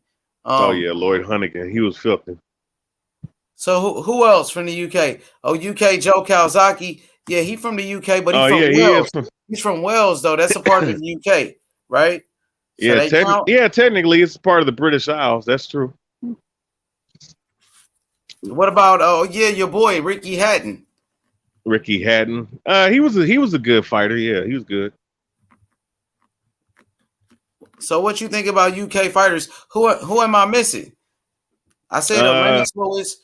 I mean, what about Brian London? He was a great heavyweight, or not great, but he was a good heavyweight in Ali's era. Herbie Hyde, back in the day. Herbie Hyde. Yeah, he was solid. Herbie Hyde. I'm trying to think. Said Frank Bruno, he was a good champion. What about Daniel Dubois? He's pretty good nowadays. He took a loss. Yeah, he's decent. He's a real contender. He's gonna be a real contender in the heavyweight division. Trying to think, Joe Joyce. I can't stand his style, but it works for him. You like Joe Joyce? You don't like him? I don't like his style. I mean, the way. Good, I mean, they do. I mean, that is a good name for him, Juggernaut. Yeah. Because he comes just like that, man. He just walks forward and shit, man. He walks forward.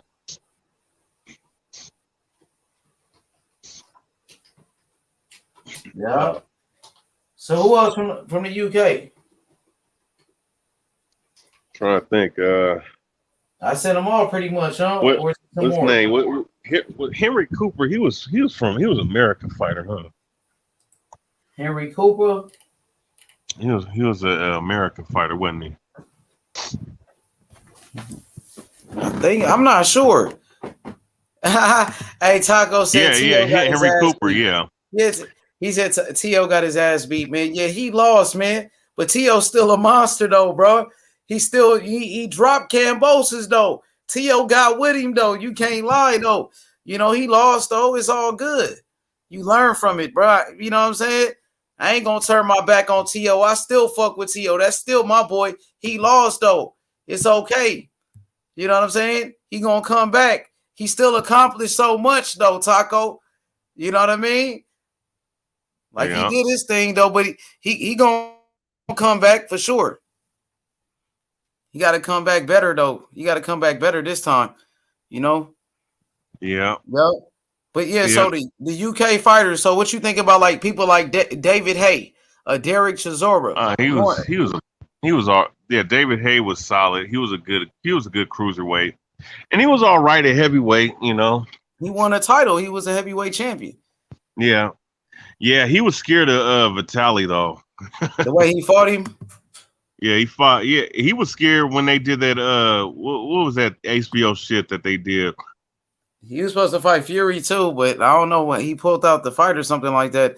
So look, what about Dylan White? You like Dylan White or Anthony Yard? Anthony Yard, Joe Anthony Kawasaki. Yard, man. Joe Kawasaki. He from the UK though, but he from Wales though. That's not like Britain though. You know what I'm saying? He from and then you got Josh Taylor. He from Scotland. Scotland, that's, you know what I'm saying? It's a part of the UK, but Scotland, you know, at the same time, that's not Britain though. You know what I'm saying? It's not. So, it's part of the British Isles, but they do kind of segregate themselves though. Yeah, Ricky Hatton, you know. So who you like? You like Lennox Lewis? You like Lennox Lewis out that bunch? With you trying to tell me who the best of them are? Yeah, I mean, like UK fighters, it looks like they known for heavyweights. You got some good heavyweights. You got Lennox Lewis, Frank Bruno, Tyson Henry Fury, Anthony Joshua, Joe Joyce, Dylan White. You know what I'm saying? You like they heavyweight? Yeah, I mean Henry Cooper, Brian London. You know, guys that fought Ali. You know, they were really good contenders at the time. You know, they that fought Floyd Patterson and shit. You know, those were good. Those were good heavyweights at the UK. You said Brian London. Brian London. He was good. Yeah, he was good. He you know, he has a lot of losses, but you got to look at who he fought. He fought Floyd Patterson, Ali. He fought all them guys. Henry Cooper. He was the first dude that I think he's the only dude to drop Ali. You know. I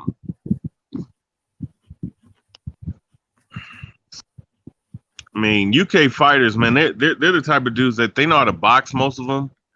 But a lot of them, I don't know, in the times that we see now, like a lot of them are kind of soft, man. You can't say that. Well, not all of them. I'm not saying all of them. Tough fighters. Lennox, come on, Frank Lennox Bruno. tough. Tyson Fury tough as fuck though, but he like gypsy though. I know he a gypsy though, you know what I mean? But that nigga tough though. He come from the UK though. You know what I'm saying? What about Joe Joyce? Joe Joyce is a problem, bro. He a monster, Joe Joyce, bro. I'm telling you, David Hay had hands back in the day. At cruiserweight, David Hay, he used to be, man, come on, bro. Derek Chisora, Dylan White, them niggas tough. Dylan White, tough, nigga.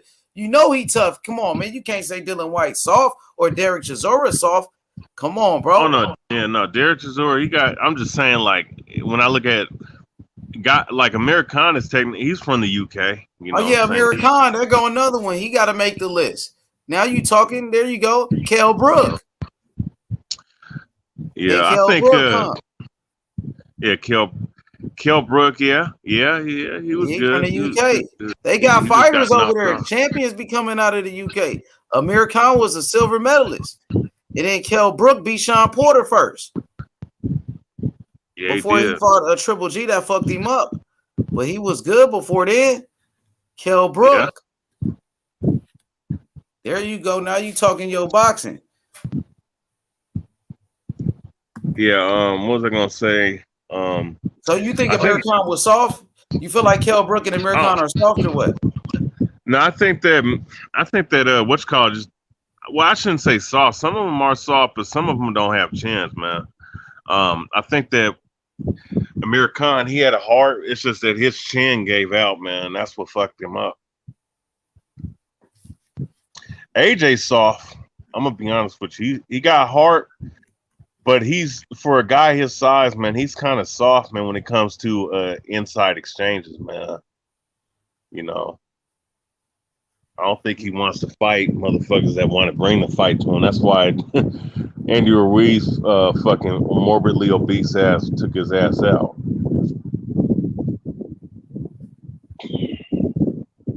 That's crazy, bro. That's crazy, but look like they got some good fighters though, man. Lloyd Huntington was a welterweight champion. I believe he knocked out was it Donald Curry? He beat I think he did beat Donald Curry. Lloyd Huntington. And Donald Curry was pound for pound number 1 at one point, I believe. You know? Yeah. Mm-hmm. Yeah, but overall, you like the UK fighters like Billy Joe Saunders, Callum Smith, and shit? No. I mean, I say that Callum Smith, he's all right. Billy Joe, he's all right, but he quit against Canelo though. Oh, Carl Froch, huh? Carl Froch is all Carl Froch is good. Now he from the UK, so they got fighters, homie. They got a lot of motherfuckers coming from over there. Hey, let me show let me show you Bob Fitzmaurice. All right, and this probably the greatest British boxer to ever come out of England. All right, Robert James Bob Fitzmaurice was a British boxer who was the sport's first 3-division world champion. He also achieved fame for beating gentleman Jim Corbett. All right, the man who beat John L. Sullivan, the first heavyweight champion, obviously. And he is the world's Guinness record as the lightest heavyweight champion, just around 165, and he won the 165 pounds, and he won the title. Okay, and he had 69 wins and 57 of them for knockouts, 12 losses, 14 draws, and 9 no contests. Yup, you got Luke Campbell coming out the UK. But he retired though, Luke Campbell. Luke Campbell? Yeah, he retired. He was a gold medalist, huh? He was a gold medalist. John Ryder, Rocky Fielding. What you think about Rocky Fielding? You like Rocky Fielding or no? Man, Rocky Fielding? Oh, Nassim Hamed, Prince Nassim. Man, Rocky Fielding is a bum, man. The fuck? Yeah, Prince Nassim was cold though back in the day. That boy Prince Nassim. Oh yeah, was Prince cold. Nassim. Hey, I saw a picture of him, man. He is so different. He looks so different now, man. He's fat as fuck now. Like, damn, bro. Yo, what up, though, my boy Taco? Hey, nothing shit on this war zone, man. Shit, listen to y'all asses. Yeah, Taco, man. So what you think about the UK fighters, like, overall? Like, I heard some people say they soft in the UK. UK fighters are soft. But when you look at the resume, they got some good fighters, man, that come out of there, man. You know what I mean? Man, they got a lot of champions. We could say a lot of people soft, even in America. So you got good fighters all over the world, man. In my opinion. Yeah, that's sure. my thing. I mean,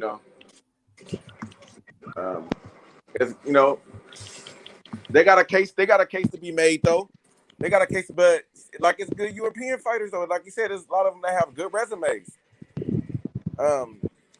They shouldn't. I mean, a lot of people still on that America against everybody else stuff. I'm not really with that shit. You feel me? If you can fight, you can fight. You know what I mean? I go off what you showed me in the ring. You know what I'm saying? I don't give a damn where you from, bro. You could be from Mars. If you can fight, you can fight. Yeah, so I'm looking at it right here, Taco. Like, I see, like, on it from the UK, you got Lennox Lewis. He was an undisputed champion. Now you got Tyson Fury, Anthony Joshua. Back in the day, you got Frank Bruno. You know what I'm saying? Now we got Joe Joyce, Daniel Dubois. Billy Joe Saunders, David Hay, Nigel Benn, Chris Eubanks Sr. What you think about some of these fighters like Dylan White? All of these guys from the UK, like Carl Froch and them. and Kell They Brook, all Amir good. Khan.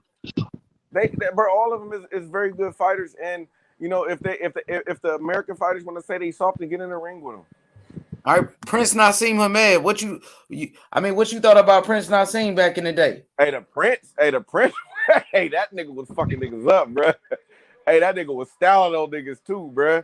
That nigga was styling on niggas, bro. Real talk. I liked him. Fast hands, awkward. Hey, he was nice, bro.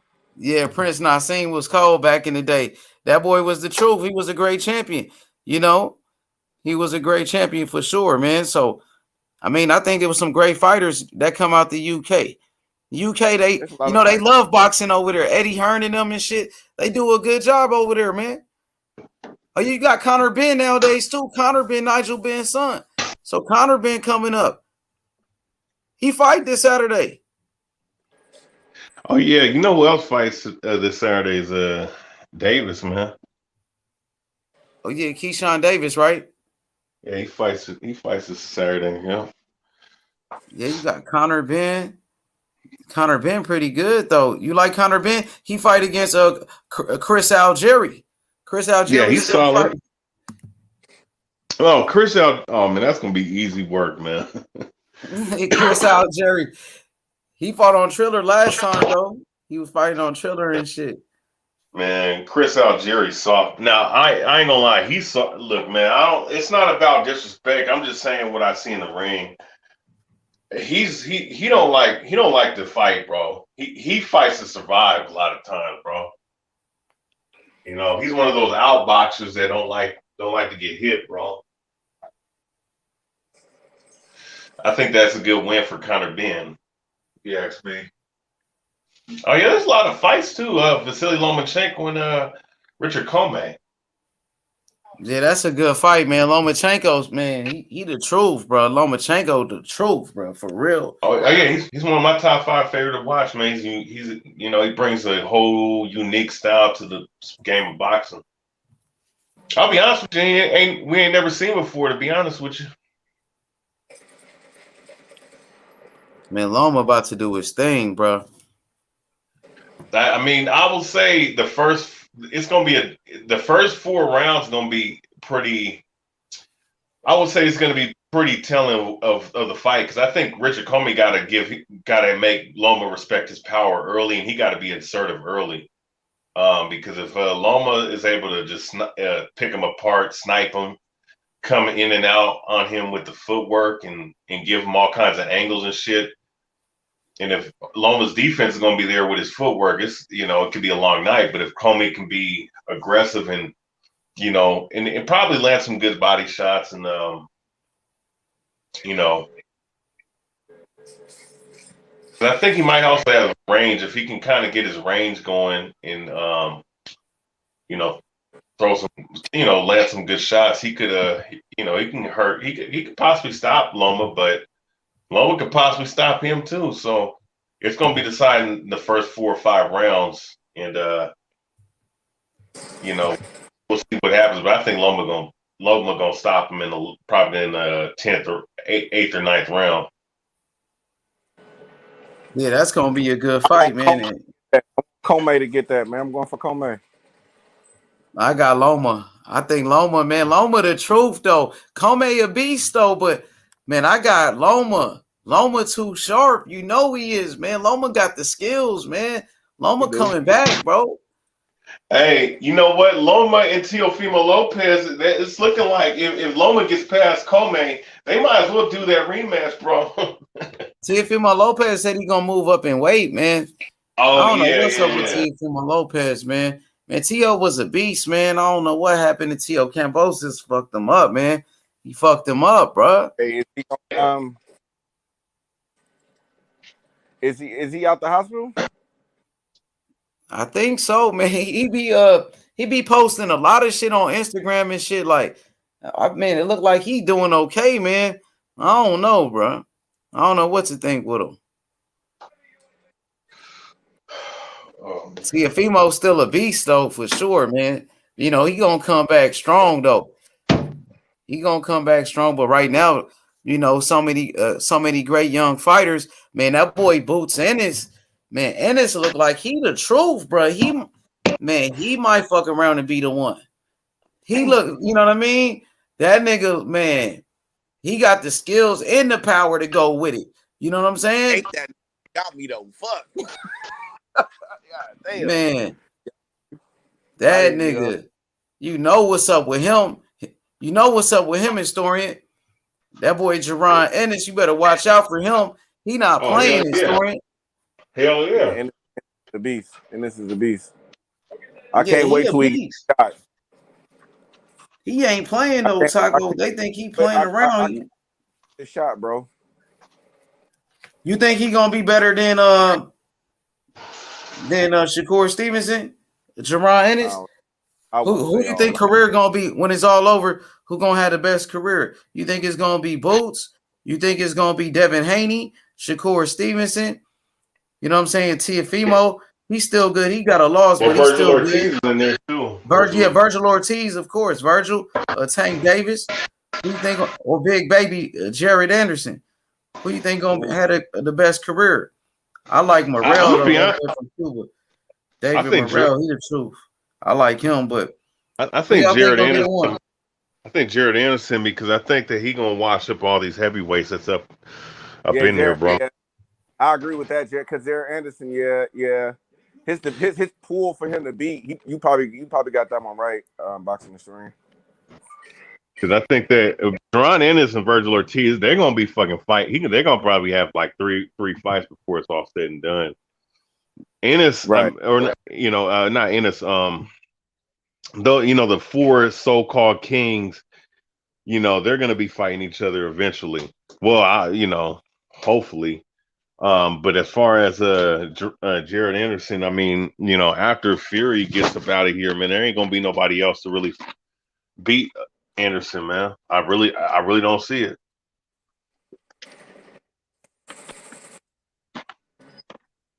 Yeah, man, I'm looking at it right here, man. Jared Anderson. What about David Benavidez though? Benavidez, he a monster too though. He only 24 years old. Benavidez. Jared. If he move, I think. But see, if he fights someone like because he's gonna move. I'm gonna be honest with you. He's gonna be 175. And eventually he's gonna be cruiserweight too. Like when he gets up, and 6 years later, he's gonna be cruiserweight eventually. But as far as light heavyweight, that's where he's gonna be at, I believe. And I believe that he's going to. I believe that like in light heavyweight, there's gonna be certain guys that probably gonna give him a lot of problems, man.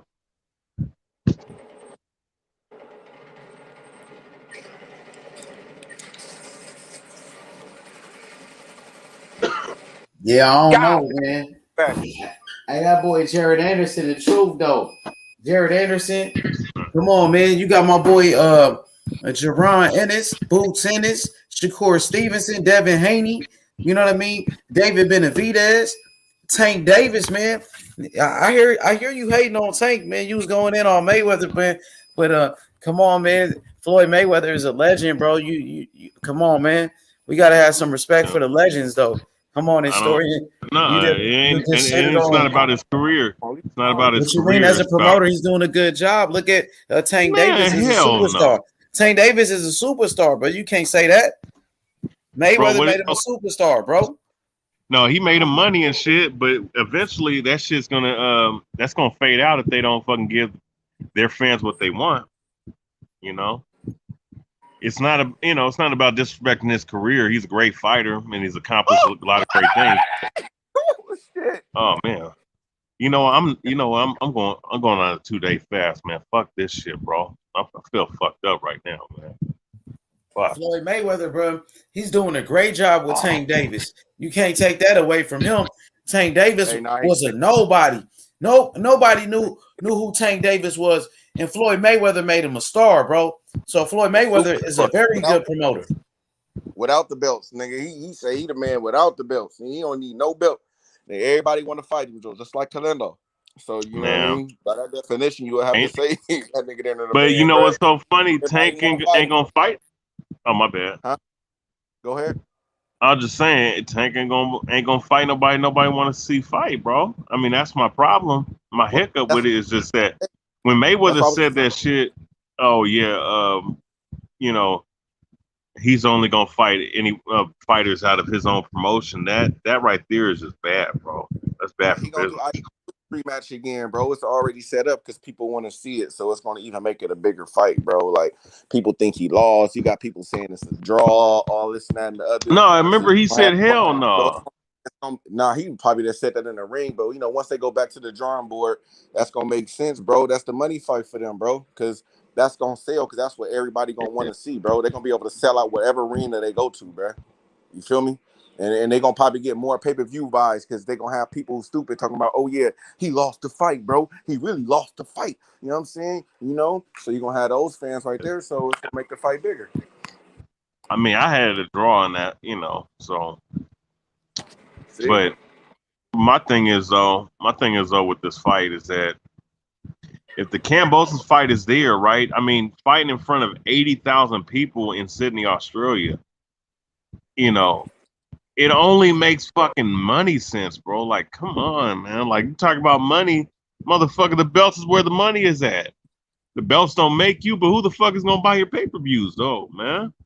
On a fucking Sunday. Like, come on, man. Like, that's stupid, bro. I'm And I went sorry. with the projected numbers there. I think he did pretty good. What is the projected numbers? I said, I don't know. I said, I want to know him because I think he did good. I mean, look, he could sell out an arena or at least close to it, but as far as pay-per-view numbers, Hey, I it don't was know, no man. other fight, bro. That was the only fight. Yeah, and that's another problem too, man. Like you gotta stack your fucking cards up, man. If somebody pays for a pay-per-view fight, man, you wanna give them at least 2 or 3 fights before the main event, man. And I'm talking about either a high level boxing match or 2 prospect, bro, or 2 up and coming prospect fights.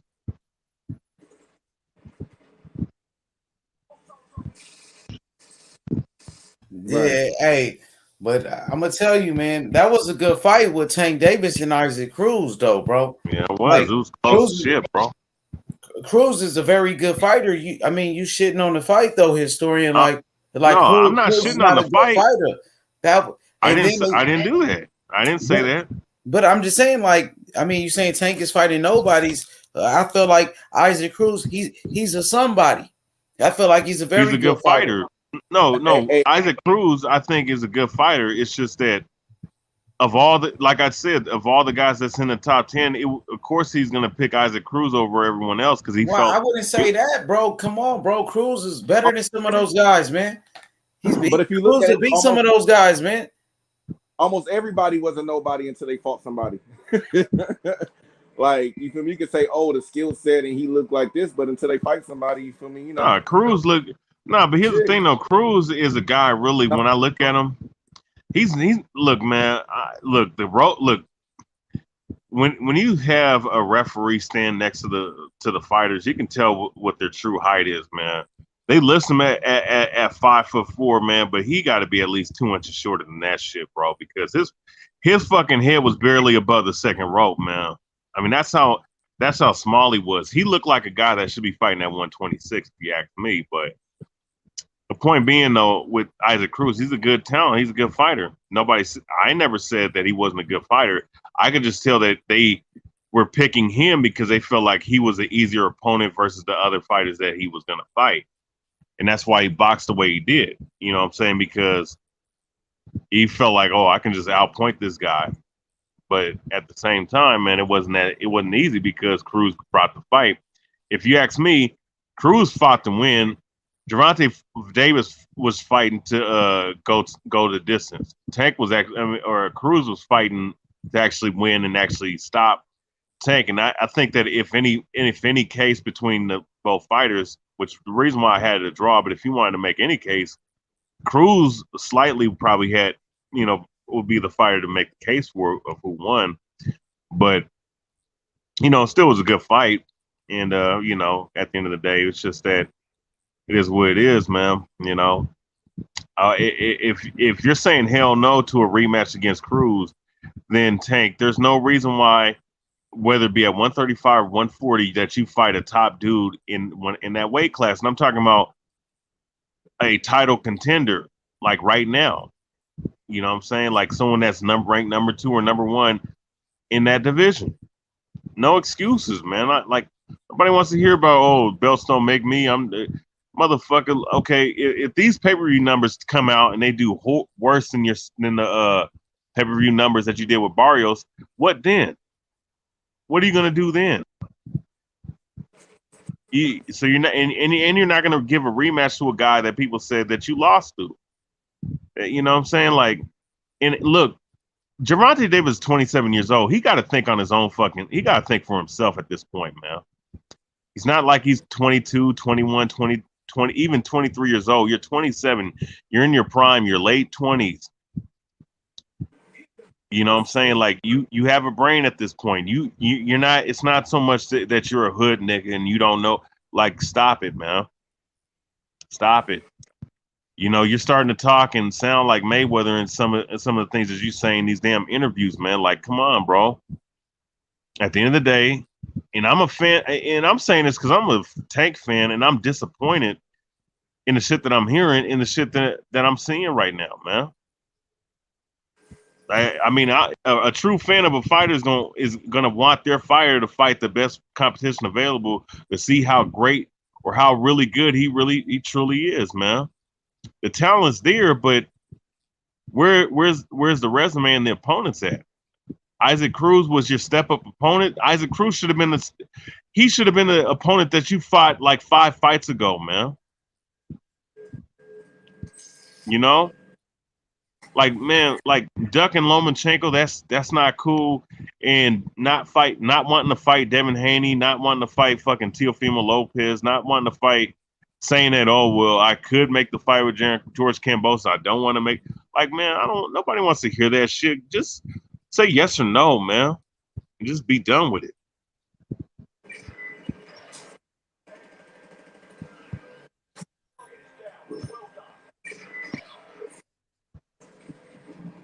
Oh, yeah, Mr. G, the first openly gay boxer was Amal Griffith. Not Orlando, whatever his name is, man.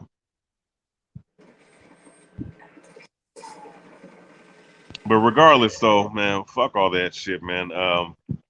Tank Davis needs to, I don't know, Tank Davis needs to leave Mayweather eventually, man, if he wants to be his own man. Because, you know, look, you know, a guy that made you money, that's great. A guy that helped you, you know, steer your career a certain way, that's cool. But as a man, you want to be your own man, your own boss, like these cats like to say.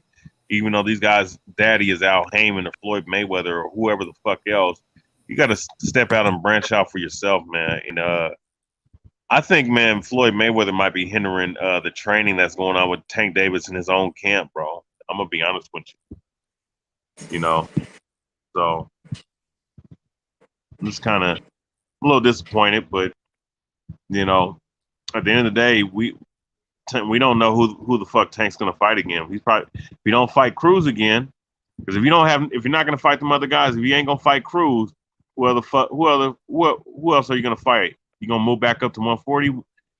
Are you gonna fight Jose Ramirez or Regis Prograis? Or are you gonna go up and challenge yourself and fight Josh Taylor? You talking about Tank Davis? Yeah, bro, he might fight Kambosos. What are you talking about, my nigga? I mean, hey, listen. Do you think he is? Let me say this. I hope he. Hey, let me say this though, because I just seen Kambosos. He went back to Australia. You know, he's back in Australia now, man. They came back like with a parade and all of that shit. They treated him like a hero, bro. You know what I mean? There was so many people that came to the airport to come see him, and they asked him who you want to fight next. The first person name he said was Devin Haney. He said Devin Haney got the WBC regular belt. He said, you know what I'm saying, I would like to fight Devin Haney. And then he said Tank Davis. And he said Lomachenko. You know what I'm saying? He was like, y'all got to come get it. That's what he said. He in this country now. He was talking plenty of shit. Kambosos said Haney name first, though. It's like, man, it might be Haney, though. Like, that nigga Haney get that motherfucker. Haney fuck around and get that fight, nigga. Well, oh shit, bro. Haney gonna be that nigga. If Haney win and become undisputed, Kambosos give him that fight. It's over with, man. It's gonna be, man. Haney gonna be the undisputed champion, bro. He can beat Kambosos. He can beat him. That's the most likely fight to happen, bro. But he said Tank Davis second though. Then he said Lomachenko. Yeah, but who do you think Tank Davis really gonna fight Kambosos, man? You think Tank Davis can beat Kambosos? You picked it. No, you said no. I was saying they could beat Kambosos. See, that's why he will fight him, because people think he could beat him. He think he could beat him. But I don't think that. But I'm just saying though, I don't think that Tank is gonna actually take the fight though. That's what I'm saying. Why not though? That shit. He got that WBA regular belt. I heard Tank Davis, he dropped his belt at 140 so he could fight Kambosos. You know what I'm saying? That's what I'm hearing. And then Mayweather was calling Teofimo undisputed. Mayweather calling Kambosos undisputed. It looked like, you never know what can happen in boxing, man. That's all I can say. You never know what can happen in boxing. You know that shit, historian. Yeah, anything can happen. But I'm just saying though. I mean, I hope he does, but will he? I don't know, man. I hope he does. Why not? You don't think he could beat Kambosos? You don't think it's possible? No, I think he can. I'm just saying. I mean, with what he's been doing, man. We want to see him actually challenge himself. That's all I'm saying. Shit, it looked like he's been challenging himself, right? No, hopefully so. Shit. I mean, he just beat Isaac Cruz, man. That was a good fight, man. Isaac Cruz ain't no joke, bro, man. Isaac Cruz, the truth. You know that.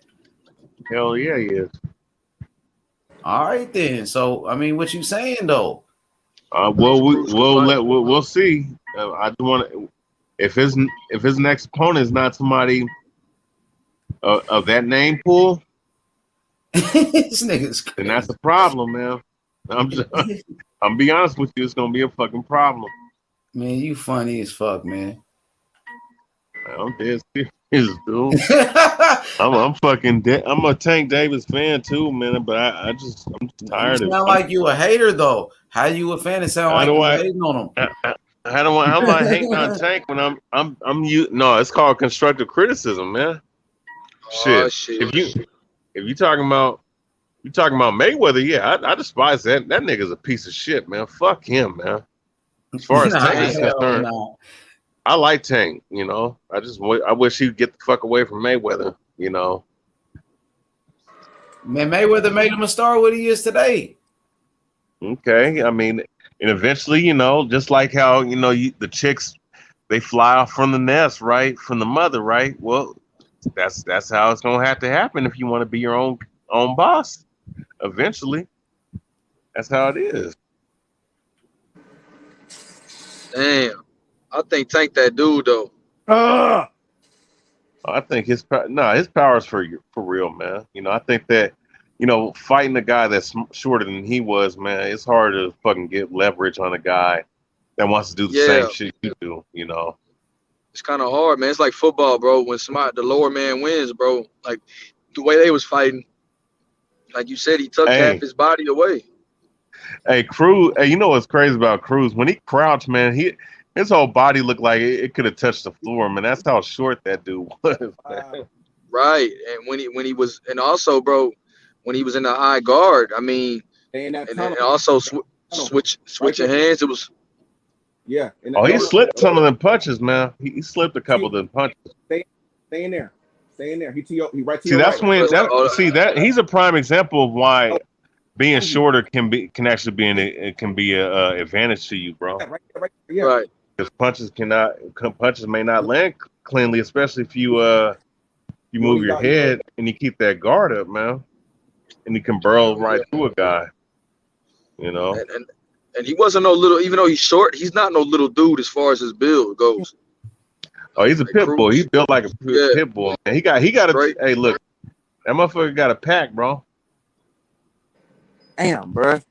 Shit, nigga, I got a nice little 8 though. Nice little 8 bunnies, bro. I was smacking shit. And what you doing? You playing Call of Duty or something? Yeah, I'm playing Warzone, man. The new map on Warzone, but I don't like it because they only got it on Rebirth and shit. I play Rebirth. I normally like the Battle Royale and shit. They kind of like the way you fuck my shit. Yeah, Cruz is only an inch shorter than Tank, but yeah, that's what I'm saying. But like Tank's not used to punching down though, because the way Cruz was hunched over, but he was also blocking the uppercut effectively though, by keeping his hand up tucked under his chin. That was a nice. That he made a nice adjustment to that left uppercut. That's why he didn't get hit clean with it as much as. Hey, who was that? Who that talking? That's me, YB Taco. YB. Oh, I thought that you sound like meth a little bit. I'm finna say, nigga, I've been looking Hell for that. no, he don't sound like no damn I've meth. been looking for that nigga. He be, That nigga he be, ain't hey, came no, on. meth, no, this is how meth type. Hey, hey, listen, yo. Hey, Taco, yo. Hey, listen, man. Taco, yeah. Hey, Isaac Cruz was. Yeah, no, Isaac Cruz. Isaac Cruz present problems. Hey, what Memphis say before the fight? He said, yeah, we're gonna show you how to do a top 10 lightweight. We're gonna show you how to do it. I remember him saying that shit. It blew up in his face, man. Hey, man, nobody was expecting no 115, 113 score. Boy, that nigga Isaac Cruz came out in that first round. I could imagine H Money doing the commentary. I ain't caught him. I'm like, damn, in the first round. I'm like, damn, what the fuck? Ooh, he beat Tank ass. Ooh, shit. Left to the Hey, body. you know what? Ooh, left to the ooh, fuck, he fucking Tank up. But he caught him. He wasn't just beating his ass though, like that though. Like he got on his ass though, but it wasn't like he was beating up on him like that. I ain't see it like that though. I'm gonna be honest with you though. If Cruz would have used his jab more coming in and to set up his punches, he might have landed more harder shots on Tank Davis if he came in with a jab. I was saying the same thing, boxing historian, and I was saying he should have. I seen him do it like once or twice. He faked to the body and then with the hook to the body and then went to the head and it worked. But then he didn't do it no more. Like he should have kept doing that shit because he had that shit set up all day. Bitch ass nigga, when you run up on me, nigga, you better kill me, nigga. Fuck wrong with you? Yeah, man. So he looked like he was doing good though at first though, man. I thought he won the first 2 rounds though on Tank. Oh, you think he was all over Tank in the beginning. That third? You didn't give him that third? I think I gave Tank the third though. Tank came back strong in the third. I wouldn't be mad at that. I wouldn't have been Tank mad came at that, back kind of strong though. I think Isaac Cruz kind of took it at the end, and I with the round I know for sure Tank won was that 4th round because he came on like with a minute and like something left and just started putting it on Cruz. Mm-hmm. That 4th Tank, he showed me he can box though. Yeah, no. Tank was looking quick though, man. Tank had some speed in there too. I'm like, damn, Tank fast than a motherfucker though. I would like to see him box with 2 hands though instead of 1.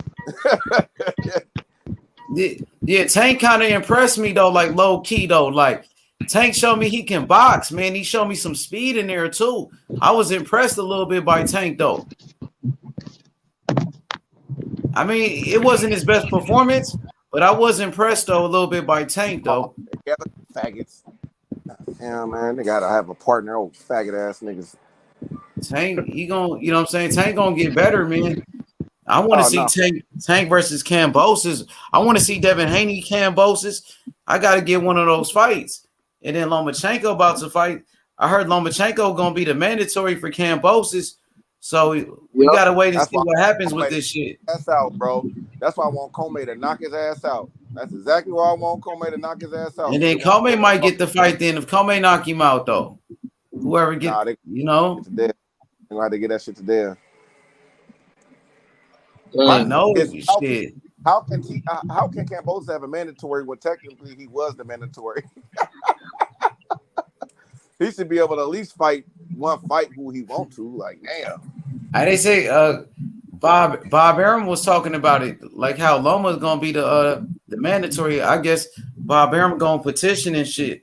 He gonna try to get Lomachenko that fight with Kambosos. Don't they got a year? Oh shit, they own me. Damn, this guy hella slow. Don't they got a year to make the fight or something like that? I'm not sure. I'm not sure how that worked right there, but I know Bob Arum was talking about it. He pushing for that fight for Loma.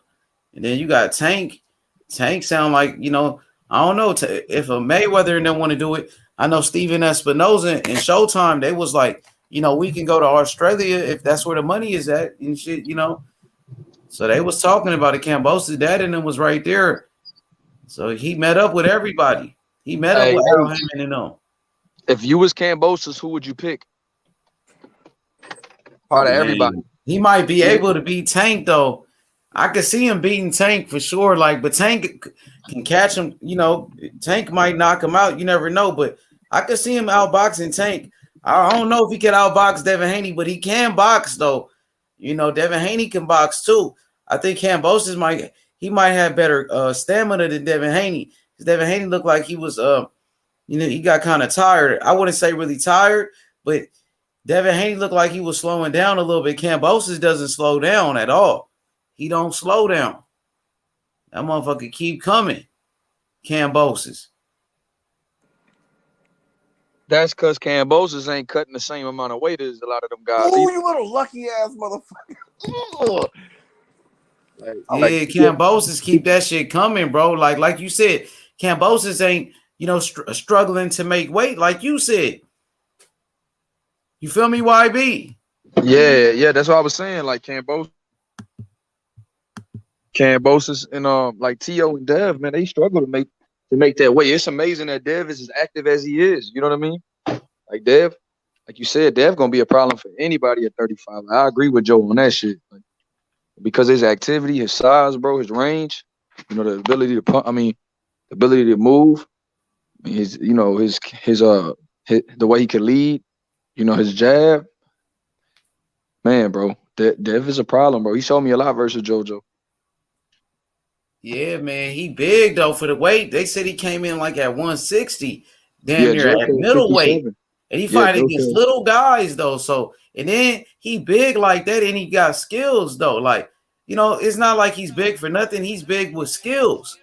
So it's gonna be hard for, you know, fighters to beat him at that weight because he's so big, and then he got skills. He fast and all of that. You know, so we gotta wait and see, man, to see what happens. Kambosos sound like he want that fight. He keeps saying Devin Haney name and shit. Sound like they might have something going on over there, man, with Kambosos and Haney. That's what it sound like. Eddie Hearn pushing for that fight. They serious about that fight, Devin Haney and them. Kambosos said he gonna take a big fight right away. That's what Kambosos said. He said no tune-up fight. He said he going straight for the big fights. Hell yeah. Yeah, I just want to see the best fight the best, man. Hit the like button, subscribe to the channel. You know, Kambosos, Devin Haney. Is it going to happen next? Haney versus Kambosos next. That shit going to be crazy. We need that fight. Definitely need that fight, my boy.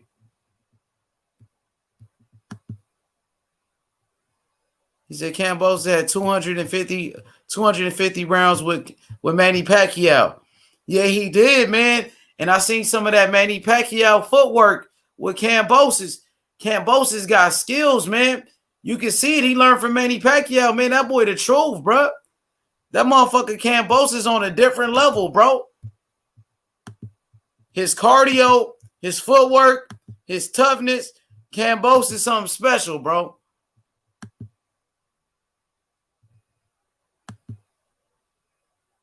My boy, Mr. G. That boy Kambosos is a problem for anybody, man. Kambosos is the real deal, bro. That boy the truth. That boy T-Pop. What up, though, my boy? Kambosos is a problem, bro. For anybody.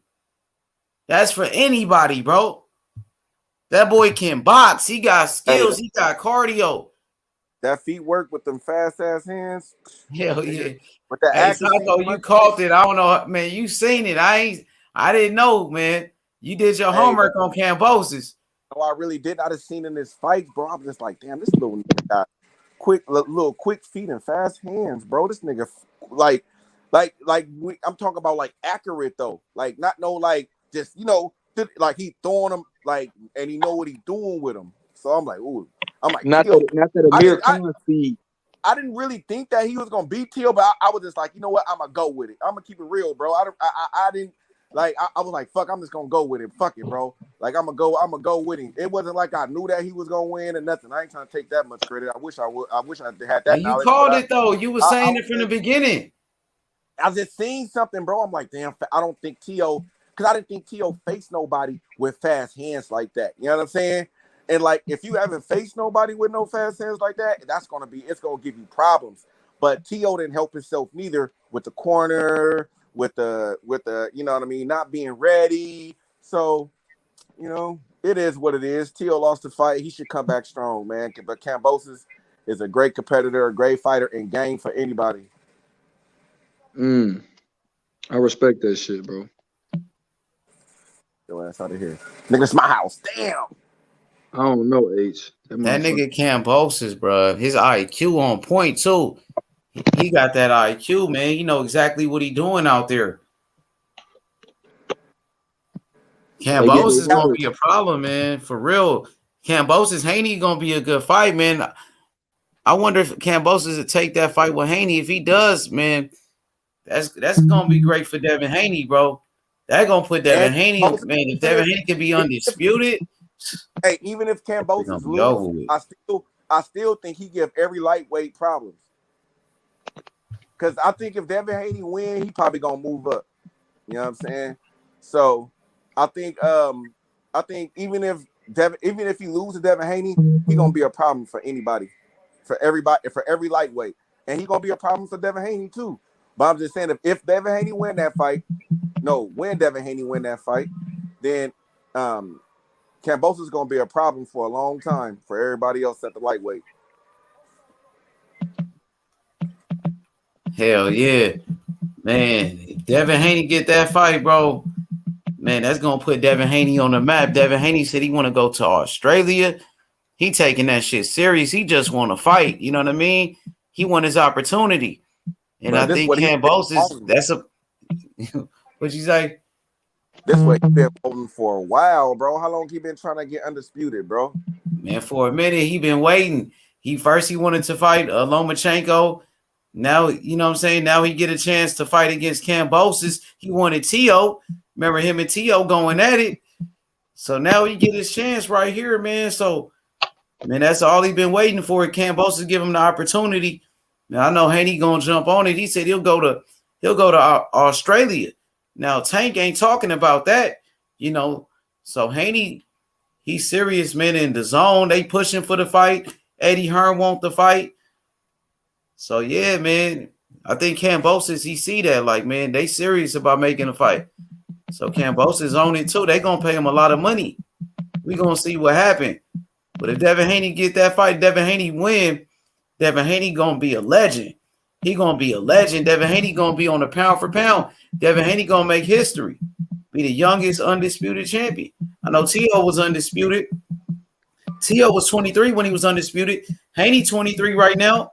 You know, shit. That shit gonna be hard though. That shit gonna be hard. What up, my boy Rakeesh? You already know what time it is, Rakeesh. It's Haney time. That boy Devin Haney, he coming with the smoke, man. Haney time. He said T.O. was never undisputed. That was the WBC said that. The WBC, they say Kambosos is undisputed, man. That's what they said. So you got to take that up with the WBC, my boy. Shout out to the homie Mr. G, bro. He be keeping it real in the chat, man. I fuck with Mr. G. But nah, bro. As far as all this shit, bro, I want Devin Haney to get the shot, man. I ain't gonna lie. Cause I wanted to, cause see, this the thing. I'm not no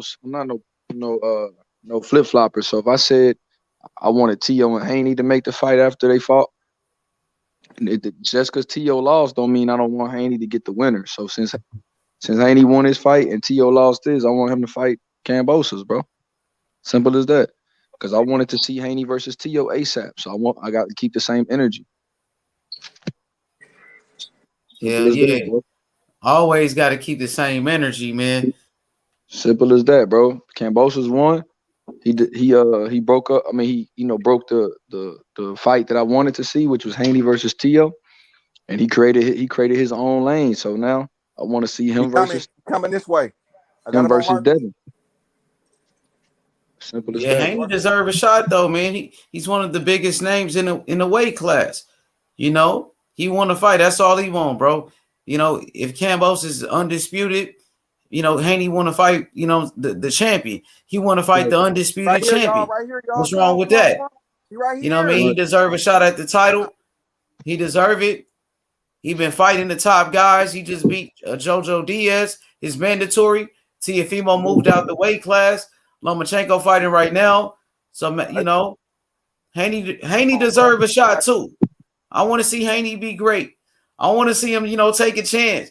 You know, he want to fight the top guys. You know, I see you, Danny the Greatest. Haney time. Haney versus Kambosos, man. Let's make it happen, Danny. I know it. You ready? I know you ready, my boy. We need that fight, huh? Shit. We never know what can happen. Lomachenko is an option. But right now, Haney look like he leading the way, man. They coming with that money. Eddie Hearn and DAZN. Kambosos, he just got his biggest payday with DAZN, with Eddie Hearn. So, you know, they did good business already, man. So we'll see what happens. But he got so many options, though, man. Kambosos, he taking his time right now. He said, Haney in Australia. Haney in Australia was good.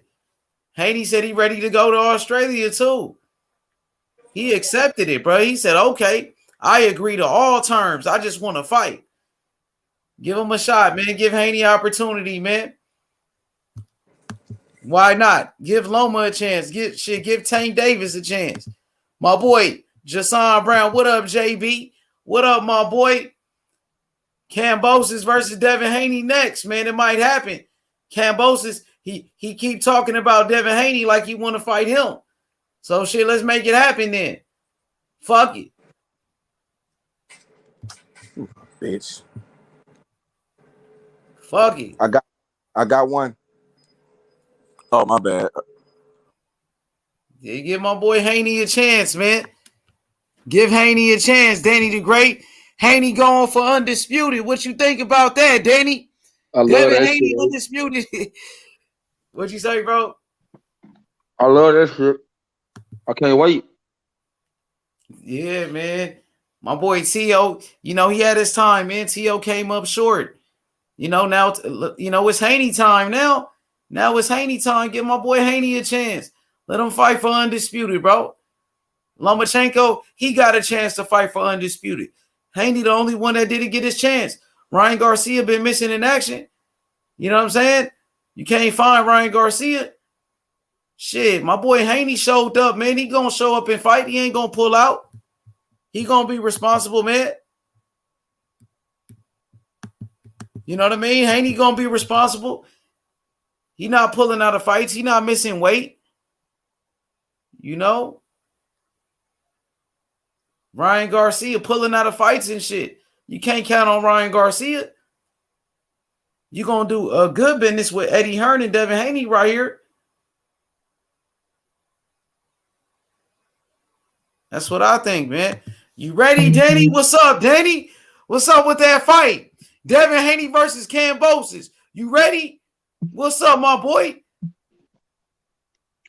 Hey, man. Your boy Kambosos said he want Ryan to get back. He said he want Ryan to get back fighting and shit. Hey, Kambosos is real, bro. Bullshit, man. I don't know what's up with Ryan.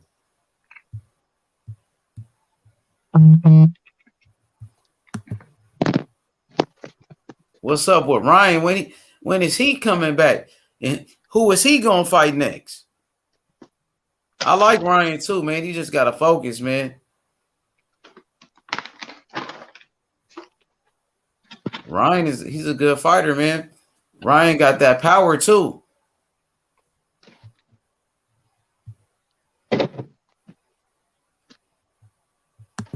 That boy Danny said, Haney.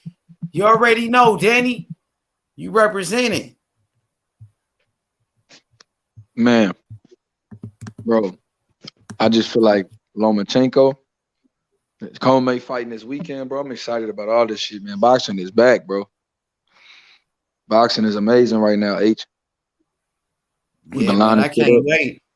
Better Hey, he even about to that beat the fuck out of Marcus Brown too this weekend, hey, bro. that no Nito Donaire fight gonna be good too. That's a good fight coming up. I can't wait. No Nito Donaire, he a problem though. He's still a That boy problem. a legend. He's still a problem, bro. And then he That beat boy a fucking O'Malley. legend for sure. Yeah, he got a pretty good resume too. We was talking about resumes. He got a good ass resume too, Nodito. Yeah. Man. And he's fighting an undefeated fighter from the Philippines. You know what I'm saying? So he trying to dethrone the legend. He trying to dethrone No Nito Donaire. So we gonna see what happened, man. No Donaire, an older fighter, man. He been boxing for a long time, so we gonna see what's gonna happen. Hell yeah. No, I just wonder. And then the next week, man, you got plenty of fights coming up. You know, Inoue finna fight anyway. Inoue finna fight, bro. He fight like on a Tuesday. Bro. Next Tuesday, I think. Inoue. That's another problem. It's monsters out here. Hey, Rakesh. That's the homie. He said the Filipino Flash is one of my favorites. Yes, sir. Man, this dude tell me keep sending the link. I did send the link. Who said that? I been sent the link. That dude going crazy in the chat. He must be a troll, bro. Who, King Fazo? Afazo? Yeah, the link is right there. That boy tripping. He might be a troll, man. Them niggas be trolling like crazy. I don't think so, H. I don't know if he trolling, but shit, you never know, bro. You get all type of motherfuckers on this show. The link in the chat for sure is in there. Yeah. Yeah, man. Anyway. Yeah, man. Hey, Jerron Ennis, the problem, dog. Man, I think Jerron Ennis, he might be the truth, dog. For real. That boy cold. He good. He got the speed and the power. He got the style. He got the skills for sure, man. I like Jerron Ennis. I like Virgil too. I like Shakur Stevenson, Devin Haney. But you know, one thing about Boots, he got that power with it, with the skills. Yep. You know what I'm saying? He got the natural skills with the power, though. He like a boxer, puncher, and shit. He got that exciting style, though. He got that style that people like, man. With Boots. Man, Boots is that dude, but with Virgil now, like how you feel?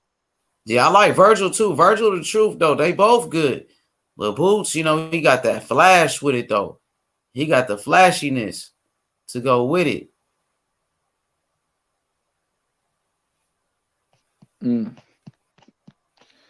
Hell yeah, I do too. So do you think he'll beat Virgil if they fought? I don't know. I think it's a 50-50 fight right now. I think it's too early to say right now, but they both good, man. They both, it's damn near equal, bro. You know, I think Boots is faster, though. He's much faster. They both got power. They both, you know, got a good jab and shit. That's a good matchup right there, man. That's a hell of a fight right there. We got to see it. I want to see that shit. You got to get that motherfucking fight. Hell yeah. My boy Rakesh, he said Ennis could beat Ugas today. He said, you like his style, though. You like that boy Jerron Ennis. Yeah, Ennis the truth, man. He got the speed and the power, man. He got the flash. That boy got the skills, man, for real. Man, I can't wait. Like, I wonder who he gonna fight next, though. H, who the fuck they gonna put him in there next with? Boots, man. Keith Thurman, man. Why not Keith Thurman ass, bro? Keith Thurman be bullshitting, man. I think he should fight Keith Thurman ass, man. What the fuck is Keith Thurman doing, bro? He wasting all of this time, bro. He might as well retire, bro, if he don't want to fight the top guys.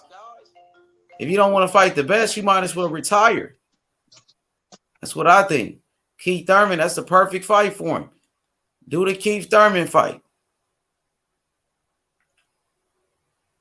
That's what I think. Keith Thurman. Yeah. I don't know though, bro.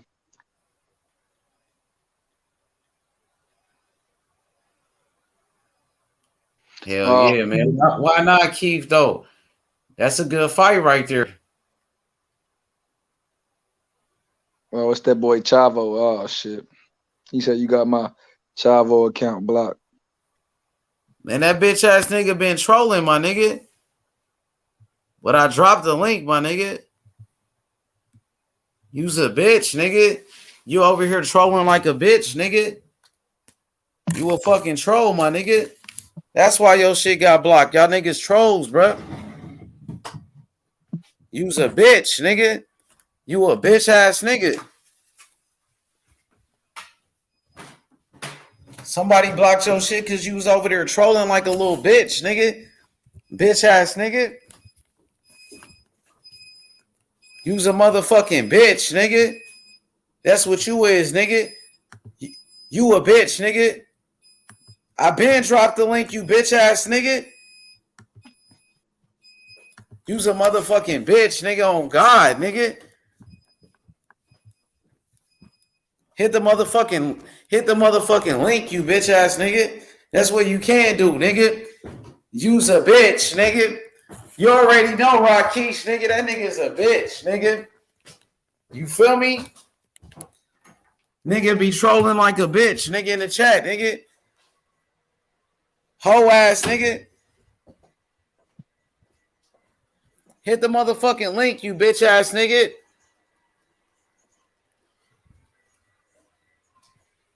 Feel me?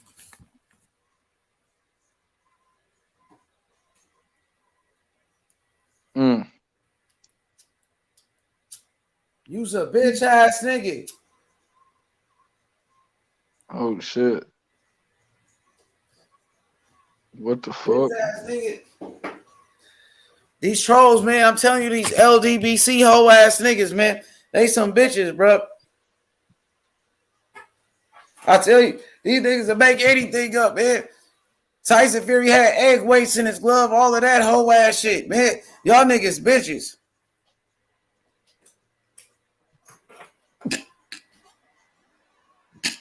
Oh shit. Y'all, hey, you niggas don't know shit about boxing, though. You don't know shit about boxing, for real. Oh, Tyson Fury cheated, all of that bitch ass shit, man. For real, bro. You know what time it is, man? That boy Kambosos, undisputed champion, man. Devin Haney versus Kambosos for the undisputed, bro. Let's make that shit happen, though. Let's make that shit happen for real, for real. We need that fight. Haney and Kambosos. For real, for real. We need that ASAP. And my boy T.O. gonna come back, though. T.O. gonna be a champion again, man. T.O. ready to come back and do his thing, bro. You know what I'm saying? T.O. still my boy. T.O. still my boy, Alex. T.O. gonna come back, bro. Don't even trip. Don't even trip, my nigga. You know, T.O. a real one. He coming to fight, bro. He a warrior. He went to war with Kambosos in there, bro. You know what I'm saying? T.O. been in dog fights with Lomachenko, nigga. Fighting with injuries and all of that shit, my nigga. T.O. already was undisputed, bro. And the nigga can't never take that away from him. He was on the pound for pound list, my nigga. That motherfucking T.O. put in work, my nigga. He earned his stripes, bro. He earned my respect, my nigga. He earned everybody respect the way he fought, my nigga, against Kambosos, nigga. Nigga with that bad cut, nigga, and kept fighting. Kept fighting, nigga. Got dropped, got back up, nigga, and dropped Kambosos, nigga. T.O. a real dog, nigga. That's a warrior right there, my nigga. You feel me? Even if he lost the fight, so what? He's still my boy. Nigga, I never turned my back on T.O. Nigga, he lost. Sure, he lost. Nigga got his ass whooped. Okay, my nigga. So what? Nigga, all the best fighters took a loss. Nigga, everybody took an ass whooping once, nigga. Everybody took a loss, nigga. Holyfield lost to Michael Moore, nigga. You know what I'm saying? Come on, nigga. Shit. Ali took a loss, nigga. Lennox Lewis got knocked out before, nigga. T.O. wasn't even knocked out. He just got outboxed. You know what I'm saying? Roberto Duran, he lost to Esteban de Jesus. It happens. Shit happens, nigga. Mike Tyson, he lost to Buster Douglas, nigga. But T.O. gonna come back, though. You know, shit, but let him take his time off, man. Let him deal with his first loss. You know what I mean? Hell yeah. You already know. Hit that like button. Subscribe to the channel. It's your boy H Money. You feel me? Hey, we gonna end this live, man. Tiafimo will be back. You already know, Rakesh. Shout out to my boy Alex. Rakesh in the building. Danny the Great. My boy YB, Mr. Gito. Hit the like button, man. Devin Haney versus Kambosos. Undisputed, man. Let's make it happen, bro. We out, y'all. I'm going to see y'all tomorrow.